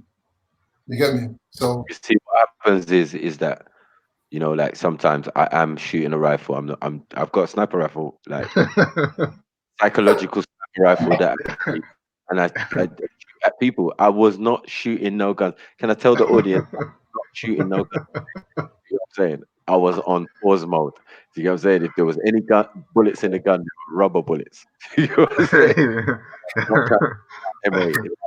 I was initially right. I was initially devil's advocate. Yeah, the Yoruba demon. You know what I'm saying? Came out at me, and I was like staring with, yeah, cool, no problem. Yeah, but my point is still my point, right? At the end of the day, I'm saying it's a thing of fear. I have females that are under my supervision and my responsibility. You get what I'm saying? And I have great affection for. Yeah. And I feel that every woman you get with, those set of circumstances are there without the legal paperwork. Do you get what I'm saying? Like in the sense of like any dad would say, "Oh, you're taking my daughter on a date? Yeah, she's your responsibility until you bring her back to my yard. Cool, no problem." Do you get what I'm saying? I'm not going to make something so minor and so everyday a major thing and have me all quivering in fear and, you know, getting all erratic and, you know, you're doing this, Mike, and blah, blah, blah, blah. It's like you went wide with it. I only made the point that you said fear has nothing to do with it. And I'm even the point that you expressed through what you said, not what I said, through what you said, some element of fear or respect for her father. Do you get what I'm Right. saying? You've used right, so you've used a different word. No, they're not the same thing, Matthew. They're not the same thing, my brother. They're No, not no, no. I'm gonna rub. You see these bullets right now? I've got my gun out now. You see these bullets, yeah? I'm rubbing them with Scotch Just use bonnet. the handgun, not the sniper, please. Just the Yeah, handgun. Wound him, don't kill him, please. two, yeah. The plastic bullets they got. The Scotch bonnet pepper on them. Because you won't get this point. Yeah. No, Fair and respect. Fair and respect. That's the next part. You gonna get this point, right? So My let me point- say a rephrase to you. my point. Now. It's one little thing. So you have to prove now that my approach to, you have to prove a couple of things actually. You have to prove that my approach to all the women that I've been with, yeah, has been as an overprotector, as a fearful, whatever. You have to also prove that the women in my family, you can't prove that because I've already established that, but you're still gonna have to prove it because you're making this claim that I'm overprotective over them. Like, so I need to be scientific because this is actually gonna go round and round, and it's not really gonna get no conclusion. You know what I mean? You got to prove that. You also have to prove that, and you're not going to be able to because it's a contradiction of terms actually. That before I got married and before Kasu's dad said those words, I was less responsible, yeah, or less fearful, and I became more fearful afterwards.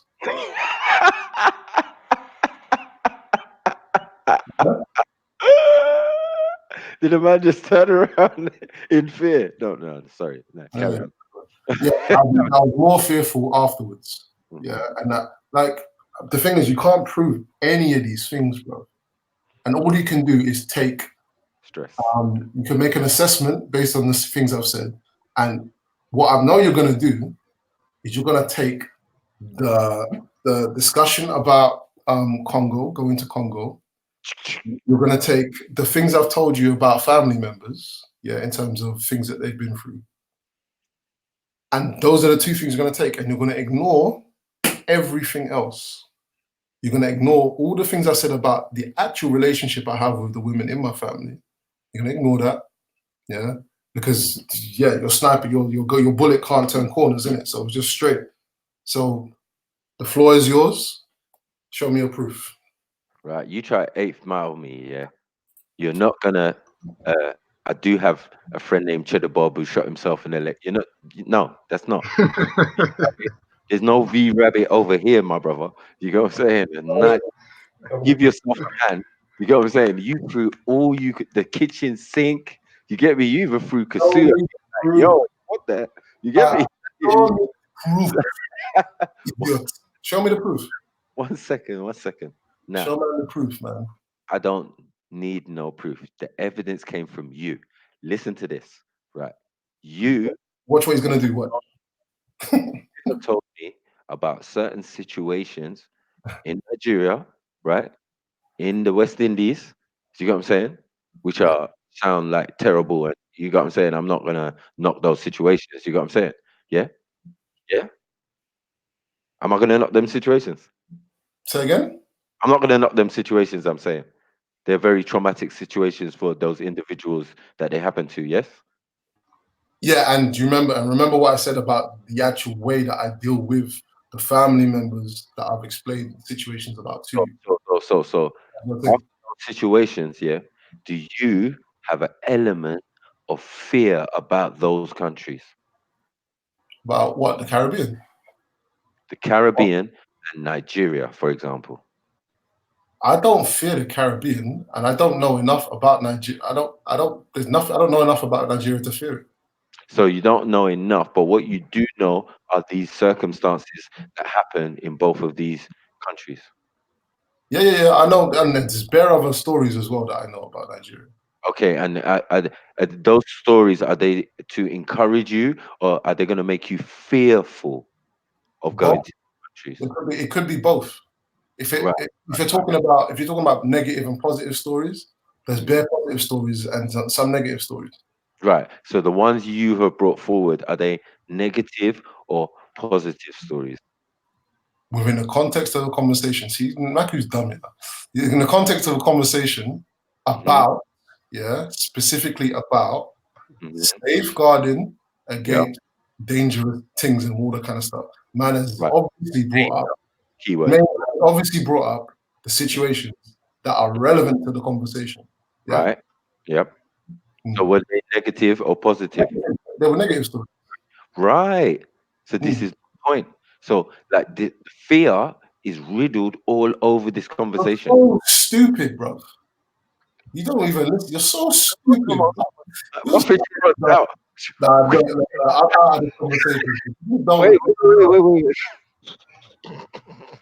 You going to bed? I'll come to bed in a minute. Yeah. You're so stupid, man. My fishing rod is out, right? So as long as it ain't the sniper rifle, we good. Yeah. Be a fisher of men. Be a good Christian, Maku. Yeah, Maku's just fun, man. But Maku's a Taurus, isn't it? Maku can't really fuck with me like that. You get me? Let me finish, right? So my thing Maku's is, got a one-track mind, man.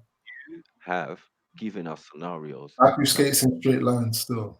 Are fearful, and people would be scared, you know what I'm saying, to go to these various countries. Why you have this defense mechanism that if you go to somewhere like Congo, it's going to be like Nigeria, it's going to be like when people went to Jamaica or Dominica and they got attacked and blah, blah, blah. Do you get what I'm saying? Bro, you're making it sound like some white man thing, bro.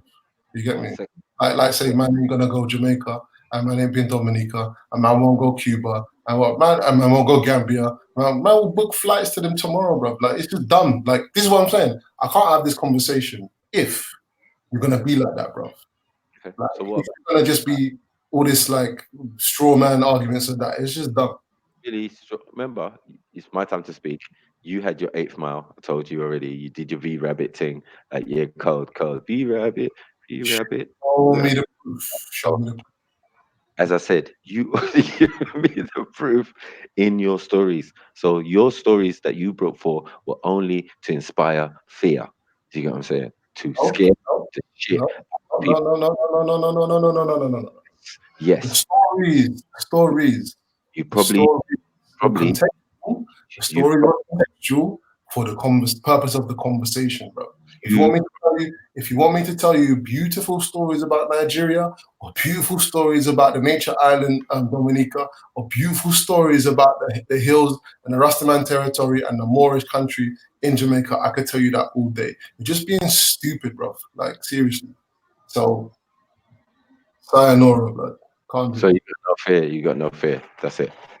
You've got nothing to worry about then. If that's the truth, and the good stories outweigh the bad ones, you know what I'm saying? You have no worries. You must understand this, yeah? One of the reasons, I'm happy that I married the person I married is because she's Congolese, bro. Yeah? You need to understand that. Because she's Congolese, yeah? And man wants to also connect with Congo. You think that somehow, if it was that, bro, it just don't make no sense. Like, I can't wait to go to Congo. The point about Congo is literally only about a political situation that I have been advised about. Yeah, I've been advised about. Yeah, like I'm saying, my man is in with the hierarchy that's meant to be there, that I'm not there. Like, I'm in that. You get me? If it was the same thing, it was the same situation, if I was with someone who's Syrian or whatever, and dad is telling me such and such and such and such, and I'm like, rah, I didn't know that. I was about to just run up in there. Maybe not now. Maybe wait till it settles down or whatever. in regards to Kasu's perspective, yeah, on Congo, in regards to, bless you. In regards to Kasu's, Oh, you know Spanish, huh? in regards to Kasu's perspective on Congo, she doesn't know that much. It's as simple as that. It's not a case of not valuing her opinion, but she doesn't actually know that much. Yeah, she's taken her. She speaks to her cousin on a regular basis. He's quite young. I think he's probably about 21, 22, and he's desperate to come to this country. Yeah, it's difficult for him to come to this country, but he's desperate to come to this country. So can she speak the language? Of course. Right. So she's already one step ahead of you. And has she been there twice? Maku, you're not. Yeah, we're gonna go back in circles, though. Like literally. It's not me. It's to do with who I'm listening to. It's not to do with me knowing more than she. I don't know more than she does. But I'm saying her dad knows more than her. Okay, cool. Understand? And where's her dad? Again? Where's her dad here, isn't it? Yeah. And I said, like, boots on the ground is what's important. Like, what people who are underground there know really what's going on. And I'm exactly. Sure boots on the ground are telling her dad what's going on the ground. Brother, I don't know. I think it's the Taurus thing, innit? I know man digs his heels in and he's immovable in that, but it's just long, bro. Well, I'm just going with what the missus said, so you get me? It makes no sense to me. If she said there's a president, it's all calm down now. All right, Michael, let me ask you a question now. Would you take more advice from the father or the daughter? What, on the country? Yeah, on the country. Yeah, of course, on the country. I would take advice from probably the father if he's more in contact with the people in the country. And we know this for a fact that he probably is more in contact than the daughter, right? Right. So now you understand why MA is going to take the father's opinion and analyze it to make his decisions.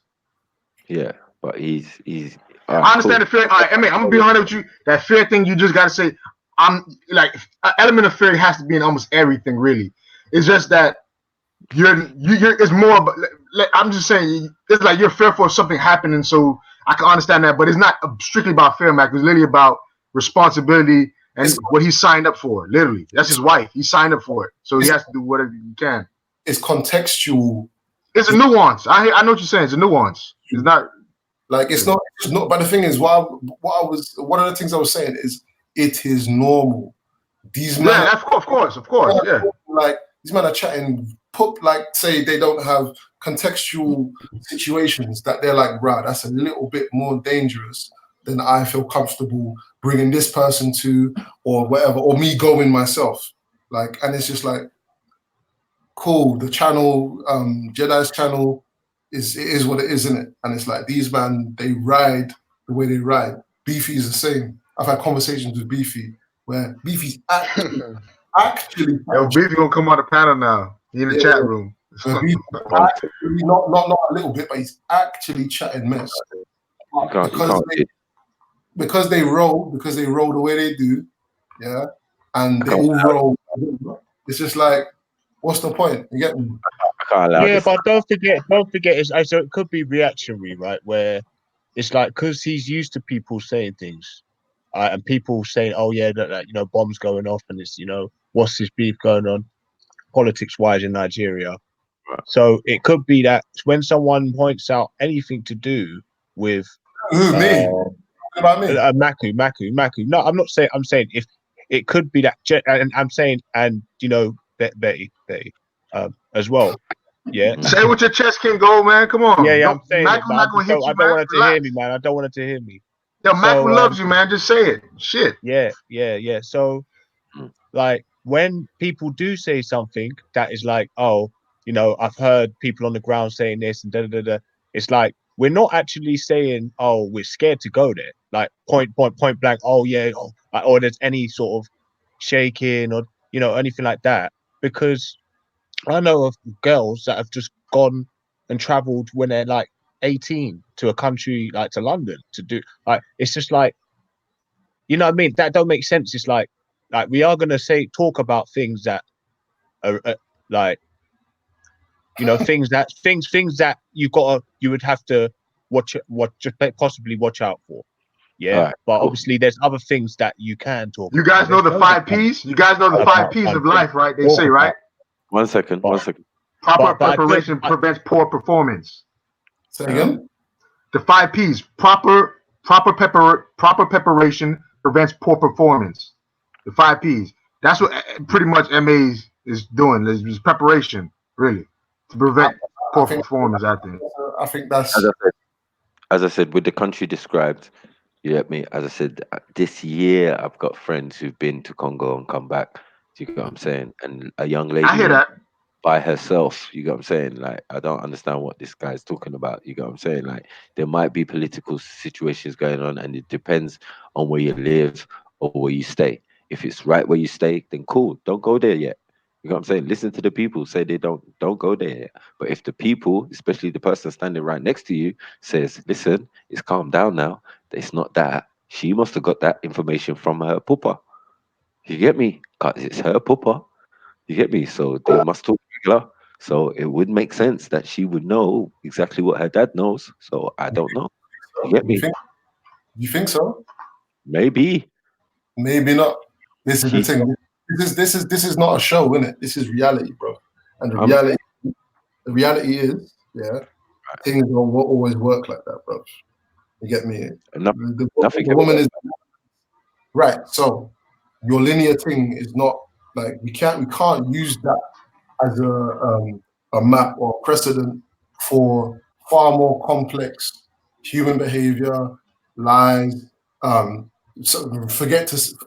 poor memory, misinterpretation, all these kind of things that happen daily. You get me? They happen daily. Like this is man's real life, innit? So when man makes a certain decision on something that maybe he hears from his wife or even even her mum or one of her sisters, man will process that and will remember with the kind of people that I'm dealing with, and man will then maybe have to go and check with somebody else or check that the thing that they said is whatever. It's not a kind of whisper and all these kind of things because certain people are dedicated to actually knowing information about this place or this whatever. And other people, they dip in and out of it. You get me? And I'm going to listen to the person that's dedicated to the thing. Yeah? That's the person I'm going to listen to. If Mac is dedicated to Islam or knowing all these, I'm going to go to Maku, innit? I'm going to go to Maku and I'm going to, Maku's position is no different to some other person at the corner. However, I know because I've checked that Maku's sources and whatever are far more reliable, or he's got more sources, or he's cross-referenced way more than the next brother. And it's as simple as that. All right, let me give you an example, yeah? When my dad was here, yeah, like my dad is like obviously like a high ranking, obviously like prince, chief, whatever, and into politics and all of that. Every day he gets reports, every day people sending him videos on WhatsApp and all of this type of thing. Every day he's breaking it down for me. Oh, this happened, this governor, this, and that. Now, is that still, I listen to my dad, yeah? But is that still like second or third hand information? Maku, you're not listening, bro. One second. Everything from, bro, you're not listening, bro. Everything that's coming from people that are in this country. One second, let me finish, man. You get me? Let me finish. Yeah, so it's different, yeah, from saying like I listened to my dad on that, yeah, and then my brother, who's in Nigeria, while my dad's here, telling me all this stuff about politics and what's going on and who got murdered and whatever and blah blah blah. My brother's over there, yeah. I can just ring him and ask him, bro, how's it going over there? Oh yes, bro, everything is fine. You get me? I'm going uni doing my masters like I'm supposed to. Do you get what I'm saying? And everything is everything. You get me? You know, it's like it's a struggle, but blah blah blah. No one ain't got murdered around me. No one ain't got killed around me. It's not unsafe around me. You know what I'm saying? So as I said, it's sometimes better to talk to the people direct. You know what I'm saying? Makes more sense. Because my dad can spin me a yarn and give me his interpretation of what he thinks the politics and the political situation is in the country. But that is not going to really matter to the people who actually live there. It only makes sense, fam. Right. So with that said, yeah. So we can establish that both Kasu's opinion and Kasu's dad opinion are all second-hand information. Yes. Right. So I would need to speak to the people that are there. Right. Correct. Yeah. That means I probably should. If I can't speak their language or they can't speak English, that means I would need to go there to speak to them to find out. Which means I should just go there and find out. Right. Right. I'll go there with her. Yeah, but man's going to do that. What I said was, this is it now. What I said was, if I had my way in an ideal scenario, I would have been able to go there. I would like to go there and find out Wagwan or whatever. If it's so gray, if the gray areas are so blurry and I can't really figure out if it's cool or if it's not, even from speaking to people from whatever, they're like, oh yeah, 1 minute is peaceful, next minute there's some turmoil, or it's been peaceful for 3 weeks, but such and such has happened 60 miles away or whatever. These kind of things. It's like, man, there's nowhere on the planet that you can give me that I'm not going to say to you that I would, yeah, right, if I'm going to bring somebody or go with someone that I feel like at certain in certain conditions I may need to protect from certain things. Yeah, that's the truth. There's nowhere on the planet you're going to tell me like that. I'm not going to tell you. If I could, I would want to be there or know the terrain before I go there. It's as simple as that. Case I was done and dead. Fuck it, I can't even be bothered. That's it. That's it. Seriously. That's it. And when shit hits, if shit hits the fan and there's like a revolution and thing and whatever, you best believe there's gonna be big man, little man, fat man, skinny man, any man that is responsible. It doesn't matter who, you know what I mean. You best believe they're gonna go and look over the hill and see if there's madman coming to them, to come and kill their people, them, or you know, he's gonna stake, you know, use his spies or his things, his people that he's got at one other part of the city or whatever. Okay, what's going on down there? The coast is clear. All right, cool. Yeah. Or he'll go down there and just like man them used to do back in the day, they would ride on their horse and go and stake out the thing. It's all in Lord of the Rings and all these places. It's just normal, bro. You get me? It's just normal. If you're gonna go if you're with your son or daughter, right, and you test the bath water, bro. You get me? You test the bath water, make sure it's all right for the person. I'm not saying that grown people are children, but I'm saying it's innate, it's normal to actually check out something if you're able to. Yeah, and I'm saying I'm not going to be able to go Congo without Kasu. It's not going to happen. You get me? Good. Part of the whole magic of going to Congo is because I'm going to go with Kasu. You get me? To meet her great grandmother or whatever. Right. That I was think that will strengthen the ties. Definitely. I said I think that will strengthen the ties and give you that experience that you need, and have all your fears alleviated.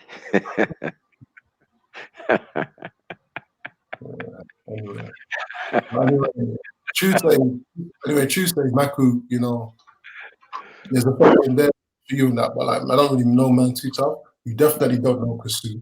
But I appreciate the what do you call it? You know, the guidance and things. But I think if we was in person, the guidance would have been 100 times better because you wouldn't have ridden. I know what you're like online, innit? I know what you're like online. Yeah, come on. You know what I mean? It's jokes. But no, definitely. I think, yeah, man. But as I said, in the beginning, yeah, you wasn't really selling us on the thing, but I understand. You get me? You know what that was though? We really have had beef in the last couple of days. Like I said, I tried to say that before. We're both fiery. You know what I mean? There's certain ways that You know how it goes, up and down, man, up and down. We're not gonna pry or I know. So it's like the worst time post wedding. It's probably the worst time to ask me that question. Yeah. And we was thinking it was the best time. Like, what? Yeah, Emmy's gonna be like, yeah. You get me? What I wanted to talk about the wedding for ages on the panel, for ages and ages. Even about like, whoa. There's some things I'm gonna save. There's some interesting stuff that happens still. I'm gonna share. Yeah, man, you have to show up some Hey, I just want to ask this question. Be fair, Emmy and Maku, and don't be biased. I seen a Nigerian wedding. My sister, my mom went to it. My sister's best friend got married. I thought that was one of the best weddings I've ever seen. By far, the Nigerians. So is the Congolese weddings, are they on par or they're above or below? You would say. I've only been to Nigeria. My mom, when she got married to her her husband, it wasn't really a big thing, so I've never really experienced that. The Congolese thing, I think it'll be hard to beat, bro. You know, honestly. Okay, I gotta see this. I'm gonna go check on YouTube.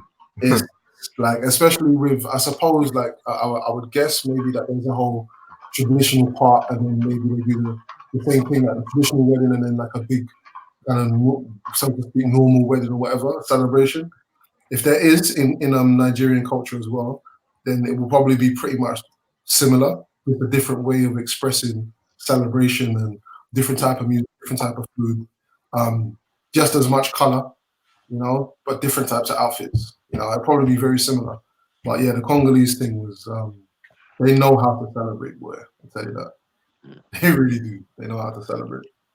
Well, with us Nigerians, I think it depends on the region, what your culture is, and certain things, but mainly on your budget. The budget stretched into the millions, as quite easily demonstrated. I think one of the ex-prime minister's son got married in England last year or the year before to some, I think she was Czech, some Czech princess. Yeah, and it was like over 2 million or 10 million or something for the wedding in England. So, you know, man do whatever they feel like. They can have the white wedding, they can have the traditional with the colors and all sorts, they can have tribal, they can have all sorts. So yeah, it just depends on your budget still. You get me? Because all is available in Nigeria still. No, man? Have you got properties as well? Have you got properties, Maka, out there you rent out as well for people? Rent out? Yeah. I Said renting in I think you mentioned in the park once. Yeah. I think, yeah. You gonna rent from them or something? What's going on? No, I mean no, because it should be a good place to, you know, time to buy. I'm sure. If you're coming from, if you're amassed enough, if you amass enough wealth, you know, and there's many ways for many people. I mean, obviously, if you have some African ties, you get what I'm saying, you're entitled to repatriate. So, you get me? You can get that shit for free, or you Wait, can. Maku, sorry, brother. When was the last time you went to Emo Estate? Emo Estate. Have you ever been to Emo Estate? No, I haven't been to no Emo Estate. Yeah, it's obviously south, somewhere. I don't know exactly where, because I've never been, but I know that their politics right now, like they've got one of the leading GDPs, and I think it seems to me like a lot of people don't really have, obviously, like in southeast there's that kind of like they're like protesting right now, isn't it? Like the Biafran thing. So it's not like that in, like, not all Igbos are like, you know, going like, it's not everybody's protesting, isn't it? What? So if I was to go back home, where like to Emo State, where my granddad was from, it would be chilled, and like the politics would be fine. So and obviously I've got links there as well, and I've got ties there. So for someone like me going there, it'd be kind of like, it'd be easier than a person just going there that had no links to there and he was a proper foreigner.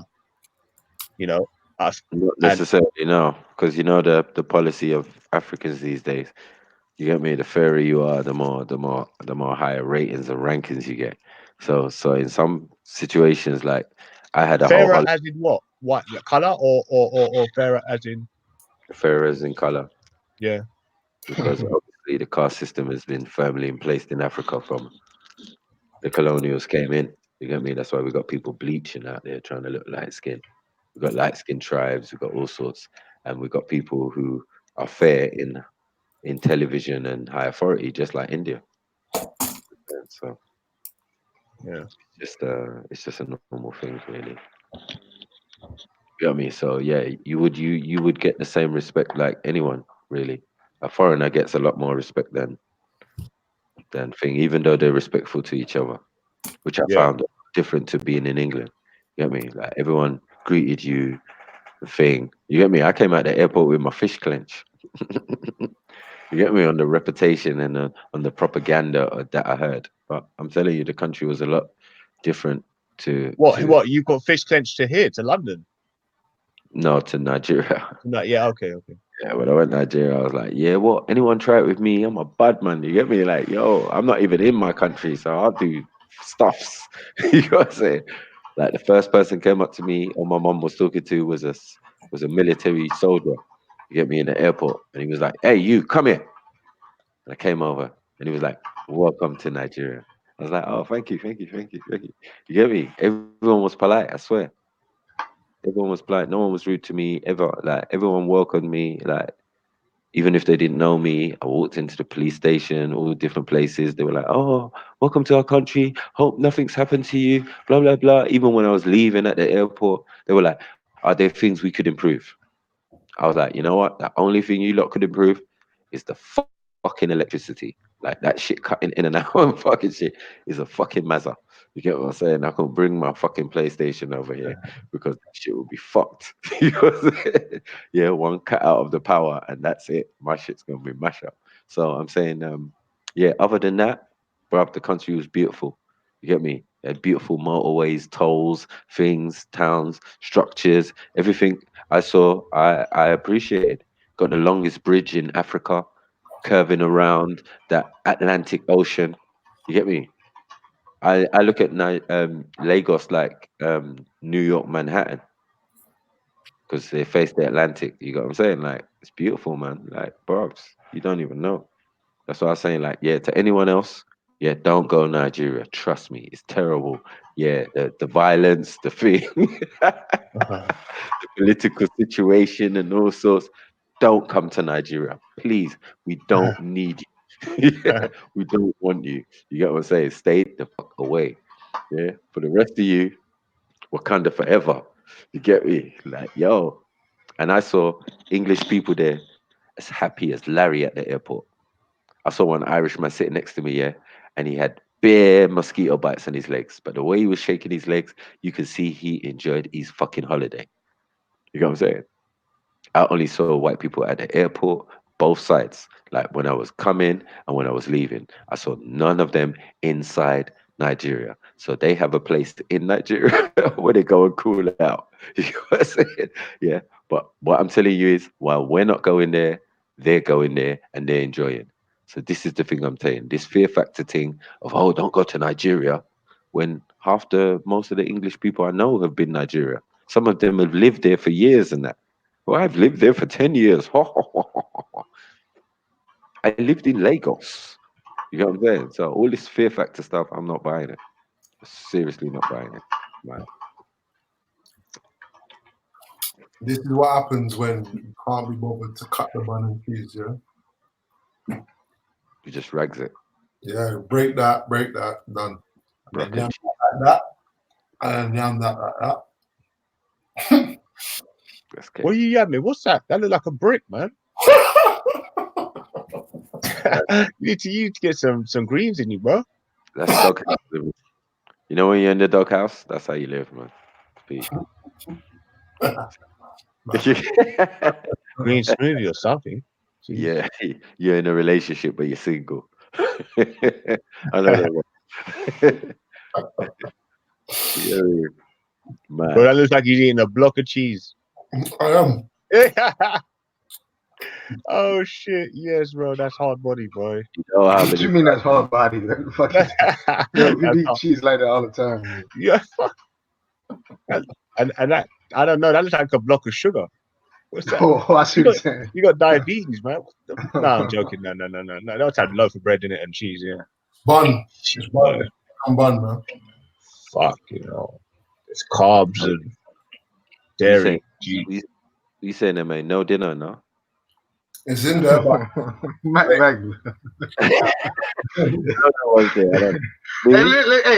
tell you something. Listen, if y'all don't appreciate Maku's greatness, I'm sorry, man. But you literally gotta appreciate people like this, man. Like, man, yo, No, what I'm saying is that The guy debating skills on the next level. Like He is. He's next good. level. He's good. But Next to a level, point, man. you know what? He's at, yeah, because he's got a It's point next. always. He's Yeah, always got a but point. yeah, So he's never really wrong. So what the information he's pushing is always correct, but he's not. But, It's yeah, crazy. so It's crazy. It's crazy. I don't get it, but shit. I analyze Maku, man. Don't worry about Maku. All right.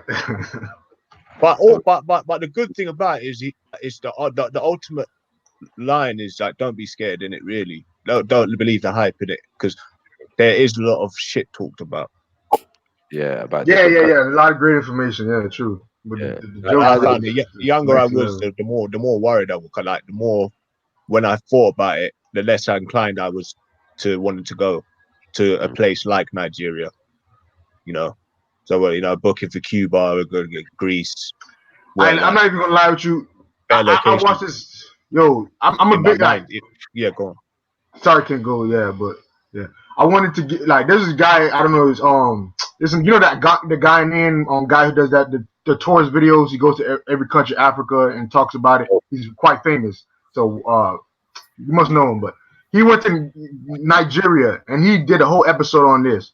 Like the politics and the security and the police are quite different from other African regions or different countries. It's like Nigeria is. I don't know, Mac. I think you got to be honest with yourself, though. Nigeria is kind of rough. Militarized. Is it more militarized? Is what you're saying? Is it more militarized than like police? Like police. Police are. It's like you're supposed to bribe police. That's like the expectation is to bribe the police. Like it's like normal, pretty much. They can stop you for whatever really. That's every African country, to be honest. But when the guy goes to different African countries, it's quite different. And he literally made a whole episode about Nigeria. Like, I'm not even gonna go back to Nigeria because this always happens. Like they thought he was a Yahoo boy, some Ghanaian guy. Sounds pussy. But anyway, I'm not. Yeah. All right, cool. Big up the country, though, yeah, but the time system's a bit more different as well. You know, as I said, I'm a bad motherfucker. Everyone knows this. I just need to get the wallet. Yeah, that says bad motherfucker on it. But that was non-relevant when I went back to my country, because it's a different type of setup, innit? So I'm humble and I have to be like, just natural. And the funny thing is, a lot of them say I was more Nigerian than some other Nigerians. I didn't stand out like a sore farm thing. It's like I adopted the Dutch sense. I started wearing football top with native bottoms and sandals. Wari Maya. That nigga didn't even stand out. You get me? It's just that my Man United top was new. Ghana, Mr. Ghana baby. My bad, Maku. Mr. Ghana baby. You know what I'm talking about now, Maku? Who? Mr. Ghana baby. The guy. That's his YouTube pretty much. Most people must have heard of him. He's quite big on YouTube. Obviously, I'm not going to be necessarily subscribing to Mr. Ghana baby. You know what I mean? I'm a grown ass baby. Nah, it's a catchphrase, man. It's a catchphrase. Yeah. So yeah, man. Yeah, big up, gents, man. Well Yeah, the diversion. We can't go into too much Nigerian politics. Yeah, man. Nigeria's beautiful. Fucking I hear you. Wakanda, man. Mr. Ghana baby, the guy that goes around Africa. Anyone who It's quite a good channel. You can have some critiques, but I'm just highlighting why some people might be hesitant about the Nigeria aspect. Like, bro, it's just like saying going to Jamaica, bro. I'm going to Jamaica. When I'm going to Jamaica, I don't give a damn, bro. You're not going to scare me. Oh, man got shot the other day. A man took the skull out of the porridge and yammed the porridge or not. Bros, I don't care, bros. I hear you. My people, bros. The world is a ghetto as far as I'm concerned, bros. I can go to the favela. What porridge? No, 1 yard man told me a story. I licked down man and blah blah blah and took the marrow of the man's brain out of the porridge and the porridge. Like, whatever. And the same thing. I'm not even afraid when we heard about the cannibal restaurant in Nigeria. I'm not even afraid of that. When I hear stories about that shit. No, you're trolling now, bro. What are you saying? They got snake. They're catching snakes. I don't know why. Catching and eating snakes, boy. Boiling snakes. I don't know why. They're boiling snails. They're catching snails in Nigeria. You know that. Find yourself in there, bro. Yo, Mac, come on. Fall back. You literally just talk about Jamaica. Yeah, I was talking about a yard man saying, how he was such a bad man. Like, he licked down a man, and the marrow went inside the porridge that the man was eating, and he's so bad he flicked out the porridge and ate the. You know what I mean? He flicked out the marrow and ate the porridge. Whatever. Yeah, that sounds like a cannibal. So that's why I gave you a cannibal reference from Nigeria. That's my point. I'm saying whatever, nigga, because I don't believe that story, nigga. But a man told me a story, innit? So that's my point. You get me? That sounds like But the cannibalism is like a shot fired. But bruv, if you want to go there, we can go there. You're not shocked. You literally just said man eating brains and brain marrow from skull in Jamaica. Like, bro, you know, obeah and all that shit was banned over there. Like, come on, man. Like, let's be real. Like, they just bringing back obeah to like legalization. What? Yeah, obeah. Say huh? You say obeah? Yeah. But I'm like the shit, that weird stuff he's saying that sound like, you know, obeah is illegal in Jamaica. They bring it. It look like it's coming back. The legalization is not going to be as heavily discriminated against. So is it there or is it not there? What are you talking about? Man, it's always been in the subculture. People always been doing that. Like we mean. What I'm just saying is you bring up some people drinking skulls and bone marrow and all that. So not drinking skull. What are you talking about, bro? I know you must have some live and let die experience in your mind. Man, you got like heard the story of who you was dissing on. Yeah, I was like, bro, this ain't live and let die. I heard live and let die. You get me? I was thinking of the guy with the skull and the half face. And What's his name? I don't know what he's thinking. Aaron Samedi. Them man You get me? brain. Hebrew Israelite. With snakes and shit. I'm like, bro, allow it. Like, yo, I'm not going there. You get me? I was just talking about the foolishness. I was just going about the foolishness and the folly of the foolishness of some people say how wicked they are and how bad they are. You get what I'm saying? But in the long run, it means nothing. I'm just like, that's a foolish story, isn't it? That's the point I was trying to make. You know what I mean? Just relax, man. Otherwise, I will go in on Jamaica. You get me? But you can't though. That's the funny thing though. Like, I don't see how logically people do that though. All right. Unless it's about bullshit. Like, what can you do though? Have you been to Spanish Town? Have you been to Trench Town? I can go to the deal, but I'm not even going to go there. Let's go for your wife. Whoa. What do you mean? The X? What the X? Hey, yo, Betty, do not can't defend. You got to come on and handle Mac right now. I can't do it. I can't do it, man. Bro, you started. I got 400 pounds. I can't do it. I heard a man say, yeah. Man started speaking a BB on them thing there. Yeah. I don't know. I want to know what your opinion is, since you're always asking questions, Mr. Akpan. You know what I'm saying? About your wife selling a punani and the batty hoe, you get what I'm saying, online for £400. Betty, oh shit. Obviously, this whole reason is why you have to say X, right? Well, I think we are officially divorced or some shit like this. So I'm saying that divorce should reflect my opinion on prostitution. Really? But does your name and your profile reflect that? No. Once you get an African name, you get an African name. There's no takebacks. Akpan is Akpan. Okay. Akpan is Akpan. Chief Akpan, the guy formerly known as Soil. You get me?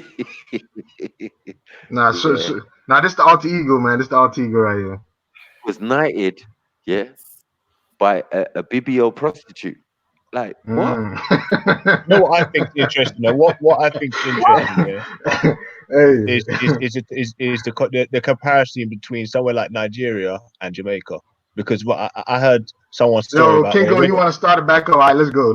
Come on. Yeah, we just talked. We talking about Betty, and now you want to bring it back to Nigeria. Yeah. Right, let's go. Let's go. You know, if you want to carry on talking about Betty and £400, whatever it is, you can carry on. But no, really, along the lines of comparing Jamaica, I heard someone going to Jamaica, and as soon as he touched down in Trench Town, I think it was Trench Town, he's walking through a little strip. Yeah, it's like a well-known strip, and he said the first person he saw, and he went there by his ones, but the first person he saw was a guy, like a kind of old guy, and he had a stick with like nails in it, like nails, really long nails protruding at the end of it, and he's like, "Do you want me to show you around?" You know what I mean? He was like a tour. He was like a tour, man. He was like like one of them tour guys, but he had like, that was his little tool. You know what I mean? So he kind of thought to himself, he's like, all right, he spoke to me, he had a spliff with him, whatever. I don't know what they had a little chat and whatever. And he ended up like following him in it, and like he's like, yeah, he knew a lot of people there. But yeah, that, and like he was like well known, isn't it? Like they was like, yeah, this guy's well known, and he speaks to a lot of people coming off and off the like out of the airport, and like he's a guide. He's actually a guide. No, But I'm he had, lost, Kingo. Like, but I'm saying like, like it's crazy that you could go somewhere and there's someone with a big long like wooden stick with nails hanging out, like big nails, like Freddy Krueger nails hanging out the end of it. And like that's your tour guide. That's your tour guide. I think I'm gonna have to read it. So to me, that's like, yeah, I mean that's quite intense, isn't it? Coming from like you don't always walk around London seeing someone with a big stick with nails. But you see, but this the beauty of it. But this the beauty of it. This the beauty of it. Freedom of expression. What do you mean? That's beautiful. Freedom of expression. He's doing what the fuck you want to do. Other than you, who's probably worrying about what people think. He's doing the fuck you want to do. You know what I'm saying? The thing about Jamaica, yeah, we got to remember. Nah, I don't get embarrassed, so I do what I don't get embarrassed in it, so I do what I do. You see Jamaica, yeah, we can't forget the the fallout of the Windrush scandal as well, isn't it? Like there's bad stories. Like even my uncle was telling me, my uncle goes up to Jamaica often. There's stories of people going back that have never been there or ain't been there since they were little and getting flu in it. Like it's actually happening. So, you know, we got to take all political situations into consideration like that. Yeah, this is why I bet he's selling a pump for £400. What's going on? Yo, man, Mac want Betty to come on, man. Betty, you in the chat room. Come on, man. Just come on the panel. Then I forgive you. Everybody forgives you. Come on. Where is she? In the chat room, man. She got to be in the chat room. She got to be there. It has to be official divorce, bro. You can't just let it go. We could. All right, Michael's gonna be the preacher, the divorce. I guess do the official divorce. I'll let him do it. I trust Michael. No, man. Yeah, Michael's gonna get the blood and do it. Trust me. He'll come for you first.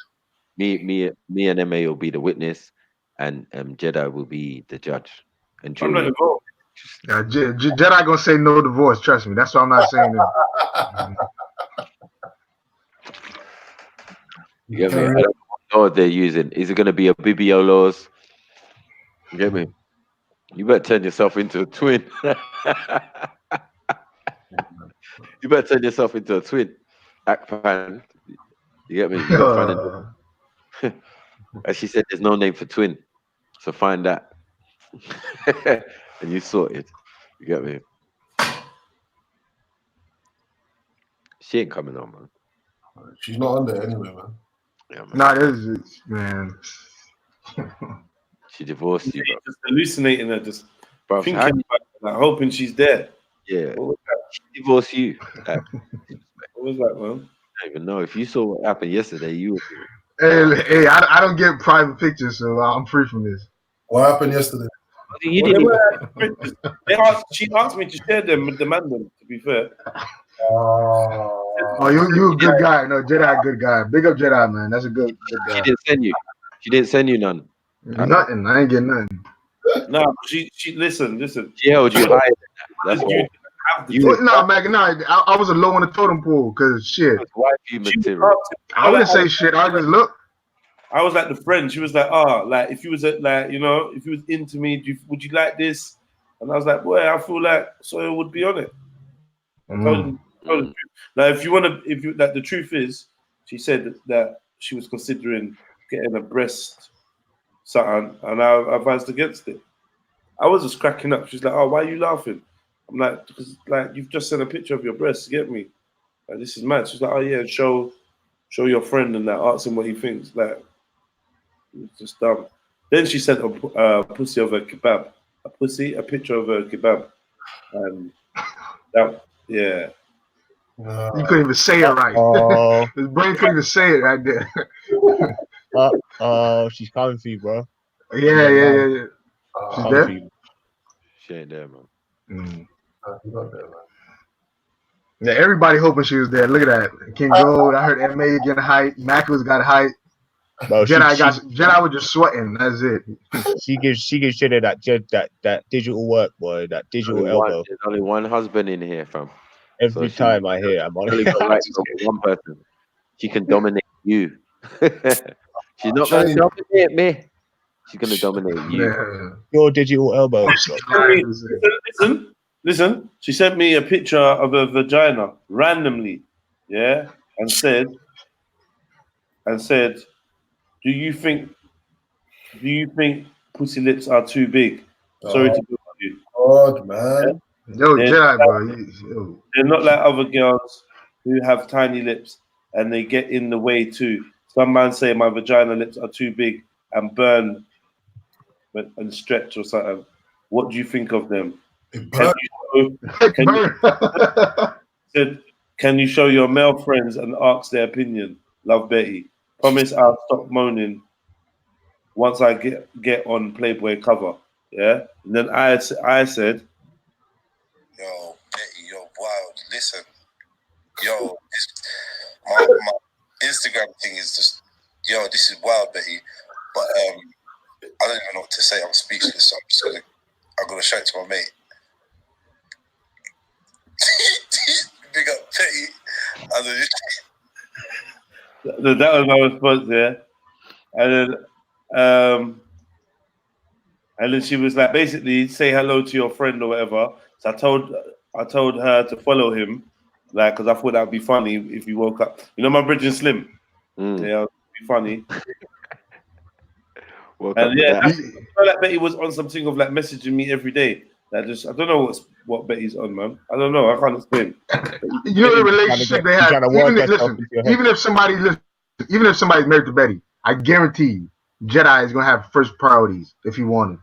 You know, some women are like that though. Like, they don't matter who they with. They love this guy, one guy, and they do. You know. Yo, Chief Akpan, you're proper China in that. You're there. Well, I'm bigging you up, man. Listen, Jedi, I'm bigging you up, man. I'm giving you the highest honors right now. Like, shit, I'll be second class citizen or some shit. Jedi, I'll be honest. I think she will cook for you as well. Yeah, that's what I'm saying, MA. I was gonna stab me in the middle of the night. Get me? Fucking hell. You bust too early, boy. She tries to knock you out. Yeah, she stabbed man. That's what they tell young King go. My father and be stabbing man and crying and laughing, happy and sad. Yeah. MA, you try to tell her you're not hanging off your ankle. Tell her you're not taking her to Congo and see what happens. Betty. Hey, but seriously though, you trying to go to Congo, MA? Like seriously? Yeah, I have to, innit? Yeah. I was actually looking into that beefy show in Congo. I think not too long ago. It's beautiful. It's real beautiful. Yeah. Congo's gonna be it's almost like unreal, man. Like I remember I went on a plane for the first time when I was like fucking 17, bro. No, that's crazy. Yeah. So still flying is still like an amazing thing to me. You get me? In other countries is amazing. You doing a beer? I don't see why that story is so far fetched, Empress. Yo, Kingo, I gotta ask you a question. Have you been on a plane? I just don't understand why that story is so far fetched. Yo, don't avoid the question. Yeah, I have, yeah, Greece, yeah. Greece? Yeah, Greece, Cuba, and that's it, bro. I haven't been many places. Okay. I've been to Scotland for a trip, Wales, just around the United Kingdom. You kind of well traveled. Sounds like no way. Some people have been like 3 places in, when a lot of people go 3 different places in one trip. Compared to the average person, who probably don't even believe they're probably like city. Like you probably get well traveled out to. If you go to Cuba's over here in America, and you're in London, so that's pretty far. So you actually had to make a bunch of stops at different airports. Probably had to, so you've seen a different, lot of different views, I would say. Yeah, but I mean, some people don't even fly, bro. Get to this age and they haven't even flown. So Mills a hustler, boy. I tell you that. Big up yourself, Mills, man.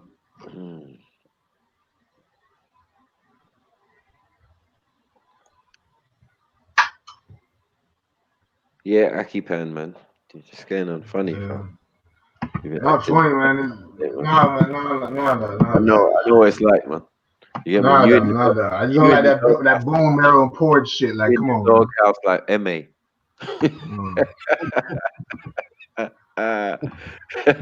You been sent to Coventry like MA, boy. You get what I'm saying? I know that couch look. I know that I'm sleeping on the cold side of the bed look. And you know the crazy thing, MA fucked up though, cause Sweaty said I'm coming to bed like that, like I was out, like 45 minutes ago. So I know you fucking up, Maku. That's the crazy shit, bro. I'm trying to give him an out lead, but yo, MA. It's been on my mind every 10 minutes. I'm like, oh shit. Yeah, I know, bro. That's why me and Mac, I'm trying to start a conversation that got nothing to do with nothing. Cause you said he's gonna leave a while ago, man. I even think you asked her if she going to bed, and you said I'm coming. Yeah. You're funny. I want to. No, I'm not funny, man. I just love you, man. Yeah, I love I you. want to watch. I saw you. I want to watch that movie. When my man keeps saying, oh, yeah, you seen the video? You talking about the crackhead, right? Yeah, babes. As I was saying, it's peak for you, bro. I know it's gonna be. You could get trainers and shoes and all sorts thrown at you.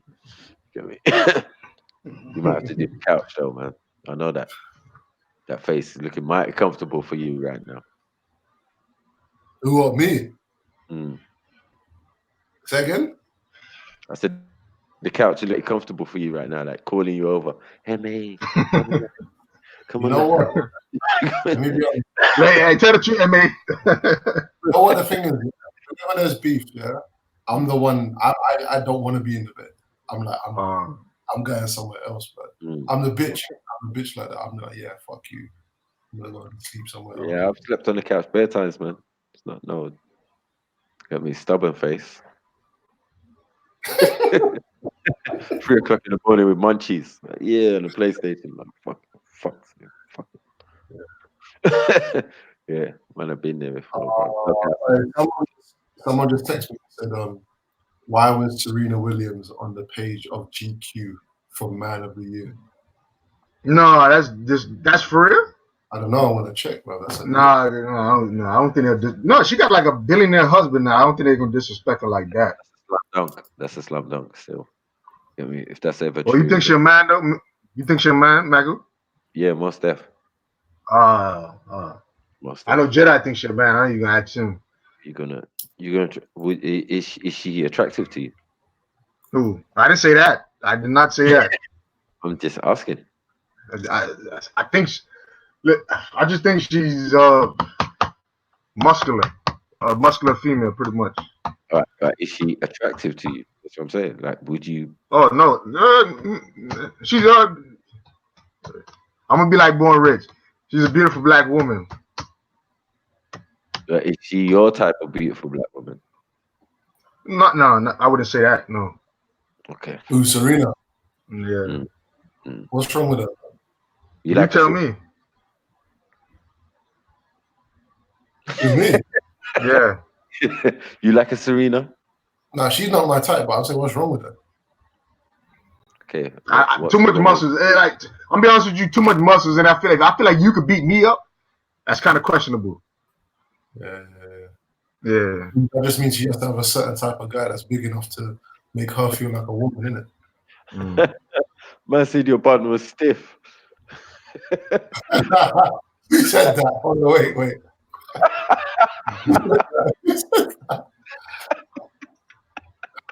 Mills, man, big up. It may have stiff, but your button was a bit stiff still. It was a bit iron. Straight out of the fridge. I just snap it off. Coventry. I don't want to eat the dinner because I don't like the emotion that was put into it. Hey, hold on, but Matt, is it Coventry where Zoo live, right? What that means? Bad mind food. You know the ones there where like the food wasn't cooked with love. I'm not gonna lie. My mum used when my mum was vexed, she used to cook dread food, but I know. That's how she hurt me. Yeah, that's how everybody's mum was. So like, no one eats that. Like if you're pissed off with your girlfriend and she says, "Hey, I'll eat this," no, man, I don't even want that bad mind food. Allow it. I'm pissed off with you. I'm pissed off with your food. Fuck you. Yeah, I could taste the bad mind in it. Yo, hey, Shetty, I swear to God, I was gonna ask Mills that same question. I seen the red lights. I'm like, hold up, Mills developing photos or some shit. I didn't want to be disrespectful and say it because I was gonna give him a warm up. But Mills, it looked like you are literally developing photos. You know how they got the photos hanging from the wall, dipped in water and shit, and they turn off the light. Yo, this is funny, man. Oh man, I wish it was just a private chat room. Why? Because I've just got a random question. I was like, That sounded gay to me. I'm gonna say my chest. I'm like, what? When was the last time you lot got a prostitute? What do you mean the last time? Look at this guy. Look at this guy. Wait, hold on a second. I'm not speaking one language. I'm speaking English. Yeah. When was the last time? Or when? Let him have the floor. There's no last time. Rephrase the question. Turn on your camera for this one. Okay. God, Have you ever had a prostitute? Who's had a prostitute here? Who bought prostitute? What do you mean? What? Why has everybody gone silent like I'm speaking another language? Come on, man. Just say it. Just say it with your chest, man. If you've done it, you've done it. You ain't. It's not like you're doing it now. Just if. It's just a question I want. Bad man, don't buy pussy. Not like that, anyway. Not like that. But yeah, I'm telling you, nah, not prostitute. Not like having medical papers and like, look, I'm clear, I'm clean this month. I'm considering it though, man. I'm considering it, innit? Yeah, do your thing, man, because you Rhodesian Ridgeback out here. Yo, Gerald, we can't hear you. Hope you know that. Oh, you talk. Well, yeah, King Gold, man. Yeah. Boy. Mood Beast look like he got a hookup for you. Man put 40 pounds. What? Who? You heard this? He said, huh, who? Yeah, he said 40 pounds. Yeah, Mood Beat. Mood Best. I'm saying Beat. Mood, long live Roy Beats. I guess I'm trying to mix it in. What, you got but Mood Best. Mood Best Beat. Yes, he got the hookup for you. He said 40 pounds right now. What's he talking about? Okay. What do you mean? You talking about that good? What do you mean? What the fuck? What's got inside your head tonight, man? What question you really just asked us? Hold on, what question? 1 second. I think Kingo, you do it. Don't stop lying. I've never done it in my life. I have to admit, that's one thing. I think Janet Huggins made the perfect comment. You get me? Call Betty. Oh, that's too much. Yeah, but 400 pounds. 400 pounds. You know what 400 pounds? I mean, come on, bro. 400 pounds. That means that's 10. Bro, you can start a business, literally. I could have 10. You really start a business, file a paperwork. Find Betty, man. Find Betty. I'm telling you. She'll sort you out. She's driving already. She's mobile, bro. She'll come to you. You get me? You just have to lie there. You get me? And she'll do it. You get 400 pounds. You get me? That can be spread out, maybe. Like, just do it in small sections. Don't use them kind of words that about spread out, man. Oh, that spread ego shit.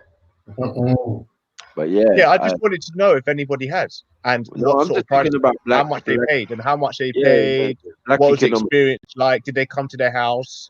Did they do it for long? Did they put their foot on shoulders? Let's not restrict the. You get me? We're trying to do black economics. Now, somebody's out here selling pussy and batty. Selling pussy and batty. What's he talking about? And now we've got somebody who wants to buy economics. You're gonna get sniped, bro. Someone's gonna. I'm just telling you. Like, why are we going far and wide? And mirror, I'm on this. Hey, you know the craziest thing though? What if that really can happen? What if that really can happen though? What's that? Yeah, I'm not gonna say it, but yeah. Speak your mind, Brendan. Talk the thing. No, big up CO, yeah, and new channel. Nah, but yo, Kingo, seriously. Don't dig a ditch, man. Just avoid it. There's a route around it. There's a route gone. Yeah, so yeah, you said you wanna find a prostitute, you're thinking about it and whatever. Anyway, Betty's a joke thing, but that is a possibility. Don't take it out, don't rub it out. No, Right. don't let me do that, man. Don't let me do that. Anyway, so you don't want to spend Yo, 400. Mills, you just came on the planet to sleep. What's he doing? Yeah. You don't want to Done spend sleeping, 400. bro. Oh, nah, that Serena is a man thing, blocking the shit. Ah. Say it again, say it with your chest. Nah, Anyway. I can't say no. Yeah, so King Gold, yeah? Or Gold King. You said you're thinking about hiring a prostitute. Serena is a man, you know, that's deep. No, I think she's all right, you know. Yeah, no, I just think it, you know, it's something that I thought if if you've got a lot of money, not saying that I have. No, but I'm saying is that because of your condition and that you're not able to go to clubs? It could possibly be. It could possibly be that it came into my mind. But I know people that do go clubbing and all them things and they still get prostitutes. So I'm just like, damn, I haven't even really thought about it, you know, until the Betty thing came up, and I was like, yeah, you know, some people in my position, I'm sure that's what they'd be doing is going for prostitutes, and it's just not really crossed my mind. Only it really does when people actually talk about it, and I'm thinking, all right, you know, it's been, I haven't been in a relationship for like what 8 months now, so you know, maybe but I just couldn't imagine it being that much of a good experience, just because that's I don't know, man. But yeah, you never know, innit? You never know until you try, lads. No disclaimer. On the person, I think, man. You should go. That could destroy you. You could feel so dirty. But I wouldn't say don't go and get a prostitute to anybody out there, because already it's a legal activity anyway. So, but yeah, I don't think it's a way for the black community to start coming together to make money out of it. I don't think that's a very good idea either. So yeah, whoever came up with that idea, it's not a good idea, guys. Don't sell your coochie or your batty or anything like that for £400, £200. Unless there's someone I'm like actually Radar quite who's willing to intrigued buy. if that's Like, genuine. yo, mad bros, you want to buy pussy. This is the problem. I don't Now, think that's why serious. Betty's out there. This is why people like Betty are out there. Yeah, but she's not serious, bro. Supply and demand. Well, she sounds serious and you sound serious. So I'm saying it's supply and demand. No, I don't sound serious, and I wouldn't be serious about Betty. I'm not saying that, regardless, because she's a friend, isn't it? She's but I'm saying, yeah, well, yeah. So, but I'm just thinking that's not serious, isn't it, from Betty? But yeah, I was just thinking if anybody done it. Obviously, no one's. No, when I said it, when there was silence, no one said no or yes. So I know that no one's ever really going to be honest if that's the case. Obviously, no one's going to try and bring up that if they've got a woman sleeping right next to them as well. So no, I don't think so. No. It's not everybody. Man ain't bought no coochie, bruv.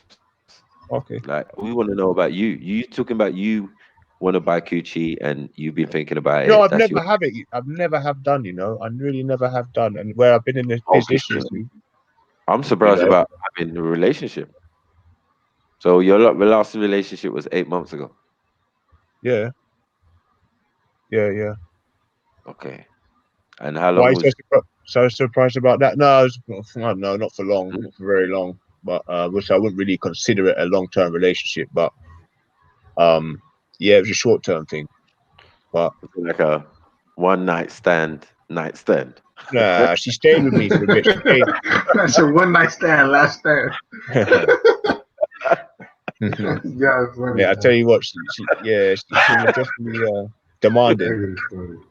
But what were you saying? Demanding what? I said she's definitely demanding though. So did it put strain on your health or no? Is sex supposed to make you better? Like they talk about sexual healing and that. So I don't know. Yeah, it's like something like a spirit came into my body and I started, like how werewolves turn into like werewolves. That's what happened to my back. I just went as soon as the booty come up on the bed, and it was just there. And I had the baby oil, and I just dabbed it with some baby oil, and my whole that's like like Super Saiyan. I broke out the shell, and that was it, man. Started having fun. I got a sexual healing, and so I did all them things. So yeah, George Benson, whoever it is, Marvin Gaye. And then how did you? How long after did you return? Like start feeling more stiff again, and like your back going back to. You get me? Actually, to be fair, it did actually help me. I'm not gonna lie. Fact that but I think in temperature, if you got a jeopardized nervous system, and you've got a bad back or sciatica, whatever anybody wants to call it, when the temperature changes, that's when you really get bad back. But I think it's not going to be a detriment to you if you're having a sex life and you like disabled, or you got a bad back or anything. If anything, it will loosen you up in it. So yeah. So yeah. But I mean, you need it more. You get me? But you're married though, innit? You're married, are you not? No, I ain't married. Are you crazy? Oh, is it not? You see how crazy this guy? Hold on, King. You assumed he was married, but before that, you asked him about buying prostitutes. No, because he said he's got What kids. kind of setup is this? No, but it's not like he ain't got kids. So I was just assuming that he was married. Because generally he seems like the sort of person to Why get ask married people about because of his prostitution? demeanor. So for me to make an assumption like that, I don't think is so bad, to be honest. But go on. Okay. Yeah. Don't worry about it. Yeah, but you're single, innit? I'm saying So now, if you had more sex, you'd be like Michael Jackson right now or James Brown. I don't know. So that's what you. Are you trying to do experiment? You trying to? So that's So maybe if I get like a 40-pound prostitute, and then just mood best. Don't bullshit. King Gold. Nah. You tagged him and you put 40 pounds. Yeah, and Baby Earl. Don't forget the Baby Earl. 40 pounds. Nah, you know what? Honestly, though, man, the 40 pounds thing, bro. I mean, has she got any teeth in her mouth? She got one tooth. There's no way. I do want a lady that's everything in working order to a certain degree. Basically, man was right. Marvin Gaye was right. That's what you're saying. Yeah. Oh, yeah. The sexual healing, and definitely, 100%. Okay, cool. And I, maybe it was because my mood had changed. Obviously, it's a personal thing. I'm talking about. My mood had changed. Yeah. And I was in a better frame of mind. So obviously, that reflected in your body because that's what happens in it. And obviously, she may have cooked a bit more, so I was eating a little bit more, maybe, possibly. But yeah, I definitely felt better. You felt what? I definitely felt physically better. Yeah, physically more able to do things. Yeah. But, yeah, that definitely helped. But I don't think anybody's really. I don't think unless you come into that situation. I don't know. I generally see a lot of like old people walking around together, man. You know what I mean? Like, I don't know if that's got anything to do with it, but maybe they're still having sex, innit? You never know. Maybe not. Yeah. Yeah. So okay, so a healthy sex life is definitely important, people out there. You know what I'm saying? So whether you're pissed off, them people that want to be single and be by yourselves, whether you're pissed off and you got MA face, you know what I'm saying, doghouse face, or you're like King Gold, his eyes almost crossed together from wanking. Stiff. What did you do? What you talking about? Nah, man. Like I said, bruv, I don't do them things there, man. I don't do them. You don't do what? Nah, not me, mate. Not me. That's You don't appalling. do what? Sorry? No, that's not responsible, man. For me, I don't be doing them things there, bro. Doing what things? Beating your meat, innit? He can't reach his arm. His arms, isn't it? His arms. Yeah, he just can't. He's saying it all goes loose when he gets a prostitute. Like, I'm sorry, when he gets a woman. Last time he had a woman, he was like no bones. You know that guy from MC Hammer. Hold on. What do you mean? What goes loose? Hold on. His body goes back to normal. During sex. Yeah. When he gets good, his body becomes flexible. Yeah, but because it's been 7 months, Obviously, he's super stiff. No, you're chucking it now. But Hey, like, you're chucking Hold on, Kingo. You're lying. What? You're Huh? lying. You're What you lying. mean? No, What you he's mean? saying baby oil. He had baby oil. Hold on, Bruv. Kingo. You said that this Telling Yeah. thing basically means that there's no motion in the ocean. Yeah, oh, it restricts it completely. Yeah, man. Exactly. So why are you lying and going on like you're all flexible and you're beaten when there's no? Yeah, I was. Back then, that was like 7 to 8 months ago. But don't Okay. forget, and even then, Yeah. I could still do that now. But it just obviously wouldn't be like, yeah, my name's Lexington Steele, and I could go on a movie set. You know what I mean? I go on a movie set and start doing whatever you said. But yeah, there's a reasonable amount of motion in the ocean, innit? It's not like disabled people don't have sex, innit? You just lie back. You just lie back on the bed. Yeah. And just, you know what I mean? And she loosens you up. So every time, the more times you have it, the more looser you get in it. Yeah, man. No? Yeah, I suppose. Well, I mean, yeah, you could say that. Theoretically, yes. You're gonna But make this guy snap his shit up. Now, that's what I'm saying. A lot of injuries. Yo, Kingo, it seems like you're deficient in vitamin S. Maybe that's why you have that medical problem. Hey, you've had too much vitamin D, bro. What are you talking about? wasted that spine. If you talking about sunlight, I'm good. But yeah. You locked into that one, boy. Don't fuck about, bro. That's what caused the condition. Too much of this. Too No much more weight. fluid left. You get me? Like, drained it all out. That shit don't do nothing to you though, man. That, like, you know, that's all technical, not pseudo, but yeah. Oh, if your spinal fluid reaches up to your levels of your neck and your cervical, then it can trigger something in your pineal gland for you to have more intense and deep thoughts when you're astral projected and you're having. Huh? What are you talking about? I don't know. I don't think that's so true. You know what I mean? No, So guys, I'm just saying beat that- your meat out, man, 6 times a day. And you that's know why what, you end up with stiff back. bruh, no, listen to this. I'm not even gonna lie to you. There was a guy. No, listen. But before you know, there was a guy that got wheeled out. No, guys. There was a no. Listen, oh no, I'm not fucking talking about no guys batties. Don't Or hear nothing no like that. guys. Come on, relax, fam. No. That's a fine talk, bro. I don't talk about them. That's ultra Keep fine. that private. Keep that private. Oh shit! Hey, you heard the shot, right? No You offense. heard that shot? Hold on, time out. No. Okay, you heard that shot, right? Ultra Funky, you heard that shot, right? Ultra Funky said you was gay. Ultra Funky, Lily. Bro, there was some. No, I didn't. I said no. You said no. I heard that shot. Yeah, I did. It was a joke, Oh, man. okay. Come on, man. We joke like that, man. Come on. But look, I was someone that wheeled out of their house. Yeah, they took a shot of it. Someone died from wanking 59 times in one day. Did you hear that about that? Did you hear about that? He wanked 59. When last you been in the wanking champion? What the fuck is going You think on? I'm joking? You look like a world champion. Anyone know that he did it that way? Hold on, man. He goes, what you gotta do, yeah, is you gotta think to yourself, yeah, is it possible to wank 39 times? And then secondly, you gotta think, what was the manner of recording the number of wanks that led to death? He wrote them down when he died, just before he died. I think he was doing a challenge. I think he was actually doing a challenge. Is it a journal? I think it's a challenge. Yeah. That ain't no good challenge, man. That don't make no sense. You know what? I want to put it up. I want to get the source. One second. No, you good. On your search engine, yeah. Did this happen in Frenchtown? Did the man have a stick as well? Wait, look. Wait, listen.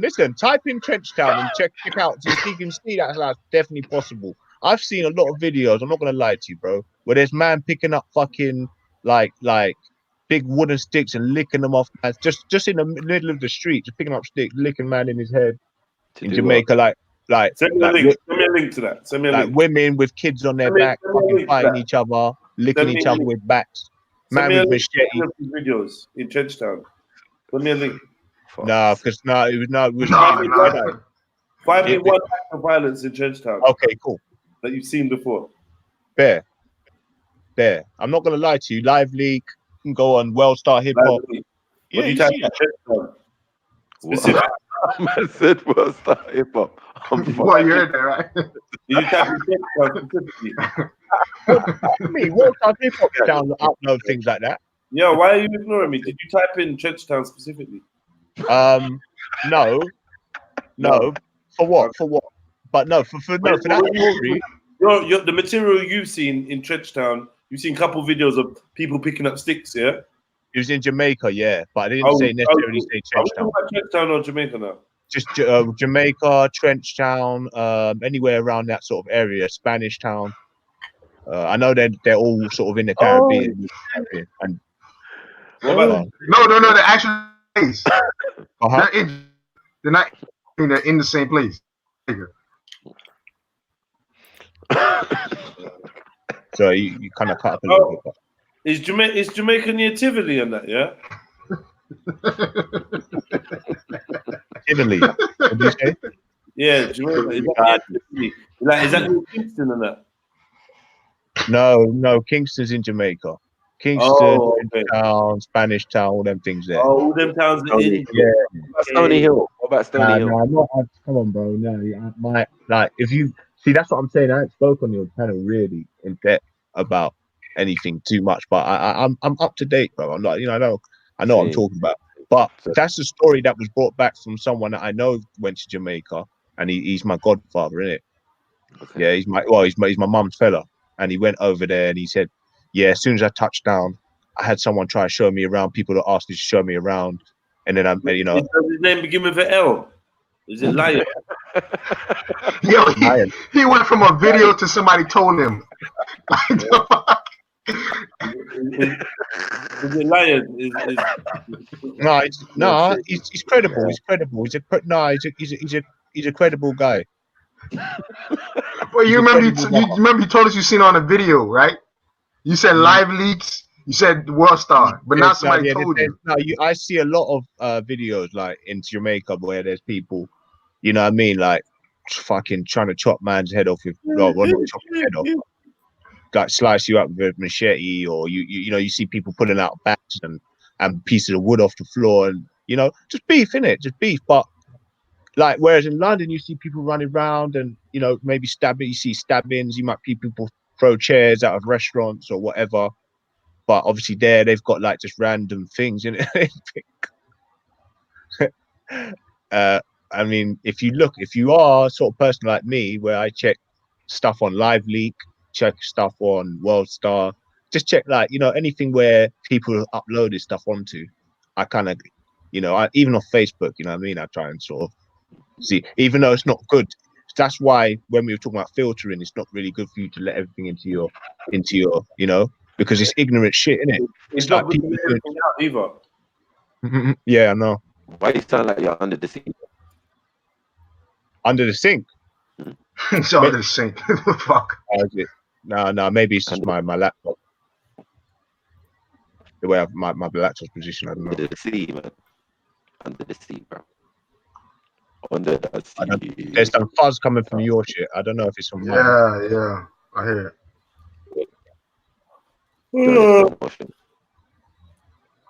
Compulsive liars fascinate me, But I got uncles like that. Jesus that's Christ. funny as well, yeah. And the woman in the chat, that Empress, yeah, I have to say it because she called me out for being a liar, and she's like, that story's either a lie or you lied. And I was like, all right, someone comes and tells me something which is credible, an old man that I know is not crazy, and he told me that but it's not. Maybe, I don't know, maybe just like people that are from there don't thinking that I'm trying to give off a bad impression about it, but it's not. It's just real. It's just it's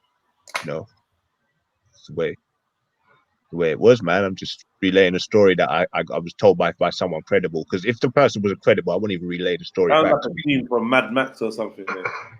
That's what I'm saying. It was a Mad Max story. So, the guy with the bat with the sticks and nails in it. yeah, it's a stick with nails in it. And I just see a lot of saying something like warriors, come out and play. It's correct. Jamaican woman. He trying to find some right now. He searching live links. He's tapped in Trenchtown massacre. Bare people on one weekend, like 8 people were licked down with sticks.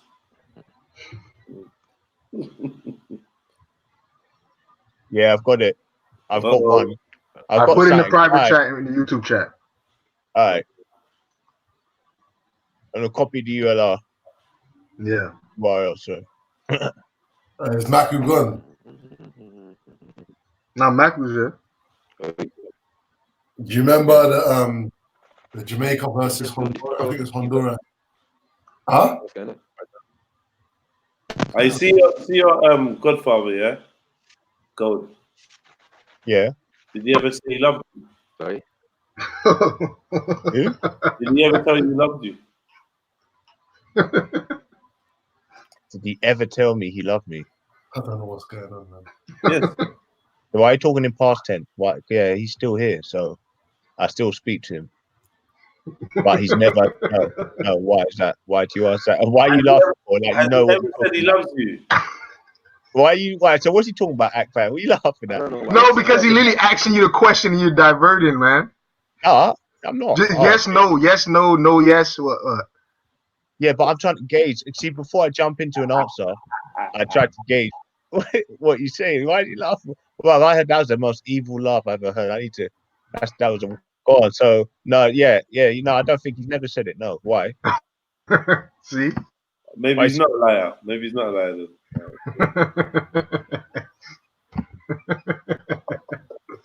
Don't mess with Jamaica. I see it. You see that?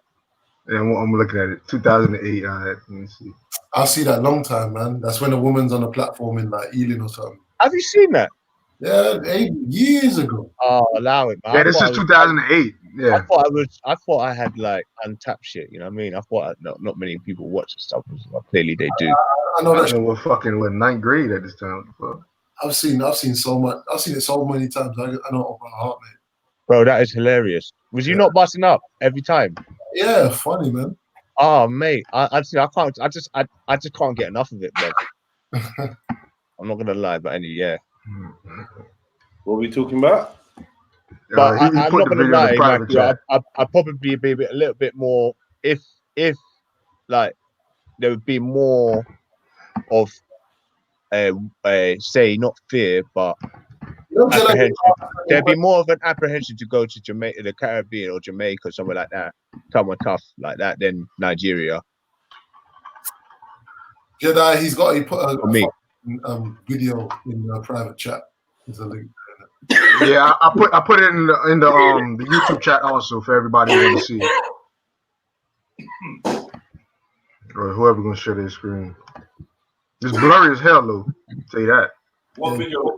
The video. But it's on one. It's the one in the private chat. It's a female version of Respect. Oh, chill out, bro. Chill out. You know what I mean? Come on, man. I don't think that's so bad, bro. No, you was trying to say this joke last week. Remember? You kept bringing it up. Nobody gave you any energy for it. All right. No, fair enough. Yeah, I remember. Right, yeah. Fair enough. I thought it was funny, but yeah. But would you say it's just not funny, or would you say it's rude? I'm just trying to gauge what sort of person I am and what sort of. I would say, why compare him to a woman? That's all I would say. Like, why? What? It's a female version of Ras? Come on, man. That's not. I mean, you know. I don't know, but yeah, that's cool. That's fine.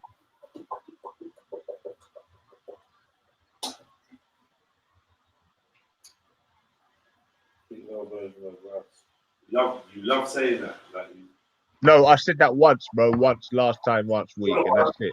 No. That last, this is like the third time we brought this up. Yeah, third time. No, it is actually the third time. Is it literally the third time? Yeah. Yeah, because last time you didn't want to show it, and I only showed it last time. Yeah, twice when I was on the panel, you did this. Twice. So. Was it in one day, or was it? No. Just the third time, but the last time I was on the panel, and the first time you did, I think somebody laughed at it. This is the second time I've shown it though. Yeah, but no, this is the second time I've shown it though. This is the second time. The first time I showed it, Jed said he didn't want to show the video. Yeah, cool. So the fact Yo, Mac, you was good. Mac, you was good. We seen you and everything. Yeah. Was he having problems? Yeah, he had internet problems earlier.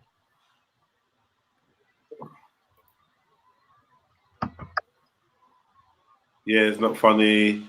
Blah blah blah. All right, it's not funny, bruv. All right, cool. I tell you know what? If you know, it's I personally I don't think that I say anything behind his back, whatever like that. I don't get into them sort of business there, like. But I say, I joke with my man. If he don't find it funny or he finds it offensive, then I won't say it again. But you know what I mean? I'm not the sort of person to chat about people behind their back or anything like that. Or anything, Just big up yourself if you telling the truth. Yeah, man. Of course, bro. I got integrity, man. I got morals. Got morals, integrity. What? Someone describe what's going on in the video. I'm not looking. I very rarely would tell a lie, and that would only be to save someone from hurt, and no, I like that answer. Though. I like maybe that. to keep face, at times. You know what I mean? But it wouldn't be a lie. That's a big remit. Keeping face, and then your perception of to save people. I think most of us could say, "Oh, I didn't tell you the truth because I wanted to save you from being hurt." But it didn't stop you actually doing the act that would have hurt them. But to say, do you know what I mean? It's like I think that is an excuse people make. So, but there's only certain times I would go on. I say there's only certain times that you. I don't know, because when it comes to things like adoption and things like that, they're like, "Oh, I lied to you because I didn't want you to be traumatized by the truth." I don't know, man. That's a good question. Remember, this is the big question. That's a good question. Very good question. Is lying to your loved one ever the right thing? You see, that's a tough one, but I would say no, because in my family, I seen it the worst effect where a mother lied to the daughter about the father and all that shit, and it boiled over for 20 years until sisters don't even talk. So I would say just be upfront about it, man. Don't even fuck around if you love them. If you love them, if you don't, if they're so shit, lie all day. But if you love them, I'd go with honesty. Yeah, me too, man. Big time. It's too much. You seem too at much. all times. Well, unconditional though, and so yeah. Okay, fair enough. Yo, Jedi, you hear him, right? You hear him, right? He got loopholes. Careful what you guys wish for. Are you sure? Yeah. All right, let me hear your answer then, Jedi. I'm flexible, so I want to hear this. I can't think of a time where I would I have lied, didn't it? I have lied to my family and that, but no, man, I don't think. Ideally, I wish I hadn't, and I don't think I need to. Really, there's nothing I really need to lie about or be scared enough to kind of to mislead someone on. You get me? Okay, so for instance, you lot are all in a position where your parents know everything about your lifestyles and always did. For instance, I can't even go there. It would be a private conversation. But imagine parents want to believe that you and their daughter have waited for the right time to. You know what I mean? I'm not saying that was the case, but if they were super religious or of that kind of thought process, would you feel keeping up a little lie for a couple months till the marriage happened was worthwhile rather than being like, no, we're banging, isn't it? I'm just going to tell you now, Mr. Khan. I don't know why I picked Khan. I'll tell you now, Mr. Khan, we're banging, isn't it? Or you're going to be like, no, do you know what I mean? I don't know. I hear that. I hear that. That's a small example, but I feel would we not employ dishonesty at relationships? Do we not do that? Or am I just fucking an alien? No, we do it, but I think if you're asking if it isn't the right decision to lie to them. Yeah, but like I said, can that ever be right? Was that is that not the right decision? Just to pretend that you've not been sleeping with your partner until the civil ceremony? No jokes. Until the wedding. I give myself to it. That's all that matters, bro. But yeah, like to keep the super religious half of the family cool. Is that not worth it? I probably would lie in that circumstance. I'd probably lie, yeah. Yeah, but what I'm saying is that not the right decision in that circumstance? I would say no. Lying's never right. Lying's never correct. No. The reason why I said no, the reason why I'm saying that is because you're lying because they're religious. So, like, it's defeating the whole. No. You're lying because the family have certain cultures, Which are religious cultures, beliefs, and to keep the union cordial, all you have to do is kind of just pretend that you've not been banging the shit out of their daughter, before fucking the marriage ceremony. That will make the daughter won't lose honor.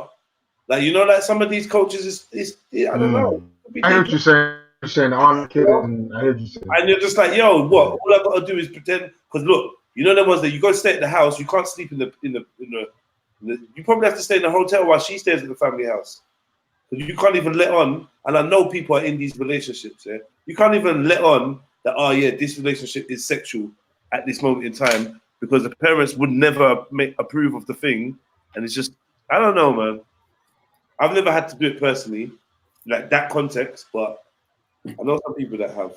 I think I reckon it depends on the payoff, innit? If the payoff is bigger than what you're gonna, I don't know if I'm making any sense. Like, say if the risk reward, you said pretty much. Yeah, basically, like, because say it could be something that you're doing, that is spiritually, as far as they're concerned, is spiritually to the detriment of you as a couple anyway, and they're like saying don't do it because it's gonna be for your benefit, and so you lying to them.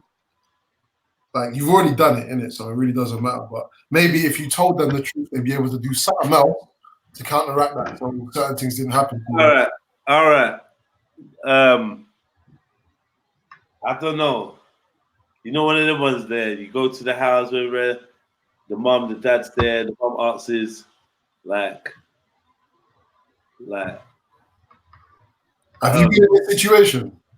No, I don't know. Like, I just know that there's scenarios where, in order to try and keep some kind of peaceful accord, or in terms of, I would say, a sign of social intelligence, some information would be withdrawn from certain family members or even fabricated, just so, like, don't tell mom where this came from. Even if you got to lie, you're gonna lie to mom. God damn it, you ain't gonna tell her that we just licked it. No. You're not gonna tell her, mom, we just fucking ran up in the bank. No, you're not.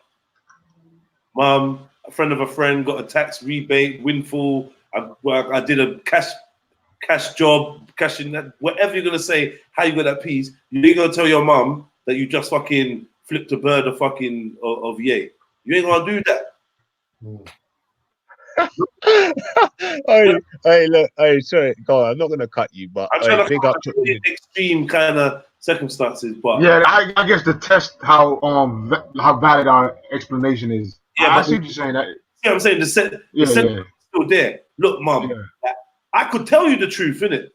But as an adult, and being somebody that's empathetic to you and your emotional well-being, I'm making a decision that withholding the truth on this at this moment in time is actually going to be better for you. Look, I know people that have found out the truth that they've been adopted, but the adoptive parent is at such a frail age and the lie has gone on for so long, to confront them, there's a fear that it could trigger a heart issue.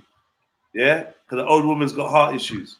So it's like, if I turn around and say, I know you're not my real mom, rare, and then she pops it, you get me? Certain people don't want that responsibility on them. They don't want that falling on them. And in fact, they don't want to cause it to the woman that's raised them their whole fucking life and is literally in the winter of their process. They're in their last cycle, isn't it? Last part of the cycle. So now, that's not necessarily lying, but that's dishonesty, because there's something, do you know what I mean? How are you? How you doing? Everything okay? What's good? Yeah, everything's good. Secretly, no, it's not. So there's dishonesty there. That's right to withhold that though, right? I think it's not wrong to tell them as well. Like, I don't think it's necessarily wrong if you tell them. You're not selfish. Say again? You're not selfish. It's selfish if the mum didn't tell the child in the first place as well. You get me? They could have avoided all of this by telling them when they were younger. This is why I was giving this example. I feel like maybe in them days, maybe not now, people don't see it like that, but sometimes keeping a secret like who your real father is could be like, it could be a really, really important thing in someone's eyes. Keeping that truth from you, keeping the truth that you were the result of a rape baby and not the man that you thought was your fucking dad the whole time. No, actually, you're a rape baby. Like, I can see how someone could hold that information back from you. Yeah. And feel like it was the right thing to do. Yeah, I think it's on a circumstance to circumstance basis, man. That I can definitely support. Like, how do you deal with that? Do you know what I mean? Like, I don't know. But then again, like I said, telling the person that information isn't necessarily wrong either.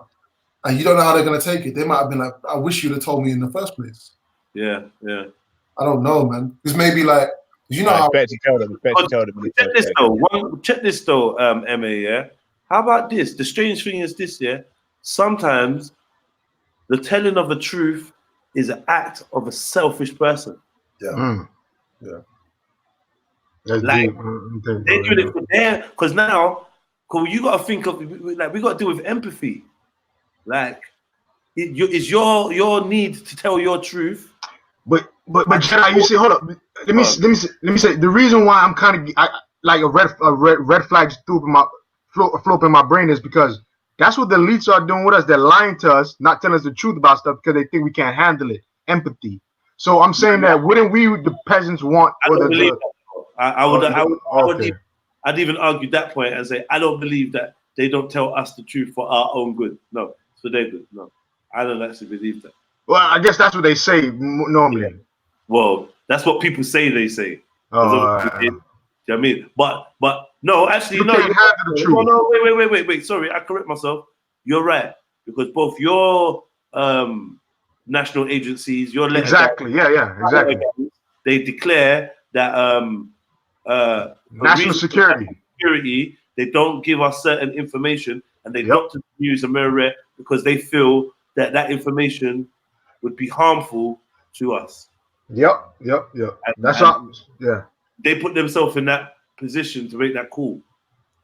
And I suppose that's what it's about as well. You put yourself in a position to make a call of whether someone else can handle the truth or needs the truth or deserves the truth. You're playing God with that information.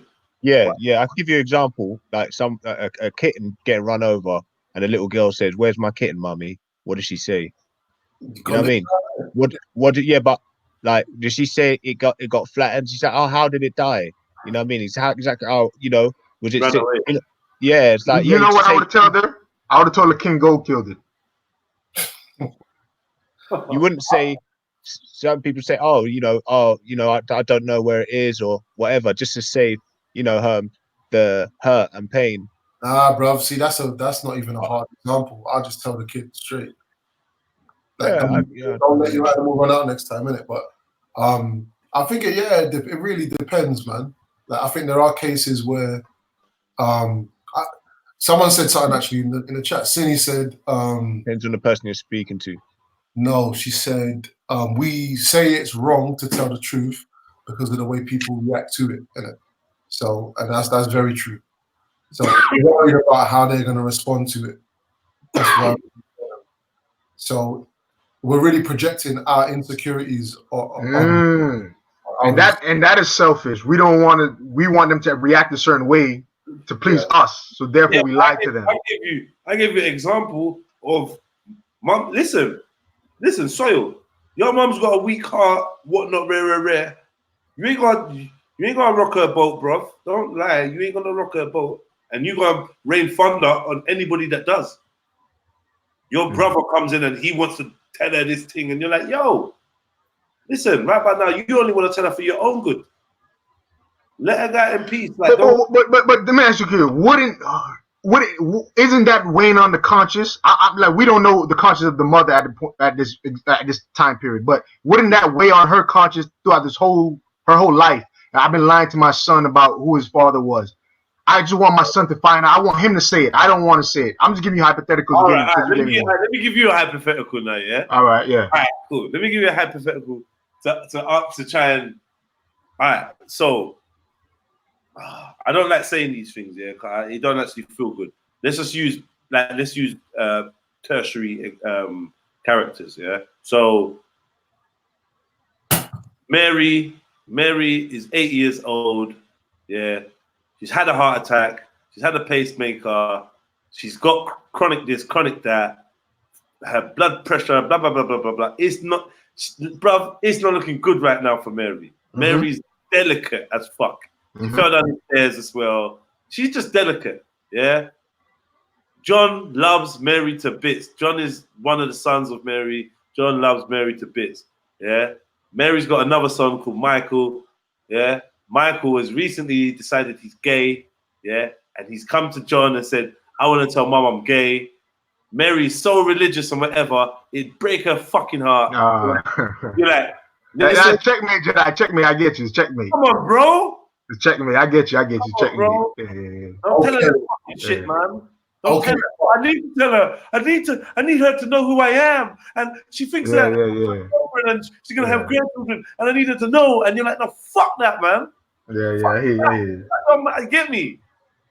Shut up, man. Because she ain't dying because you're dying to give her some fucking news that she don't need.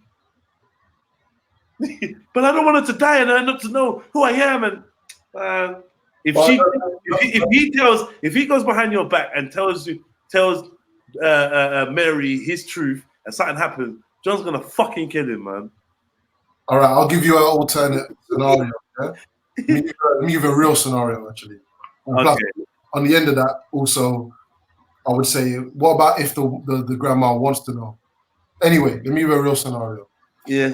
So 2 real scenarios. So my stepdad, he was diagnosed with cancer, right? And my little sister, was in the last week. Yeah, you told me this. So, yeah. I did tell you, innit? Yeah. In the last. Tell people that never heard. Carry on, sorry. Yeah, that's cool. She was in the last week of her. She was at drama school, innit? And she had performances and all that kind of shit.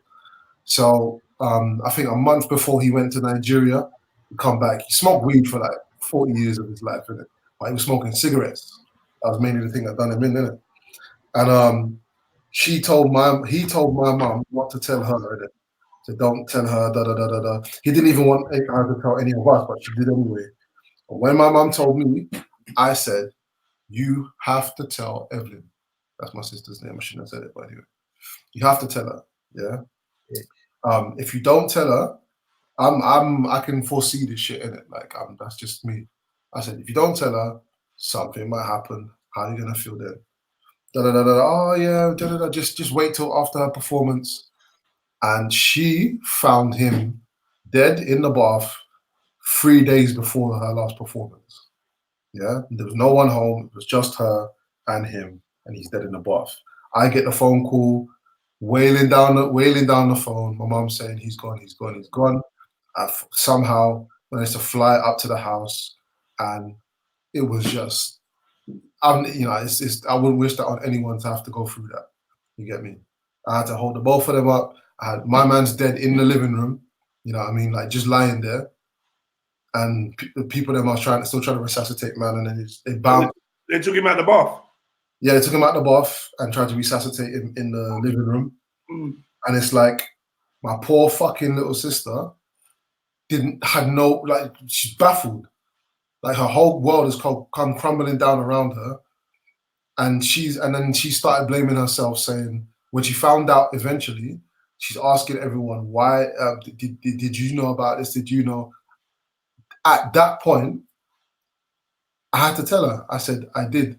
And I felt it fucking ruined me for a small period of time. Because I promised my mom, I said, if I have to choose between you or him or any elder, between them or my little sister, I'm gonna choose my little sister. And at that point, when I didn't tell her for all them months, I chose them over her, and it broke me, bro. Real talk. I wish, and my sister would always say to me, I want to know. You get me? She would always want to know, whether it's the most important week of her life or her day before her wedding. She don't give a shit. And I think I'm the same as well. So that's a case where it went wrong. And I'll give you another case of my grandma. My grandma, one of my uncles, his dad wasn't the dad. The person he thought he was was his dad, wasn't his dad, and all the family knew. You know, the whole family knew up until the time where my man passed away. People in Jamaica knew, yeah, because his actual dad was alive and well in Jamaica. But this woman, my grandma, for all of her greatness and whatever, she was very selfish in that sense. She didn't tell men. So all this time, the man that he thinks that is his dad and whatever, it's not his dad. And he went to his grave, yeah. So the guy who wasn't his dad, he went to his grave not knowing that my man wasn't his son. It's just fuckery, man. And it's just, I can't. There's very few circumstances. I think, you know what? If you're gonna tell someone a lie, yeah, there should be a point at which you correct it. Yeah. If you're telling them a lie because it's an inappropriate time, yeah, you need to eventually correct that mistake. Then you got some explaining to do, innit? But if we're saying that there's some times where you can actually tell whatever, you're gonna have to face the consequences. Number one. Number two, you're gonna have to decide on the time, because you're now not playing God, but you're playing. It's now in your hands because you've decided to withhold a truth that was there to be told. You get me? It's there to be told. So me, I've had too much experience of not telling the truth, causing heartache and whatever. And I'm not, you know, during my wedding, I probably lied to bare people about little things like, oh, you're all right. But more time, I try my best to just tell people exactly how I feel, exactly what's going on, all this kind of stuff. But I don't always do it. But I think, yeah, man. I hear you, man. And don't ever get it twisted. I think that a lot of us around these type of platforms and that we're on the journey of expressing our own truth and being steadfast. That's why debating is something that is like, or these debating, arguments, whatever you want to say, it's kind of important because it's the best way to kind of know what your argument is, know what your stance is, know how you feel on certain subjects and whatnot, so that you can be honest with yourself and others about your opinions. And sometimes, like, I find myself feeling frustrated because there's things I want to say because I'm quite open like you, but like I've had to learn to be like more guarded. Do you know what I mean? With certain information and be quite tactical with the information that I give out, and that's unfortunate. Obviously, in a personal conversation, the barriers wouldn't really be there, but because of the online thing, like certain things, even though it's real and man's just sharing, I've learned, you know what I mean? yeah, definitely. Yeah, I've just learned, innit? Yeah, I've learned.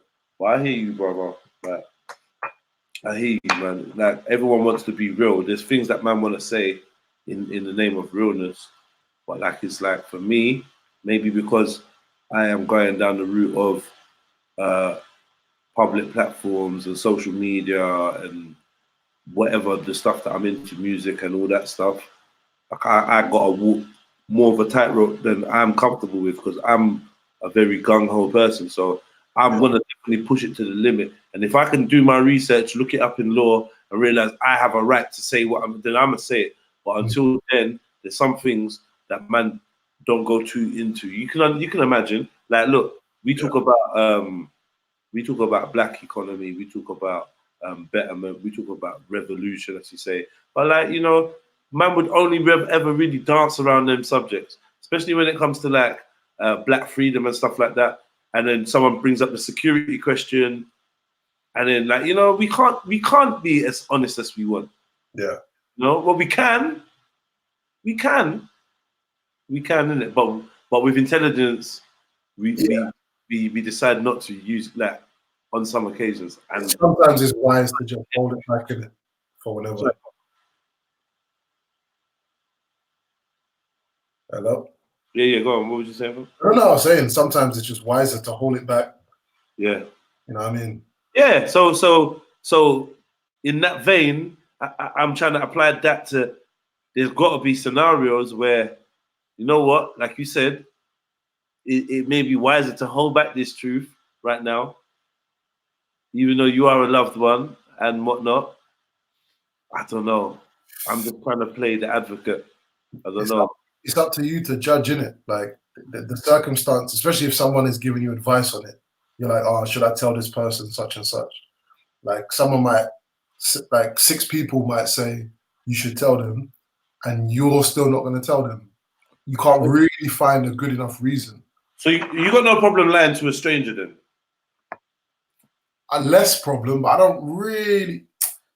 I'm telling you my ideal in it, but what I actually do is probably different. And I probably lie. Tell me what you actually do. Like, I'll tell you what. At work, At work, I don't think I lie very much at all, really. I don't know. See, this is the thing. Talking about these things online, we're talking about work. Because I'm going to ask you, like, have you never taken a day off and lied about the day why you wasn't off? Yeah. I've lied. I've lied about that. I mean, when I'm actually at work, I don't really. I'll tell you what, because I work with young people, with not even young people, but students and that. There's certain things that I have to swerve in it. So for that purpose, I definitely do skew the truth. Like I can't tell them my whole reality in it, but I think more time I just sidestep it. I don't tell them false information. You get me? Because there's not really any need to. I don't think. Like I'm not trying to manipulate no one in there. Not the students, not the staff, no one. So, you know what I mean? I'm not gonna lie about how my weekend was or none of that kind of shit. No small talk. You know what I mean? So there's really not too much reason to lie, other than maybe if you're trying to get a job. But yeah, I think it's a powerful thing. Yeah, it's a powerful thing. Yeah, to be faced with a decision to be honest or to lie, and obviously choose the honesty, like even at your own detriment. Because I think this is the problem with lying. Yeah, like I got a strong survival instinct, like, and I feel like maybe even I don't know if you can have an unnatural survival instinct, but it's just in. Like I don't know if it's a Nigerian trait or what it is, but like man's gonna survive, fam. Yeah, like, man is going to survive. Do you know what I mean? Like, trust me, I've been in so much, and it just that voice, that calm voice, and bro, you're gonna like, you know, when a man says, "Bruv, these lot can't kill me," you know, like this or this very real, I ain't gonna, and you got this conviction that you're just gonna make it through, and with that means that anything at your disposal, you're gonna utilize in order for you to survive. So man's been very honest at work multiple times, and man's been sacked multiple times, or like, you know, don't get shifts or whatever multiple times for your honesty. It comes up, a man have to learn, bro. You want to pay your rent and you're at work, you got to choose. Are you red pill trill or what? You get me? What's going on? Yeah. You get me? Because I find myself in staff meetings like, who's with me? And I was getting blank stares looking at me like, I'm like, yo, we discussed this before we went into the meeting. We discussed this, fam. Like, we said, like, what's going on? What? No one's gonna agree with me. I just started shooting off bare fire. I started 6ix9ine in the place. He said this. He said that. She said this. He said that. Why is everyone pretending like no one gives a fuck about what's going on? And you're actually gonna sit there and hang me out to dry because I'm Mr. fucking honest. Now fuck that. Yeah. When new recruits start coming into work, and I start saying to them, listen, you go up in that meeting and rare, shut your fucking mouth, bro. No, I'm gonna tell them, bruv. You get me? Nah, bruv. Shut your mouth. Take it from me. Like no one takes kindly to honesty around here. Oh shit. You get me? And that's what it is. You know what? I don't mind lying to people that I either don't like or I don't wish any, you know what I mean? I don't have no nice feelings about or no wish. I don't care, innit? Like people like that, I don't mind lying. But how does it affect you? because that's a trauma. I feel like it's a symbol. It's kind of like, it represents like power, how much power you don't have, or how much power you're not utilizing, or how much power the other person has over you. For the simple fact that I can't look you in the face and tell you just the truth because you are in a position of power over me and you can affect me. I've got to lie. Do you know, Well, like it's like police, isn't it? Like you're gonna lie to police if you have to. Exactly. I actually got to lie to you because nah, it'd be dope. Like, what's that film? The Art of Lying, or The Invention of Lying, something like that. Like there was no lies about, no lies. No one ever told a lie. Everything was just straight up. What, in this movie? Huh? In the movie? Ain't you seen that film? Is it Jim Carrey? Liar, liar. Liar, liar. Yeah. No. Because liar, liar is when he all of a sudden can't tell a lie no more. No. I'm talking about, you know them guys, the Hot Fuzz and them films there. Them two. They did a film called about the invention of lying. Yeah. Yeah, man. Fucking watch that film. That film is dope because the concept is sick. Watch that film. I'm telling you, the film is dope. Yeah, the invention of lying. Yeah. But boy, yeah, man. You know, salute to everyone that can stand in their truth. I don't know how many people can. Like, I'm just trying to be super duper real with it. I'm not trying to. I'm just, you know, I'm just trying to be real with you lot. So it's not that fact that I've got a problem with honesty. I just look around the world and say, how many people can afford to be honest all the time, 24/7? If we're gonna be real with it, stand in your truth. You know what I mean? Can you, like, it's even in a war strategy kind of setting, it don't make sense for you to always. Yeah. Now you're being true. You're being honest, man. Giving your cards away. How you, like, even in fighting, in combat, you can't be honest and like be truthful and like, so like man knows all your, like, yeah. If I move like I'm gonna go kick you, I'm actually gonna kick you. I'm not lying or pretending or trying to trick you or make you believe something that's not true so I can get the advantage. Yeah, that's a survival tool, man. Come on. Trickery. Yeah. No, actually, is a trickery different from a lie? I think it is. Because whatever I think it is. A lie is like literally me telling you something that is not true. Rather than trickery is I could do something to help you believe it. You know what I mean? But I didn't tell you. Yeah, I think trickery is a little bit different. From a straight up lie. I used to try and pursue that honesty thing constantly, but yeah, it's definitely, when you mention power, that's definitely a massive factor in it's the main factor actually in whether you are able to tell the truth constantly or not. It's always get to the point where they've made the label Black Identity Extremists. You keep banging on about your fucking melanin and your supreme this and that and rare, and they're coming to nick you. Yeah. And even though Bear Man's talking Greece right now, if you know, bruh, like I've seen how shook man get just for things getting deleted. I've seen that, oh, don't mention this word. I've seen how quick man will shut up if you think that people are actually paying attention and you gotta pay for your words. One of these days, someone's gonna say the wrong Batty Man thing or something rare, and all hell's gonna come raining down on man. You get me? So that man's gonna get too extra. Yeah, just kill her. Yeah, just or whatever. Yeah. And I'm just gonna log out. It's not present. Yeah, and a man's gonna see how freedom of speech ain't even there, let alone freedom of truth. Freedom of truth. Freedom of truth, in essence, is freedom of speech, right? Your ability to tell your truth and everyone to be able to tell their truth. That's freedom of speech. And I don't even know if we don't even want that. Do we? You don't want everyone to have the right to tell their truth, do you? You're not gonna think of some fucked up example. I can't think of nothing. To be honest, it's like freedom to lie as well, though, at the same time, isn't it? It's just words. So if I got freedom of speech, I can lie my ass off. You get me? And we got the freedom to believe you or not. Yeah, exactly. That's the bottom line, isn't it?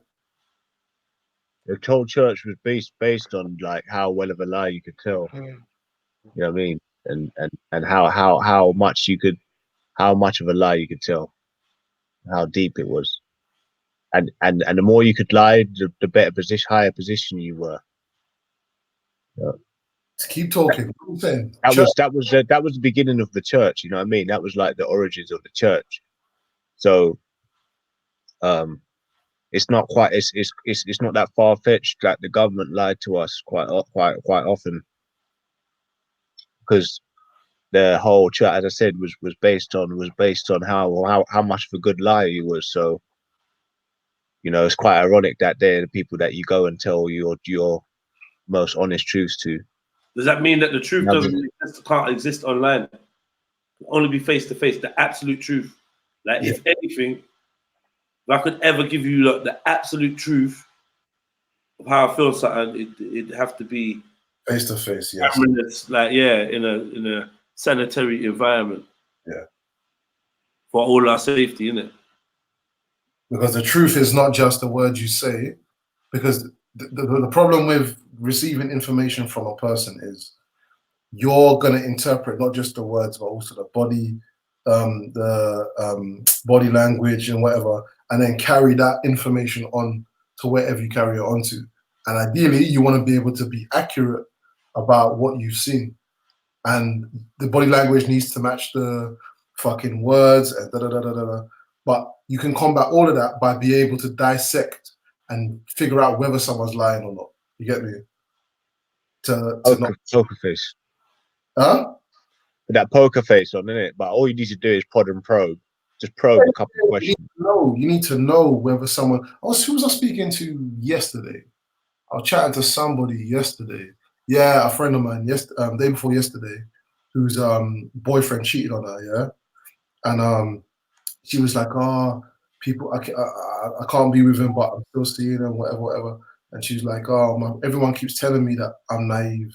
I'm like, "You are naive," and I'm like, all she needs to do is to be able to figure out when someone's lying, because I wouldn't want her to naturally lose her personality. She's very free. She like thinks the best of people and all these kind of stuff, but she needs to know when someone's lying. Like, somehow, some people just have it and some people don't, innit? Whether she can develop it, I don't know, but she's gonna need that. Otherwise, she's gonna end up in fuckery over and over and over again.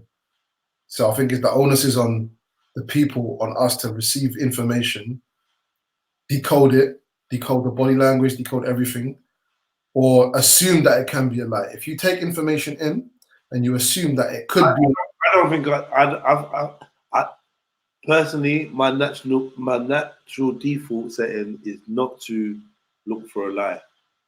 It's to accept what I'm seeing. I got to battle that all the time. And man gets all the time, like when it's like, when you're like, fuck, I didn't even think this person might be lying about this. I didn't even consider it. I was looking for something else. I was looking for a twist in the story or something else. Do you know what I mean? I didn't even think.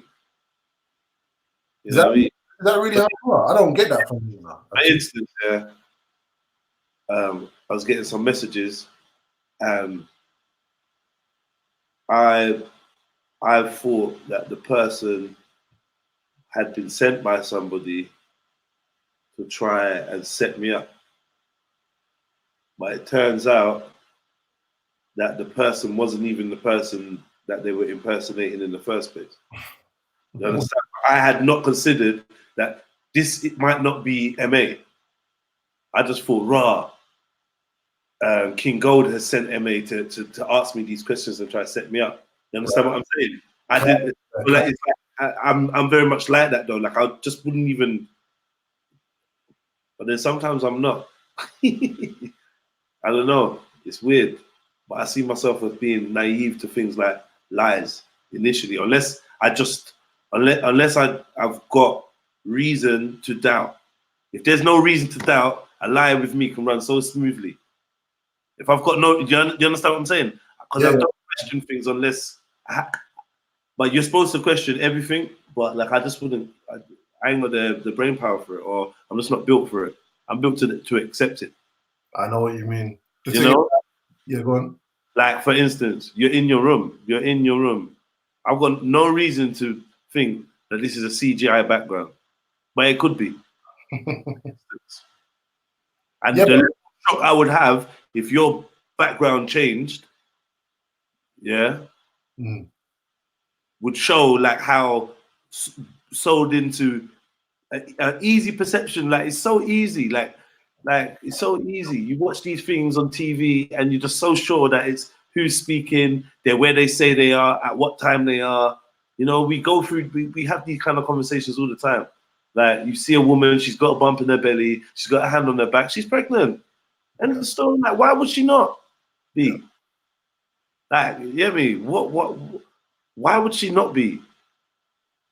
But that's the trick, though. I think we're tricking ourselves.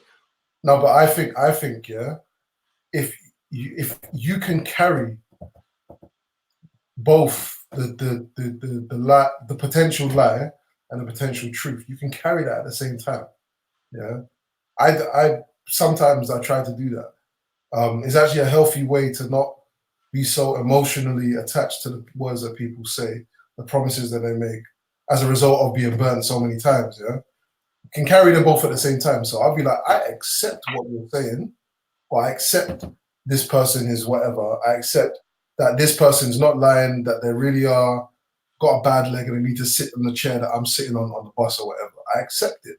Yeah, but you could be lying, and I'm prepared for the lie psychologically and in terms of whatever move I want to make next. Hope for the best, prepare for the worst. Yeah, but like,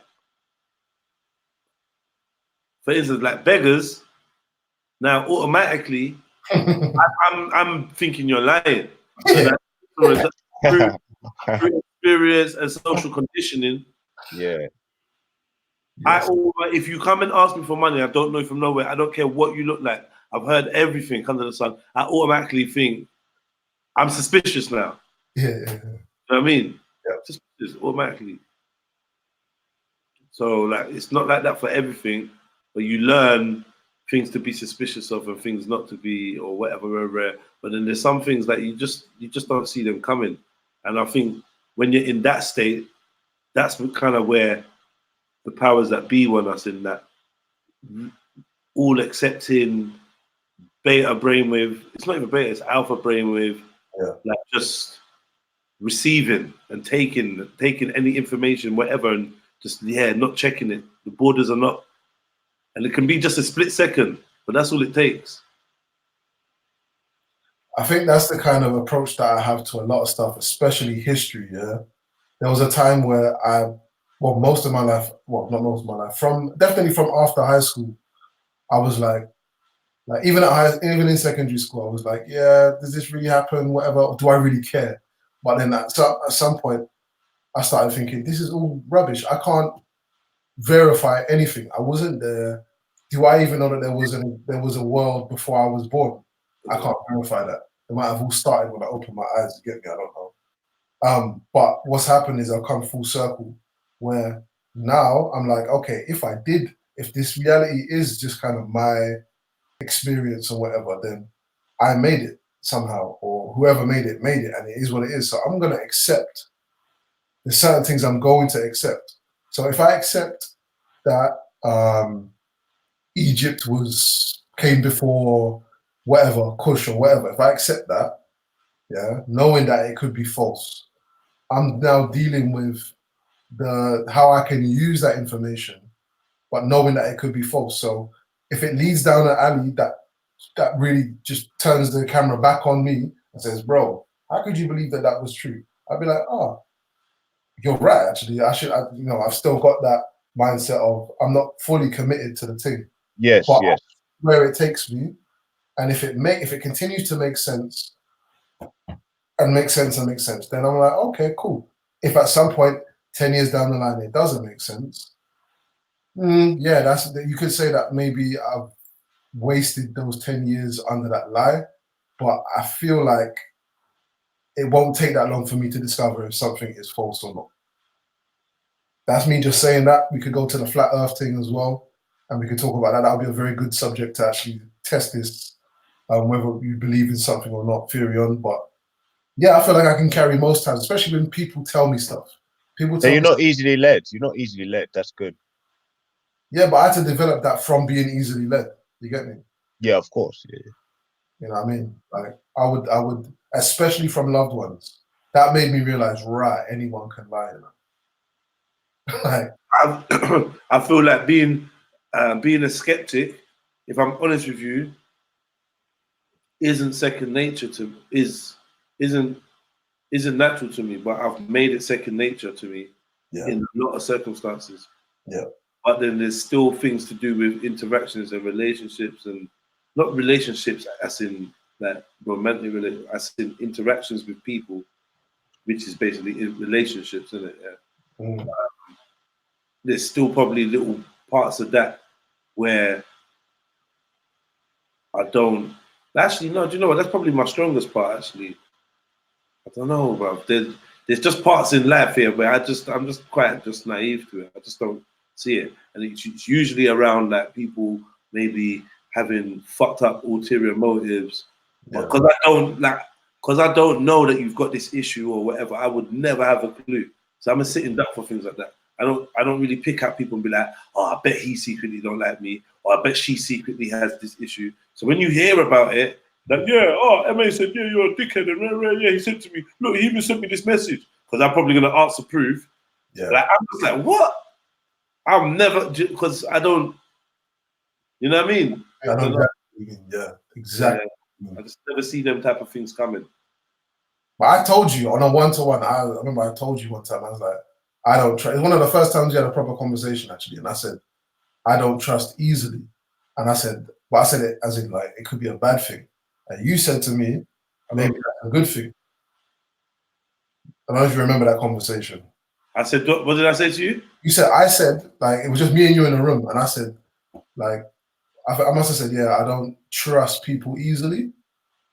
And I said it, but I said it in like a bad way. But then you said it might be a good thing. Yeah. You know what I mean? And then, like I said, that's the over a long time. The whole concept of trust and that one I'm detached from, but still detaching from. Yeah. I don't think trust is really necessary. Like I'm seeing it as more of a conceptual thing than being something that's actually necessary to exist or being happy or finding pleasure within your experience.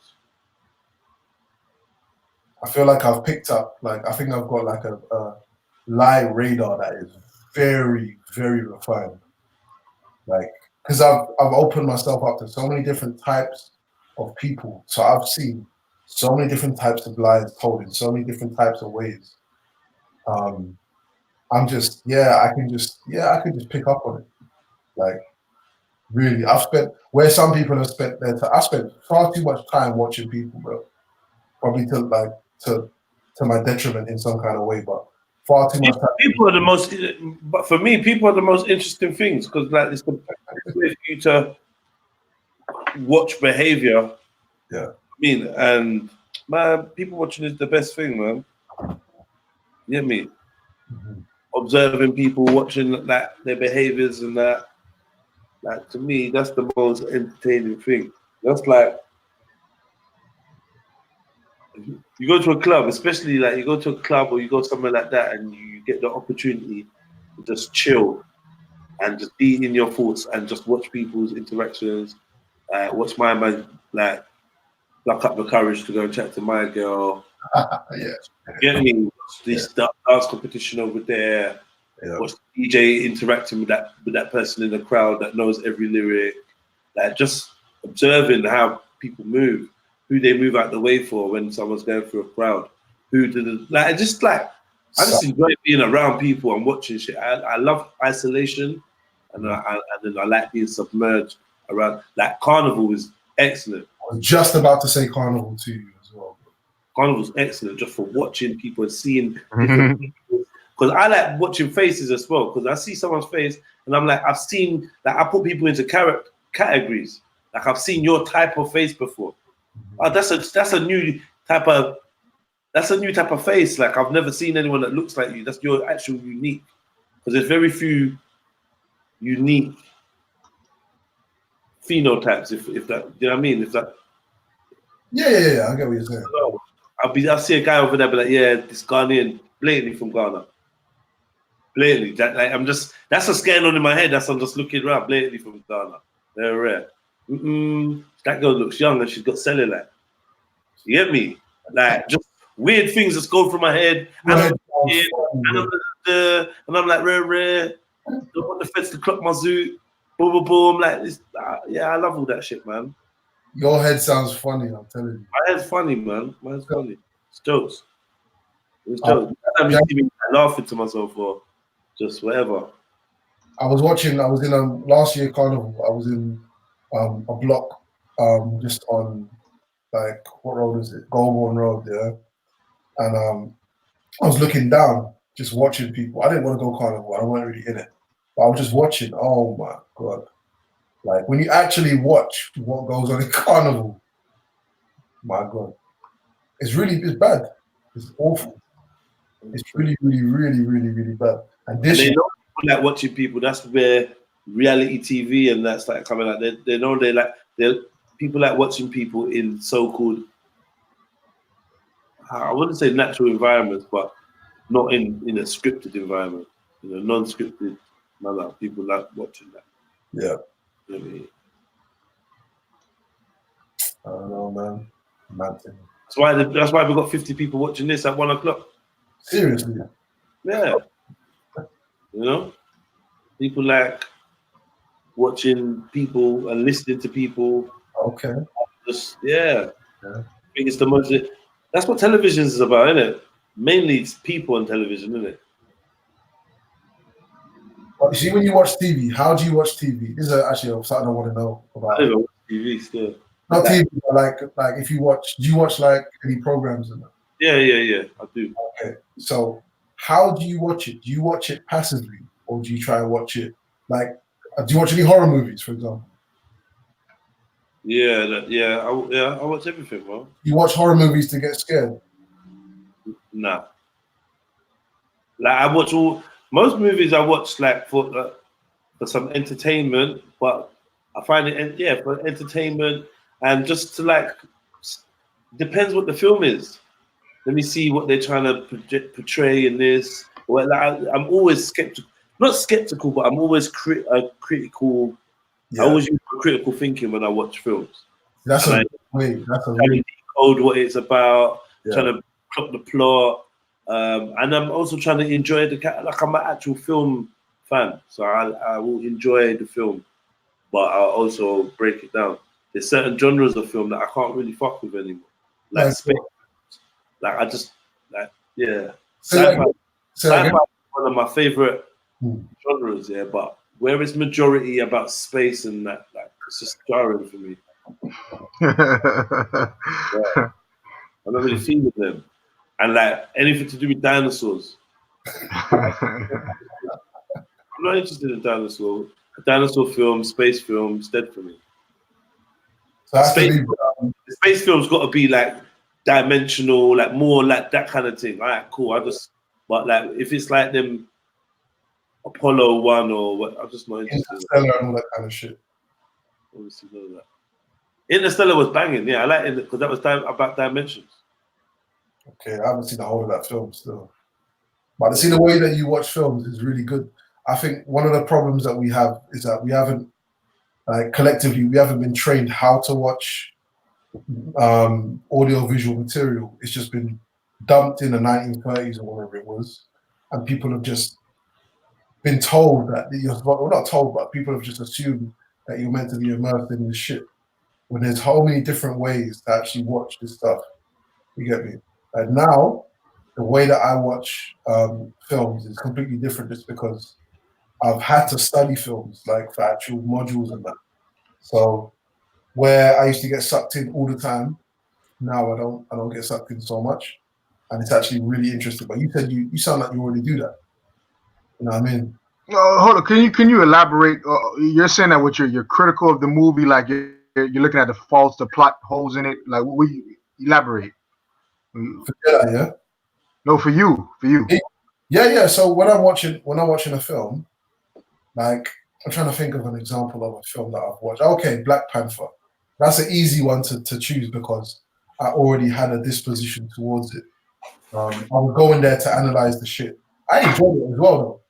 But yeah, that film, I was looking at the political games being played through the narrative between like the UN and fucking Wakanda, and then the cousin and all this kind of shit. Like I just saw bare mad like dynamics that are not. The thing is, these films, what they often do, they're either feeding you something that is close to reality, or they're feeding you a new type of paradigm that is not normal. And what you will do as a viewer is you'll go and replicate that shit. You get me? That's how they kind of manipulate people. They'll give you this, like, for example, okay, so in that film, the cousin basically died for no reason, because at the end of the film, my man went and did what the cousin wanted in the first place anyway. Yeah, but what they were showing was that my man you can kill, as a black man, you can kill your cousin, yeah, and the person that the intermediary to some extent was the white UN guy. You get me? Nothing happened to him. Yeah. You know what I mean? And it's like it's just so many mad little, and I watch it like that now. I'm looking at the outfits. I'm looking at the locations that they've picked. With sci-fi, it's interesting that I said about sci-fi, because I've always had this thing of with sci-fi. I noticed every time that there's a Japanese or Far East setting for a sci-fi movie, or for any movie for that matter, but definitely sci-fi, that's always played on my mind, thinking, is that how we're going to end up? Are we going to end up having to rely or having to all move to this place, or is everywhere going to end up looking like fucking Japan or whatever? Like all the way from Blade Runner. Blade Runner is what set me off to begin with, and then loads of anime. Obviously, it's based in the Far East anyway, but yeah, there's sci-fi has been heavily influenced by. Yeah, I never watched Blade Runner, man. You what? I never watched Blade Runner. Boring film, man. Blade Runner's sick, man. Blade Runner's sick. Yeah. I know what you mean, though. It's like the pace of the movie is just weird. Fuck Blade Runner, fuck Rutger Howard, fuck all of them. What was what you said, fuck?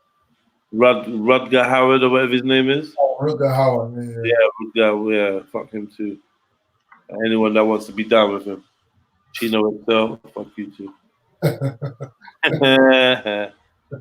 Fuck Blade, as a staff, a record label, and a motherfucking crew. Yeah. Not Blade Runner. I love Blade Runner, man. I love it. They're gonna bring out a new Blade, apparently, with this. Blade. Huh? Blade Runner or Blade? Blade. Yeah. The new Blade is that Moonlight guy, isn't it? Oh, what? Get out of here, man. Get out of here. What? What are you talking about, bro? Wesley Snipes not in it? Bruv. The new Blade, the Marvel Blade is. Oh, they're taking a piss. Is that moonlighting guy, bro? Which one though? The Maharishi Ali or the other? Him. Oh, okay, Mahershala Ali. Yeah. Okay, because he's dark as hell. That's why. Yeah, because he was gay in the film. They're playing that sequence out again. Love that, man. Yeah, that's the biggest agenda I've seen in most movies nowadays. They got even in fucking Top Boy, they got the feminist thing, the lesbian whole role. I see it everywhere now, man. You can't escape that shit. No. Like if you literally, the reason I learned movie sets have to have somebody who checks off the political correctness of the films. Like it has to go through the whole department when they read the script. You can't say this. You can't do this. You got to put more women in this scene. Blah blah blah blah blah blah blah blah blah. So pretty fucked. That shit. Yeah. Okay. I see what you're talking about. I kind of fuck with him though. I didn't know he was gay in the Moonlight, but I kind of fuck with He was gay in that film where he's a pianist or whatever, isn't it? Oh yeah, when they're doing the road trip around like the black. I can't. It was a deal because that's his basis. Yeah, I hear you. You know, I could go on this topic all day, man. About because you're gay, right? no, not about that one, boy. There were so many different words apart from gay that was used during this whole 10 hours live, and you just decided to jump on the gay, louder gay talk. No, because we literally was just talking about gay people and all this. You talking about the new Blade guy. No, I said it's that what they're trying to do, basically with suggestive for the gay thing, you know, the gay agenda in movies. That's really annoying.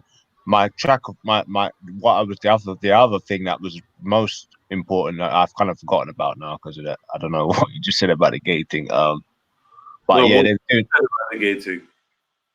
Yeah, before you said the gay thing, I had something else I was going to mention as well, like about because you said that they're introducing this gay thing to the. I'm just going to say gay thing, bro. Yeah, like he's speaking in codes, Jedi. He's speaking in codes. They're kind of like introducing it slowly, like into the conscious, into the psyche, and making it more acceptable. But there's something else they're doing, bro. What the fuck would I have in my mind? I just had it there, brother, on my head, but it's got put off track, bro. I don't know. I think I just came in as a troll, so I'm just getting. I always get trolled, man. Don't worry about it. All right, I got you. Nah, King. The more you get trolled, you gotta understand the reason why people troll you because they like you. You understand? Is it? Yeah, and probably. Nah. I'm just saying. You know, I can't even complain. Like, now you got charisma. Listen. I don't mind it. Listen. Let me tell you something. You're unique and you got charisma. So that's why people always gonna like you. People don't like people who are cookie cutter personalities and all that. So no, thanks. I try to be honest. I try to be as honest as possible. I think that's the best way. But yeah, no. I don't know, man. Like, oh yeah, that's it. That's the other thing I was saying. Like, if you look at these kings of Egypt, yeah, that was like the gods of Egypt specifically for black. Like, you know what I mean? That was like black people's fucking thing. You know what I mean? That was like ancient Egypt. It was like, all right, they're gonna come out with this movie now. You know, let's see what they do with it, bro. Like, they're all white characters, like whitewashing. That's the whitewashing. It's like Hollywood just went hard in the last 10 years just to like cause as much. I personally think, like, I don't know, controversy because they knew what it was going to cause, innit? Yeah, because it was blatant, man. It was so like yeah. They had to do it deliberately. It was mad. Even the Egyptians said, innit? Even the Egyptians said it was like, yeah, you can't have Moses depicted as holding a weapon, like, you know, in his hand, because like he should have a staff, innit? He was a religious person in their text, so they boycotted his movie, innit? So you couldn't even watch that movie in Egypt or Morocco. So it's just like they're trying to bring like that's bro, yeah. Like, I'm not gonna lie, it was like I was on my mind quite a lot, significantly. That they had a big part to play in like kind of like disrespect, you know what I mean? Like the whole movement really, and it was like Hollywood, and I'm thinking, right, Hollywood, fucking hell, bro, like that, like really do look at Hollywood. They are racist, bro, proper racist, like group, like nasty people, bro. You know what I mean? I don't know. Like, you know, all the side stories of people doing weird stuff. Yeah, you get that with a lot of these high end corporations and government and whatever establishments. But yeah, this introduction of gayism and whitewashing, it needs to be allowed, bro. You know what I mean? That's why I really do hope that there's more black controlled movies and produced movies and directed movies. That, and then I'm talking really black, you know what I mean? Like, and they've got full control. You know, we need more TIs of the thingy industry, film industry, because we are completely underrepresented in that department so much, bro. You know what I mean? You know, like, besides the dress thing, bro, you know what I mean? There's so many things where it's like just Hollywood, bro. I boycotted them from a long time ago. I'm not gonna lie. You know, Netflix is an independent thingy, so that's why you see different types of movies. But with Hollywood, if it's coming out of Hollywood, it's one direction. It's just gender driven in it. So, but I'm gonna be honest with you. Listen, it depends on the director, pretty much to me, because some of these directors give you a lot of gems in their movies. Like if you really step back and not look for these pro-black movies, the metaphysical gems are worth it. Because sometimes I don't. Of course. But that's Yeah. where it goes to where they stole our stole a lot of stories from Africa, you know, which had a lot of meaning behind it. But yeah, true. I hear you. Definitely. Like these people are very, very smart, no doubt about it. Like, you know, they've definitely got the 360. They've got all that knowledge. And you see quite a bit of Gnosticism inside of Hollywood movies. See, that's how you can tell that they're intellects, because I mean, just already making, like, what sort of movies are they making? Is it coming from their head, or is it coming from stories that are from, you know, manuscripts that they've stolen? That, you know, because and they've marketed it and put all the graphics in it and relayed it back to you as a motion picture, you know. But yeah, bro, like they're stealing a lot of stories from Africa. I'm not gonna lie, like that's a fact. You know what I mean? When you look at that metaphysical thing. But that's definitely smart, bro. That red pill, blue pill, them very interesting brothers, bro. They like and Phil Valentine. Oh, so you watch their hip hop decoded videos, the movie breakdowns and all that. Yeah. That's okay, bro. I see. I'm wondering like why you said red and blue pill. I was trying to figure out. I'm in like a sweet shop when I'm listening to that shit, man. I'm not gonna lie to you. That's like for me, that's what does it for me. You know what I mean? The intentions behind how these real, like, yeah, but there's flaws though. Like they have a bias though. Also, they have that pro-black Pan-Africanist vibe. Like they're kind of skewed, so they're biased. Like, but if you look at, like, let me give you an example. I look at these hardcore white people's breakdown of these movie videos, then I watch like the pro-black side, and sometimes you can get similarities, but however you're gonna see the big difference when they break down the movie. So I know you like red and blue pill, but check out some other racist or ethnic groups when they break down those videos. Okay, Also. what different other metaphysical scientists basically? Yeah. I do that. I stay doing that. I like to get a polar. I like to get different couple different viewpoints on a subject. Just look at any matrix breakdown of a white person, a black person, like, or the conscious community, like in America. Look at their breakdown versus a white guy, and you'll see it's kind of different. You know what I'm saying? I'm just giving. That's just a main movie that you'll find that red and blue pill broke down, and all that. Shit. But that, like, what I've noticed is that you can go on Netflix and see all these movies where you're getting positive role models, but go to Hollywood and try and find one, bro. You know, one out of that little out of Hollywood. You won't really get any. Yeah, it's Holly weird, yeah. So yeah, bro, that is like, you know, where the people talk about Nigeria, Congo, Trinidad, just for the, I don't know, man. I like to go to the Big Apple, but I'm gonna have some mad like preconceptions going there, bro. I'm not gonna lie, and I'm not even gonna try and go in there like an alpha male and not try and judge anything and be really like just open. Oh, New York, you said? Yeah, I'm gonna go there with a clenched fist. just why? Like why you say that? Going to Nigeria, bro. Just exactly the same. You know what I mean? But I don't think I'm gonna get a security come up to me saying, "Welcome to the USA." You know what I mean? I don't think I'm gonna get that reaction. But no, they're gonna look at you and think you're from America, though. You never know. You don't look too different. Go on. Yeah, maybe. You know, until you speak, but you, like you said, you know, even America, you go there, I might get the same reaction that Maku might got with his, and he's Nigerian, isn't it? So you know, you can't really go with any preconceptions, but I would definitely be a bit more apprehensive to go to places like America, man.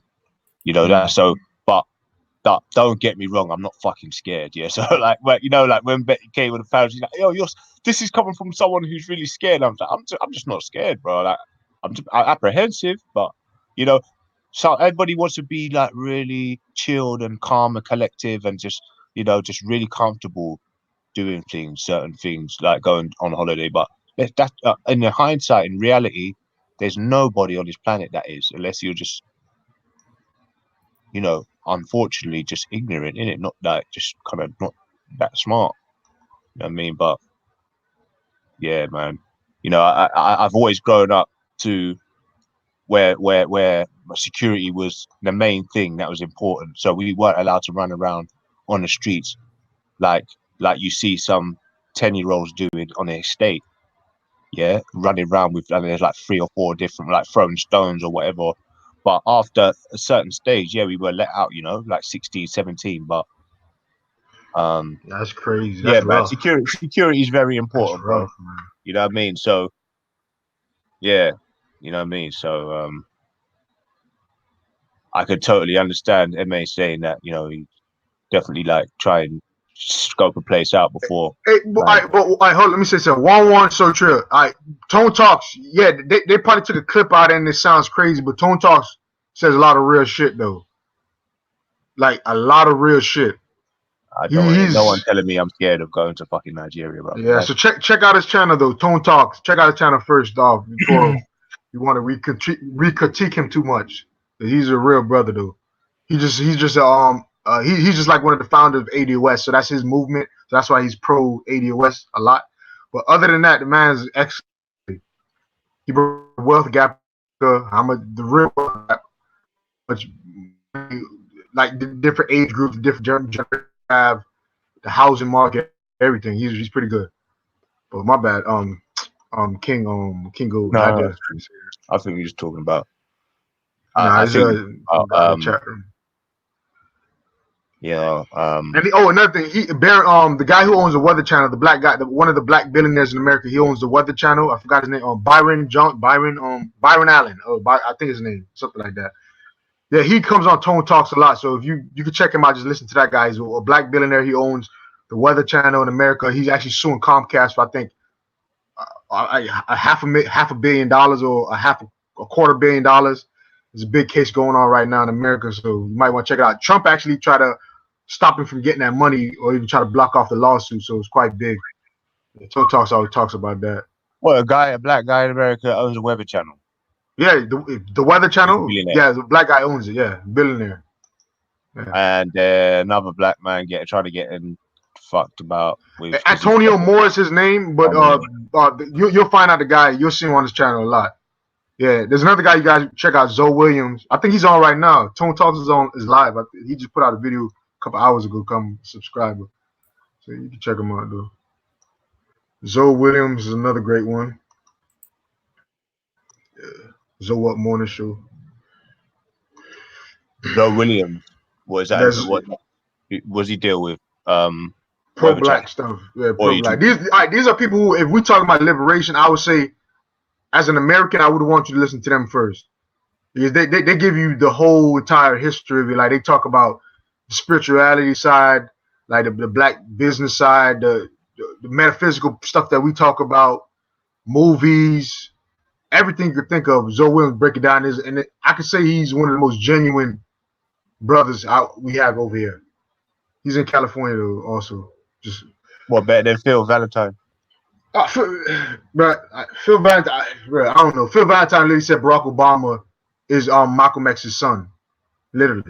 Yeah, he said. So I was like, bro. After that day, I was like, man, I don't know what we doing here. Yeah.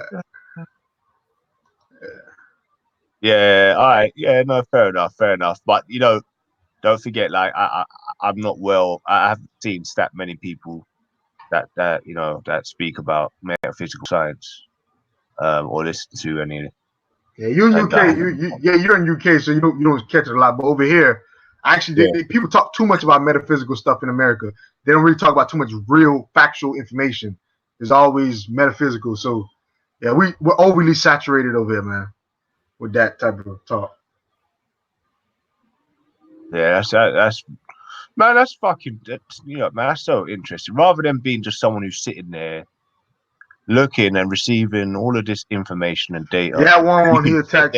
Sorry, so you can sit there, analyze it, be partial, like how you watch movies, like you be partial about it, so you're not too into it, and you can understand what message is being put across in it, and you know. But yeah, man, you need to know about that. And the thing is fucking, I'm not gonna lie. Up until I really did watch Phil Valentine, he kind of opened. I'm not gonna lie, he opened something up in my head without. Yeah, I always Don't get me knew there wrong. was Don't get me meaning wrong. Phil Valentine is a legend. Don't get me wrong. But at some point, I put it like this. When you're in first grade, you need a first grade teacher. But when you go to college and university or high school, you need a different level or caliber of, information or teaching. You know what I'm saying? Phil Valentine is like, to me, like introductory level if you want to get into like the medical physical principles. Then you could go on to like different, more complex people, I would say. Because Phil Valentine, one thing you'll notice, you're never gonna get a source from him where he gets his information. Yeah, like, for example, MA talks, Jedi talks, they're gonna tell you probably where to get it from. Like, oh, Madame Lebowski, or I seen it from this video, or I know this person. But Phil he does a Valentine lot of literally seminars and presentations. doesn't tell you anything. Huh? He does a lot of presentations, though, doesn't he, brother? Huh? He does a lot of presentations. Yeah, and but there's seminars. never a source though. There's never a source. Like, you can't Oh, find yeah, out where he got his but what he information. does, yeah, There's he never a likes. source. But what he's doing is he's creating his own philosophy as well. You know, at the same time. Yeah, but the thing is, brother, he's very creative in that sense. Of course, yeah, he made his own university or school or whatever. I understand. Big him up on that though. But I'm trying to say this: you at least have to give people. You at least supposed to tell your audience where you got your information from, just to see if you're lying about the information that you're talking about.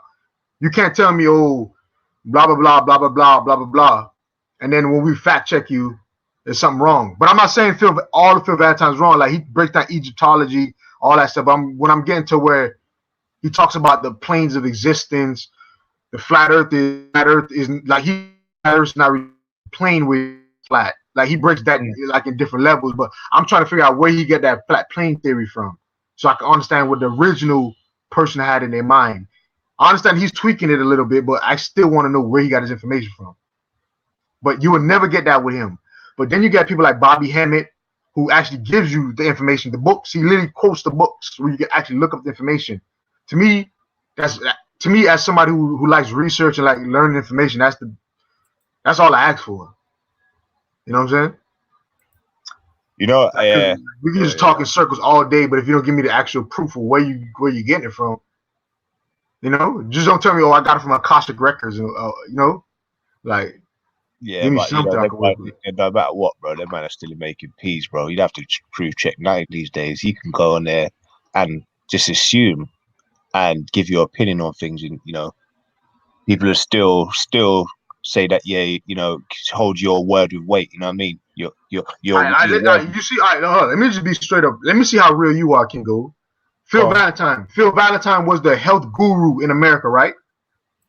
I've never known him being really known for his health, but I see. That's how I know you don't know Phil Valentine. Phil Valentine made his money off his alternative food. No, alternative health, natural therapy. Yeah. He's the one who said herbs are bad. Don't use no type of herbs. Yeah, but he's never presented himself as like a nutritional health expert. That means you don't know Phil Valentine. Phil Valentine literally made his money off of that. His whole school is about that, eating right. But I haven't seen. I tried to see their movies. I haven't seen their movies presented, so it's just this is what I'm presenting. That's what I'm saying. All right, let me break it down. All right, this guy made his money. His name is basically off his nutritional stuff, because he got I'm not gonna say he's on the level of Dr. Sabi, but he has a lot of stuff he said he can cure or whatever. Mm-hmm. Fast forward 30 years now, he's been in the game with this health business and metaphysical stuff. If you look at Phil Valentine right now, Phil Valentine look like he's overweight, out of shape, and pretty much looks horrible. Now, you cannot tell me that does not look right. That, to me, if you're overweight, please don't tell me about no health or nothing like that. It's certain levels of professionalism or expertise I seek for somebody who's telling me about health or whatever. So if we can see a change like that in Phil Valentine, all I'm saying is, let's not believe everything he says 100%. Because literally the subject that he makes his money off is not working for him.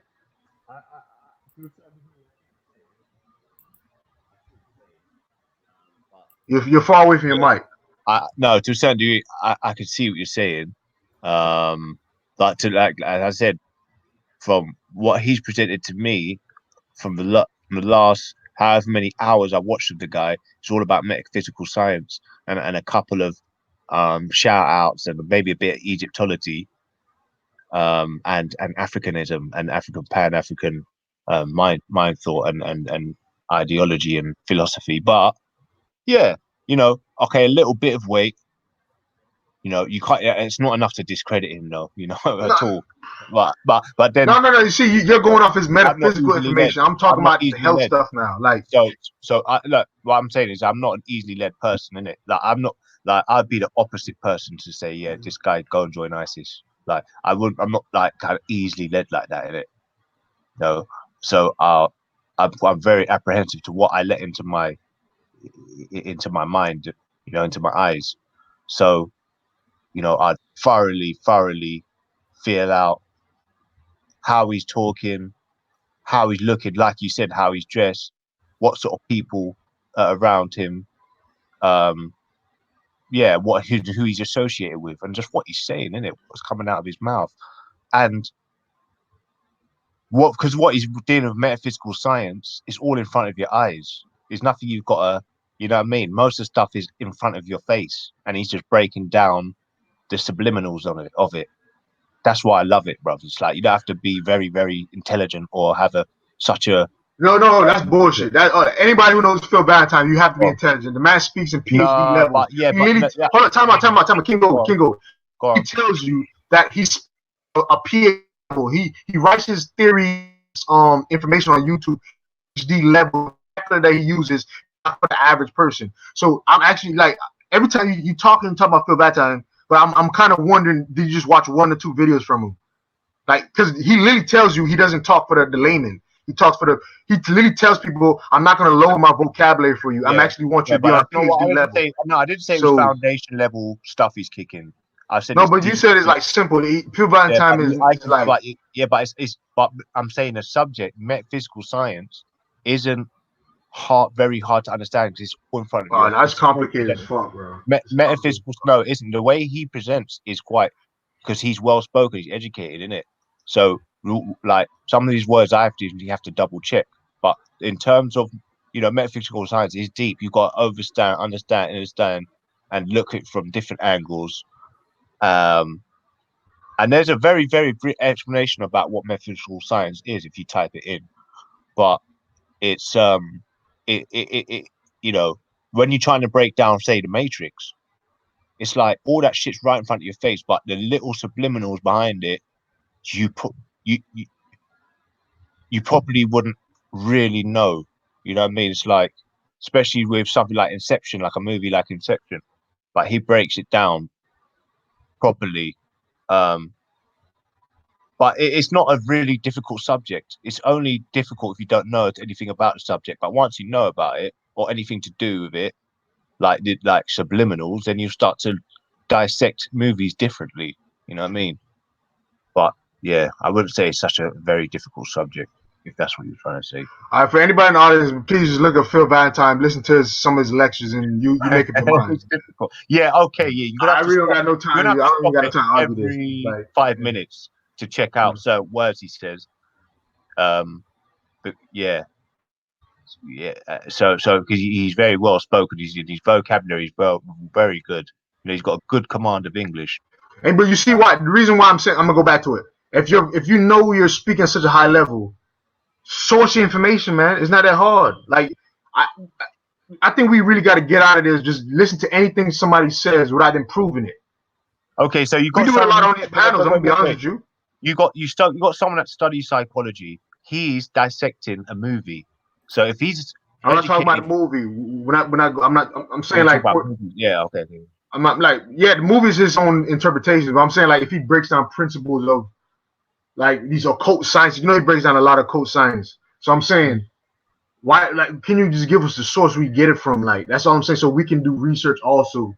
Like I hate when we have to believe somebody just because they're a figure of authority. You just believe them all your side without no proof. Yeah, see, no, that's kind of weird, man. Not do, man. Is try to, you know what I mean? Because this is the level, the time of consciousness where you can't be reeled into things. You know what I mean?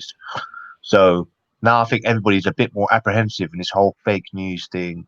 So you'd have to be stupid to be thinking the way you thought 10 years ago when you were listening to even news or listening to people who teach or lecture. You got to come at it from a different angle now, completely.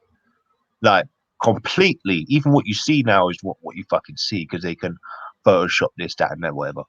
So, yeah, but I would Kingo, another thing, check out the other check out some other American YouTube people like around there. Like people been questioning the same thing I've been saying since the 80s. Like literally. They've been literally telling Bobby Hemmett, I mean, on Phil Valentine, the same thing I'm literally saying now, no different. Some people actually been saying it more in depth where they actually put up stuff that he says and it's kind of outlandish. And I'm not talking about metaphysics, I'm talking about like actual stuff that we could deal in reality, physical stuff. So you might want to check that out, man. I'm bigger Phil Valentine, don't get me wrong. I did say he's a legend, but I'm saying, yo. Who else do you call? I'm gonna type him in now, so when I'm falling to sleep. If you want like the all right, I'm gonna give you some. If you're looking for like the metaphysical stuff, like that deep occult knowledge, all right, Bobby Hemmett, Phil Valentine, Delbert Blair. You got Brother Panic. Brother Panic is sick with it. Brother Panic actually gives you the book where he gets information. He writes his own books, and so he's a great one. You got who can I say? Bobby Hemmett is deep inside the Egyptology, isn't it? Now, Bobby Hemmett is everything, man. The man broke down the Greek mythology. He breaks down Babylonian mythology, Sumerian. He breaks down the Druids. He breaks down every religion in the world. He breaks down because he says every religion is African at the end of the day. Like he even says that the Greek culture, the Greek gods were pretty much African based. He says the Druids, the Celts are African based. So yeah, he breaks down everything. And that man has so many videos you can't even keep up. But Brother Panic, and Bobby Hemmett taught this guy named Panic. Brother Panic is like Bobby Hemmett's student or Padawan, or you want to call it. He's actually continuing that legacy. He's very good. His YouTube channel is called Occult Lectures. Occult Lectures. Yeah, it's fantastic YouTube channel. Yeah. He actually teaches you some magic principles almost. It's quite crazy. He teaches you how to focus with like candles, I would say. He breaks down this whole magical thing from the ancient world. Did you say if you said Shaka Amos, I'm gonna lock off before. Did I say Shaka Amos, bro? Did I ever say that? All right. Okay. Like yeah, nah, that's how I know you. That's how I know you got sugar in your tank. Huh? Oh my god. Yeah, Shaka Amos is on. You know, if you're saying that, you know, I know I'm a joker. You know, I'm trolling you. But look, if if you're saying fucking Phil Valentine, may have to be, you know, if you have to think twice about, man, look at Bobby Hemmett's turkey neck. No, but Bobby Hemmett never talk about health though, bro. Like, listen, if I'm a health practitioner and then my own body doesn't look like it's on par with the shit I'm talking about, you got to question me. Bobby Hemmett never told you about health. The man literally said he drinks soda to cleanse his sicknesses. Over a deathbed, bro. Yeah, the man didn't give a fuck. But listen, Bobby Hemmett said he could drink a Pepsi or soda to get better. The nigga did not give a fuck about health, man, at all. Bobby Hemmett tell you pork, he eat anything. The man would tell you candy. He was too real for this world, man. That's right. Listen, Bobby Hemmett was ahead of his time. If Bobby Hemmett was out right now, he would be the greatest YouTube sensation. Guarantee it. Because Young Pharaoh steals all his information from Bobby Hemmett. Everything we talk about online is from Bobby Hemmett. Like all his metaphysical shit is from Bobby Hemmett. And we talk about the pineal gland, the third eye, sex magic, tantric sex. That's Bobby Hemmett, man. And well, we talk, Phil Valentine said he got a lot of his stuff from Bobby Hemmett, innit? Yeah, that was the grandmaster. Like Bobby Hemmett was the grandmaster, man. Like, bruh, that man woke me up so far. It's crazy. He makes reference to him, innit? Yeah, I hear a lot of people making reference to Bobby Hemmett. But I'm not gonna lie, I just don't see it. I don't not to be disrespectful, but I haven't watched enough. But you don't got them eyes, man. You don't got the spiritual eyes. I don't know, bro, but I don't really see it. But you know, who knows? You know, I might have to listen to him a bit more. Then, you know, he might drop something that I think I heard that, and then check it up, and but yeah. Good night, everybody, man. But I'm gonna look at that. Then I'm gonna check him out. Yeah. Let me say the list again. We got Bobby Hemmett. I'm gonna give you the Valentine. No, this is the best one. The best one out of them. Not the whole thing. Right now. Yeah. I would say Brother Panic. Right.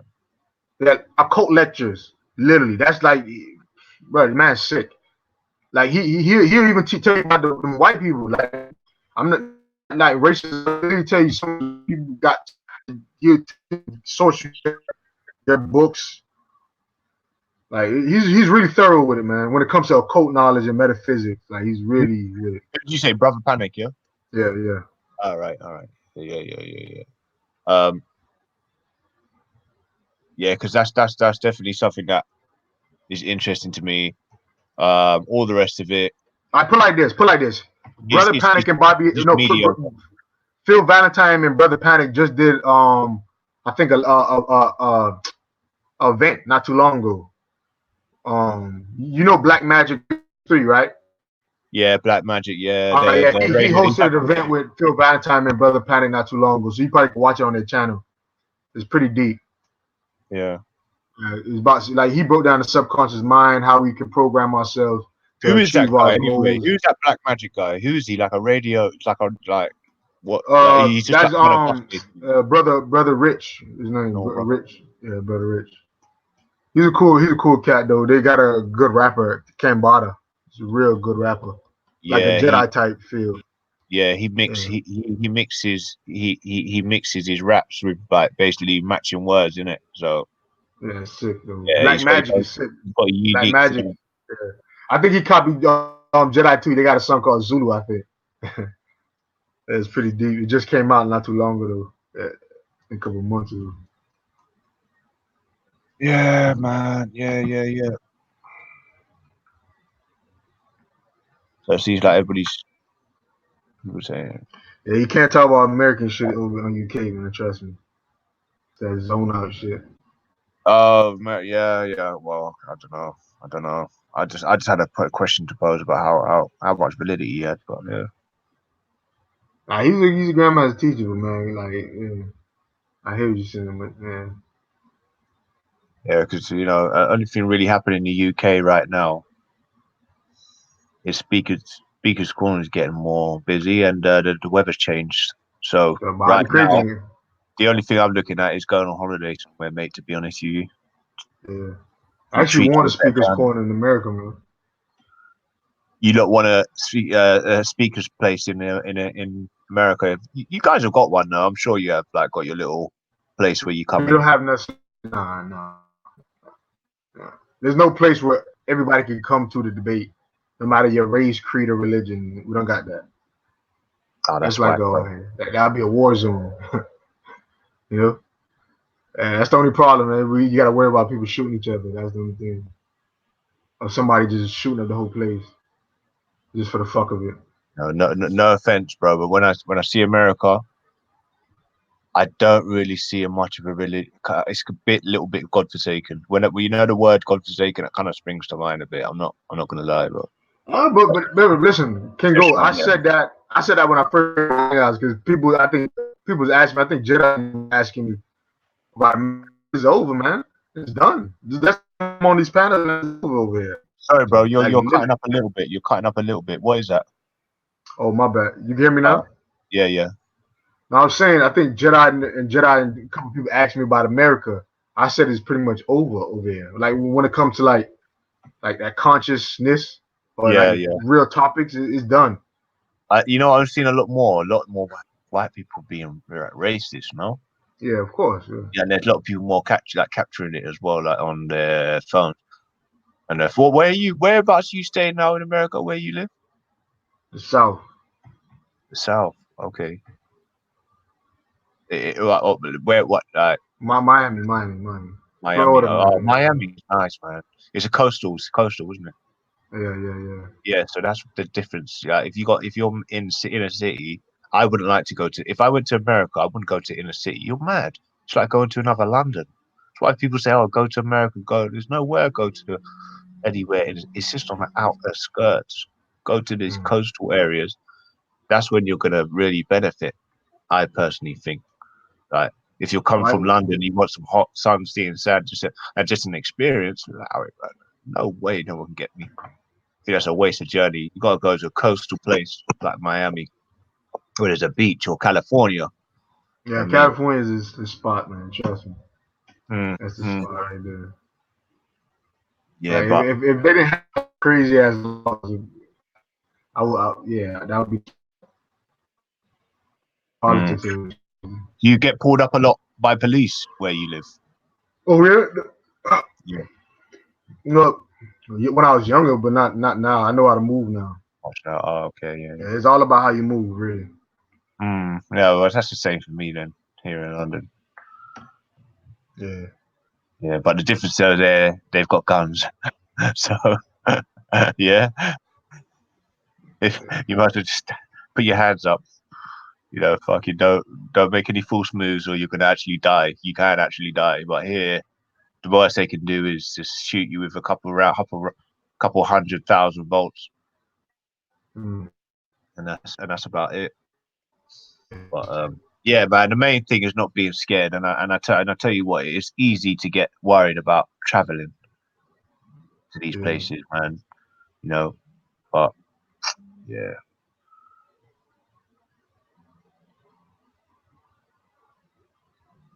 Man, America's so crazy, man. That police shit is just like you're accustomed to it, man. Like literally, like if police pull you over, gun in your face, that's like normal. Like really. You got any kids? Family? Have you got kids? No. Children? No, all right. So you're a single man, 30. Yeah, of course. Enjoy life, bro, man. You should be inviting us over, man. Some fucking, not you, man. Not you. Not you. Bro, I not need you, a place King. to stick my feet up, man. Not you, man. Not you. Bro, you meet me in real life, man. I swear I'm actually a cool guy, big up to the Jamaicans and that. Love all the people, all the Jamaicans, all day, every day. I know I made a couple shots, but I tell you what, that story I was telling was genuinely true. The man had a big long stick with things coming out the end of it. But yeah, man, just I bust jokes at anything. I bust jokes at myself. And anybody, Nigeria even. Yeah, don't take it to heart, but I'm just fucking with you lot. I love you, man. I'm not just fucking with you. Did you do a Jedi sleeping or something? Probably, but hey, bro, you should be look. When the whole gang come to fucking, we're all gonna take a visit to that part of the States anyway. So, bro, you're part of the gang now, huh? Yeah. Listen, man. I'm like one of the right hand man here, man. Come on, man. Man, if you want, if we want a conscious revolution, man, you need me here, bro. Trust me, man. I keep people on track. You know what I mean? Keep you on the ball. Because the science behind me changing the subject is keeping your mind on point. Because then you know what I mean. You got to retrain your mind to what we were talking about. So what were we talking about? No. So when gang comes to America, we're coming to come and kick our feet up in your house, Chief. No, honestly, bro. Stay there. You might as well rent. You might as well go get a hotel or some shit. You got to build up trust with people. You know what I'm saying? I'm gonna kick through your front door, bro. Put my feet on your couch, bro. I want some fucking Pepsi and some They chips. said Pepsi. What? That's fries. Fries. Some chips and fries. Some fries, yeah, some fries, right? Get the fries down, man. But all that food over there, bro. Yeah, I think they manipulate it a little bit more than they do here in London. A lot more. Yeah, just a little bit. And because I'm a foodie and my belly is my, I love food, man. I love to eat. I live to eat, not eat to live. that would be important to me. So in America, I will, you know, unless I'll go to a country in America and you get good food, but in a city, nah. No thanks. And you know, yeah, I really want to jump on this and watch this thing now. I'd like someone that's got some sort of metaphysical science Bro, just breakdown. go and watch occult lectures, man. Brother Panic is the guy you're looking for, man. Like, Yeah, trust me, but trust me. sometimes it's good to have interaction so you can add to the story. So I'd like someone to possibly jump on a panel, but I suppose Oh, I see what you're saying. I see what you're saying. Yeah, I see what but you're I saying. mean, Nah, this, yeah. I think Jedi is sleeping, so rolling down, isn't it? Yeah, but it's definitely been interesting because at first I would never have come on this panel in the beginning, but you know, it's definitely helping me because, bro, from being injured, I've been in my house for a long time by myself, like rehabilitating my body. So it's a good time for me to come and actually speak to some people to say, you know what, you're some annoying fucking cunt because I've gone a bit senile in my head, thinking I'm being funny. Some people are like, you're such a fucking, but you know, even I don't really mind, but I still don't want to hurt any feelings. But yeah, sometimes, you know, like, and going off track of a subject and you're speaking about it and then all of a sudden you go off track. So I've learned to now stick to a subject.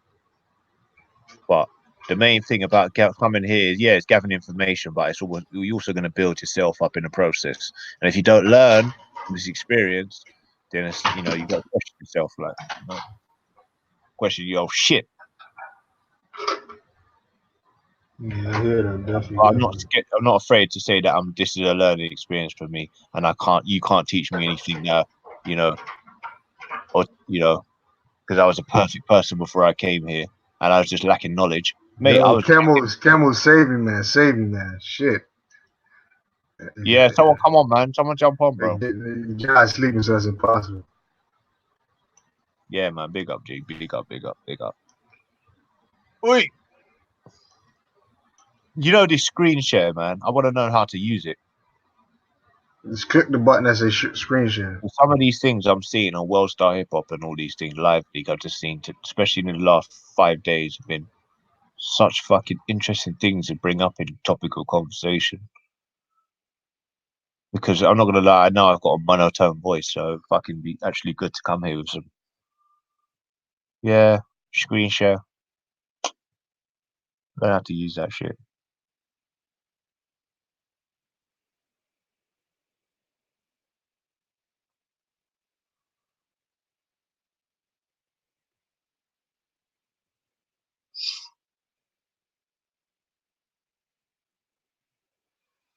Yeah, so really doing well, man. Cold coming. You see, you get that echinacea. Vitamin D, man. Some fatty foods, maybe ketogenic type diet, more fatty meats. So you get your vitamin C, get your protect your shit. Have loads of ginger. You know what I mean?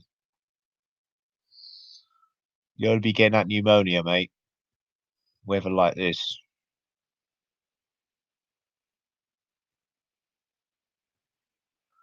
Thank you, Trill. Excellent. I know. I'm so like, you know what? I'm so interested that like I'm like, Is it tomato?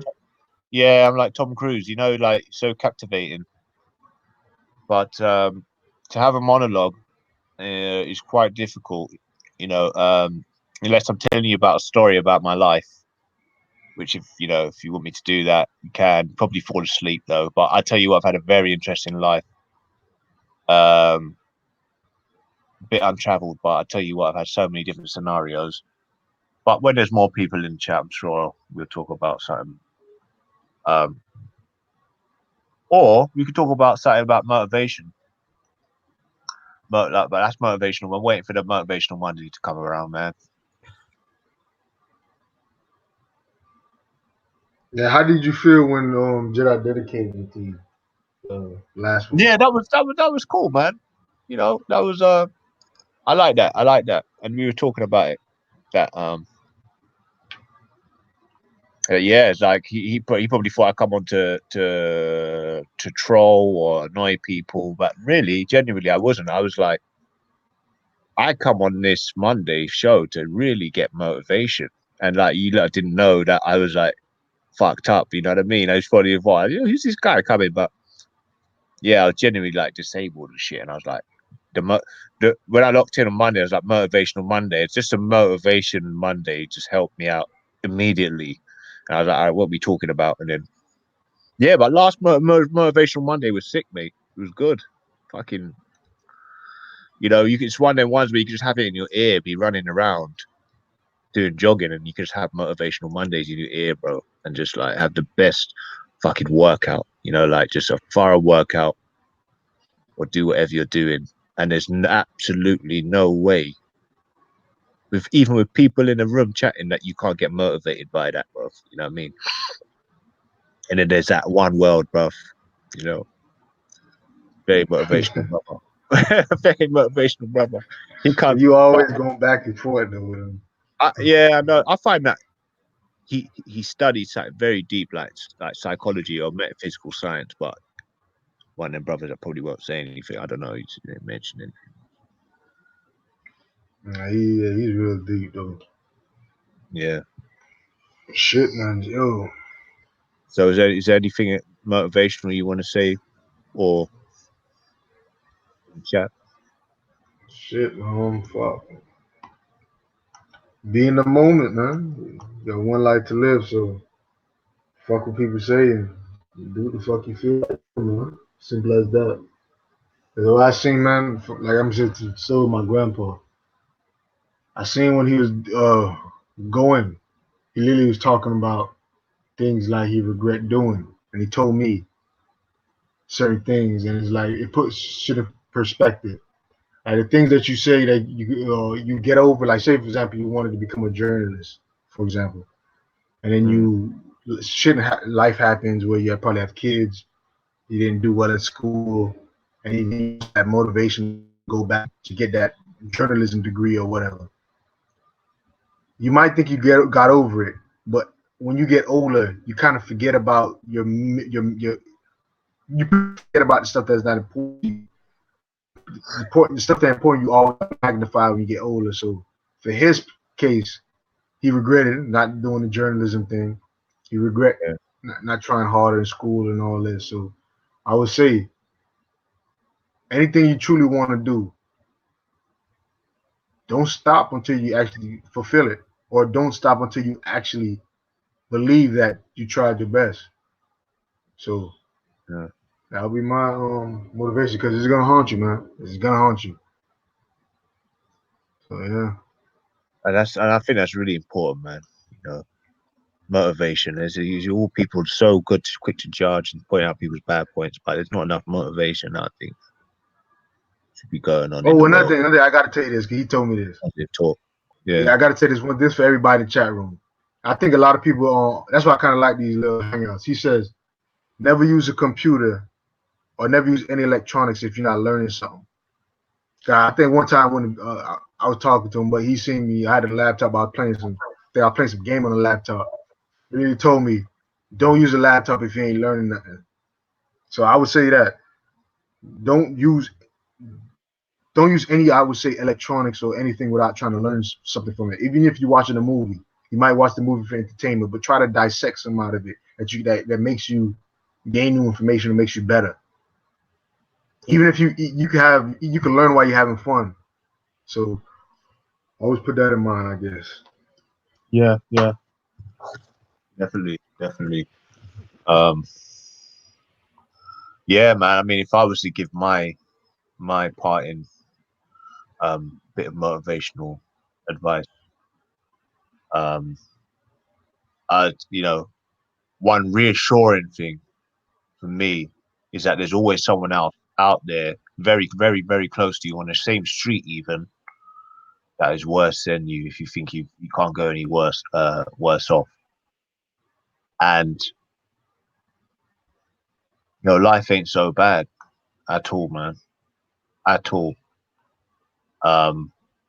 Like, you know, say, you know, and I'll give an example because I've got someone I know, Nigerian brother, yeah, and this all relates to us because we're all ethnic. Anyway, I'll get into it. He's Nigerian. His mum and dad died in the war, and he came over here. He's Lebanese Nigerian. He fought for I think it's some sort of boxing club out of West London. I think All Stars Boxing, and he was the best to come out of there. He fought for done Olympic medalist. Okay, and the guy can't get a visa to stay in the country because now of this Brexit thing prompted all the Home Office to start investigating people. So now he's stateless basically. You know, ironically, his name's stateless because he's a young guy like me and you, yeah. In his late 20s, and he's got no state, and he speaks English, proper English. Like, you know, he came here when he was young. Mum and dad died. Got no state. He's got Lebanese. They don't recognize him because he's got not a Lebanese surname. He's got no passport, and his dad died, so he's got no attachment to Nigeria anymore somehow. And obviously, and obviously he's got no stay in the UK in London. So you're thinking like, what? He's bled for the country, all right, and he's got no fucking house. Good looking guy, right? He's good boxer. He's really tried hard to even teach his boxing. All right, so it's not like he's really tried hard. He's got qualifications, but yet the guy's got no state, no family. His family died in a war. So, you know, and I'm not going to lie to you, the guy his attitude is very good, positive attitude, and you think to yourself, fucking hell, may have had a couple things go bad, but nothing can really top your mum and dad dying when you're young. You know what I mean? Really, both. You know what I mean? Both. So and then you got no state, no house.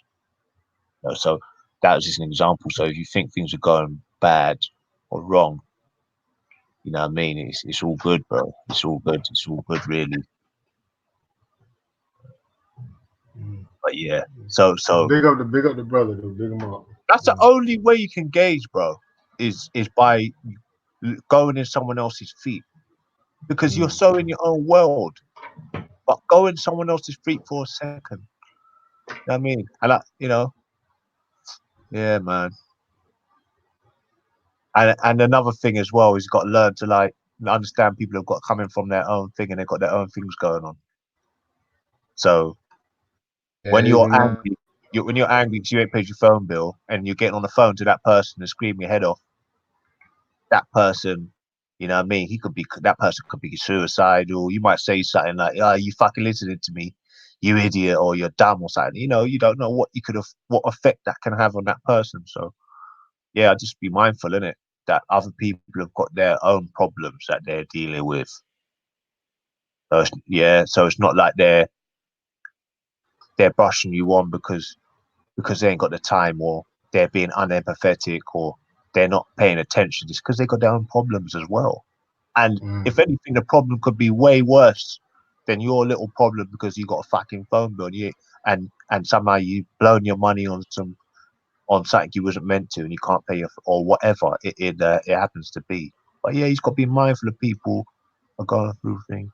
That's why, I ain't got time for selfish people, bro. You know what I mean? Like, got to have a little bit of chill, like. Got to approach people with some decorum, you know what I mean? They're men that are just on this thing where they're coming at people, blah, blah, disrespecting this, disrespecting that. Like, that's not right, bro. That's not right, is it? No. Let me ask you a question. And after I gotta. Why Speaker's Corner to me is a myth, bro. Like, their man coming in. Hello. Yeah, let me ask you something, but after this, I gotta go, man. Yeah. So, all right. How do you see the world? No, how do you see the coming world? And I mean, like, politically, spiritually, economically, everything. How do you see the coming world? Paint me a picture. The common world. The coming world, coming. Oh, the coming world. The See, that's a future. fucking question, bro. I don't know why you had that in your mind. No, But- I actually a lot of people, they actually want to see Oh, the projection of the world, like how they see it, the future. I see it where I believe that I don't think there can be a big massive group amount of people that can just die like that. That's what happened in the Middle East. I don't think that can really happen that many more times, because we saw it tried to sorry, I'm going to answer your question, but it tried to happen with Korea, and it tried to push it on Korea, this whole nuclear thing, and he just got so many L's, like bare thumbs down for that, innit? So I feel like I feel Trump, innit? So I don't think now there's going to be much with one group of people just terrorizing everybody. I think it's gonna chill out a lot on that side, and I don't know, but I could just see a lot. All I hope is All that right, let me say this. homosexual agenda push thing just needs to chill out, bruv.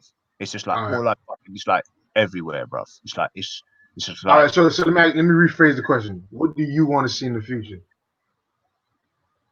That's too much for a question, but in terms of what's important to me mostly. I see. All right. Let me just say this. You should listen.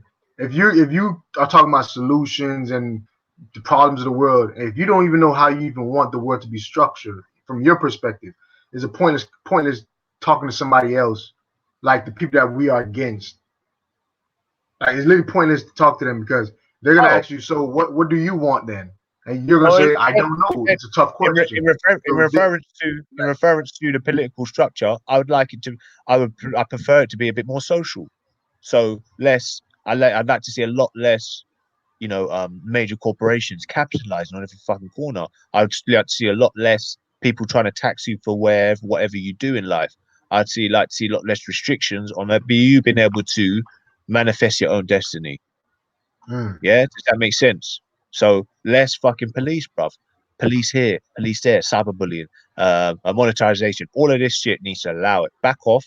You lot have taken enough. You lot controlling enough. Don't fucking force me, bruv. I don't even know how to say it, bruv. Don't force people to boycott you in it, because we're trying to take part.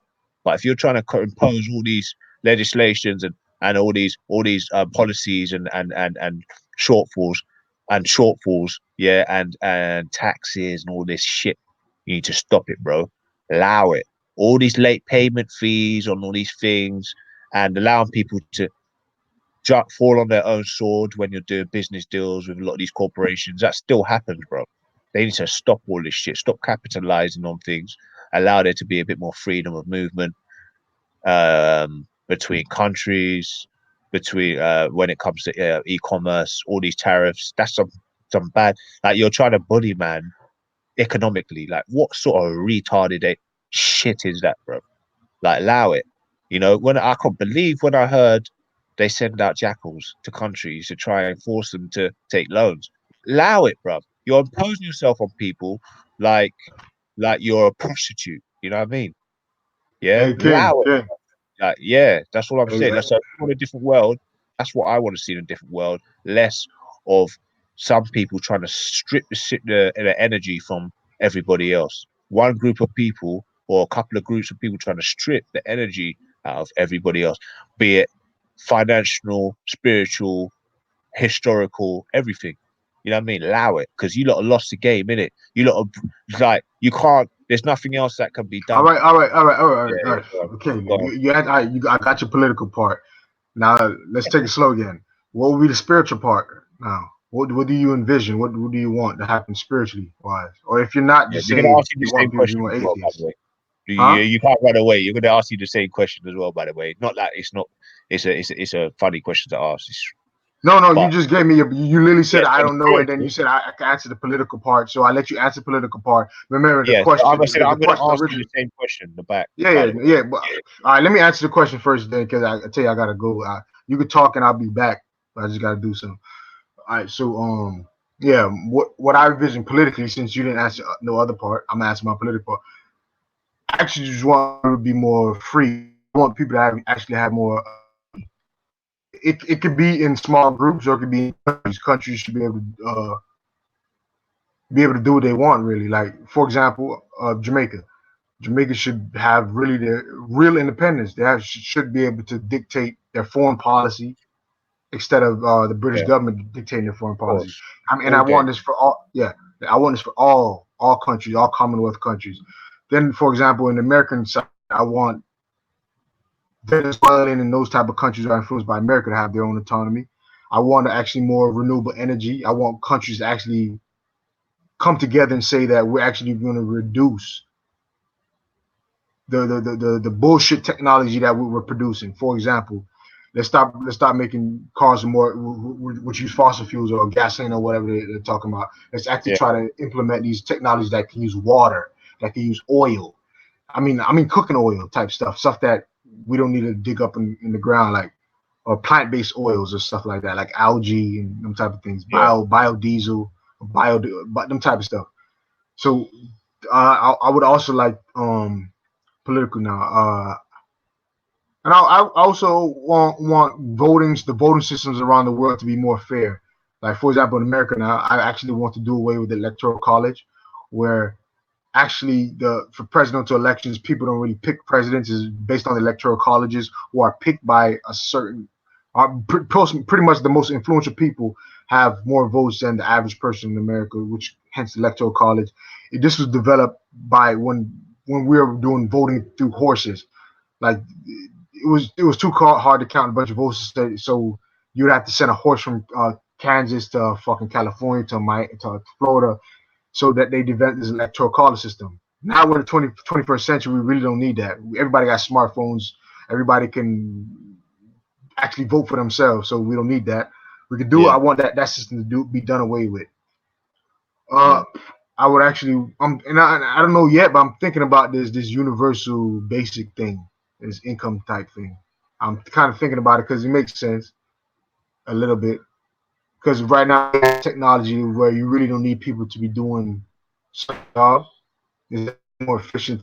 Machines do it, and while we're making these machines do it, I would say allow these people to enjoy their lives more. Like, figure out, you know what I'm saying? Let them go in their gardens more. Let them, socialize more. Like, more entertainment, I would say, like healthy entertainment though, like stimulating the mind, I would say. So yeah, that's my political side to see where I go towards. Definitely, brother. And you know what we've seen now is that if you're going to capitalize on a country, right, you're going to have elites in a country. You need Hey, to remember I take. told you, I'm listening. I'm gonna let you talk, but let me do something real quick. All right? I'm listening. I'm gonna be in the chat room to respond. Yeah, man. Yeah. But not keep going. It's a good convo. Yeah. Just allow people to have more say in things, innit? And these voting things, man. I don't think that's like, this elite, bro. They're dominating, bro. They're dominating all these things, and definitely voting. I don't think see how that's gonna change. But if elites are having their countries, and they're maintaining their rule, and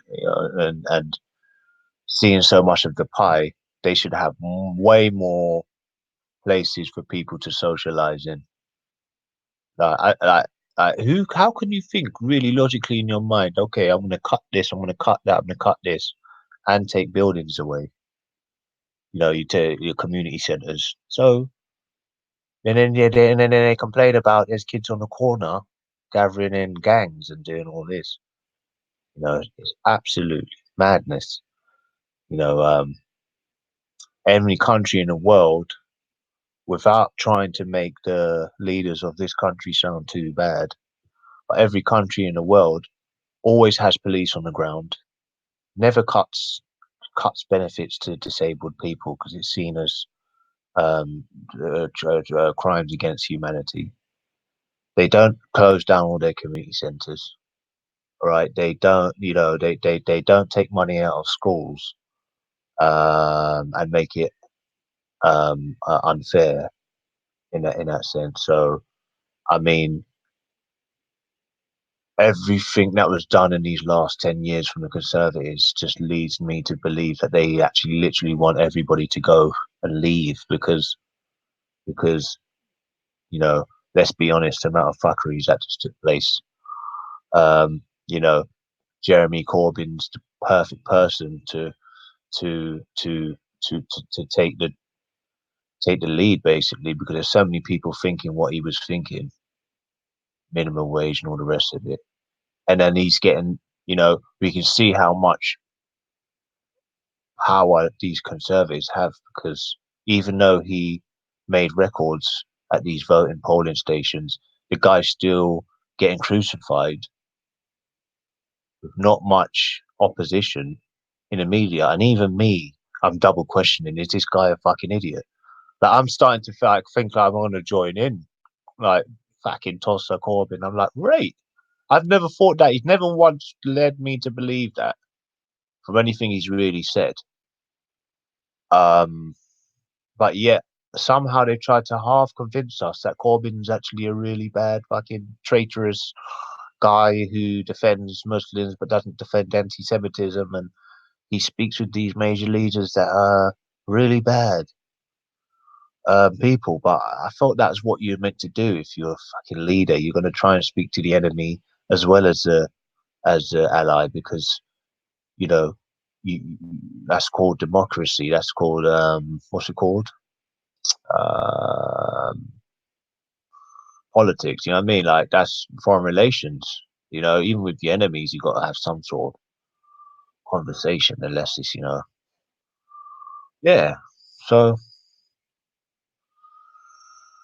yeah, that's what I'd like to see the change. I'm sure everybody else would like to see the same thing. You know what I mean? We want to see the same thing here, man. But definitely want to see some more different perspectives. News channels need to become more unbiased, a bit more unbiased. And I don't know what it is, but what is it about? Because I'm always joking and in a positive mood or whatever. What is it about the news always presenting these weird stories, like always negative, nasty, graphic stories? Because it's like, it goes back to some of the elders saying like they're like obsessed with death and rape and all these things. So yeah, that is something that I would like to see changed, and I'm sure everybody can agree with me here when I say yeah, what they show on TV, especially news. You know, you're logging into news, you want to see something important and possibly positive now and then, not something that's not very important and super negative, right? Like really like negative, like it's like, what are these? They must be taking some sort of drugs, because you can't be taking all that information in and it's all negative and you're relaying it back on the screen. You know, like, that's definitely something that we'd love to see change, guys. And I know you agree with that. Our TVs, our local news channels actually presenting some half decent news to us, because then we won't be on. There might be a bit more sway. People, I might actually go back to watching BBC. You know, somehow, I don't know how, but yeah, news channels presenting really, really, really horrible, bad news. Allow it. Yeah, like, people want to see news about positive things. But that's one of the main things we want to see changed. But I definitely want to see everybody in all their countries have sovereignty and have a say, and not being dominated, brother. All this domination and capitalization, that can stay in the economy, but don't make it all like public and so obvious, and then introduce some sort of caste racism again. Like, that needs to stop, in it.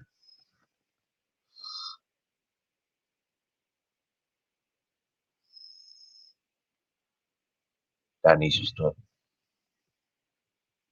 But will we ever fix the country? Will the world ever be fixed? You never know. But there'll always be someone with something to say. Even if your name's Jesus Christ, you're always gonna have that fucking person. Excuse me for swearing whilst using the man's name. That's gonna be against you. You know what I mean? Always gonna be that fucking person. It's like the narrative now of the right wing. What is it? What's morally correct? Life. What is life? Killing? Is killing really wrong? What is the? I don't even know. They've run out of options now. But that's why I'm interested in what sort of story is going to be spun. Who's the next victim from the monster? Right now, all I'm really seeing is green, go green, animals saving the world. So that's a positive thing. Hopefully, the eye doesn't turn back towards the Middle East or any other unknowledgeable person who's just going to be a victim. But yeah, log into the Trilluminati every day of the week, and don't listen to BBC, man. Don't listen to ITV. Don't even listen to MUM. Just listen to the Trilluminati live, coming at you, giving you unbiased views and news. And we don't make you snooze. We get the ladies get, and then we call to all the dudes. Find a fucking faker who's rude.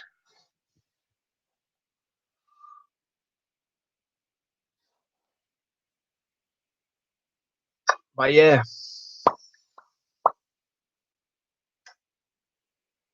Stay on the straight path. Stay woke.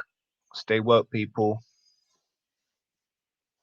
Help your family and friends, man. That's what you got. When you're disabled and you're old, you need someone to help you out, homie.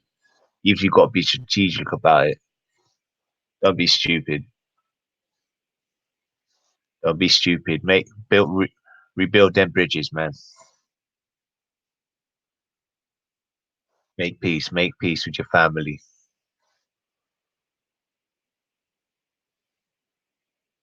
Invest your money, man. Save your money. Save your money. Spend with your own people. Try it if you can.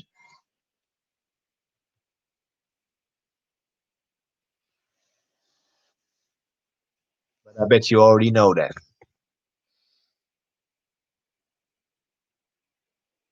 Spend with your own people.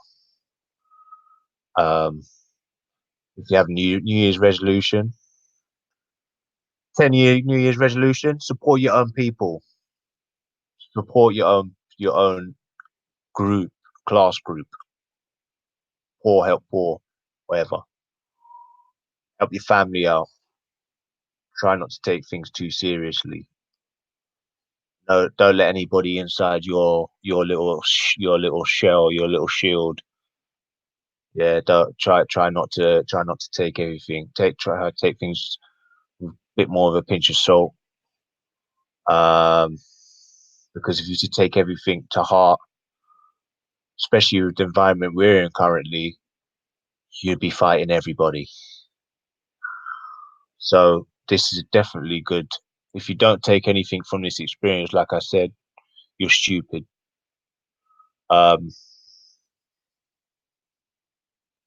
Definitely try and speak to each other a bit more respect. All this promotion of uneducated things, allow it. Yeah, just a bit more social etiquette would be good.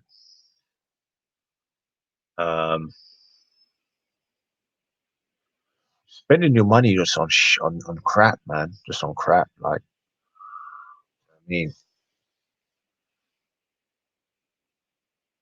and yeah, getting the health in order, man. Getting the health in order is another thing.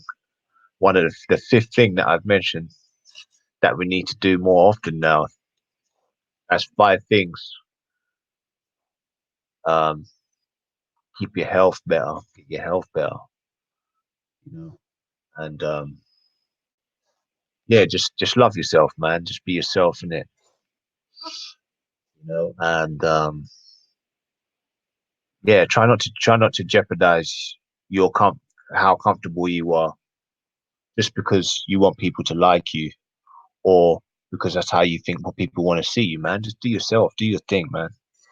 Do your thing, because you know we're under scrutiny right now, man. They're trying to scrutinize everything, every little thing. But we won't budge, we won't break. Another thing. Work for the second name more.